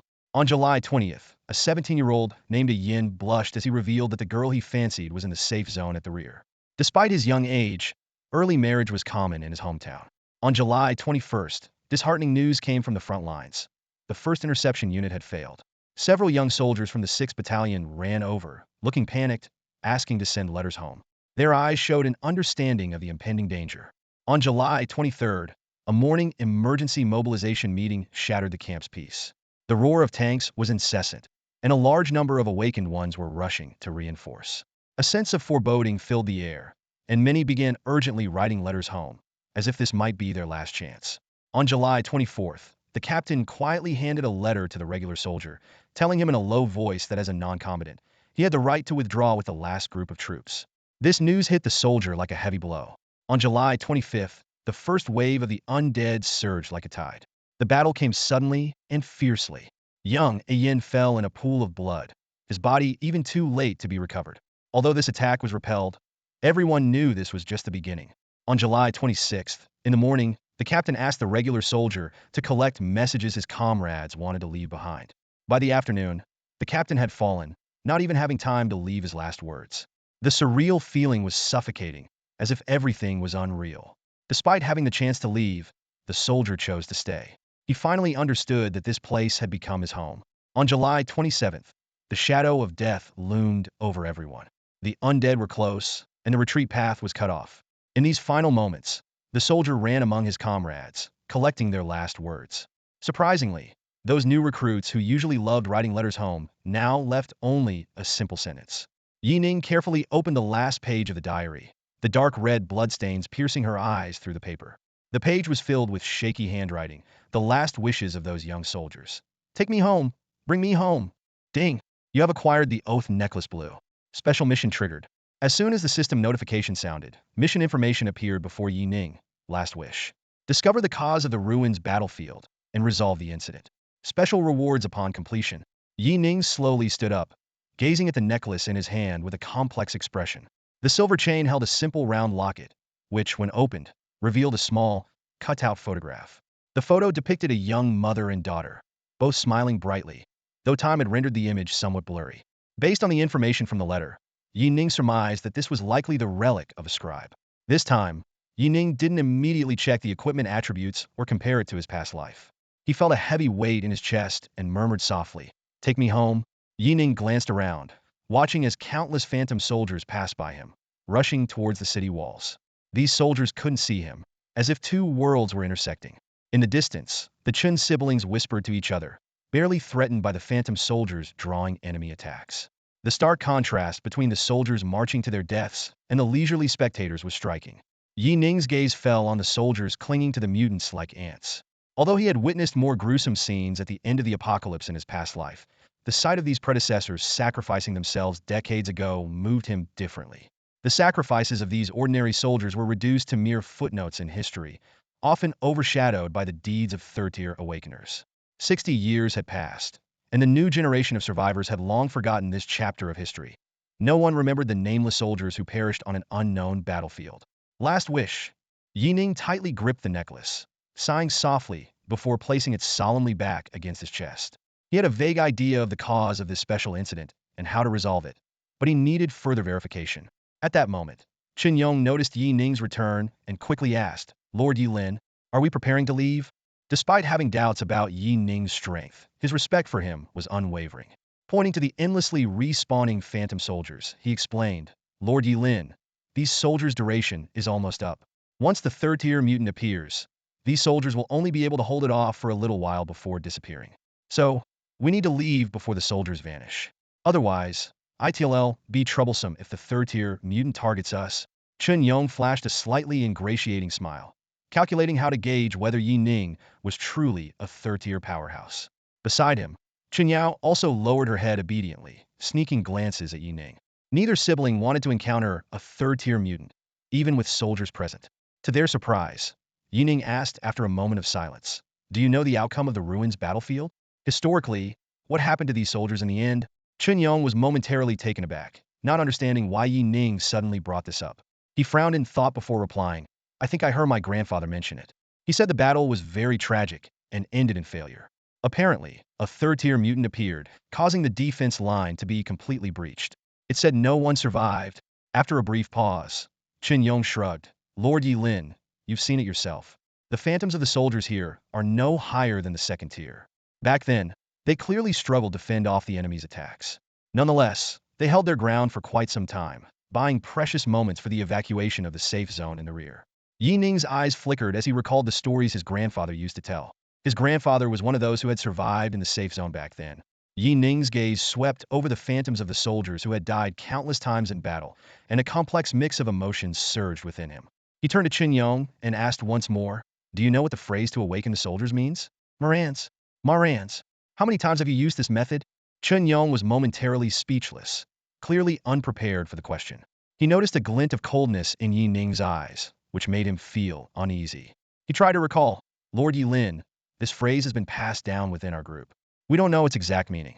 It's said to be some kind of local dialect or slang. Back then, those soldiers were temporarily recruited from Guangxi.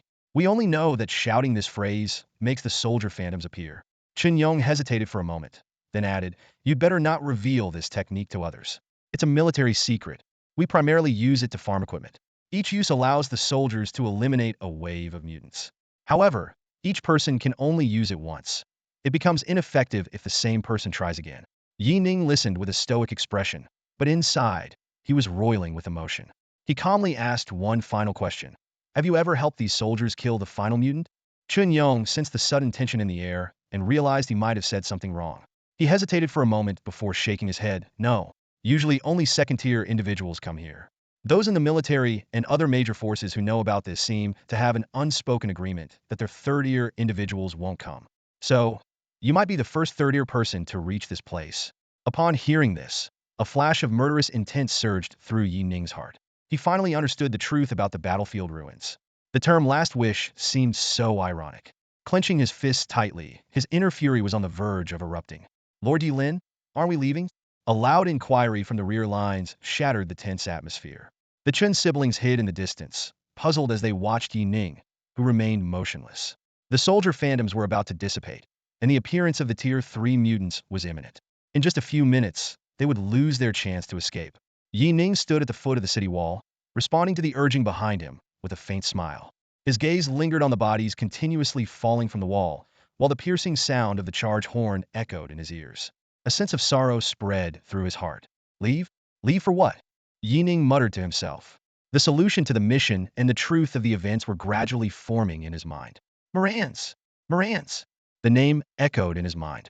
Yi Ning quickly searched his memory for map information, piecing together a long-buried history in just a few seconds. In the second year after the apocalypse broke out, the Linjiang War Zone urgently recruited a batch of new soldiers from the Guangxi Zhuang Autonomous Region to hold the line.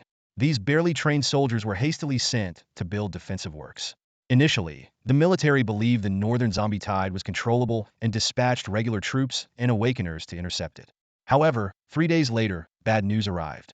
The first batch of intercepting troops failed, and the reconnaissance results were even more desperate. The zombie tide was far larger than expected, including unstoppable Tier 3 mutants. The military made a swift decision, mobilized artillery units and a small number of awakeners, and immediately initiated a large-scale evacuation plan. The frontline soldiers were unaware of this and continued to defend the line with all their might. But in the oppressive atmosphere, some commanders sensed something was wrong. With no retreat possible and their homes behind them, the battalion commanders and officers ready to die hinted to their scribes to have the soldiers write their final letters home to ease their uneasy consciences. The zombie tide arrived as expected. When the harsh reality once again proved the line was untenable, from squad leaders to commanders, everyone decided to sacrifice themselves for their country. The non-combat scribes, who could have escaped alone, witnessed their comrades falling one by one and, in their grief, abandoned their escape plans, determined to record everyone's last words. Yi Ning took a deep breath, his complex gaze sweeping over the phantoms of the soldiers ready to die. According to Qinyang's account, his grandfather survived as a refugee and later became a commander in a nearby war zone. This meant that the zombie tide was actually held back. The reason was simple. The appearance of the Tier 3 mutants caused the line to collapse far faster than expected. From the letter's content, it could be inferred that there was not enough time for a retreat. The zombie tide must have disappeared or perhaps never broke through to the safe zone. Otherwise, with the tide's spread speed, it would have been impossible to evacuate so many survivors from the rear. But the zombie tide couldn't vanish into thin air. Where did they go? The answer was obvious. Thousands of fallen soldiers, their unwavering faith and indomitable spirit, at the last moment, transformed into a special force that trapped the zombie tide and mutants in this space forever. Like vengeful spirits in supernatural events, countless souls wishing to protect their homeland underwent a mysterious transformation at the same moment, becoming eternal heroes guarding this land. Yi Ning clenched his fists, his gaze fixed on the distant projection of the Tier 3 mutant about to appear, his heart a mix of emotions. If the story ended here, he wouldn't have felt that flash of murderous intent when he questioned Qinyang earlier. This could have been just a forgotten piece of history, a heroic legend. However, the truth was far more than that. After these heroic souls trapped the zombie tide into space, the military or a significant force discovered this place. Whether by chance or design, they uncovered an astonishing secret. Morans! Morans! Morans! As the shout echoed through the space, the spirits of fallen warriors suddenly appeared. Their forms, like smoke and mist, carried a resolute determination. These soldiers picked up their weapons once more, clearing the space of enemies for the caller, as if it were their eternal mission. Over time, people began to realize the benefits behind this strange phenomenon. Equipment and resources flowed endlessly from this space. Greedy individuals started to exploit this mechanism recklessly, summoning these spirits over and over again. 10 times, 100 times, 1,000 times. The warriors were awakened repeatedly, only to die again and again. This cycle seemed endless. Standing in the middle of the battlefield, Yi Ning furrowed his brow. A disturbing thought crossed his mind. The peculiar nature of this place had likely been discovered by others. Why did these warriors keep appearing? The answer was quite simple. As long as the final third stage mutant remained alive, this space would exist forever. The warriors, whose last dying wish was to kill this third stage creature and protect their homeland, would always return. However, the third stage mutants had reached a tacit agreement. To maintain this space and continue harvesting equipment and resources, they chose to remain inactive. No one wanted to free the spirits, allowing them to struggle in an endless loop. Yi Ning surveyed the battlefield, a surge of anger rising within him. He suddenly realized that Morans meant home in the local dialect. Each time someone shouted this word, the spirits believed they were being called home. But all that awaited them was endless death and exploitation. This explained why each person could only summon them once. In this infinite cycle, the soldiers relived history repeatedly, dying over and over, ultimately forming this battlefield of ruins. Even the promise to bring them home had turned into a cruel deception. Yi Ning felt a tightness in his chest, an indescribable rage filling him. He took a deep breath and scooped up a handful of soil. Every inch of this land was soaked with blood that should not have been shed. He slowly raised his head, gazing at the ever-forming phantoms of monsters in the distance. As the cold wind howled, Yi Ning released the soil, letting it scatter with the breeze. This time, I'll take you home, Yi Ning whispered, a determined light shining in his eyes. Hiding in the back of the camp, Qinyang anxiously stared at the lonely figure on the wall. Yi Ning remained motionless, and this puzzled Qinyang to no end. If the goal was to kill the last mutant, why wake the soldiers early? Should the soldiers dissipate now, even a Tier 3 like Yi Ning would struggle against the monstrous horde. Brother, let's go. Qinyang's face was pale as she urged repeatedly. That guy looks weird.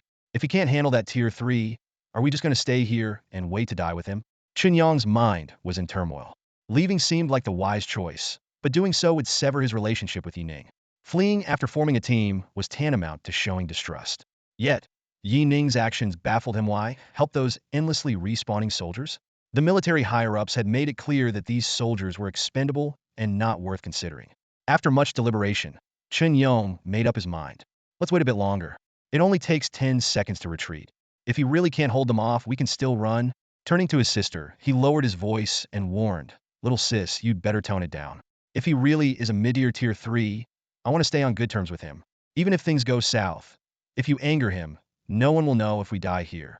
Chun Yao snorted, giving her brother a disdainful glance. "Oomph, with Grandpa around, if he dares lay a hand on us, the whole North China war zone won't let him off." Chun Yong sighed helplessly. His sister had been pampered since childhood, and her attitude was problematic. She didn't understand the harshness of the apocalypse. Such a lack of respect could easily lead to disaster in this world. Suddenly, a deafening thud echoed from a distance. "It's coming!" Chun Yong jerked his head up, nervously watching the horizon. A colossal creature came into view, standing about 17 or 18 meters tall, shaped like 6 giant hammers fused together. Each step it took left deep craters in the ground, causing tremors all around. Chun Yong's scalp tingled at the sight. A monster of this size and defense was a living nightmare. Chun Yao fell silent instantly, staring in terror at the behemoth. At this moment, Yi Ning on the wall seemed so small in front of the giant beast, yet he stood firm, unwavering. Yi Ning observed the Tier 3 siege-type mutant with a grave expression. Though it was only at the initial stage, this type of monster was as troublesome as a mid-tier one.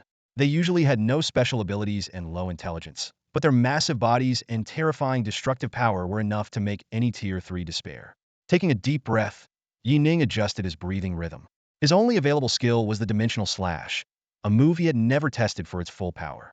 Facing a mutant with such strong vitality, he either had to focus on attacking its legs to control its movement and slowly wear it down, or take the huge risk of directly attacking its brain. As the monster approached, Yi Ning gripped his twin swords tightly, a fierce determination flashing in his eyes.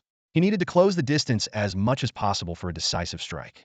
70 meters, 59 meters, 40 meters. The soldiers continuously respawning on the wall fought desperately, showing no fear despite the nearing giant mutant. When a massive shadow cast over the wall, Yi Ning knew the time had come. Under the monster's terrifying weight, the ground seemed to wail. The Tier 3 giant's enormous red eyes, spread like windows, locked onto him, highlighting the stark size difference. Whoosh! The wind howled. The giant suddenly lifted a massive iron foot and slammed it down fiercely. "Now!" Dimensional Slash! Yi Ning muttered. With the sound of space tearing, a deep, bottomless black line appeared in front of Yi Ning, as if capable of swallowing everything. Entering the void, Yi Ning instantly felt everything slow down, as if submerged in viscous water. His breathing decelerated 100-fold, and each movement left a trail. To his shock, he noticed a massive steel foot passing through his body, realizing he had left the real world and entered a dimensional space. In this black and white realm, Yi Ning felt invincible and untouchable. Turning to look at the slowly healing rift behind him, he was astonished to see that time outside had come to a standstill. Bullets left ripples in the air, explosions were frozen in place, and blood blossomed like flowers suspended in the atmosphere. Soldiers clutched their scalding guns with furious expressions, and zombies lunged with snarling mouths all frozen in that moment. Yi Ning had an epiphany. It wasn't that time had slowed down, but that he had sped up. Quickly regaining his focus, he gripped his twin swords tightly and, like a shadow, phased through the massive creature's body, instantly appearing above its head. Aiming at its brain core, Yi Ning unhesitatingly drove his swords down. "Break for me!" To Chun Yong's eyes, Yi Ning seemed to teleport to the monster's head. The seemingly ordinary twin swords pierced through the creature's skull like divine weapons. Space ruptured, and the power of the void erupted within the monster's brain, creating a 3-meter-long fissure, shredding its fragile brain tissue to mush. Time resumed its flow. The monster's brain split like a watermelon cut by a laser, and a torrent of blood gushed from the wound, shooting into the air like a fountain and falling like a rain of blood. Yi Ning calmly sheathed his swords, and with a swift kick, landed gracefully back on the wall like a butterfly. That kick was the final straw. The massive mutant's body slowly tilted and finally crashed to the ground, raising a cloud of dust. The thunderous noise jolted the siblings hiding behind the wall. They stared in open-mouthed astonishment at Yi Ning, who had landed back on the wall with preternatural calm. Everything had happened too quickly. They hadn't even seen how Yi Ning managed it. In just the blink of an eye, this powerful third-tier mutant had been effortlessly slain. Chun Yong and his sister's worldview was completely upended. They no longer doubted Yi Ning's prowess, feeling a profound sense of reverence. Chun Yong took a deep breath, his gaze at Yi Ning filled with awe and fear. The highest level awakened individual he had encountered was only a mid-tier third level, but the strength of this Lord Yi Lin before him likely exceeded that, reaching the high-tier third level. At this moment, he found himself tragically unable to gauge Yi Ning's strength. Strong, incredibly strong, abnormally strong. This realization hit him like a heavy hammer, pounding his heart. His younger sister, standing nearby, was equally terrified by the horrifying scene, instinctively clutching his arm, her knuckles turning white. Before the two could recover from their shock, the entire battlefield suddenly froze, as if time itself had been suspended. A chilling, unprecedented system message echoed in their ears. Beep, event concluded. Please evacuate within 10 seconds. The battlefield will permanently dissipate after 10 seconds. What's happening? Chun Yong exclaimed in horror, springing to his feet. He frantically looked around, only to see the battlefield scene gradually dissolving from the edges, like melting ice. The bloodstained walls became transparent, as if blending into the air. Meanwhile, Yi Ning silently observed the necklace in his hand, slowly tightening his grip. The moment the system message sounded, his final wish task was updated. He looked around and saw the warriors and zombies who had been fighting moments ago suddenly stop. The roars of the third-tier mutants ceased abruptly, plunging the battlefield into an eerie silence. It was as if every being sensed that this world was about to vanish. On the battlefield, inside the city, outside the city, in the camps, countless heroic spirits turned their gaze towards Yi Ning. In this moment, history and reality intertwined, transcending the boundaries of time and space. The warriors who had died on this land seemed to see him, halting their charges and lowering their weapons. Standing not far from Yi Ning, several soldiers holding steel spears and ready to relieve their comrades silently met his gaze. After a moment, Yi Ning could see a special glimmer in their clear, yet weary, Aisa light of relief and gratitude. As the countdown began, all beings, whether soldiers or zombies, started to disintegrate from the ground up, drifting away with the wind. Amid countless grateful glances, Yi Ning silently nodded and softly promised, "I will take you home." This promise seemed to have a magical effect, transforming the atmosphere on the battlefield. Soldiers being helped to their feet by comrades, survivors climbing out of the rubble, warriors reborn in the camp hall seemed to hear this vow. Soot-stained faces broke into relieved smiles. They exchanged glances and mouthed silently, "Thank you." After the battlefield disappeared, Yi Ning calmly listened to the event settlement, feeling neither joy nor sorrow. The rewards were substantial, and his level had soared to second-tier advanced. Beside him, Chun Yong and his sister were still staring in shock at the vanished ruins, at a loss for what to do. Yet, at this moment, Yi Ning's focus was entirely on the final wish task. The system prompt flashed. Beep, final wish task updated. This event has disappeared. You may choose to continue the task, returning to the soldier's homeland from the special event to check the current situation, or terminate the task and claim the special reward early. Note that continuing the task will alter the task rewards. The oath necklace you obtained will also undergo unknown changes. Please choose carefully. Faced with this choice, Yi Ning was silent for a moment before resolutely clicking confirm. At this point, the rewards no longer mattered. He had promised those heroic spirits to take one last look at their homeland. This promise he had to fulfill. Zhenjiang's safe zone. After completing the mission, Yi Ning accepted the enthusiastic invitation from the Chen siblings to dine at the most upscale restaurant in the safe zone.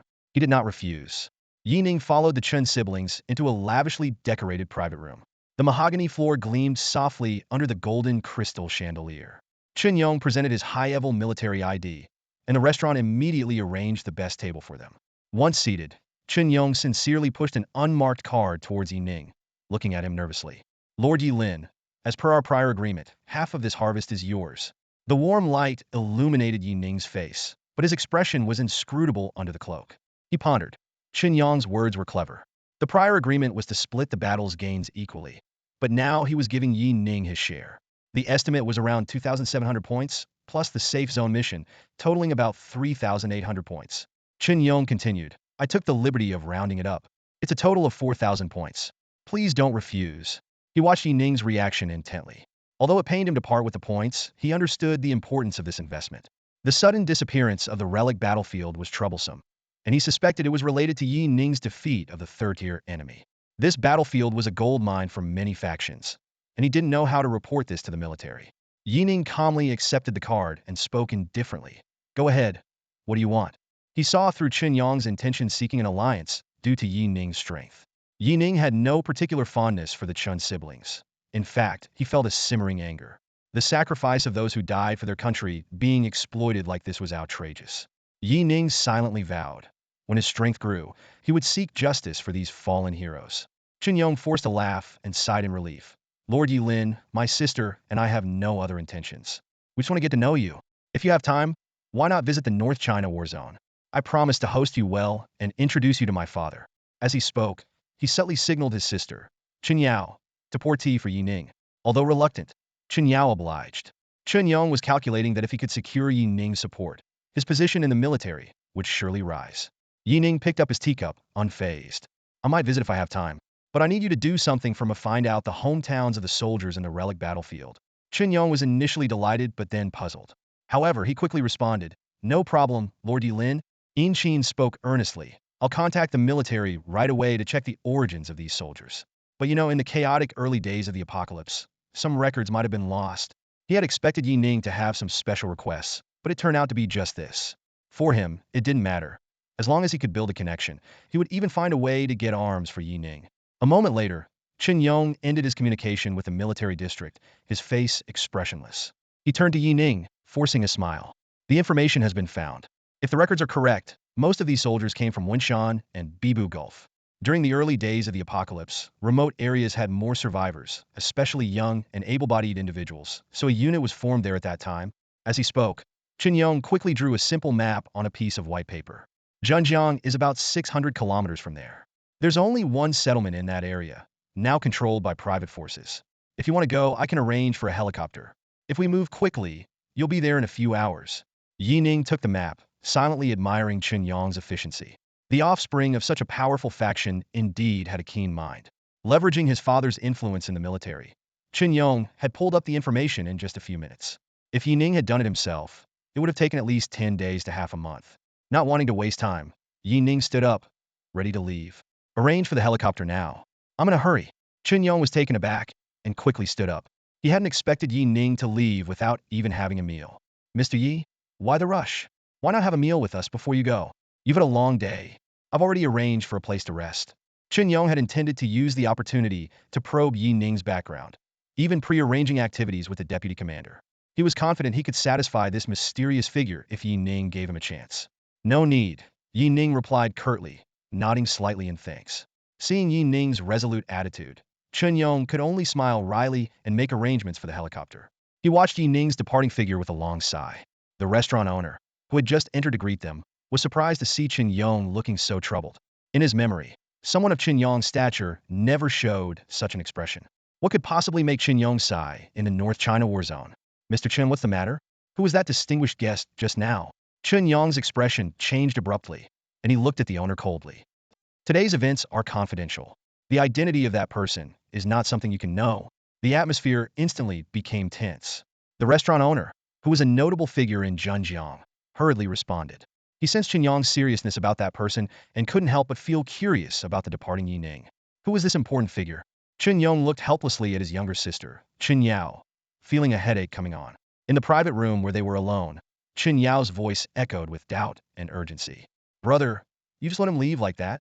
What about the relic battlefield? How are we going to explain this when we get back? Qin Yao's voice was filled with anxiety and confusion. Qin Yong took a deep breath, his brow furrowed. He knew his sister was right.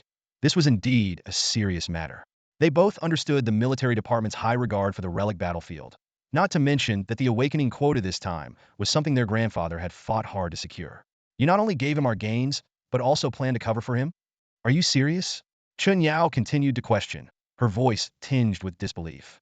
Qin Yong's expression turned serious. He looked directly into his sister's eyes and spoke slowly. Qin Yao, you're underestimating his value. Seeing his sister's puzzled expression, Qin Yong decided to explain in detail. Not only am I going to cover for this individual regarding the relic battlefield incident, but I'll also take full responsibility for the disappearance. Giving him our gains? So what if I give him 10,000 points, 20,000 points? Qin Yao still looked bewildered, so Qin Yong elaborated further. This mysterious powerhouse may not talk much, but I can tell he's someone who values relationships deeply. Look at his request. He wants to go to those soldiers' hometowns. If I'm not mistaken, he plans to look after them. A glint of insight flashed in Qin Yong's eyes, and his tone grew more certain. This Yi Lin must be very old, perhaps a super strong survivor from the first Apocalypse War. Otherwise, there's no way to explain his strength and actions. As his thoughts unfolded, Chun Yong became more excited. Little sister, think about it. If I take the fall for this third-year powerhouse and help him out, do you think he won't remember the favor? If we can build a good relationship, it would be a tremendous boost when we vie for the leadership position. Chun Yong's voice unconsciously grew louder. To put it bluntly, if we can gain his support, Grandpa could advance to the next level, at least third-tier intermediate. Seeing his sister still confused, Chun Yong lowered his voice as if revealing a secret. Didn't you notice? This Lord Yi Lin still needs my help to retrieve information. What does that tell you? It means he has no backing. If we can recruit him, a few thousand points would be nothing. I'd be willing to invest 100,000 points. Chun Yong looked at his bewildered sister and shook his head internally. He knew Chen Yao was too young to understand how intense the current competition at the top had become. On the surface, the military seemed unified, but in reality, they were all fighting their own battles. Apart from the central core of the capital, the other war zones were forming their own factions. From private settlements to those third-year peak safe zones, everyone was gearing up. Chun Yong understood that the apocalypse had been peaceful for a long time, and barring any unforeseen events, the human situation would only improve in the next decade or so. By then, it would be a time of competing for dominance. During the most challenging times of the apocalypse, people could still work together, as infighting meant certain death.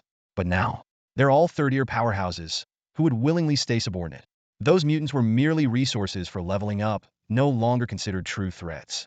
The scene shifts to a dark night sky where a Black Panther helicopter was in flight. With a slight tremor of the fuselage, the expensive spirit-powered helicopter ascended smoothly, speeding towards its target location. Inside the cabin, Yi Ning ignored the curious glances from those around him, focused on reviewing his spoils from the relic battlefield. He had killed a total of 5 mutants, 2 at the initial second tier, 1 at mid-tier, 1 at peak tier, and 1 third tier. However, the drop rate was disappointing. The 5 mutants only yielded 2 white items, 1 blue item, and a skill book. The 2 white items were of low value, worth around 1,400 points in total. The blue item from the peak tier second mutant was a leg armor with mediocre attributes, estimated to be worth around 30,000 points. Compared to weapons, the value of armor was generally lower. The only thing that piqued Yi Ning's interest was the skill book dropped by the third-year Colossal Foot Beast. It was a level skill book named Destructive Stomp. The skill effect was consuming 20 stamina and 1,300 spirit points to perform a powerful stomp. The core area would deal 195 additional damage based on strength and cause a brief stun. The outer area would have reduced damage, and the skill would provide a defensive boost upon activation. The skill's requirement was a common single strength attribute, which wasn't too high. The skill set was both offensive and defensive, with an added stun effect. Yi Ning silently assessed it and concluded that it was indeed a rare gem. His eyes sparkled with anticipation. In a post-apocalyptic world, strength-based awakeners were not only the most numerous but also the most powerful. A skill book like this one could undoubtedly fetch a high price. Yi Ning handed the skill book and equipment to Li Dafu with swift and decisive movements. Watching the other man take the items, he couldn't help but feel a surge of emotion. In just 2 days of venturing out, he had already surpassed his initial goal for credit points. Killing third-tier monsters was undeniably lucrative. Quickly calculating in his mind, Yi Ning was already planning his next steps. After completing this mission and tackling another dungeon, he could start preparing for the peak of the second tier. Gathering all the necessary equipment and maxing out his attributes, he would then face the crucial trial for advancing to the third tier. Reflecting on the past week, Yi Ning felt a sense of surrealism. His leveling speed was astonishing, as if he were riding a rocket straight into the sky. If the other survivors knew about his rapid progress, many would be utterly shocked. To be honest, even Yi Ning found it somewhat unreal. His god-tier talent in his previous life was already akin to cheating, and now with dual systems in hand, it felt like blatant hacking. However, amidst the joy of his rapid advancement, a faint sense of unease crept into his mind.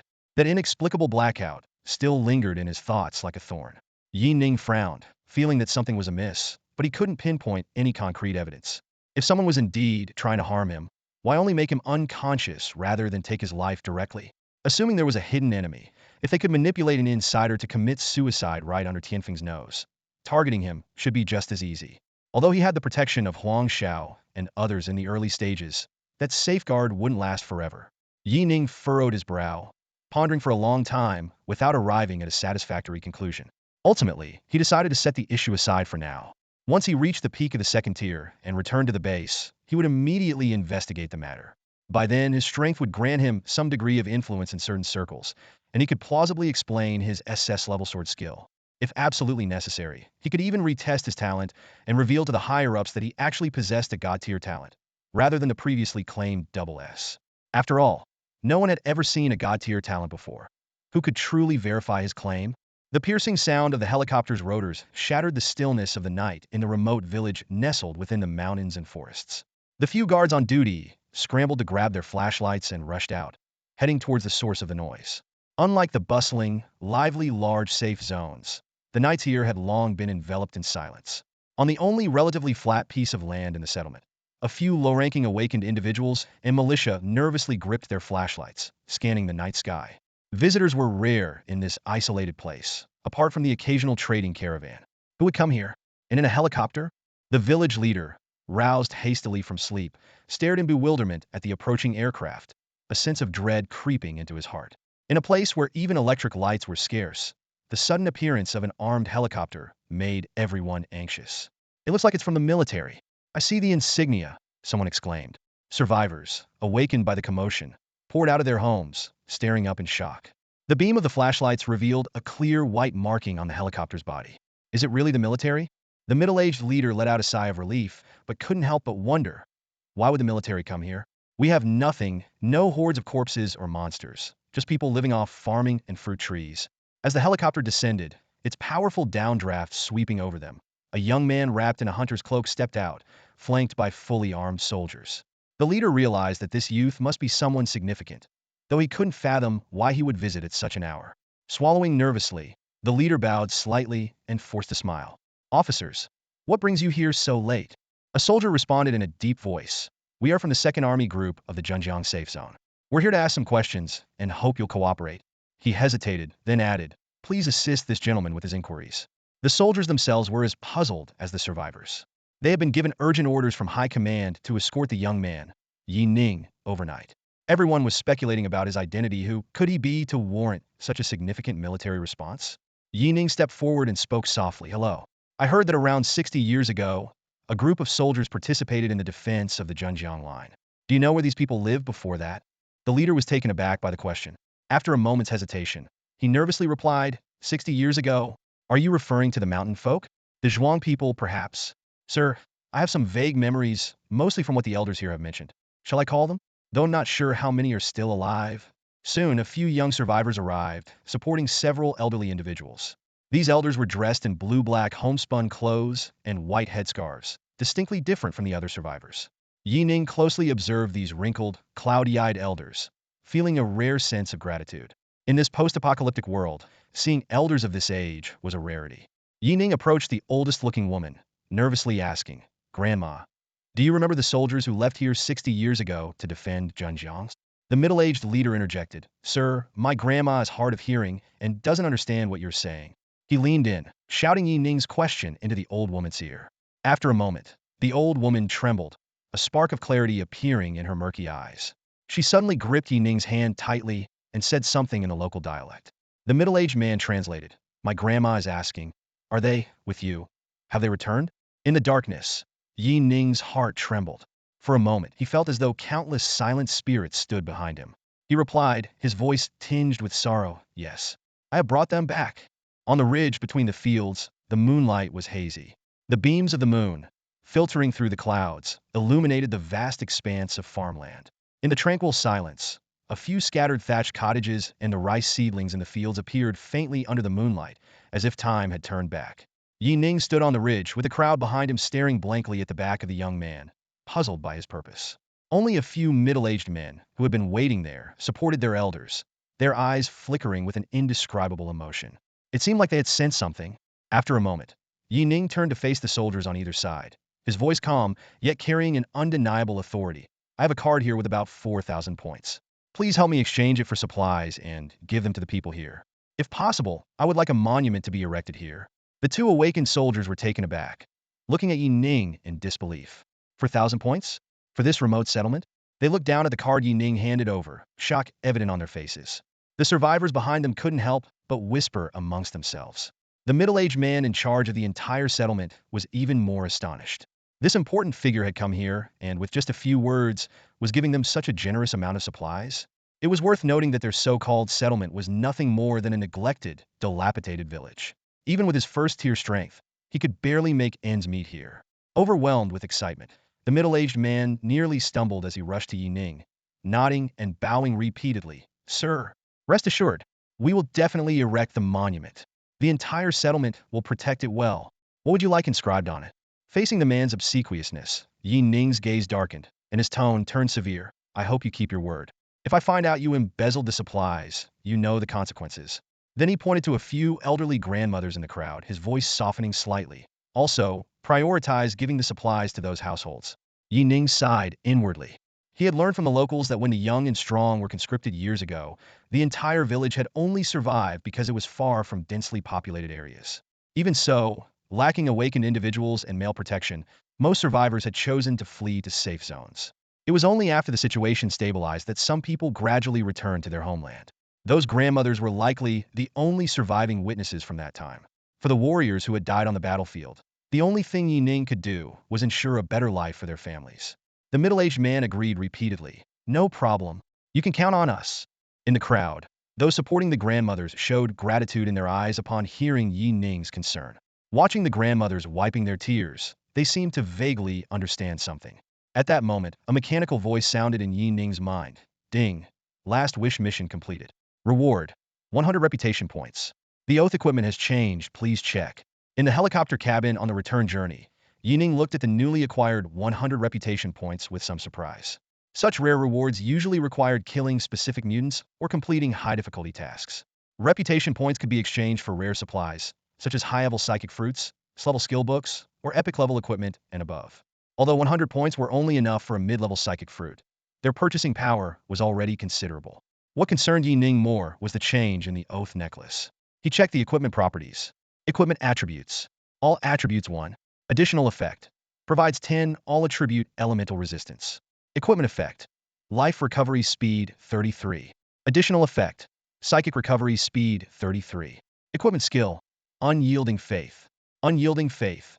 Quickly recovers life force equivalent to 15 points of constitution within 10 seconds. Yi Ning silently clenched the necklace in his hand, a flicker of surprise in his eyes. This blessed oath necklace was now even more powerful. It not only retained its original attributes but also gained a new effect. The ability to rapidly restore 15 points of willpower within 10 seconds. In his mind, Yi Ning quickly assessed the value of this piece of equipment. If the original necklace was already highly valuable, then this upgraded version undoubtedly belonged to the category of top-tier gear. He recalled that in his previous life, the original necklace was priced at around 90,000 points. As one of the rarest accessories to drop, its innate recovery ability made it a life-saving treasure for melee awakeners. After careful consideration, Yi Ning estimated that the current value of this oath necklace could reach at least 150,000 points. However, the thought of selling it stirred a sense of reluctance in his heart. Given his current physical condition, the resilience and recovery abilities of this necklace were akin to having an extra life. Though he had sailed through battles unscathed so far, thanks to his SS-level skills, Yi Ning knew such luck wouldn't last forever. Accidents were always a possibility.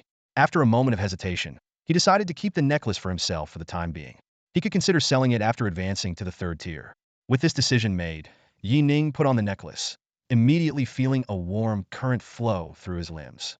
Next, he began to think about how to fill the gap in his credit points. After a quick deliberation, Yi Ning decided to adjust his targets and directly challenge higher-level dungeons.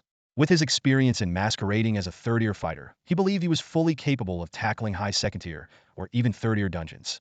After all, low-level dungeons or white gear dropped from low-tier mutants no longer held any appeal for him. Only acquiring several pieces of blue gear would be worthwhile. With this thought, Yi Ning quickly pinpointed a suitable high-level dungeon from his memory. However, challenging such a dungeon required waiting for his skills to cool down. In one more day, his sword storm would be ready, but that alone was not enough. He planned to wait until all his skills were fully cooled down. Armed with 3 SS-level skills, he believed that, barring any unforeseen circumstances, he could successfully impersonate a 3rd-tier powerhouse. Even if he encountered unexpected trouble or a malicious 3rd-tier opponent, he was confident in his ability to defeat them. Suddenly, a familiar face flashed across his mind, and he found himself missing that person. He thought to himself that if he could meet another farming team, he wouldn't have to worry about any financial shortfall, no matter how large. In the conference room of the Tianfeng safe zone, the atmosphere was heavy.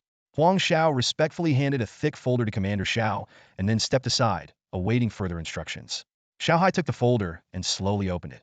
As the sound of turning pages filled the room, the whispers gradually ceased, replaced by an unsettling silence. Just a few hours earlier, a team responsible for investigating Yi Ning and another second-tier lead had returned with a shocking report. Shao Hai's eyes quickly scanned each line of text, his frown deepening with every word. According to the intelligence analysis, Yang Yu, a second-tier awakened who had previously sold materials from the rotten corpse forest, was no longer a suspect for being a third-tier individual. The investigation showed that Yang Yu had stockpiled the materials 3 months ago and had remained in the Tianfeng safe zone since, exhibiting no unusual behavior. Shao Hai took a deep breath and opened the latter part of the report. Despite his efforts to remain calm, the slight tremor in his fingers betrayed his inner turmoil. Among the 2 suspected third-tier targets, Chen Yu had already been ruled out, leaving only Yi Ning. Sure enough, the next page confirmed his suspicion. The investigation revealed that Yi Ning had been frequently entering and leaving the Tianfeng safe zone and had conducted several large transactions. Even more shocking, Yi Ning's entry and exit records perfectly matched the timeline of third-tier fluctuations. Additionally, Yi Ning had purchased a psionic residence with a substantial sum of money. Shao Hai felt a chill run down his spine.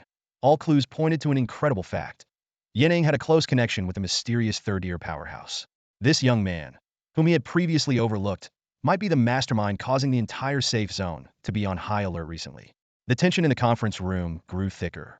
Several high-ranking officials exchanged complex glances, clearly aware of the gravity of the situation. One of them broke the silence, reminding, "Commander, if nothing unexpected happens, Yi Ning is the culprit. Tomorrow, the third-tier from the Zhenjiang safe zone will come here to demand an explanation. What should we do?" Shao Hai pondered for a moment and then turned to Huang Shao, asking, "Has Yi Ning responded to your messages?" Huang Shao smiled wryly and replied, "Commander Shao, the last time I messaged Yi Ning, he only said he was out and would return in a while. Even when I mentioned that the military had extra supplies for him, he seemed completely uninterested." Shao Hai's brow furrowed tightly as he muttered out, "He should have been out for 3 days by now." He then began to analyze, if our previous guess is correct, and there's a third-tier individual or some force backing Yi Ning, it makes sense that he wouldn't care about what we offer. The question now is, why is the other party deliberately hiding their identity? Why contact Yi Ning privately? What exactly about Yi Ning attracted them? Is it really his S-level talent? As the discussion deepened, everyone realized that the third-tier incidents in the rotten corpse forest and the zoo were likely carried out by the same group. Yi Ning's movements and transaction records all pointed to one fact. Someone was equipping him, helping him level up rapidly. This level of attention, even to the extent of snatching resources from Zhenjiang, indicated that the other party had invested heavily in Yi Ning. Faced with this perplexing situation, Shao Hai finally made a decision. "Let's pretend we don't know anything for now. I don't think this matter is that simple." As soon as he finished speaking, the tension in the conference room seemed to ease slightly, but everyone knew that a bigger storm was brewing. Shao Hai frowned in thought, a wary glint in his eyes. He voiced his speculation in a low tone. "The third-tier behind Yi Ning could easily communicate with us, indicating they want to nurture Yi Ning. But their movements are so secretive that we haven't found any traces. This means they absolutely do not want to reveal their identity." His voice grew heavier. "A third-tier who can kill a tiger beast in seconds, someone who has helped Yi Ning multiple times. It's likely an organization, not an individual." In Shao Hai's mind, the outline of a large, mysterious group began to take shape. "In that case, there's no need for us to expose them," Shao Hai said cautiously. "If we anger them," he trailed off, but everyone present understood the implied danger. Despite being a third-tier in the military with substantial power, Shao Hai was well aware that the Huaxia War Zone had no shortage of powerful private organizations. Some forces were even capable of standing toe-to-toe with the 4 Great War Zones. Offending such opponents rashly could have disastrous consequences. Given the current situation, it seems they're only helping Yi Ning, possibly even using Yi Ning to send us a message, Shao Hai analyzed. "Until we figure things out, I'd rather pretend to be unaware." Several high-ranking officials looked worried, and one couldn't help but ask, "Commander Shao, what about Zhenjiang? They've sent 3 third-tiers over. Are we supposed to take responsibility for Yi Ning's actions?" Killing a mutant beast was no small matter, and if the other side demanded compensation for their losses, it would be difficult to handle. Shao Hai pondered for a moment, ignoring his subordinate's anxiety, and continued, "Let's stall for now. Huang Shao, I need you to request a batch of awakened individuals from the military to secretly protect Yi Ning's family. Make it a top priority. Although I suspect they're already doing this, it's better to have a backup plan. It might come in handy later." He added, "Also, keep investigating Yi Ning's background. I'm very curious about what makes this kid so important to them. As a commander, Shao Hai realized that Yi Ning might possess value that neither he nor the higher-ups in the military had noticed. Thus, he decided to prepare in advance. Whatever the outcome, as long as they didn't offend that mysterious third year, it would be fine. I've always treated that kid well. Just in case.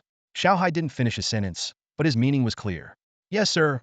Huang Shao nodded respectfully, though a strange feeling arose within him. In just 1 week, Yi Ning's importance had skyrocketed from a level to such a high degree, which was baffling.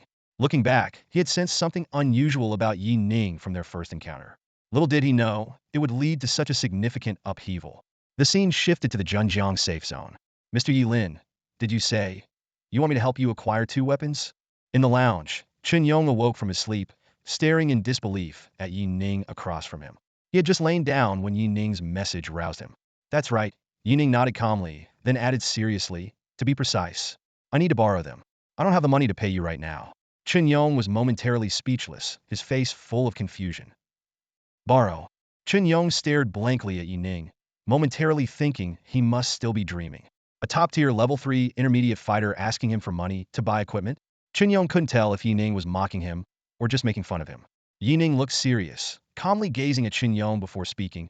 2 sword-type weapons, preferably blue-grade with skills. Skills with short cooldowns or those that consume spiritual energy will do. I'll return either the equipment or the credit points within a month. Chen Yong blinked, still in shock. Yi Ning continued, I've decided to tackle high-level dungeons. To avoid trouble, I need to pass as a level 3, which means my combat power needs to match. I can't afford the equipment myself right now, and wasting time isn't an option, so I figured I'd ask you. After all, you're keen on building a relationship with me, so why not take advantage? A few seconds later, Chen Yong finally snapped out of his daze. Seeing the genuine look in Yi Ning's eyes, he realized this wasn't a joke. You don't have any equipment, he exclaimed in disbelief. To Chen Yong, Yi Ning fighting with basic gear before seemed like a deliberate act of humility. After all, a level 3 fighter carrying level 0 equipment was unusual enough to avoid attention. Yes or no, it's just a word, Yi Ning said, slightly frowning, unwilling to fabricate more reasons. He knew that the less he said, the better it would be, as long as Chen Yong's imagination filled in the gaps. Sure enough, after a moment, Chen Yong's eyes flickered with realization. He remembered hearing from soldiers about Yi Ning's actions at the settlement, erecting a monument, giving money, and visiting a soldier's hometown from 60 years ago. Though he didn't understand the significance, he realized this mysterious level 3 fighter was deeply sentimental. Would such a strong person deceive him for equipment? Taking a deep breath, Chen Yong steeled himself and replied urgently, Borrow. Yi Ning, I'll lend it to you. Then he sighed with a bitter smile. But the equipment you want, 2 blue-grade weapons weren't cheap.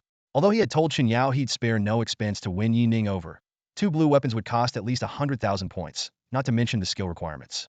After hesitating for a moment, Chen Yong made up his mind. Yi Ning, please wait a moment while I contact my father's subordinates. He then hurriedly sent private messages through the system, oblivious to the time. Old Chun, do we have any sword-type weapons in the supply depot? General Fong, didn't you say you had a few prize weapons from the last competition? Uncle Zhang, can our military district get 2 blue weapons? Watching Chen Yong's earnest efforts, Yi Ning nodded slightly and waited patiently. He knew good equipment rarely circulated, which was why his previously sold equipment was so popular. Similarly, finding weapons that could boost his combat power quickly meant turning to the military or major factions. If he searched on his own, he'd either have to pay a high price or spend a lot of time. Half an hour later, Chen Yong let out a relieved sigh. Found them. Yi Ning, I managed to secure 1 high-quality white weapon and 1 blue weapon. The white one is a sharp thrust rapier with a skill called Swift Thrust, which has no cooldown and only consumes stamina and spiritual energy. The blue one is a flame blade with an enchantment skill that boosts damage when spiritual energy is consumed. Both should meet your requirements. Yi Ning raised an eyebrow, a subtle glint of satisfaction in his eyes. These 2 weapons sounded promising. As expected of a general's son, Chen Yong had considerable resources. Finding specific weapons that met his criteria within half an hour was impressive. After carefully reviewing the information Chen Yong provided, Yi Ning nodded slightly. The 2 weapons offered a 1 and 3 strength boost, respectively. The flame blade was suitable for primary combat, and the rapier for secondary use. Combined with his thunder strike boots, he could convincingly pose as a mediocre level 3 fighter. In the dungeon, all he needed was to appear as a level 3, coasting through regular battles. If anyone doubted him at the final moment, he could unleash 3 SSS skills, making anyone believe he was a top-tier level 3. What's the price? I'll repay you with 10 interest in a month. Do we need to sign a contract? Yi Ning asked. Seeing Yi Ning was genuinely satisfied, Chen Yong couldn't help but smile. It was worth the effort of calling in favors from his uncles and his father's adjutant to urgently check the military inventory. Being able to befriend Yi Ning makes everything worth it, Chen Yong thought to himself. He then waved his hand, touched his bald head, and sincerely said to Yi Ning, "You can go ahead and use it. There's no need for a contract. I trust your character. As for interest, you're too kind. If it works well for you, just buy it at the original price." No, at a lower price. Despite his words, Chen Yong felt a twinge of pain in his heart. Those two pieces of equipment were top-notch. The white one was worth at least 40 or 50,000, and the blue one started at 70,000. And that was the military's set price. By taking them without permission, he'd have to grease some palms and silence a few departments. Only with favors and money could he pull this off. Though Chen Yong had a strong background, there were 4 others of his grandfather's rank in the North China War Zone. His grandfather's role was more honorary. This was why he valued Yi Ning so highly. He could never forget Yi Ning's extraordinary swordsmanship. All right, I'll remember you, Yi Ning replied calmly, with a hint of appreciation in his eyes, scrutinizing Chen Yong like a superior. Chen Yong felt a jolt. Yi Ning's demeanor at that moment was just like his grandfather's when addressing subordinates. For some reason, Yi Ning suddenly exuded an aura, as if he wasn't there to borrow money, but to give Chen Yong an opportunity. Could this be a test? Chen Yong's mind raced. Is Yi Ning borrowing for someone else? As he was lost in thought, Yi Ning stood up and said, "All right, that's it. I'll leave now. Make sure to complete the transaction by tomorrow." With that, Yi Ning turned and left, his expression calm, as if they had just discussed trivial matters. Snapping back to reality, Chen Yong quickly forced a smile and stood up to see him off. "Take care. I'll see you out. Rest assured, I'll have it delivered to you by tomorrow." Watching Yi Ning leave, Chen Yong's face radiated satisfaction. He was confident in his judgment. Just then, the door of the next room opened, and Chen Yao looked at her brother reproachfully. "Brother? Why are you up in the middle of the night? What are you doing?" Chen Yong grinned. "It's nothing, little sister. Your brother just closed a big deal. Father might even praise me for this." Thinking back to Yi Ning's appreciative gaze, Chen Yong felt even more pleased. Though it had pained him a bit earlier, he now realized he hadn't really lost anything. After all, Yi Ning had promised to return the weapons in a month. In the grand scheme of things, I basically earned a favor for free. A favor from a third-tier warrior. Chen Yong thought smugly. With such skill in forging alliances, even grandfather would be impressed. The weather was slightly chilly on the main street. Yi Ning habitually pulled down his hat and walked alone through the late-night streets. A light drizzle soaked his clothes. Unlike the silent Tianfeng safe zone, the Zhenjiang safe zone was still brightly lit, with pedestrians hurrying by and neon signs from various shops flashing enticingly. As Yi Ning's gaze swept over the still-open shops, a thought crossed his mind. Should I just grab some gear? He muttered to himself, but quickly shook his head, dismissing the idea. No, there's no need for that, he thought. If he were as desperate as in his past life, he might have taken the risk, but things were different now. He was confident that within a month he could reach or get close to the third tier. By then, with his potential, the military would surely provide him with resources. Moreover, with his current status, repaying favors was just a matter of a word. Yi Ning couldn't help but marvel that in a sense, Chen Yong had indeed made a wise investment. Pushing aside these scattered thoughts, he glanced around the bustling streets, momentarily unsure of where to go. Whether in his past life or after being reborn, he had been accustomed to constantly growing stronger and fighting. Now, during the cool-down period of his skills, he felt a rare sense of confusion. Maybe I'll find a place to eat. Just as he was thinking this, the system suddenly chimed. "Be private message request?" Yi Ning glanced at his system messages with curiosity and opened it. Only a few people knew his communication IDIS family, Huang Shao, and the instructors of the training camp. However, when he saw that the sender was Wang Kuan, he was taken aback. Wang Kuan was the owner of the stall where he had bought the wrist crossbow at the Tianfeng market. After purchasing, Yi Ning had paid extra credits and left his ID. He remembered Wang Kuan, vividly silent, middle-aged man who had left a deep impression on him, even earning his gratitude. After failing the test in his past life, Yi Ning had been scraping together money and credits just to survive. It was during that tough period that he met Wang Kuan. Back then, penniless Yi Ning received help from Wang Kuan, who gave him a crossbow, enabling him to survive in a harsh environment. Wang Kuan continued to help him after that, selling goods to him at cost price and taking good care of him. Without Wang Kuan, Yi Ning wouldn't have made it to the capital. Recalling this, Yi Ning hurriedly replied, "Brother Wang, how much do you need? Is it your daughter? Has something happened to her?" He remembered that Wang Kuan's daughter had always been in poor health, but managed to hold on. Receiving a message at this late hour made him worry. Meanwhile, in a rundown container in the Tianfeng safe zone, Wang Kuen's face was filled with shame. The cramped space was cluttered with various materials, leaving hardly any room to move. He sat on a low stool, his gaze fixed on a clean little bed not far away. On the bed lay a 7 or 80-year-old girl, her face flushed and breathing rapid, clearly suffering from a high fever. Clenching his fists, Wang Kuen looked at Yi Ning's quick response, his expression conflicted. Finally, he replied with difficulty, "Little brother, just lend me 170 credits. 160 would do. I'll definitely pay you back. Or you can take something from my stall as collateral. Take whatever you want." After sending the message, Wang Kuen took a deep breath, feeling utterly shameless. He made a living selling crossbows, and although his craftsmanship was good, he wasn't skilled at business, earning only a meager income. 3 days ago, he had just paid the stall fee when his daughter suddenly developed a high fever. With no money left, he had turned to everyone he knew, but his lack of social connections meant there were few to ask, and those he did know were as poor as he was. After finally scraping together some money, he was swindled by a fake doctor. In desperation, he thought of the generous Yi Ning from that day. Normally proud, Wang Kuen now had to swallow his pride and ask a stranger for help, which felt no different from begging. But seeing his daughter's suffering face, he felt his heart break. Doctors in the safe zone charged exorbitant fees, and medicines were priced sky high. For the poor, illness often meant enduring it or facing death. But his daughter's frail body couldn't afford to endure it. 160 credits, along with my savings and selling some materials at a loss, I should be able to afford the treatment in the inner city. Wang Kuen calculated, but he didn't dare look at the message box, fearing that his request would be denied. 160 points is no small amount. With this much money, a family of 3 could live for half a year. Wang Kuen sat on the edge of the worn-out bed, holding his head in his hands, whispering in pain. His eyes scanned the room's peeling walls before finally resting on his daughter's frail figure. She was curled up in the corner of the bed, letting out weak moans. "Useless. I'm completely useless."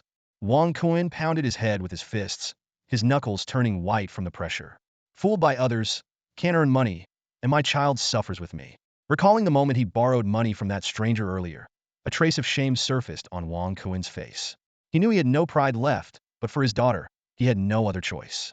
Just then, Wang Kuen's communicator suddenly beeped with a series of notifications. He was startled for a moment, but then checked the messages. "Beep, your ID card has received 2,000 credit points." Immediately, a private message popped up. "Brother Wang, use the money first. If it's not enough, let me know. Pay it back when you can." Wang Kuen was stunned, staring in disbelief at the numbers on the screen. 2,000 credit points were an astronomical sum for him. He had never seen so much money in his life. "Thank you. Thank you. That's too much." Wang Kuen instinctively tried to return the excess credit points, but the transaction was promptly declined. "Brother Wang, consider it as me buying all your crossbows. Your craftsmanship is excellent. I'm the one getting the good deal." Yi Ning's final message brought tears to the eyes of the honest, middle-aged man. Taking a deep breath, Wang Kuen walked slowly to the bed and gently picked up his daughter. His eyes were filled with complex emotions, which finally turned into a resolute determination. He sent a message to Yi Ning. "Brother Yi Ning, I'm not good with words, but from today on, my life belongs to you." Meanwhile, on the street, Yi Ning smiled as he read Wang Kuen's message. He knew this honest man all too well. Originally, Yi Ning wanted to transfer 10,000 points but worried it would scare Wang Kuen, so he sent less.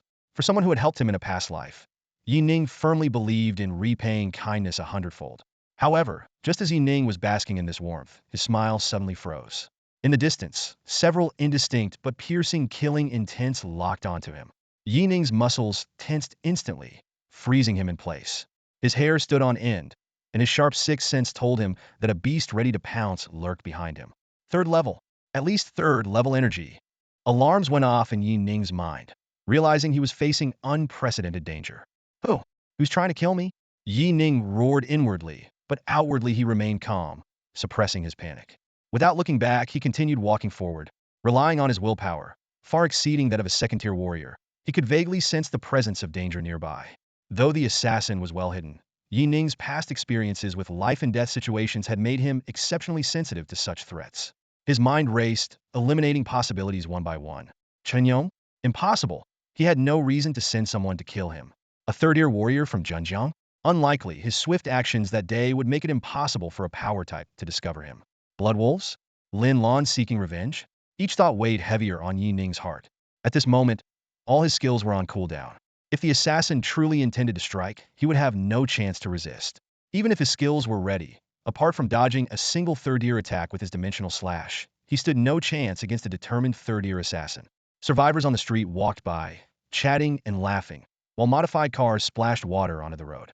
Just as Yi Ning hesitated whether to risk using his thunder boots, the piercing sense of danger suddenly vanished, as if it had never been there. Yi Ning walked expressionlessly into the largest tavern along the street, lifting the heavy windproof curtain. The loud music filled his ears, but he remained on high alert, gripping his sword hilt tightly. There was only one entrance, making it easy to spot anyone following him. For the first time since his rebirth, Yi Ning felt such intense unease. He repeatedly went over the past few days, unable to pinpoint who wanted him dead. Was it because they were in the inner city? If so, the third-year warrior from Zhenjiang could be ruled out. Was it Lin Lan and her blood wolves? No, they entered at random and couldn't be in Tianfeng. Suddenly, Yi Ning recalled the incident when he lost consciousness. He had intended to investigate in Tianfeng, but was obstructed by an unknown force. Could it be the mastermind behind that? If so, what was their ultimate goal? Coming to Zhenjiang implied he had been followed all along. Taking a deep breath, Yi Ning approached the bar and ordered a cocktail, trying to calm his nerves. At that moment, a red-haired girl noticed him. Under the influence of alcohol, she boldly sidled up to him, her chest nearly brushing his arm. "Hey, handsome," she said with a playful smile, completely unbothered by her suggestive actions. "Alone? Or would you like to share a drink?" Amidst the loud music, a girl who looked no older than 19 or 20 suddenly leaned in close to Yi Ning's ear. He tensed up, feeling a soft, warm touch by his side. The girl had a striking figure, and Yi Ning's fingers nearly sank into the deep cleavage of her chest. Instinctively, he glanced at the girl with a teasing look in her eyes. His expression remained impassive, though his eyes flickered slightly. The girl was quite pretty, with pure features masked by heavy makeup. Her earrings jingled with her movements. She was dressed provocatively, but the details hinted at a well-off background. Yi Ning noticed a piece of gear on her finger. A non-awakened person with gear? As their eyes met, a wild glint flashed in the girl's gaze, making Yi Ning feel like the prey. It didn't surprise him. In the post-apocalyptic world, girls had grown bold, often making the first move. Yi Ning slowly withdrew his hand, ignoring the girl who had targeted him. If he weren't worried about revealing something by leaving abruptly, he would have walked away already. The red-haired girl raised an eyebrow, noticing Yi Ning's subtle movements. She had no interest in the rough men at the bar, but finding a cute and aesthetically pleasing target piqued her interest. "Bartender, 2, not going home tonight. On my tab." She leaned on the bar with one hand, eyeing Yi Ning's profile with amusement. "Do you have the guts to play a few rounds with me, little brother?" Envious glances immediately shot their way.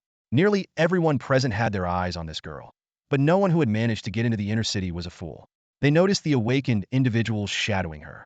She was likely the runaway offspring of some influential figure. Yi Ning turned his head and saw 2 second-tier awakened individuals sitting not far away, pretending to drink.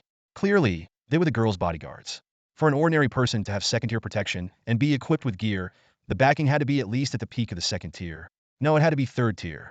Something clicked in Yi Ning's mind, and he took the dice cup from the girl's hand. At 4 a.m. on the inner-city streets, the 2 second-tier awakened individuals stared ahead, dumbfounded. The red-haired girl was hanging affectionately around a young man's neck, her steps unsteady and clearly drunk. "Brotherly, Miss wants to leave with him. What do we do?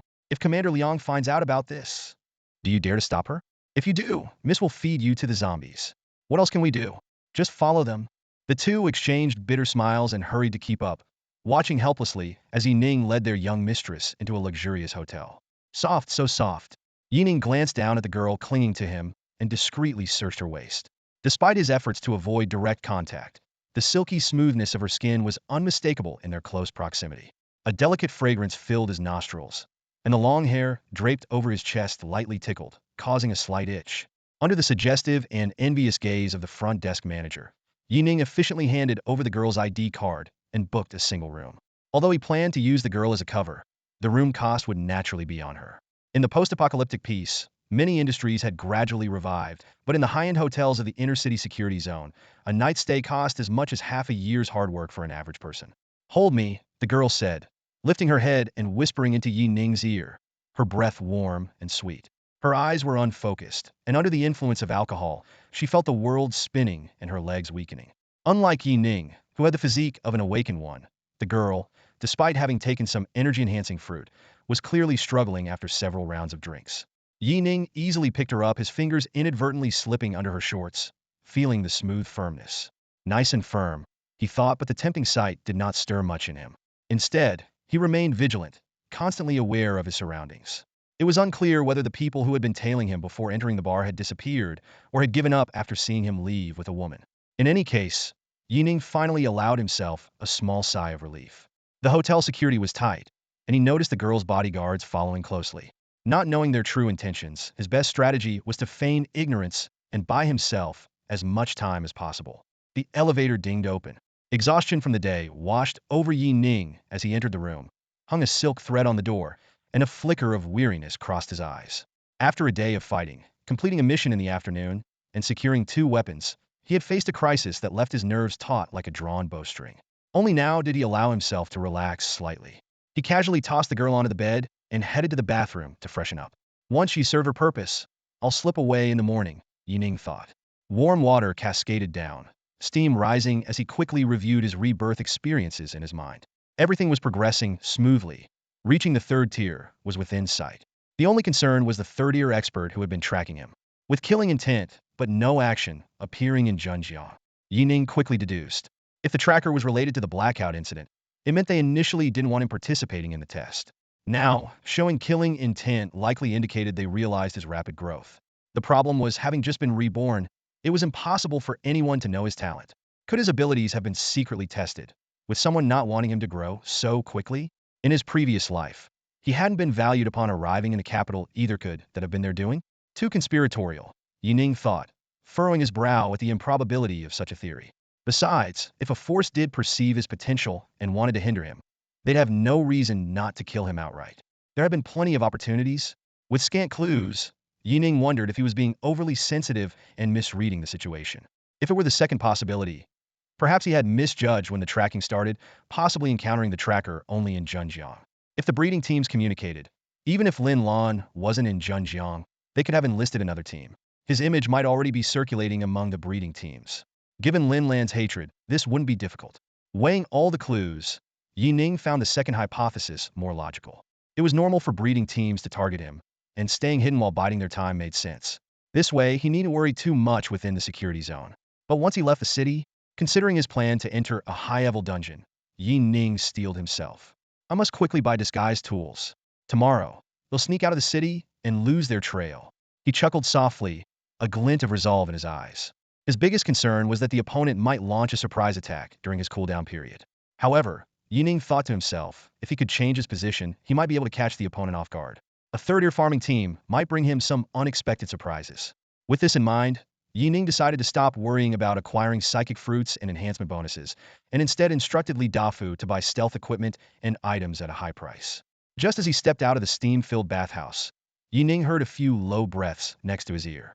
His gaze fell on the bed, where he saw the young lady groggily tugging off her t-shirt, restlessly tossing and turning under the covers. She seemed to feel too hot and instinctively tried to take off her tight denim shorts, but her drunken state made her movements sluggish, unable to remove them. A faint blue light flowed over her body, flickering continuously, appearing to be some sort of system tool designed to clear negative effects. Yi Ning walked to the window, lit a cigarette, and leaned against the wall, lost in thought. He had to admit, the sight of those fair legs constantly moving in front of him was indeed eye-catching.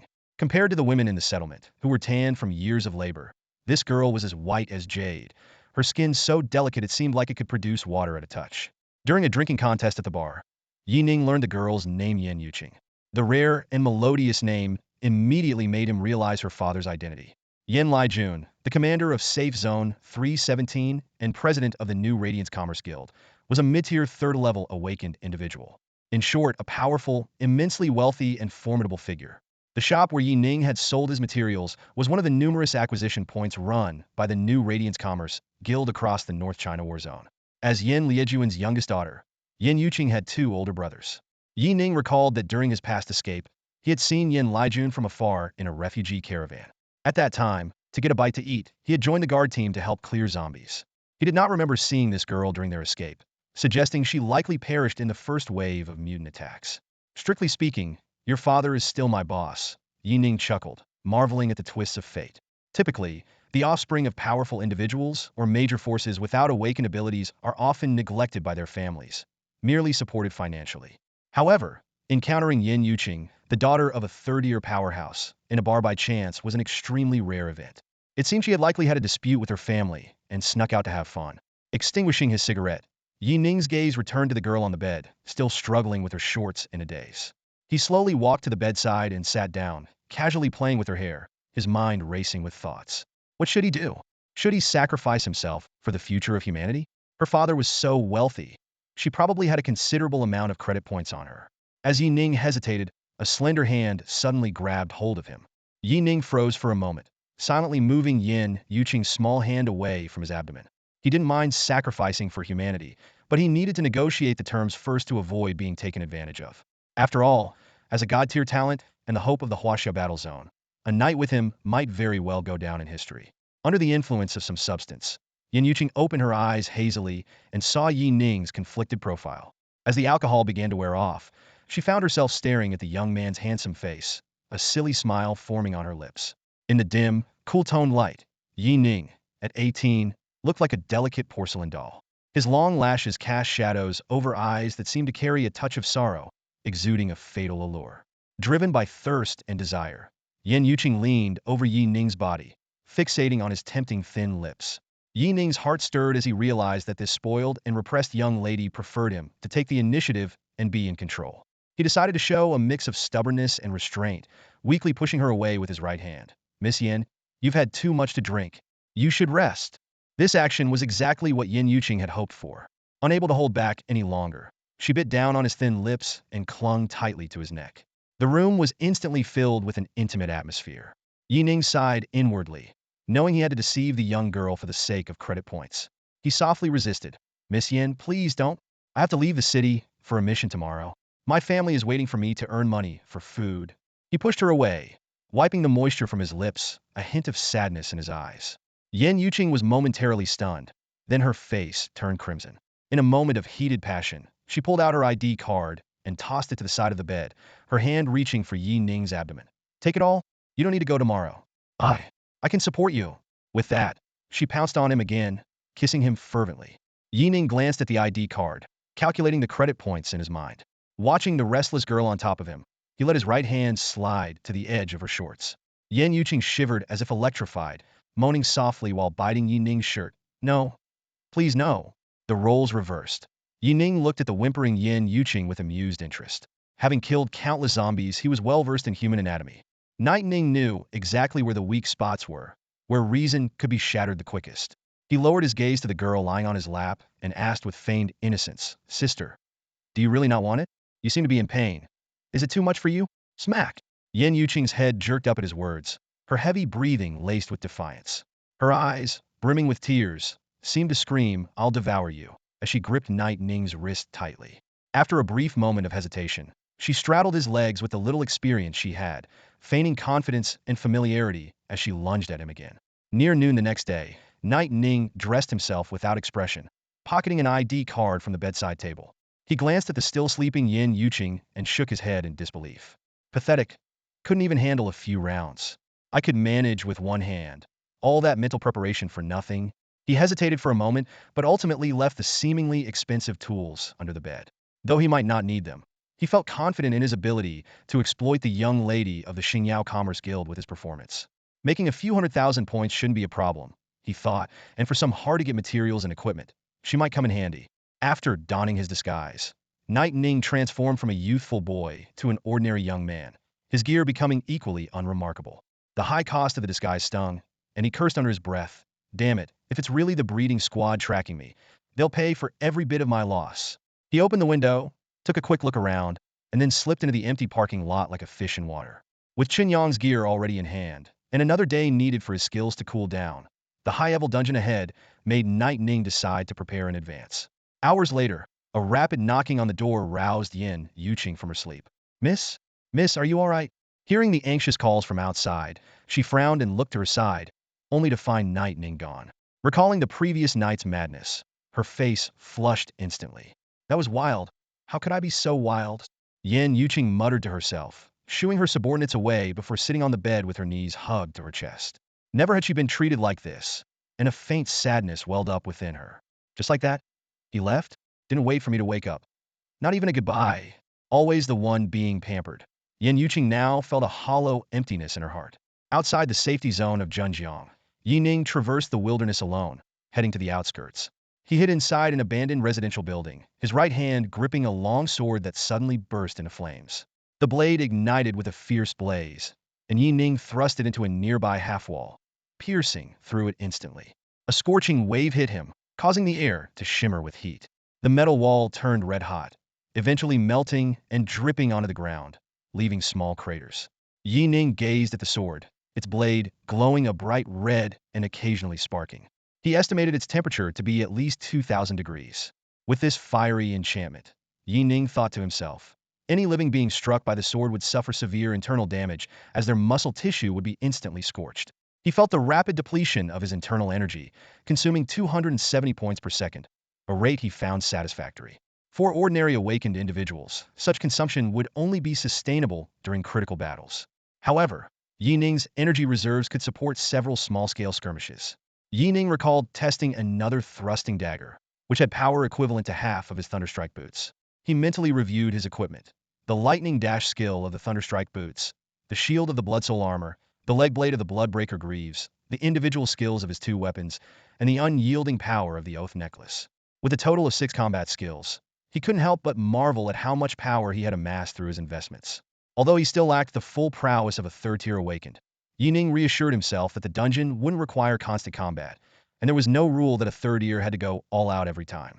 Estimating his current combat strength, Yi Ning muttered a few words to himself before focusing on reaching the dungeon before his skills cooled down.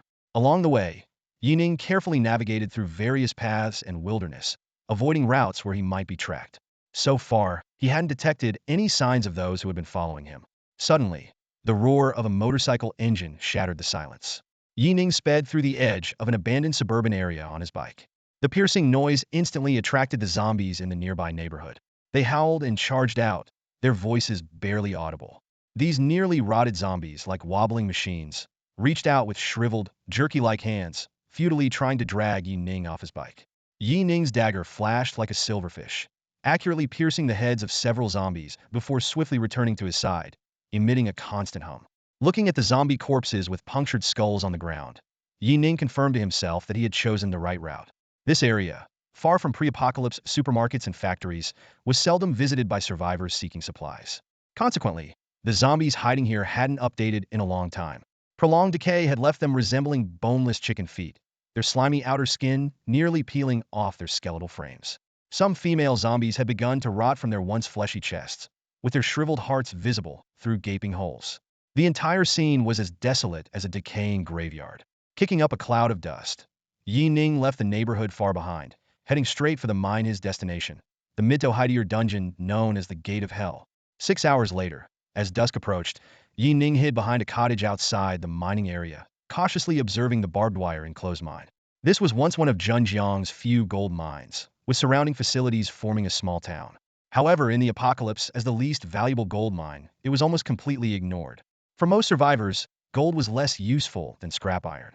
The Gate of Hell, like the Skeleton Academy, was a regional dungeon with entrances in all major war zones across the country. It seemed the apocalypse system had a pattern. Areas with numerous similar buildings would generate the same type of dungeon. Hospitals became silent hospitals, schools turned into skeleton academies, amusement parks morphed into horror parks. The dungeon content varied based on the nature of the location.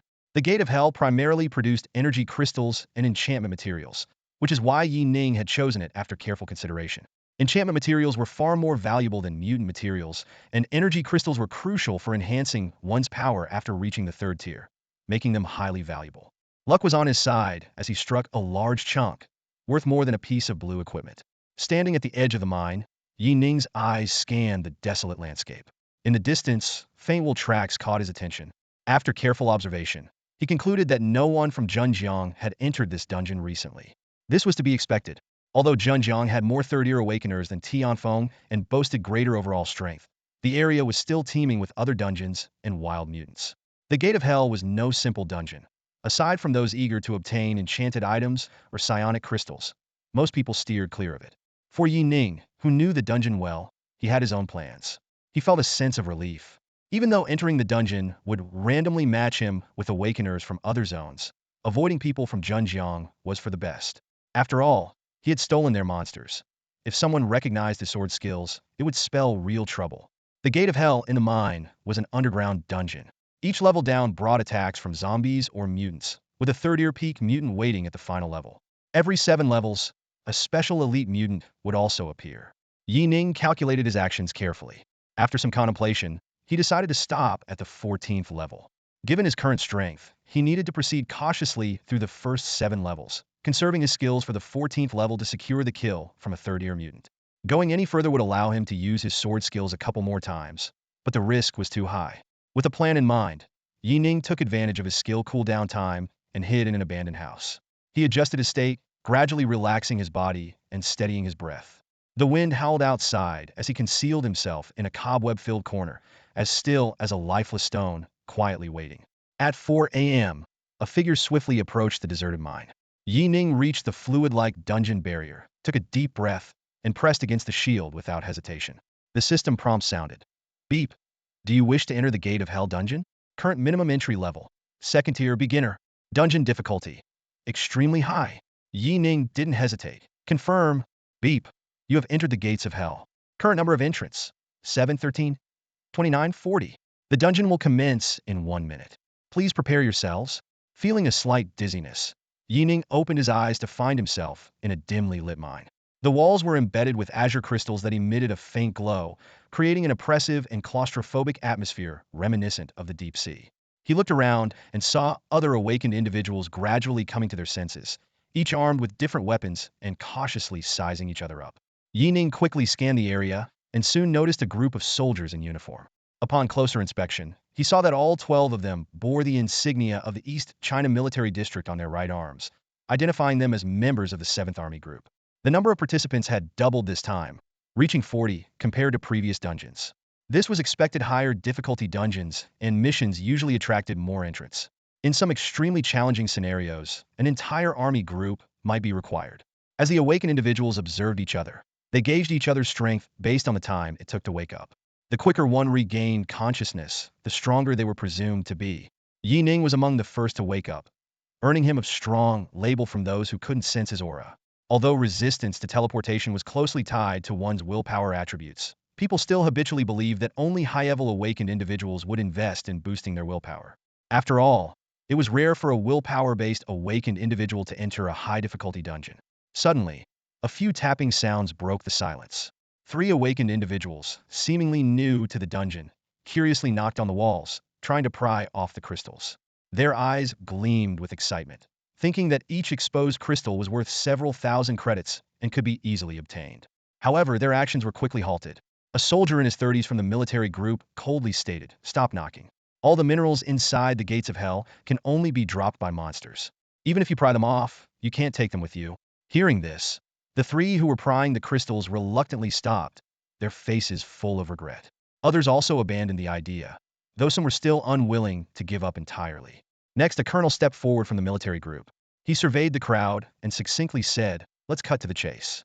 This time, the military is leading the Gates of Hell dungeon, so consider yourselves lucky.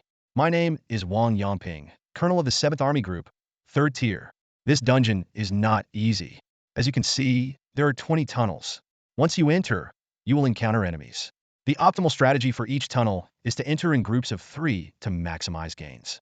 If too many people enter the same tunnel, the rewards will significantly decrease. By the 7th level, the tunnels will converge, and we will face even tougher enemies together. So, you can pair up and team up with one of our military awakened for the best results." The crowd was pleased to hear this. Entering a dungeon with the military was undoubtedly the best-case scenario. Compared to private forces, military awakened individuals usually maintained a better image and would try to help others whenever possible. Particularly, when many noticed that 4 out of the 12 military personnel were openly displaying their 3rd-tier strength, they were even more impressed. Seeing the interest in their eyes, Wang Yangping chuckled and continued, "But let me be clear. If you follow our 3rd-tier personnel, we will take 70 of the loot. Of course, we will do our best to keep you alive. If you choose to follow a 2nd-tier peak, the split will be 50. After speaking, Wang Yangping stood silently, while 3 other 3rd-tier awakened individuals stepped forward, waiting for the crowd to make their choices. Clearly, they didn't mind splitting up to maximize their crystal gains. The crowd fell silent upon hearing the announcement. Moments later, whispers of discontent spread among them. The military's conditions had sparked dissatisfaction. Forming teams meant sharing rewards, and a significant portion at that. While following the Tier 3 military personnel was undoubtedly the safest option, the demand for at least 70 of the gains left everyone feeling reluctant. No matter how much they guarantee safety, it's just marginally better than us teaming up on our own, someone muttered under their breath. Who enters these dungeons without expecting to risk their life for resources? The military's asking for too much, another person chimed in. Within the crowd, several non-military Tier 3 Awakeners had also noticed this. They stepped forward and began to introduce themselves. Huang Kai, Tier 3 Beginner. Safe Zone 175. With my team, I only take 50 of the rewards. But I only lead those at least Tier 2 Advanced, said a stocky man clad in broad armor, wielding a warhammer and shield. He appeared to be a defensive type Awakener, exuding reliability. Yi Ning, Tier 3 Beginner, Wild Hunt Regiment. 50 of the rewards, no level restrictions. Another man with a giant axe strapped to his back introduced himself briefly. Many were taken aback upon hearing the name Wild Hunt Regiment. This renowned group in the chat channels was led by a Tier 3 Advanced Awakener and only recruited elite Tier 2 Awakeners.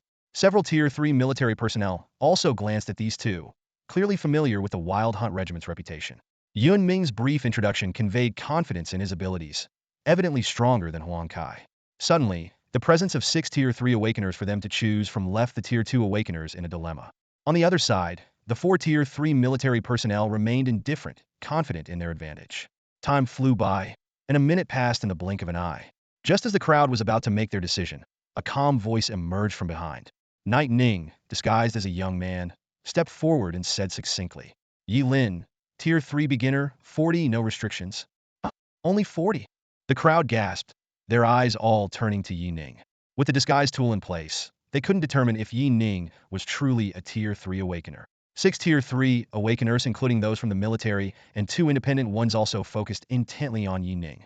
They clearly hadn't expected an unknown Tier 3 to be present in this instance. Yi Ning neither released any aura nor wore a Tier 3 badge, making his low-profile approach seem quite suspicious to them. A few Tier 3s began to quietly gauge Yi Ning's strength, but they were thwarted by the disguise tool worth 30,000 points and his high mental strength. They couldn't see through the facade. They noticed at least 4 blue-grade pieces of equipment on him, a setup usually unattainable for a Tier 2. Despite their doubts, these signs reluctantly made them accept that Yi Ning might indeed be a Tier 3. Captain Wang, can you tell his strength? A Tier 2 Awakener from the military whispered to Huang Kai, who had the strongest perception. I can't tell, but it should be fine. Huang Kai shook his head. Unless he's an idiot, there's no point in pretending to be Tier 3. When facing monsters, they won't care if you're real or fake. Seeing that the Tier 3 Awakeners didn't question Yi Ning, the others tacitly accepted his identity. They speculated that Yi Ning's cautious behavior might mean he was a vigilant, wandering Tier 3. Yi Ning breathed a sigh of relief when no one questioned him. He had initially planned to pose as a peak Tier 2 to collect protection fees, but hadn't anticipated encountering 6 Tier 3s and a bunch of peak Tier 2s in this instance. Without pretending to be a Tier 3, no one would be willing to be exploited by him. The crowd began discussing which leader to follow. Some leaned towards the military for safety, some favored the defensive Huang Kai, and others preferred Yi Ning from the Demon Hunter Corps. However, almost no one mentioned Yi Ning. To them, this seemingly agile, but not very strong and low-profile Tier 3 didn't offer as much protection as the others. If not for his lowest fee, no one would have considered him. Soon, 33 Awakeners had chosen their desired teams, leaving only a few still hesitating. Wang Yangping noticed Yi Ning standing alone and looked at him with interest, seeing him as the least favorable choice among the Tier 3s. In the face of life and death, the survivors' choices were starkly pragmatic. Yi Ning stood alone, becoming the focal point of everyone's attention. Who would trust you with their life if you don't show your strength? This harsh reality is particularly evident in the 18th level of the dungeon. However, Yi Ning's situation was rather pathetic despite being a Tier 3 warrior. He hadn't recruited a single follower. It was truly lamentable. Standing still, Yi Ning remained calm and collected. What if no one chose him? Solitude actually made him feel relaxed and free, without having to worry about holding back during a fight. After all, his main objective was the kill rights on the 14th level. Bringing others along would merely be a bonus. Just as everyone's patience was about to run out and they were preparing to proceed to the next level, 2 timid voices suddenly called out, Lord Yi Lin, can we follow you? Yi Ning turned around in surprise to see a petite girl at the early stage of Tier 2 and a middle-aged man at the mid-stage of Tier 2, both looking at him anxiously. He raised an eyebrow, not minding their low power levels, and readily replied, of course, The two hesitated for a moment before finally deciding to stand behind Yi Ning. At this point, other already formed three-person teams looked over with interest. They knew very well that these two were typical solo adventurers who were weak, but unwilling to forego the rewards. Such hastily assembled teams often met quick deaths. Ignoring the surrounding gazes, Yi Ning led his two new teammates into the 18th tunnel, away from external interference. He looked at the obviously nervous pair behind him and asked in a slightly warmer tone, "Why did you choose me? Also, tell me about your specialties." The petite girl hesitated for a moment before replying with a wry smile. "Lord Yi Lin actually tried joining the military, but they didn't want me. Only a high-level tier 2 was willing to take me. I thought you might be better since you're tier 3. I'm a spellcaster, and I can use up to 3 skills. But 2 of my skills are from tier 1, so their power might be low." Seeing the girl worried that he would be angry upon hearing the truth, Yi Ning forced a nonchalant smile and nodded. Internally, he couldn't help but think, a spellcaster, huh? Seems like half an intellect class. Surviving with tier 1 skills up to now, she must be both poor and without connections. No wonder the military directly refused her. If I weren't short on people, given her hesitation, she might have preferred to follow a high-level tier 2. Next, the middle-aged man nervously began. "Lord Yi Lin, I'm from the intellect class, but I use ranged weapons. My combat ability is roughly equivalent to tier 2. I think," as he spoke, the man, fearing Yi Ning might chase him away, quickly unwrapped his weapon from its cloth. It revealed a blue-grade psionic weapon, a fully automatic rifle. "I bought this weapon at a high price," the man hurriedly explained. "I can handle tier 1 enemies without a problem. I can also kill zombies quickly." Yi Ning stared blankly at the anxious man, feeling speechless. Although he himself was from the intellect class, he knew too well how weak their combat abilities were. A tier 2 relying on a blue-grade rifle to fight? What kind of luck did he have to gather two such peculiar teammates? Footsteps echoed through the deep mine shaft as Yi Ning continuously released his mental energy to probe the situation ahead. In the darkness, the seemingly endless pit felt like the entrance to hell, exerting an overwhelming sense of pressure. Sensing the silence and worry permeating the team, Yi Ning took a deep breath, forced a smile, and said, "It's okay. I'm here. Our team isn't that weak." Despite his words, Yi Ning knew very well that their strength was likely the weakest in this dungeon run. Apart from his SS level skill, the combined strength of his two teammates probably didn't even match that of a low-tier second-level warrior. If it weren't for the low difficulty of the earlier levels, he would have long considered ditching the two and going solo. How the hell are we supposed to fight? Yi Ning pondered to himself. I'll probably have to carry the entire battle. The girl will likely use one skill when a mutant appears, and then be out of action. The middle-aged man will be in the back with his water gun, pew-pew at zombies, and maybe give himself a pep talk. "Lord Yi Lin, we believe in you." "Yes, we believe in you," the two teammates declared in unison, causing Yi Ning's mouth to twitch slightly. He could only manage a dry laugh. Little did they know his third-year strength was also a facade. If they knew the truth, they'd probably break down right now. To ease the tension, Yi Ning asked curiously, "How did you both reach the second tier?" "Li Ku, you look quite young. Especially you, the one with the gun." The girl named Li Ku forced a smile. "Lord Yi Lin, I'm actually 27. My parents were both awakened, but it still took me 9 years to barely reach the second tier. Early on, my parents could take me hunting mutants. But after they died in an accident saving me, I've been stuck at the beginner level ever since." Recalling her parents' sacrifice, Li Ku's expression darkened. Both her parents were melee fighters, and when they encountered a high-level second-tier mutant, they had to sacrifice themselves to save her because she couldn't run fast enough. Yi Ning was momentarily speechless, unsure how to comfort her. Although the surface had been peaceful in the years following the apocalypse, survivors still struggled on the edge of death. Ordinary people worked tirelessly to survive, with the slightest mistake leading to starvation or being devoured by zombies. Awakened ones fought to grow stronger and protect safe zones, with many sacrificing their lives each year. Even third-year warriors weren't immune to death. The middle-aged man sighed, his face bitter as he explained, "Lord Yi Lin, I signed a contract with a private faction. They helped me enhance my strength and provided resources, but the price was a lifetime of service. They gave me a few skill books for crafting equipment, so I'm not really a combat type. They promoted me to the second tier just to make higher-level gear." Thinking back to his difficult past, the man's voice grew heavy. "The pay was so low that I could barely survive. I have a family and don't want my kids to follow in my footsteps. That's why I decided to take a gamble here." Yi Ning remained silent after hearing this. He knew that the middle-aged man's situation was not uncommon. Low-tier mutant materials could be used to craft non-system equipment, which, though less effective, was popular among low-tier awakened ones. People like the middle-aged man who signed away their freedom were often exploited to the extreme. They bore the title of awakened, but were essentially laborers with no hope of advancement. No wonder these two placed such importance on the rewards of this dungeon. In the silence, Yi Ning spoke softly, his voice low and resolute. Since I've accepted your reward, I'll do my best to get you out of here alive. Before the two could respond, his eyes sharpened as he whispered urgently, "They're here." In an instant, the dark tunnel erupted with a series of piercing shrieks. Within seconds, countless pairs of blood-red eyes, like a pack of wolves, filled the entire view. Yi Ning quickly assessed the situation. 473 zombies. Two of them are first tier. Without hesitation, Yi Ning activated the dagger at his waist. With a series of high-frequency vibrations, the silver dagger shot out under his mental control. Holding a sword in each hand, he charged into the horde, the only member of the team capable of close combat. The sound of swords slicing through flesh was incessant. Yi Ning moved through the zombie horde like a phantom, his dual swords cutting through decaying bodies, leaving trails of blood. The two behind him were just about to assist when they realized Yi Ning had already reached the core of the horde. Witnessing Yi Ning's precise and efficient combat skills, the two were momentarily stunned. They had seen many high-level second-tier and even third-tier awakened fighters in action, but the cold, swift sword strikes of Yi Ning seemed like pure art to them. In just a few seconds, without using any special abilities, Yi Ning had sliced through the horde as if they were nothing, directly engaging a two-headed wolf. The middle-aged man, initially ready to shoot, lowered his rifle in awe, murmuring, "Such efficient combat. Why does it seem like Lord Yi Lin isn't using any energy at all?" Li Ku was equally astonished, watching Yi Ning cleave through the blood wolf with a single strike. He felt a slight reassurance in his heart. So, this is the combat technique of a third-tier fighter? Relying purely on physical prowess and exceptional skill to kill enemies. Truly breathtaking. With a crisp sound, Yi Ning pinned the last mutant to the wall. He shook off the blood from his sword and immediately headed to the next level. "Follow me," he ordered tersely.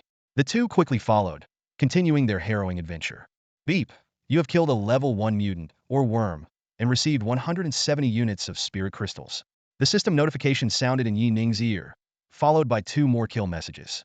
As the psionic bullets whizzed past, the last monster fell, its head exploding. Yi Ning's 3-person team finally made it to the 4th level of the tunnel and decided to take a break.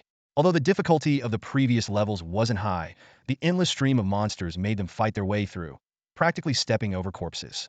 Despite their exhaustion, Li Ku and Zhang Bin couldn't hide the joy in their eyes. The rewards from the Hell Gate dungeon were indeed abundant. Even the level 0 and level 1 mutants almost always dropped enchanted materials or spirit crystals. Yi Ning quickly estimated the spirit crystals in the settlement space.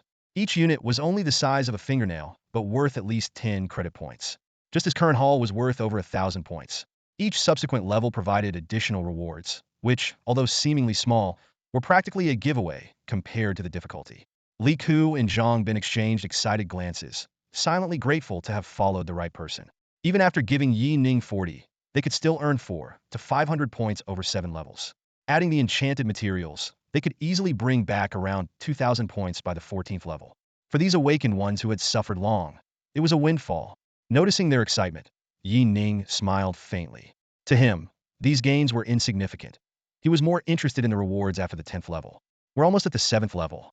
There might be a peak level 1 mutant. Follow my lead," Yi Ning reminded them. The two nodded emphatically.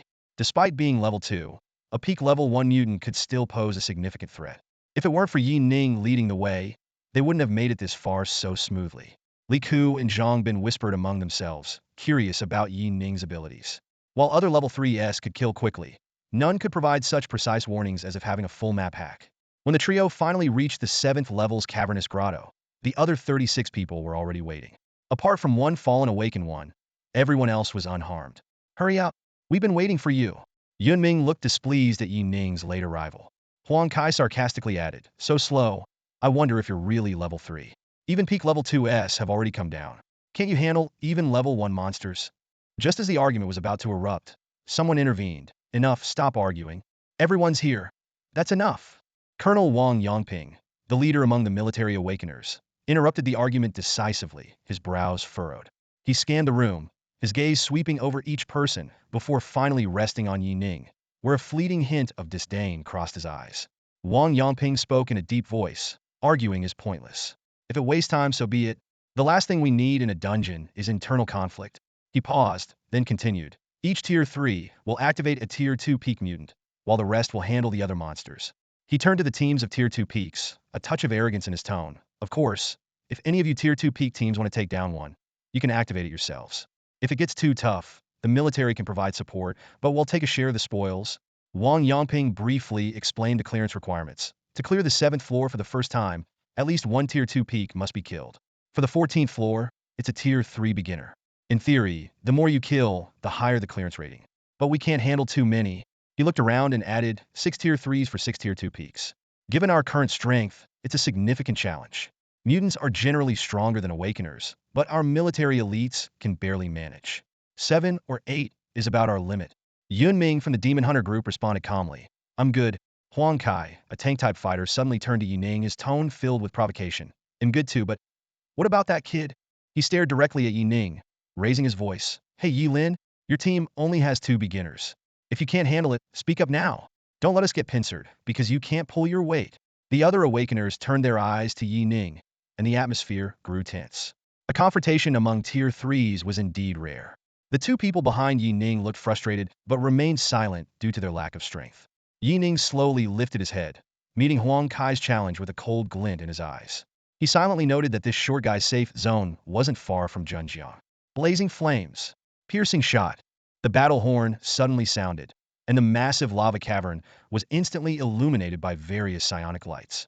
7 third-year Awakeners, including Yi Ning, each led their teams into a long formation, facing off against the newly activated 2nd-tier peak mutant. The remaining 18 people gathered together to clear out the other incoming monsters. Compared to the brutal combat in the real world, the system-restricted monsters in the dungeon felt more like rigid machines, making them easier to handle. On the outermost front line, Yi Ning faced the mutant he had activated, a 3-turtle, multi-headed blood zombie that looked like it had been skinned.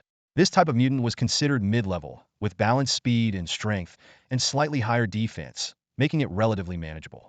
However, for Yi Ning, who was only pretending to be a third-year Awakener, this battle was quite stressful. His actual strength, even with equipment boosts, barely touched the edge of the 2nd-tier peak. In theory, defeating the multi-headed blood zombie should be nearly impossible. But relying on his combat experience from his previous life and his telekinesis ability, Yi Ning estimated he still had a chance to wear down the monster.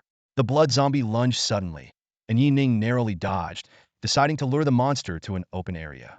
He knew that the 2 2nd-tier members in his team were too weak. If the blood zombie broke through his defense, they wouldn't even have a chance to escape. Clang! Yi Ning crossed his dual swords and slashed with all his might at the blood zombie's leg, only to hear 2 dull metallic clinks. Feeling the strong recoil in his wrists, his heart sank, and he quickly pulled back. The leg of the blood zombie showed only 2 small wounds, like tiny mouths, making Yi Ning realize that his strength attribute was still too low, barely enough to break through the defense. Not letting frustration distract him, Yi Ning quickly adjusted his strategy, and psionic energy surged forth. Enchant! Blazing flame! As the weapon skill activated, flames instantly enveloped his long sword, distorting the surrounding air with 1,000-degree heat, and the blood on the blade evaporated in an instant. Roar! Roar! The blood zombie let out frenzied howls and charged at Yi Ning, its gaping maw seemingly ready to swallow him whole. Yi Ning stood ready, and as the blood zombie approached, he precisely summoned a dagger, which shot like a silver light toward the monster's ankle. The dagger, imbued with powerful mental energy, hit its target, causing the charging blood zombie to lose its balance. Seizing the opportunity, Yi Ning sidestepped the lunge and slashed low at the mutant's joint with a forceful strike. Slash! Unlike the earlier superficial wounds, this strike, enhanced by high heat, created a large gash, and the smell of scorched flesh filled the air. The flame enchantment seared the muscle tissue inside the wound. The blood zombie howled in pain, its head raised in fury, and turned to madly pounce at Yi Ning again. However, with its joint damaged, its agility was compromised, and Yi Ning dodged the attack once more. Not bad, Yi Ning thought to himself. With the monster's speed reduced, the fight should be easier. He took a moment to catch his breath, then darted behind the blood zombie again, using the enchanted flames to slowly wear down the monster's vitality, like cutting meat with a dull knife. With the aid of his nimble and unpredictable dagger, Yi Ning seemed to be toying with the beast, provoking furious roars from the multi-headed blood zombie. Yi Ning targeted the joints and vital points, reducing the monster's speed to a minimum within just a few seconds. He knew the situation clearly. His current third-year strength was entirely reliant on his equipment skills, meaning he only had one chance for a full power burst. Direct confrontation offered no chance of victory. The only way to win was to drag the fight until the monster was heavily injured, then unleash all his skills in one decisive strike. In the background, the two members of Yi Ning's team watched him maneuver around the monster with bated breath, both awed by his prowess and deeply worried for his safety. In their eyes, this fighting style was just too audacious. Yi Lin moved like a ghost around the blood corpse, every motion making the spectators' nerves tense. His two companions tried their best to support the attack while whispering to each other. Master Yi Lin is indeed impressive in battle, but why does it seem like his damage is so low? One of them remarked. A middle-aged man raised his gun, taking a few shots at the opportune moment, only to find his attacks had almost no effect on the blood corpse. Instead, they enraged the creature, making it even more ferocious. He shook his head in frustration. Li Ke glanced worriedly at the other third-year awakeners and saw their battles were nearing the end. Huang Kai erupted with a burst of yellow energy, delivering a fierce shield charge that exploded the monster's head.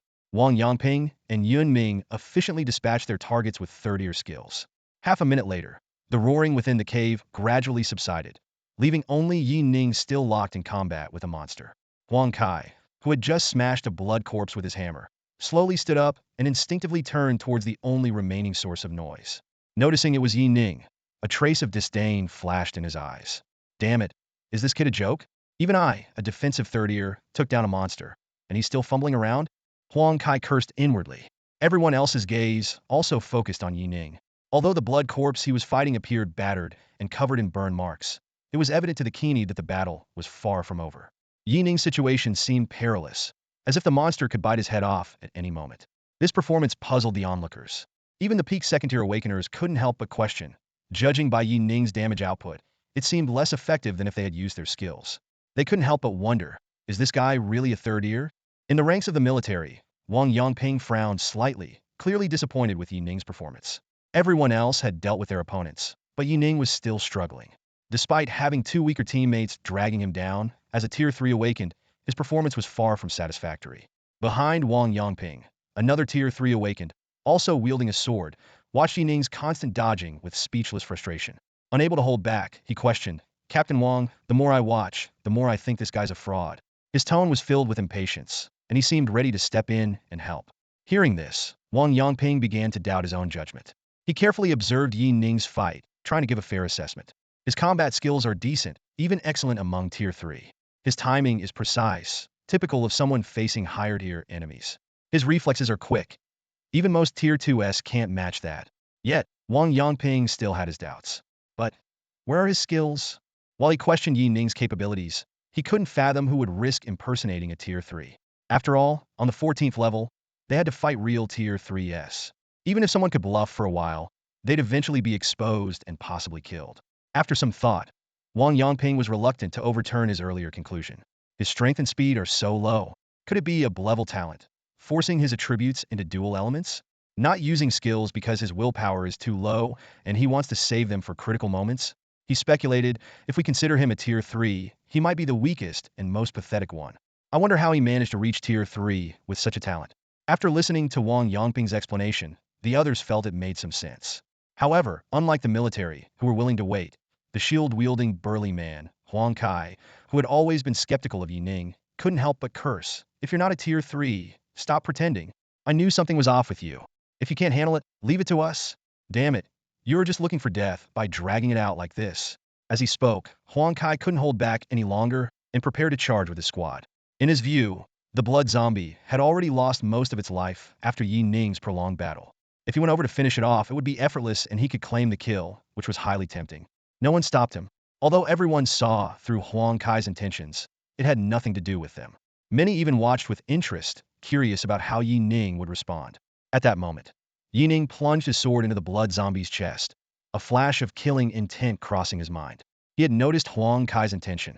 He had dragged on too long, and if he continued, his strength might be exposed when the others intervened. With a decisive thought, Yi Ning decided not to delay any longer. Seeing the blood zombie struggling to defend itself, he opted for a swift resolution. His body tensed, and after mentally predicting the blood zombie's next attack, Yi Ning's eyes sharpened.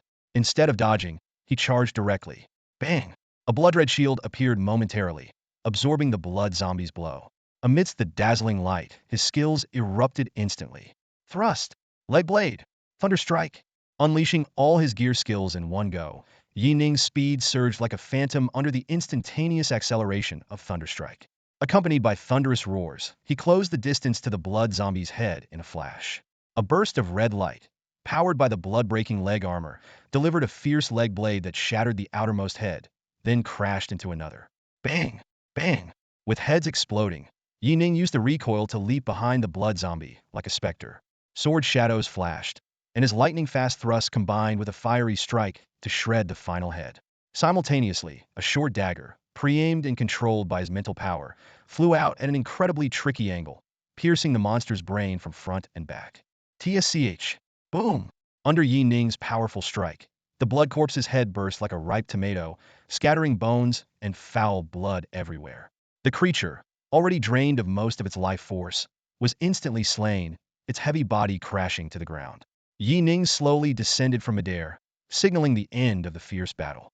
Not far away, Huang Kai, who had been planning to take advantage of the situation, was left dumbfounded, his expression shifting unpredictably. He calculated silently. This kid is finally willing to use his skills. Isn't this a slap in my face? Recalling Yi Ning's relentless attacks just moments ago, Huang Kai's stout face twitched involuntarily. Though unwilling to admit it, Huang Kai's disdain for Yi Ning diminished somewhat. The combo might not have been overwhelmingly powerful, but it was at least on par with a third-tier warrior, considering it successfully killed the troublesome monster. Seeing Yi Ning drenched in blood, Huang Kai realized he could no longer profit from the situation. He snorted coldly and spoke in a sinister tone. Kid, you used quite a few skills just now. Let's see how you handle the 14th floor after expending so much energy. He then turned to the two people behind Yi Ning, attempting to sow discord. Hey, you two rookies. You've seen this guy's strength. Even if he's third tier, he's at the bottom. If you don't want to die, it's not too late to follow me. I'll take 70 of the loot. Think about it. Feeling humiliated, Huang Kai wanted to regain some dignity. Although bringing more people would reduce his share of the loot, he still coveted the gains from the 7th floor. In his view, if they joined him now, it wouldn't be a total loss. Li Ku and the middle-aged man behind Yi Ning exchanged hesitant glances. They had indeed realized that Yi Ning's strength might not be as formidable, but a 70 cut was too steep. Moreover, switching sides now would be a direct slap in Yi Ning's face. After a brief struggle, they chose to refuse. No one noticed the cold glint in Yi Ning's eyes as he watched Huang Kai leave in anger. It was normal for the other party to doubt his third-tier strength. Yi Ning didn't mind, as he was indeed pretending.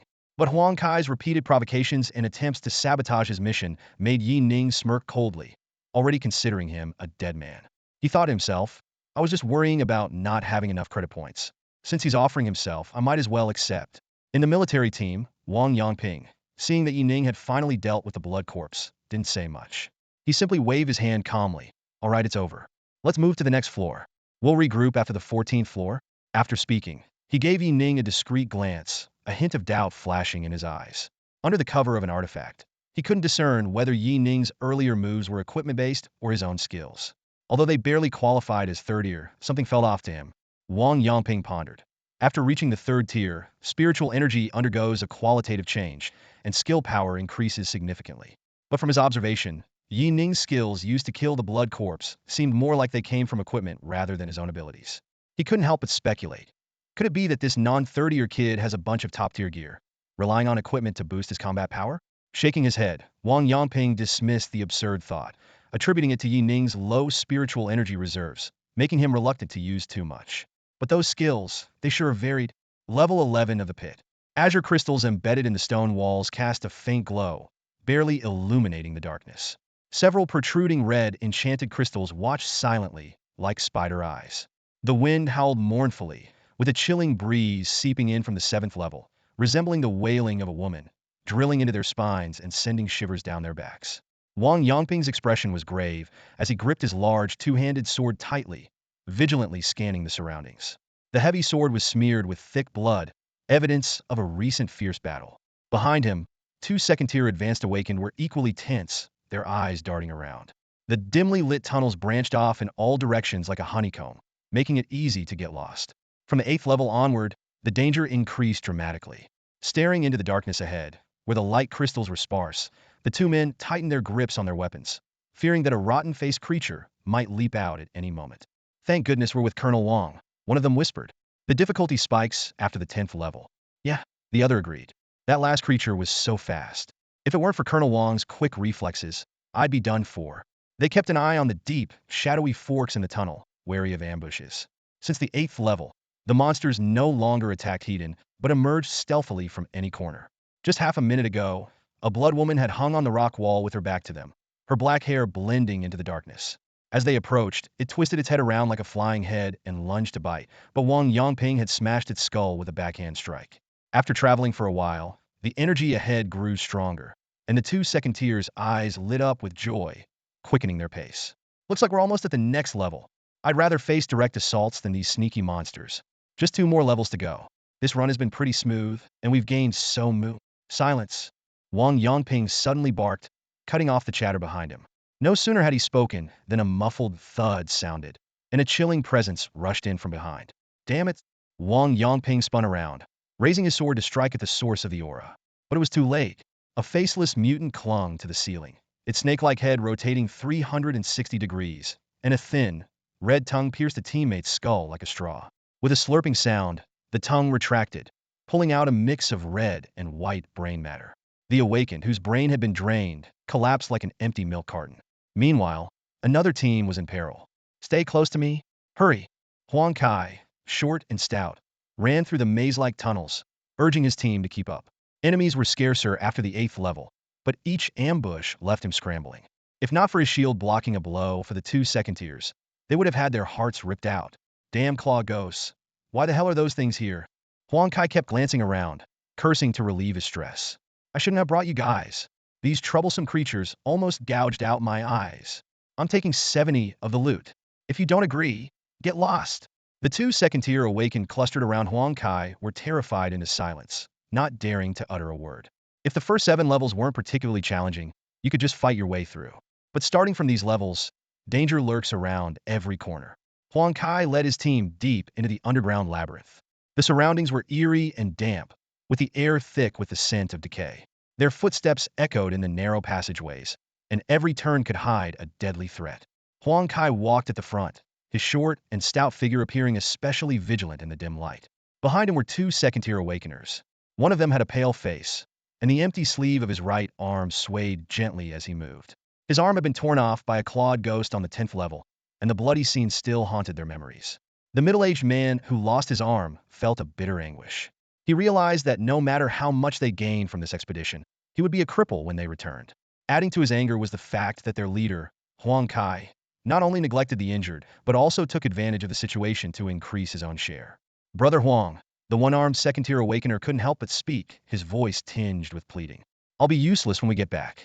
Please show some mercy and don't take so much. We agreed on this from the start. For the sake of... Shut up. Huang Kai abruptly turned, his face filled with rage, and pointed his war hammer at the middle-aged man behind him. The continuous ambushes had left him exhausted and irritable. Dragging you 2 useless guys along is a risk to my own life. Keep whining, and I'll leave you here. Think carefully about whether you want to live or keep your money. With that, Huang Kai turned and continued forward without looking back. The one-armed man trembled, his lips quivering with a mix of regret and anger. He regretted not choosing the military's 3rd tier, and even thought that the man named Yi Lin was far better than this short, stout leader. Lost in thoughts of his grim future, the one-armed man slowed his pace unconsciously. Just as he realized he was falling behind, a strange force suddenly pulled him from below. Whoosh! The sudden dragging sound startled the 2 ahead. Huang Kai turned around in shock, only to see the ground behind him slowly sinking, with no trace of the one-armed man. Before they could react, several withered arms shot out from the walls, pulling the other second-tier awakener inside in an instant. Ah! Save me! Save me! The piercing screams echoed through the narrow passage. The awakener pulled into the wall couldn't even resist as the arms, like tentacles, burrowed into his abdomen, quickly ripping out his entrails. Blood gushed from his nose, and his final cries were choked off as if he were drowning. Damn it! Huang Kai stood frozen, cold sweat soaking his back.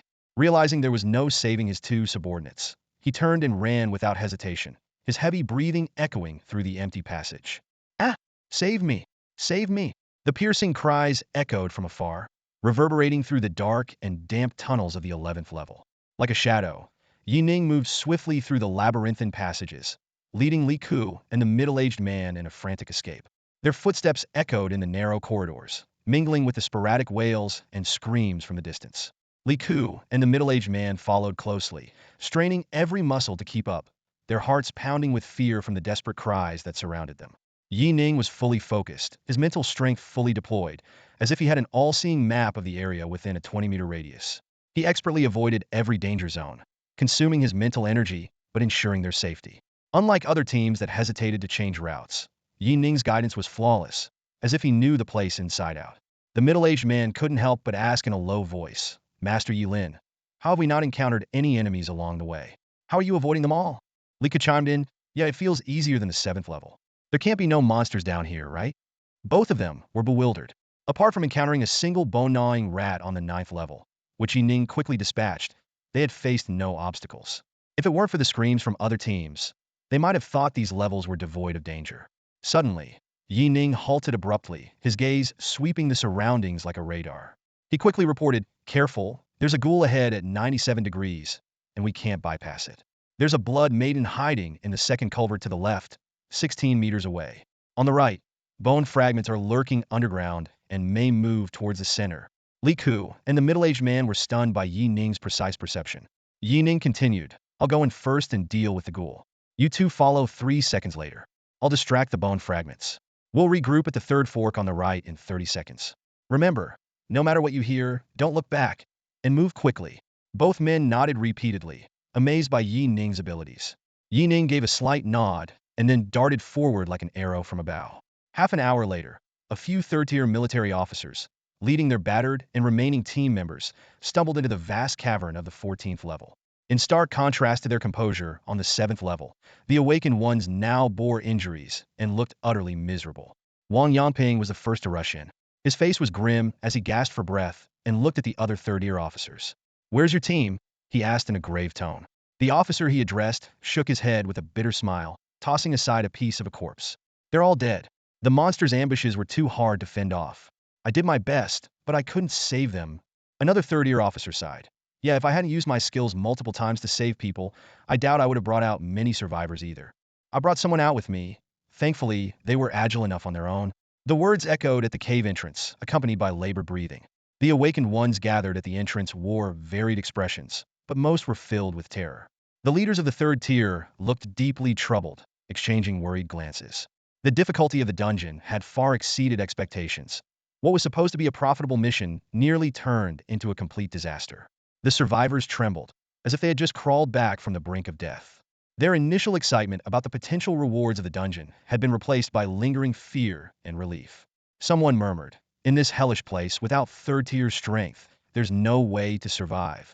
Wang Yangping scanned the surroundings, his gaze lingering on the wounds of the survivors and the empty spaces left by those who would never return. He sighed deeply and said, the military requires us to bring back enough spirit crystals. But now, it seems almost impossible to complete the mission. A second-tier peak awakened one who had narrowly survived cautiously suggested, Captain Wang, maybe we could gather some spirit crystals from other third-tiers? Wang Yangping nodded, though his eyes held little hope. He muttered to himself, the demon hunting squad's third-tiers might be able to bring people down here. As for the shield bearer, it's a miracle if he gets out himself. And that young man? His thoughts drifted to Yi Ning, worried about whether that odd fellow could survive in such terrain. Suddenly, a loud crash interrupted everyone's thoughts. Huang Kai burst out of the cave like a cannonball, rolling several times on the ground before struggling to his feet.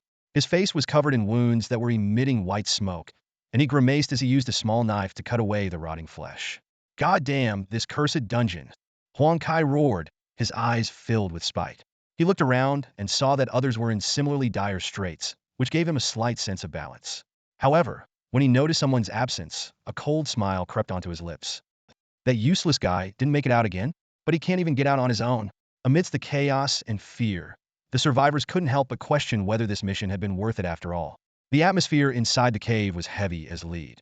The 17 surviving awakened silently endured Huang Kai's mockery, with no one daring to retort. Exhaustion and dejection were etched on every face, and their eyes betrayed a deep concern for the impending final battle. At that moment, footsteps echoed from the direction of exit 18. All eyes turned instantly to see Yi Ning leading 2 team members out of the cave entrance. To everyone's surprise, the trio was not only unscathed but didn't have a single drop of blood on them, as if they had just returned from a leisurely outing. How did you manage that? A third-year military awakened asked, eyes wide with disbelief. Others cast shocked glances as well, especially those who had previously looked down on Yi Ning's team, now wearing expressions of embarrassment and regret. The middle-aged man behind Yi Ning responded loudly and smugly. Lord Yi Lin led us to avoid all enemies. We didn't encounter a single one. What? Your third tiers didn't help you dodge them? His tone was dripping with sarcasm, clearly taking revenge on those who had underestimated them before. Li Ke stood aside, both relieved and grateful as she looked at Yi Ning. She silently thanked her luck for not following the other teams, for she might have met her end otherwise. Wang Yongping stared intently at Yi Ning, eyes filled with confusion. Have you been through this dungeon many times before? He couldn't think of any other explanation for how Yi Ning could lead them through so effortlessly. However, the military had tried multiple times to navigate the dungeon using memorized layouts, only to find that the terrain changed completely with each entry. This made Wang Yongping's theory seem untenable. The atmosphere in the cave instantly became more complex. Shock, suspicion, jealousy, and curiosity spread among the group. Everyone was pondering the same question. How did Yi Ning do it? And it seemed only Yi Ning knew the answer to this mystery. Could it be that this kid has discovered some unknown technique? Yi Ning pondered silently, but outwardly, he remained expressionless and shook his head, not bothering to explain further. Mental detection was one of his trump cards, and he certainly wouldn't reveal it easily. In a world where no third-tier mental awakeners had emerged, mental detect Iona's skill that significantly boosted survival chances was undoubtedly unique. Yi Ning felt fortunate to have acquired this ability upon his rebirth, and was fully aware of its immeasurable value. Wang Yongping caught a fleeting look of concealment on Yi Ning's face, and his heart skipped a beat. If Yi Ning really had a fixed route map for entering dungeons, that would be a huge asset. He suppressed the urge to immediately discuss it with Yi Ning, and instead recalled the mission assigned by the military. Everyone, Wang Yongping cleared his throat, his gaze sweeping over the remaining survivors. We entered the Hell's Gate dungeon this time on a military mission. After the dungeon is over, we hope you can sell all your spirit crystals to us. Rest assured, the price will definitely satisfy you. Given the heavy casualties, Wang Yongping had no choice but to focus on the remaining third-year awakeners, especially Yi Ning, who had successfully survived with 2 teammates. He estimated that by the end of the dungeon, Yi Ning would likely have the most spirit crystals. Yi Lin, Wang Yangping's previously cold demeanor softened into a smile. If you're willing to sell all your spirit crystals to the military, we can offer you extra protection in the upcoming battles. Yi Ning nodded slightly, signaling his agreement. After all, the spirit crystals would be sold eventually, and if the military was willing to pay a high price, it didn't matter who he sold them to. However, he couldn't help but wonder why the military suddenly needed so many low-tier spirit crystals. Not far away, Huang Kai heard the military's favorable offer to Yi Ning, and a cold glint flashed in his eyes. As a defense-type awakener, he was the one who needed the military's protection the most. After all, he had to bear the brunt of the attacks on the front line during battles. Damn kid, got lucky. Huang Kai cursed inwardly. When the third-ear monsters appear, let's see how you die. He plotted silently, planning to expose a slight flaw during the fight, so that this kid, who liked close combat, would be instantly taken out by the third-ear monsters. In the 14th level cavern, the atmosphere grew increasingly tense. Yi Ning kept adjusting his state of mind, fully immersed in the 3 SS-level sword techniques that had just cooled down. Although the final battle would involve facing 2 third-year beginner monsters, the current team's strength made it a manageable challenge. For Yi Ning, the real challenge lay in securing the kill, and his gaze drifted thoughtfully towards Huang Kai, a cold smile curling at his lips. The power of his sword techniques was immense and covered a wide area. If his control slipped and he accidentally killed a teammate, it would be understandable, wouldn't it? On the eve of the great battle, the military was on high alert, their preparations markedly different from usual. Wang Yongping, his expression grave, quickly laid out the tactics and then pulled out an item resembling a boundary tool, throwing it into the air. Instantly, a soundproof barrier accompanied by basic illusions enveloped the area. The 2 third-level beasts must be taken down separately, Wang Yongping said sternly. If they merge, no one will be able to withstand them. 4 of our third-level fighters plus 6 second-level ones will handle the third-level mutant on the right. You 7 second-level and 3 third-level fighters will take the left. He then assigned a high-level second-tier awaken from his team to support Yi Ning and his group.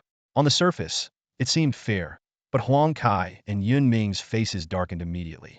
Although the numbers were even, their side was short of a crucial third-level combatant and had 2 nearly useless second-level fighters. The pressure was immense, especially in Yun Ming's eyes, where Yi Ning was just a token third-level fighter. Unable to hold back, Huang Kai raised a shield and questioned with a grim tone, "Colonel Wang, aren't you afraid we'll lose control with this arrangement? If I can't hold them off?" Everyone is doomed. Wang Yongping chuckled inwardly, but feigned difficulty on his face. If you feel the pressure is too much, how about swapping Yi Lin with one of our attack-focused third-level fighters? He glanced meaningfully at Yi Ning, hoping to use this opportunity to win him over. Huang Kai snorted coldly, casting a bitter glance at Yi Ning. Though rough around the edges, he wasn't foolish and could see the military had other plans for Yi Ning. Nonetheless, reducing his own burden was a relief. To everyone's surprise, Yi Ning directly refused the proposal. No need, we can handle it. Both Wang Yongping and Yun Ming were stunned, and Huang Kai laughed angrily. Handle at my foot. If I can't hold them off in the fight, you're as good as dead, kid. He had already decided to slack off during the battle. Wang Yongping tried to persuade him further, but Yi Ning just shook his head calmly. Left with no choice, Wang Yongping quietly instructed his men to assist Yi Ning if necessary. Inside the cave, the two teams prepared nervously. With the barrier in place, they could no longer see each other. Yi Ning, however, seemed quite relaxed, secretly planning his strategy. This is tricky, he thought. The distance between them is about 200 to 300 meters. Even if I purposely bring them closer, it's still over 100 meters. Neither my Sky Rift Light nor Sword Storm can cover that range. Yi Ning weighed the options of luring the monsters to the military side for a one-time solution, or using his skills in two separate instances. Considering his own safety, he favored the latter. As for his dimensional slash skill, he decided to keep it as a last resort defense. As his thoughts concluded, Yi Ning looked up and met Huang Kai's cold gaze. The short, stout man sneered, as if to say Yi Ning would be in for it. Yi Ning chuckled inwardly, unfazed by the provocation. To him, Huang Kai was as good as dead. Prepare for battle. With a command, the roars of the two third-level mutants shook the air. That's all for today. Thank you so much for watching. I hope you guys enjoyed. If you wish to have another part of this recap, please give us at least 1,000 likes. Please don't forget to comment and subscribe to our channel for more content like this. Until next time.